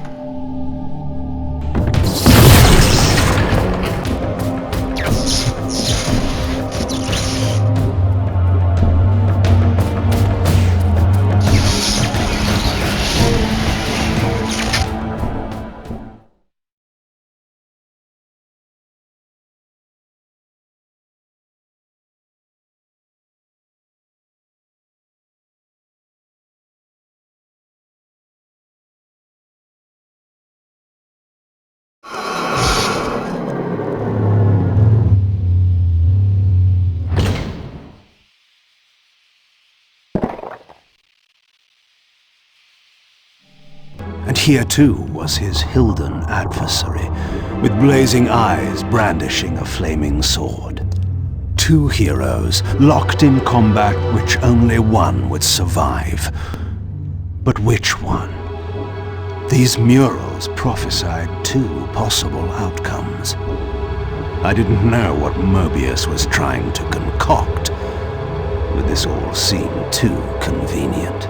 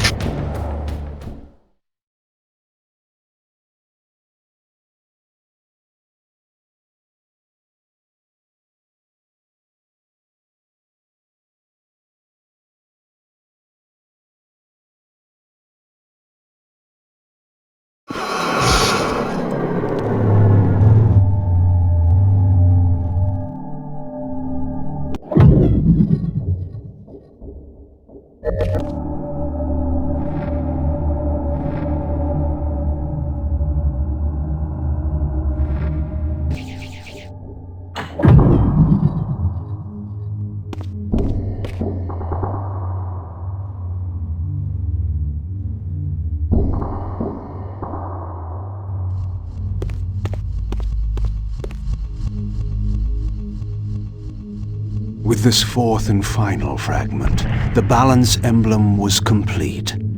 I now had the means to unseal the mysterious chamber at the heart of the Citadel.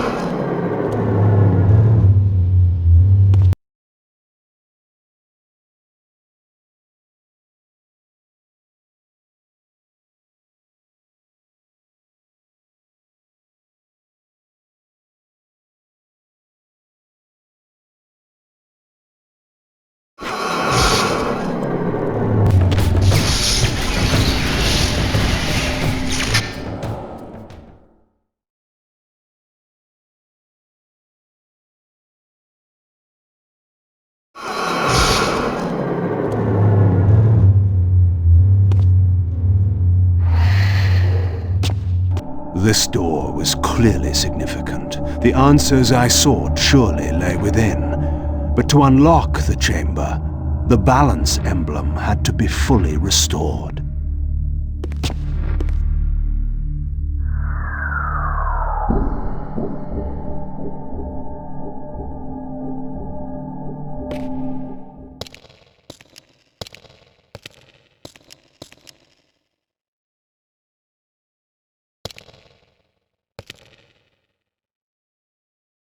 For my ancient ancestors, the dark gift was clearly a curse, damning them to a kind of spiritual purgatory.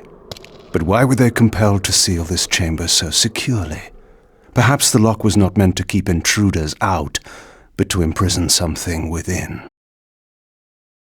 Kain, scion of balance, savior of Nosgoth. What is this? Your arrival is foretold. The fates have willed it. Is that so? I am the oracle of your ancestors. I can provide the answers you require. You needn't speak. I know your mind. You seek knowledge of your creature Raziel. This I can offer, if you will look. He has found the body of Janos. He journeys now to Avernus Cathedral to seek the heart of darkness. You know what this means. And why would I trust your prophecies? These events are already written just as you feared. But there is still time. He can be stopped. If Avernus is in flames, Raziel is 5 centuries beyond my reach. I may aid you in this regard as well. This portal will transport you in time to the very hour that Raziel arrives in Avernus. This task is yours to carry out, since it was you who made him what he is. When you are ready, you may pass through. I knew, of course, that this oracle was not to be trusted. But in the end, what choice did I have?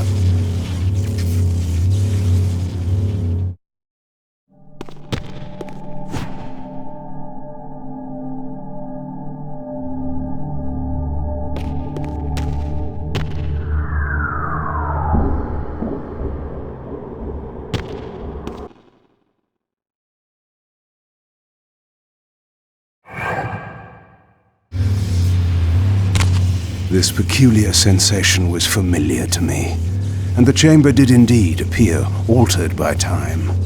In this regard, at least, the oracle seemed to have been truthful. I have delivered you faithfully to the very hour you desire. You know what must be done, Kain. There is only one way to prevent Raziel from doing great harm. He is not my enemy. But you are his. I could see the city of Avernus in flames. The Oracle had indeed brought me to the time it promised. It might also be true then that Raziel was already there, seeking the heart of darkness. If so, he had to be stopped. I could not allow Janos to be raised.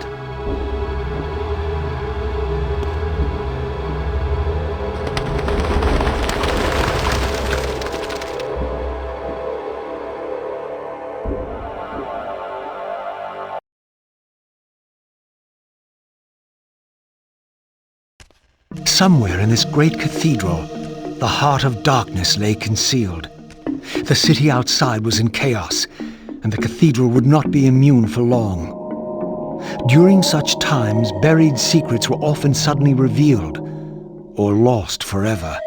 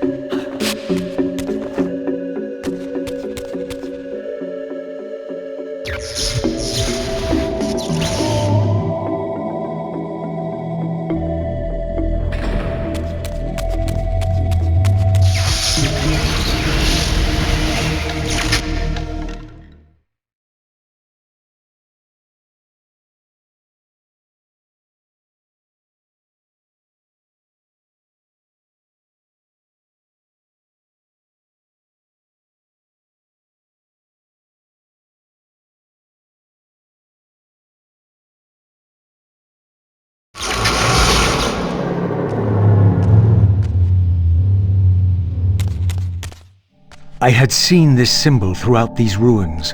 I should have realized what it was they worshipped. Now there was no question, for this scene depicted the ancient vampires' torment and despair as their curse cast them from the wheel of fate. So this was the god whose abandonment had driven them to madness and suicide. Finally, I understood. It was not the bloodthirst, but their immortality that was the true nature of their enemy's curse. The wisest, strongest, most noble race, gulled by the voice of that old parasite. But I had seen him, and whatever he was no god. All upon the wheel are blessed. Rejoice in the turning of the wheel. It does turn, though we cannot see it. Your wheel is a lie. You will turn the wheel. Come. Die.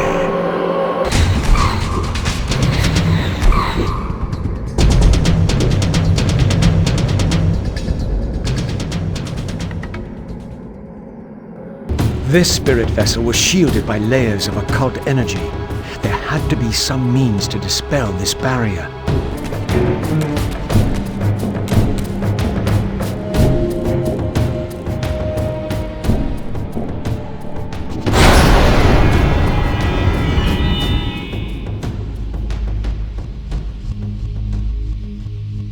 As the Reaver absorbed the souls of the original Energy and Time Guardians, it was imbued with the elemental power of Earth with which their principles were aligned.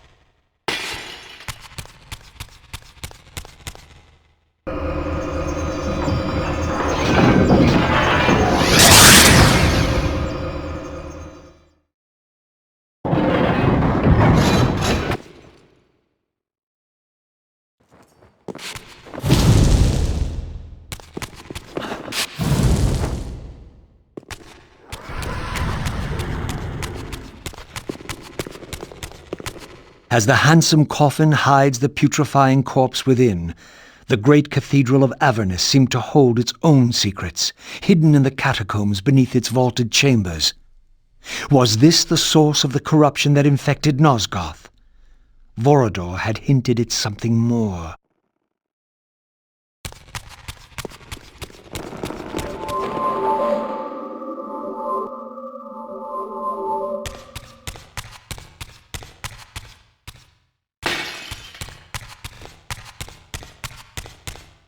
History is written by the victors. Beneath the vaults of Avernus, I discovered scenes that told a familiar story, but from a very different point of view. This was the work of the enemy race, and revealed what the vampire histories had conveniently omitted.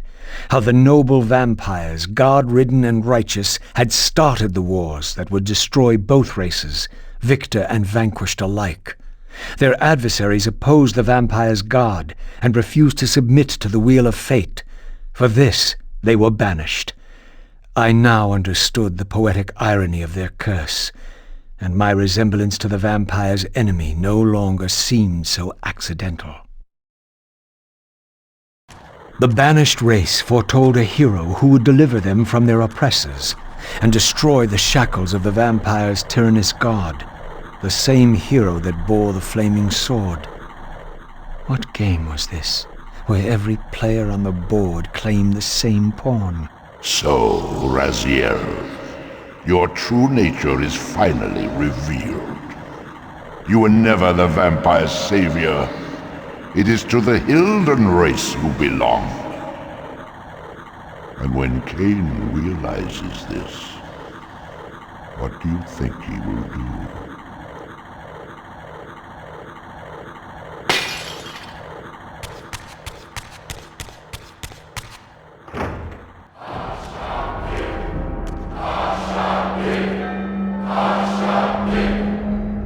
Great Hashagik, we hear you. We tremble and we obey. We offer this sacrifice upon the altar of the world. The blood of our firstborn do we sacrifice to you. In the depths of Avernus Cathedral, I stumbled upon a bloody ritual. Was this the source of the corruption that had overtaken the city? May this blood nourish you for all eternity. Purge your wrath from us, great God. The wrath of Hashagik has once more been averted. Depart now as ever in his service. We tremble and we obey. Praise to Hashagik and ever praise. Hashagik, Hashagik, Hashagik. What was it that these deluded humans worshipped with such fervor? Was this the dreaded unspoken that Vorador had warned me about?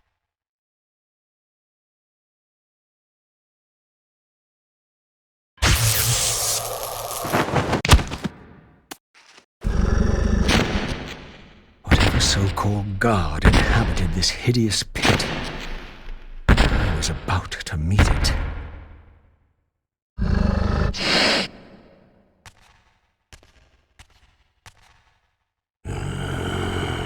I smell no blood.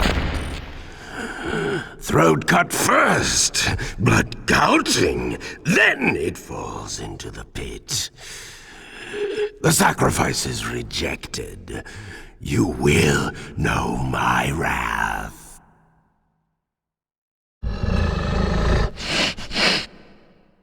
Not possible. No, it could not be. Stand away, monster! No. That voice. Not possible. I know that voice.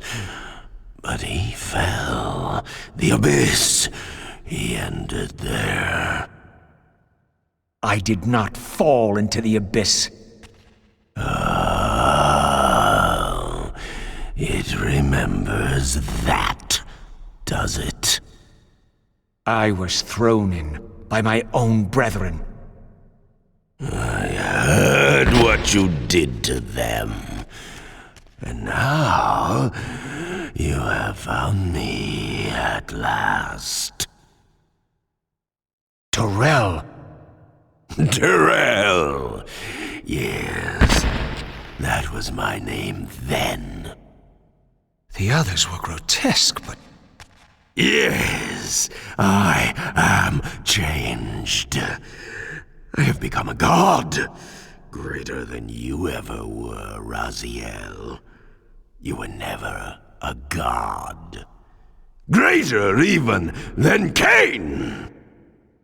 It is to you that these humans offer their blood sacrifices? Hashagik! Hashagik! Yes. But how did this happen? I was summoned. There was darkness and great hunger. And then I was found. Why do you stay in this terrible place? Why stay? Would I remain if I could get out? While they hound me and tear at me and... The hour is at hand, as it was foretold. Terrell? Use his voice to command the disciples above. We demand offerings to keep the host alive. He has been a durable vessel, but he can take us no further. You must prevail. The champion of our enemy draws near. No! I must have blood! Bring me blood! Or feel the wrath of your god. Yours. Yes, it will strengthen me against them. What are you doing? No more questions. No more worship. Time to run. Time to scream. Time to die.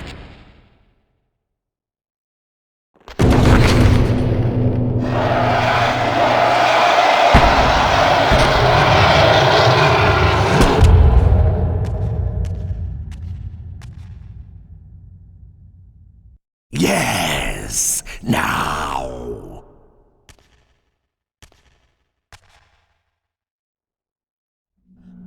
Go, speed your endeavor. Face him and kill him. Destroy the binding at last. We shall all be free.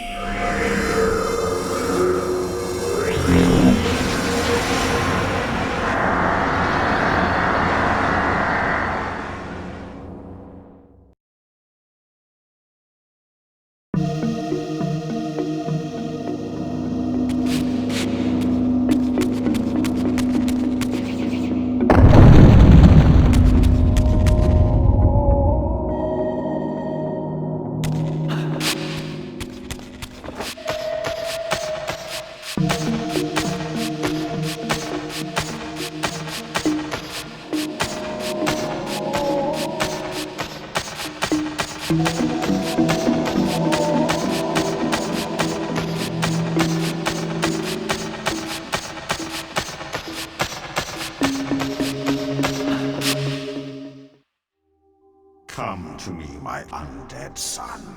Make haste to the pillars. The stage is set for the grand finale. You will have your vengeance. Mortanius! Out into the open at last. The binding must be fragile indeed. But you will find you are too late. What am I too late for this time? No, not now. You are too late for the victory you sought. I have beaten you after all. You have mistaken my identity. Have I? You forget who schooled me in the ancient prophecies. This vessel speaks truly. You are indeed overdue, but it no longer matters in the least. With or without you, we will prevail. So, I finally meet the unspoken, and here it is, nestled in the heart of the circle itself. Ironic. Poetic justice. To topple the foundations of the pillars from within. We shall have our revenge in full measure and for all time. This one has little strength left. One must not break him. Your kind does not like to lose. I seek the heart of darkness. Ah, now you think of that. But as I told you, you are too late. The heart has served its function. I have used it to set prophecy in motion. I created the champion foretold by my masters, who is destined to be your destroyer. The Scion of Balance will save Nosgoth. The Pillars will return to vampire guardianship as intended, and your race will be cast down forever. Kain. You use the heart of darkness to create Kain. How else? I refused at first to believe the ancient myths. I thought the vampires were simply a plague upon mankind, a pestilence we had to control. But they were right, and we were wrong to overthrow them, Mobius and I. We didn't understand what it was the Pillars were holding back. I have made my atonement. I will continue to make it to the end, which will be soon now. But I know Kain will set it right. He will restore balance. And none too soon. My enemy is growing stronger. Where is the heart of darkness now? Did you destroy it? You still don't understand, do you? You cannot make use of it as long as Kain guards it with his life. Kain has it. It is in Kain. Check and mate. This deed will redeem first me and then all Nosgoth. It must. This one grows weak, but we will soon have a stronger vessel. The long-awaited hour approaches. Our release is at hand. I must finish it now.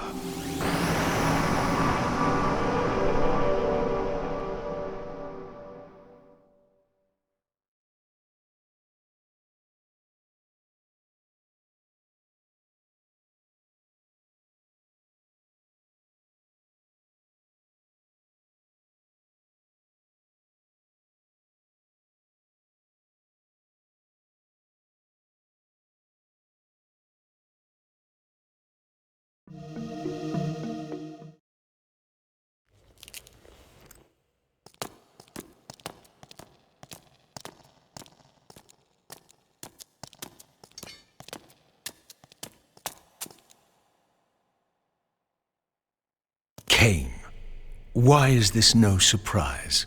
Because our destinies run together, Raziel, like two rivers that have met and can never be distinct again. At your every fatal turn, you'll find me. And the free will you said was mine. What has become of that? You still have it. And that has everything to do with my presence here now. It was your machinations that set my destiny in motion. The coin you tossed has struck the earth. Now you must abide by its outcome. The coin is still turning, Raziel. To reach the resolution we both can live with, that will best serve our futures, Janos Ordran must not be raised. Because you do not wish it? Is my free will to be exercised only when it accords with your whim? There is much more at stake in this than you know. Yes, and it is Janos who has the answers I desire. You must trust me, Raziel. Our intentions, for Nosgoth, for our futures, are not so diverse. I must trust you. Or... I've not come here to threaten you, Raziel. You say that, while you hold in your hand the instrument of my doom? I saved you from the Reaver once. I have no intention of imprisoning you within the blade. At least not until the moment it serves your plans to do so.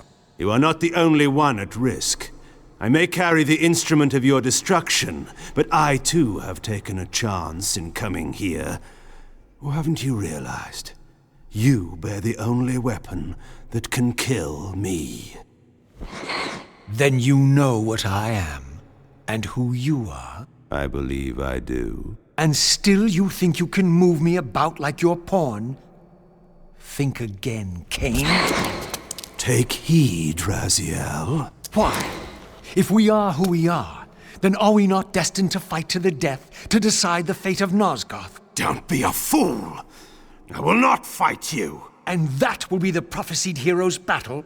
I win because you will not fight me? The mighty Kain, scion of balance, would-be savior of Nosgoth, surrenders before the final battle even begins! Very well. If this will make you see reason... Now, you will listen to me. The heart of darkness must remain undiscovered. Great harm will come of its use. You don't know where it is, do you? No. You never looked for it. It doesn't matter, Raziel. Listen to me. You must understand that every creature is bound to one predestined path. We are all shackled. To the wheel of fate. Believe me, I know that even better than you do. All but one. Because of your remaking, you are the one unbound creature. The one among us all that truly has free will. You have a choice, Raziel. Which I'm sure I must make at your direction. Your pawn has reached the end of the board, Kain, and now my powers may even surpass yours. How ironic if the creature that you made should prove your own undoing. Now, we finish this, once and for all.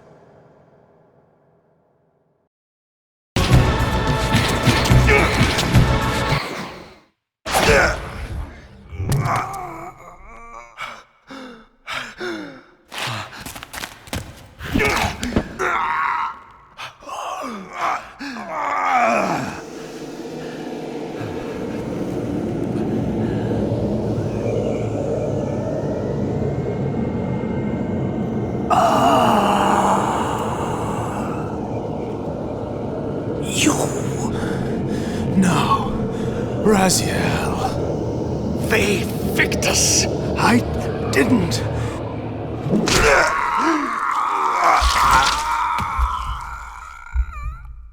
Woe to the conquered!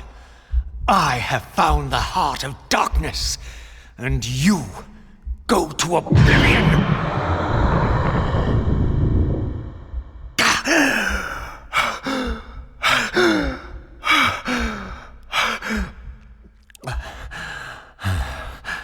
Kain was gone.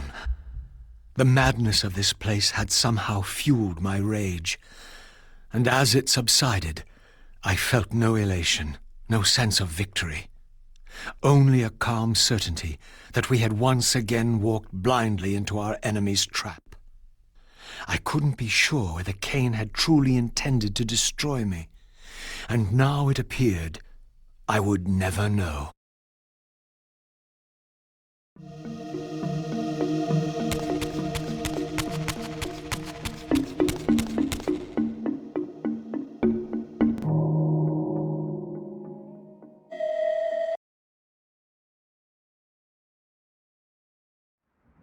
In my absence, the estate had been overrun by Mobius's soldiers. I hoped that they had not yet found the entrance to the crypt or discovered the body of Janos. Of Vorador, there was no sign.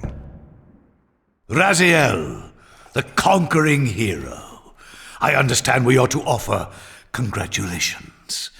Kain, at last, is dead. I suppose you expect similar congratulations on the death of Vorador. Or has he eluded you?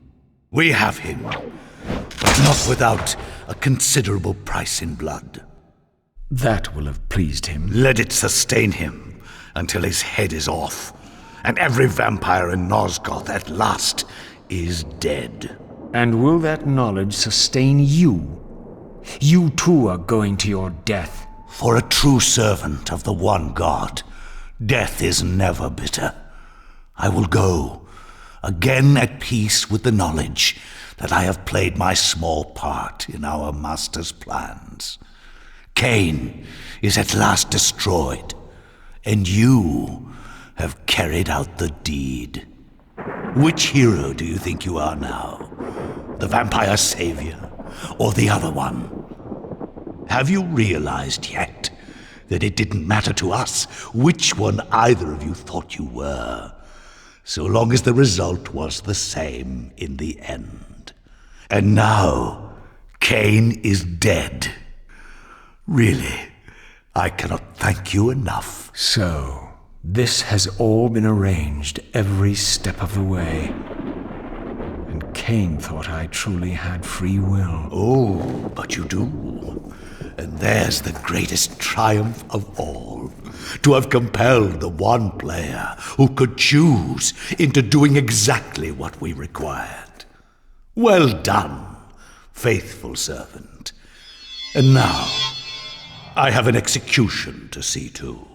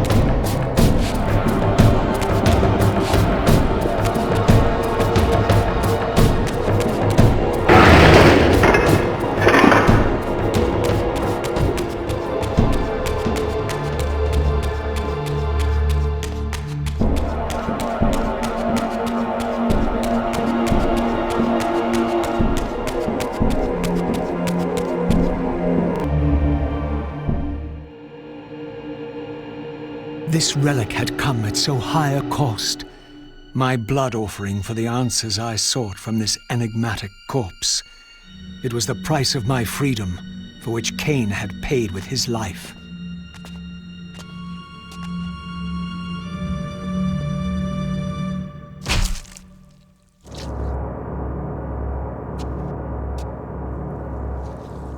Had I journeyed so far and forsaken so much, only to have it end like this?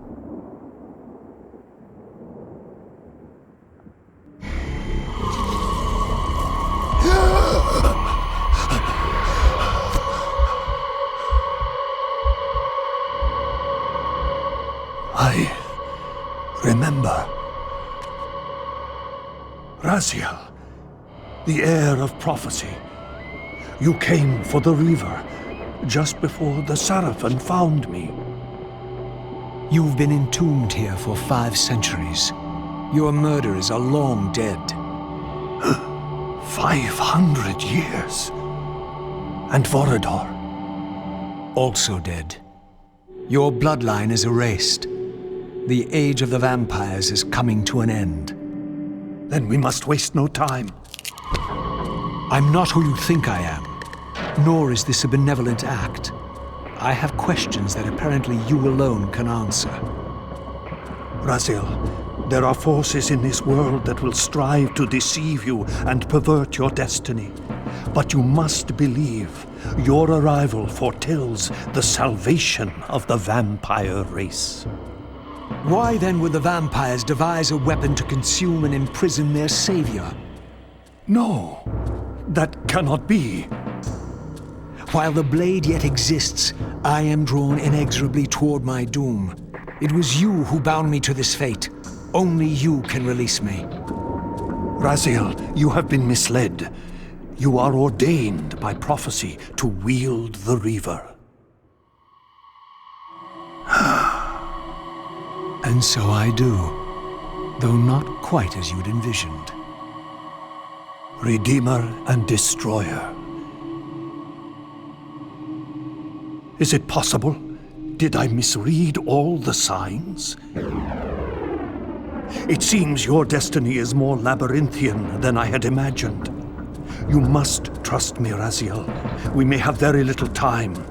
I will convey you to the place where your answers lie.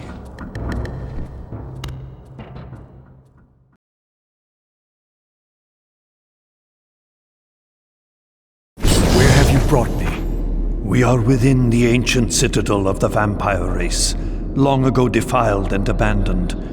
This fortress endured through centuries of war against our great enemy. The Hilden. Yes. From this chamber, we witnessed the summoning of the Pillars and the banishment of our adversaries from the land. This is a dire omen. The binding is in peril. The hour of prophecy is at hand. It's too late. The Pillars are already damned. As long as a single one of us stands, there is still hope. The Pillars must not remain under human guardianship. They are not competent to serve. Why then did you allow the Pillars to fall into human hands? Raziel, there is no time. I want answers. The world can end this instant for all I care. Very well. The Hilden cursed us as they fell, afflicting our race with a predatory bloodthirst. But with this transformation came our enemy's true revenge. Immortality. They liberated you from the wheel of fate. They imprisoned our souls in this flesh, expelling us from the purifying cycle of death and rebirth. And yet you pass the curse on. It was a necessary evil. Our immortality banished us from God's grace. He turned his sight from us and fell silent. Many took their own lives, unable to bear the separation from our God. Not you, though. Curse or blessing, it is the price we pay to keep the Hilden banished from the land. To sustain the binding, we had to preserve our bloodline, and so we passed the dark gift to the human successors of our fallen guardians. They rebelled, inevitably, refusing the curse and seizing the Pillars as their own. And so we come to our present dilemma. While mankind governs the Pillars, the binding decays. The Hilden strain against the barriers of their prison, scratching to gain a foothold back into this world. And what does all this mean to me? We stand at the threshold of a new eon, Raziel, and you are the fulcrum upon which our destiny turns. Beneath this room lies our innermost sanctum. The outer chamber has been opened. It appears events are already in motion. This token is the key to the mysteries you seek. I cannot accompany you. You must face this trial alone. If you prevail, you will have your answers. And if I fail the test? Then you will not return.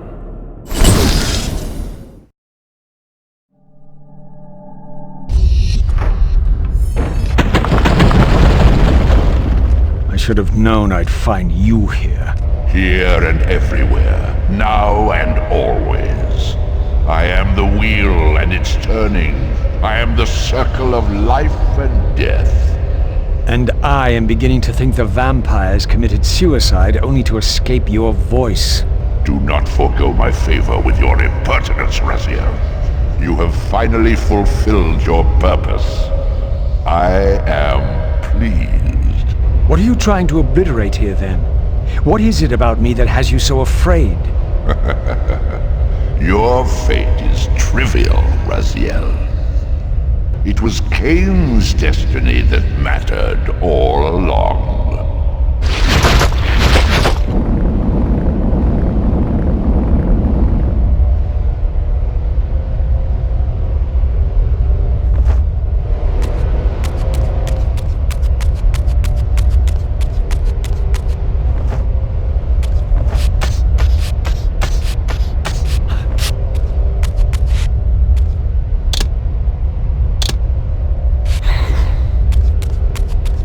My master seemed keen to extinguish the purifying fire of the Spirit Forge.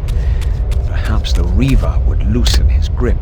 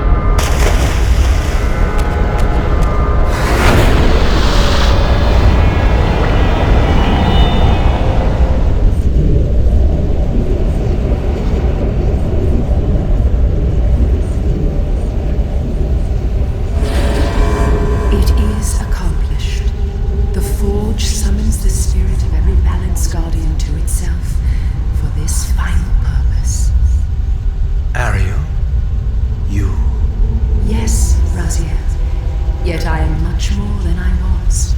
The veil is lifted from my sight. My spirit, united with the souls of my predecessors, is drawn here now for the final baptism of the blade. To restore balance, the sword must be rendered pure by spirit. Release me, Raziel. The Soul Reaver has the power. Release us all. For this we were called.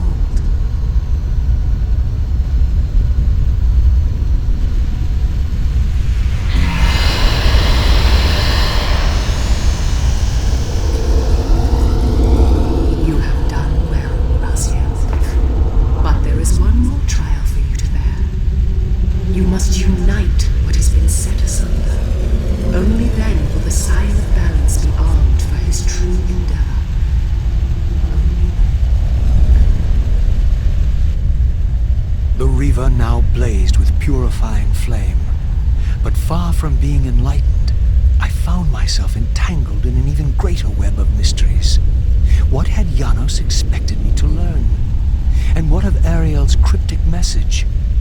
If the sword was endowed for the Scion of Balance, for Kain, and he was now dead, what hope remained? I needed to find Janos, and soon. I dreaded to think what these ominous rumblings might portend.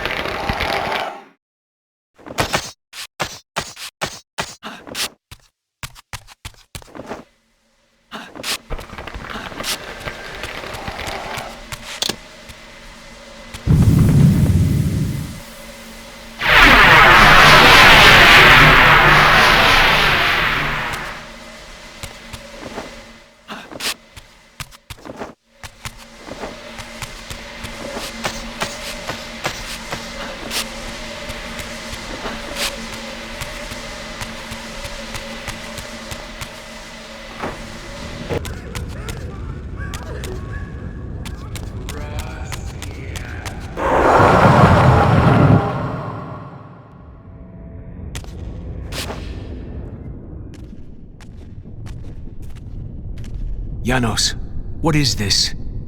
The binding is failing. All is lost. We had arrived at that cataclysmic moment when a younger Kain faced his fateful dilemma as Balance Guardian. Choosing self-preservation over sacrifice, he doomed the Pillars to eternal ruin. Raziel, there may yet be hope. There is one who will be called. You must seek the Scion of Balance.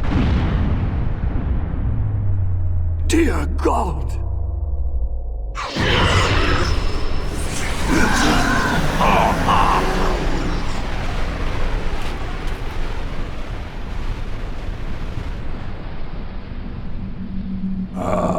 Raziel, we meet again. You have played your part flawlessly. It is gratifying to attain both freedom and vengeance in a single stroke. No! You cannot! This one is strong. Good. My next move requires a more durable host. Mortals are such fragile vessels. Willing or not, you have provided the instrument of our victory. I wouldn't celebrate just yet. You pathetic creature. You haven't got a clue. The seduction of the Circle and possession of Mortanius, Ariel's murder, the corruption and collapse of the Pillars, all orchestrated as a prelude to this moment. We sought an incorruptible vessel, and you provided one. We required the blood of our ancient enemy, and you delivered Janos Audron. Having first been lured to the heart of darkness. Best of all, you murdered the Scion of Balance to get it. We've already won. Raziel, you must not allow them to carry out their plan. Kill me, and you end it now. Suicidal like the rest of them. Know your place, Raziel. The true hero plays his role and then steps aside.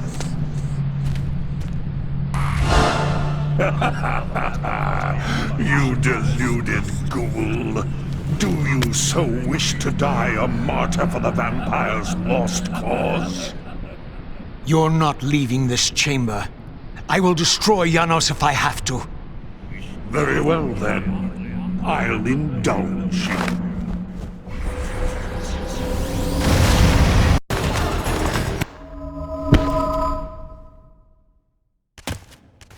Raziel, finish it before he returns.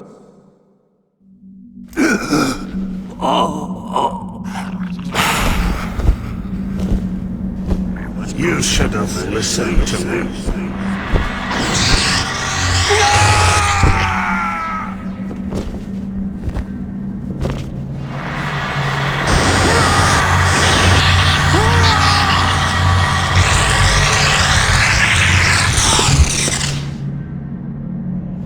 Now it is finished, and thus a new epic has its beginning.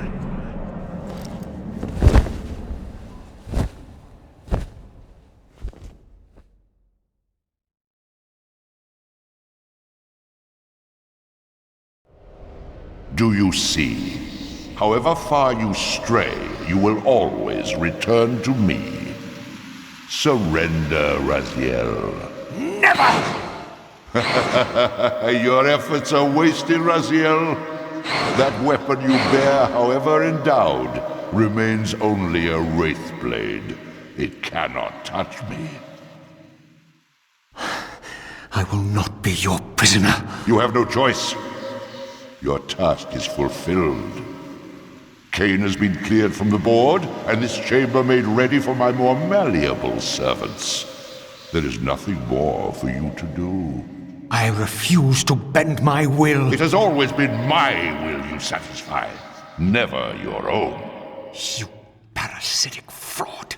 You are forced to imprison me because I possess free will. You possess nothing. As you are undying, your soul cannot be returned to the wheel. But it may console you to abide here in eternity with me. Mobius, my good servant, I call you to the place of our first meeting. Return to me here.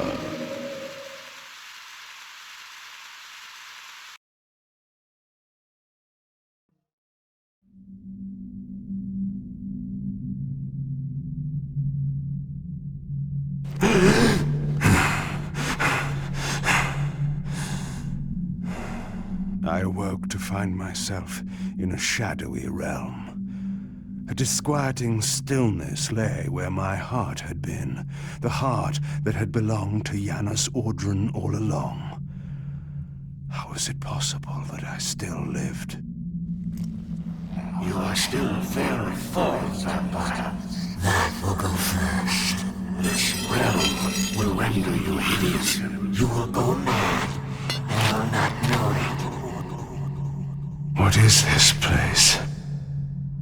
Do you not think of this place every day, Vampire? Or are we truly forgotten? This is the exile into which we were driven. But soon now, soon we will be free. We will be free.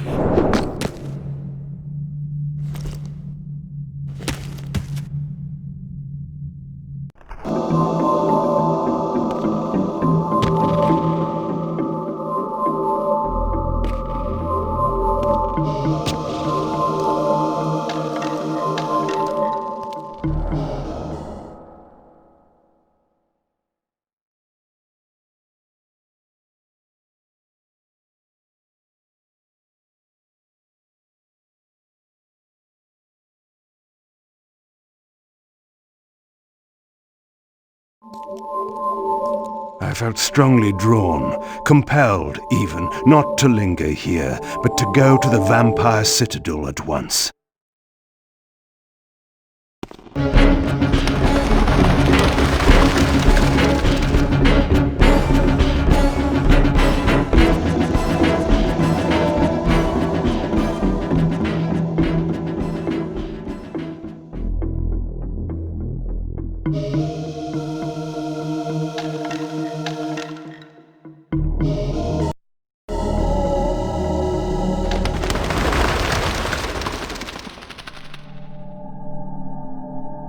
I knew what ominous hour this was in Nosgoth's history, for here was the event that had shaped my entire existence.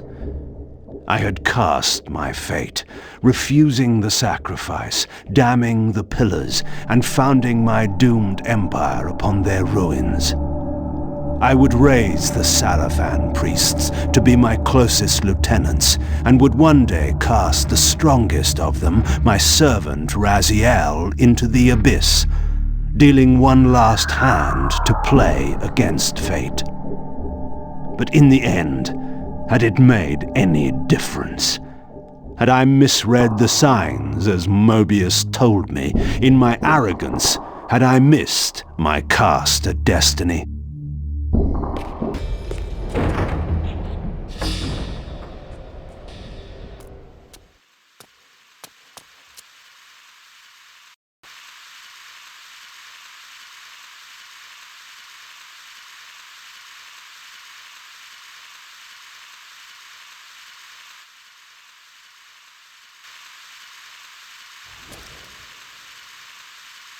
The Hilden are merely an inconvenient consequence. They will be dealt with in time. It is a small price to pay for Kain's death. You're a bit premature. Kain! Is there a crack in your omniscience after all, Mobius? First, your omniscience, and now your powers. You're slipping badly.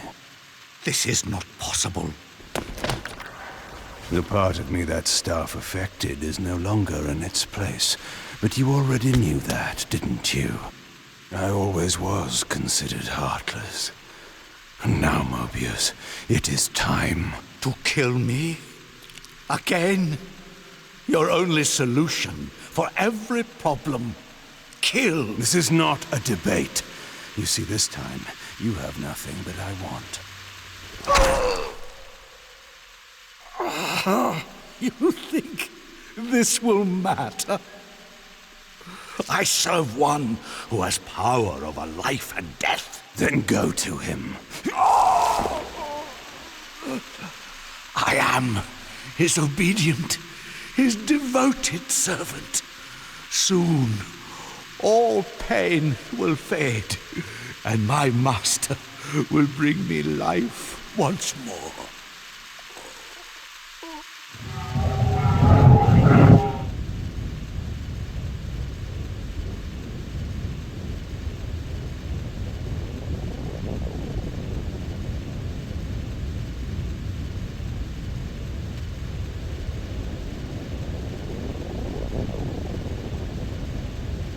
Master, my apologies. A momentary oversight. Somehow Kain still lives, and has unexpectedly dispatched me. Make use of your good servant, and... Go to your master, then. I release you to the wheel. Oh, God, no. Do you see it now? The monster that you served. Is this what you imagined when you worshipped it? No! And in that knowledge, go and feed it. I release you.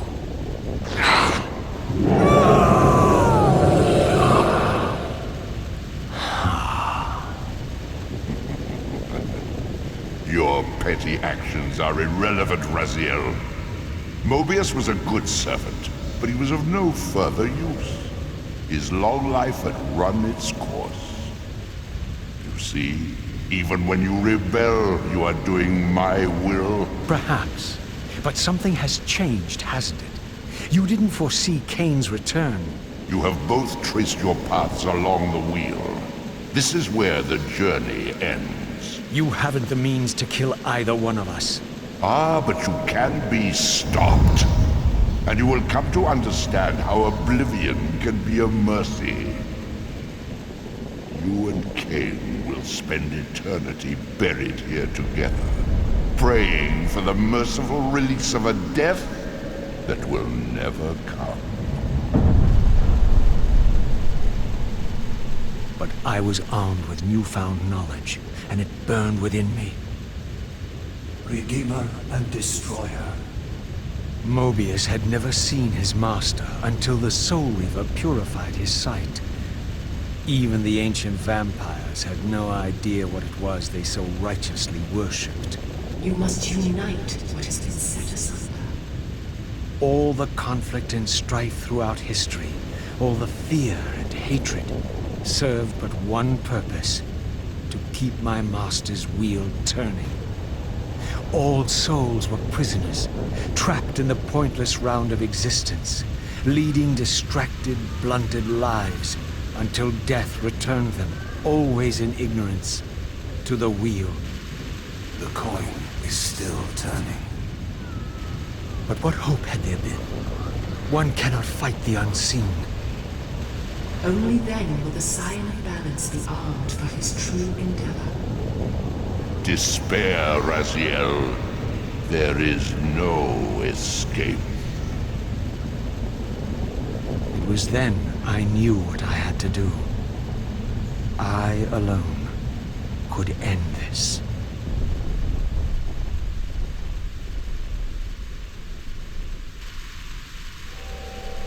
Kain, do you so enjoy death? Yes. Raziel. No! Yes. This is how... No! Raziel! The Soul Reaver, pure of all corruption. This is what it is for. This is what I am for. The two become one. Both Soul Reavers together. And the Scion of Balance is healed. And I am not your enemy, not your destroyer. I am, as before, your right hand, your sword. No, Raziel, this can't be the way. And now you will see the true enemy. Raziel. And it was then I saw. So, I am revealed to you at last. What in hell? I am the origin of life, the devourer of death. I am the hub of the wheel, the purifying cycle to which all souls must be drawn. Had I condemned Raziel to this nightmare when I cast him into the abyss? You may ponder the futility of your ambitions as you spend a deathless eternity beneath a mountain of rubble. You and your Soul Reaver will go equally mad as the eons pass. The Citadel of the Apostates will become your living tomb.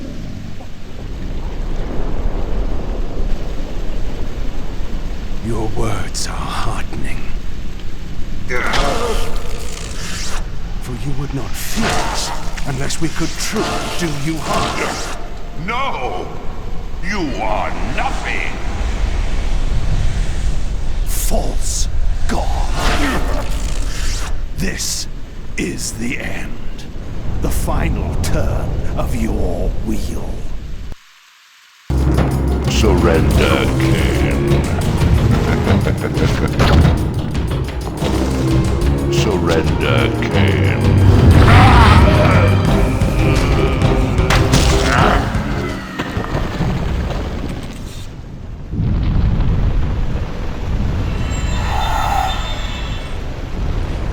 You cannot destroy me, Kain. I am the engine of life itself.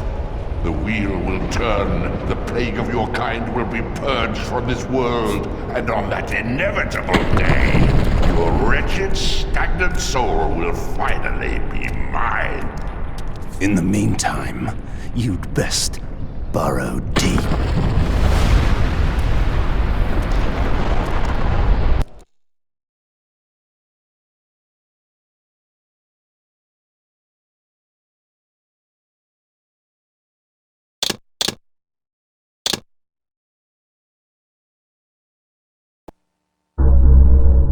at last, the masks had fallen away.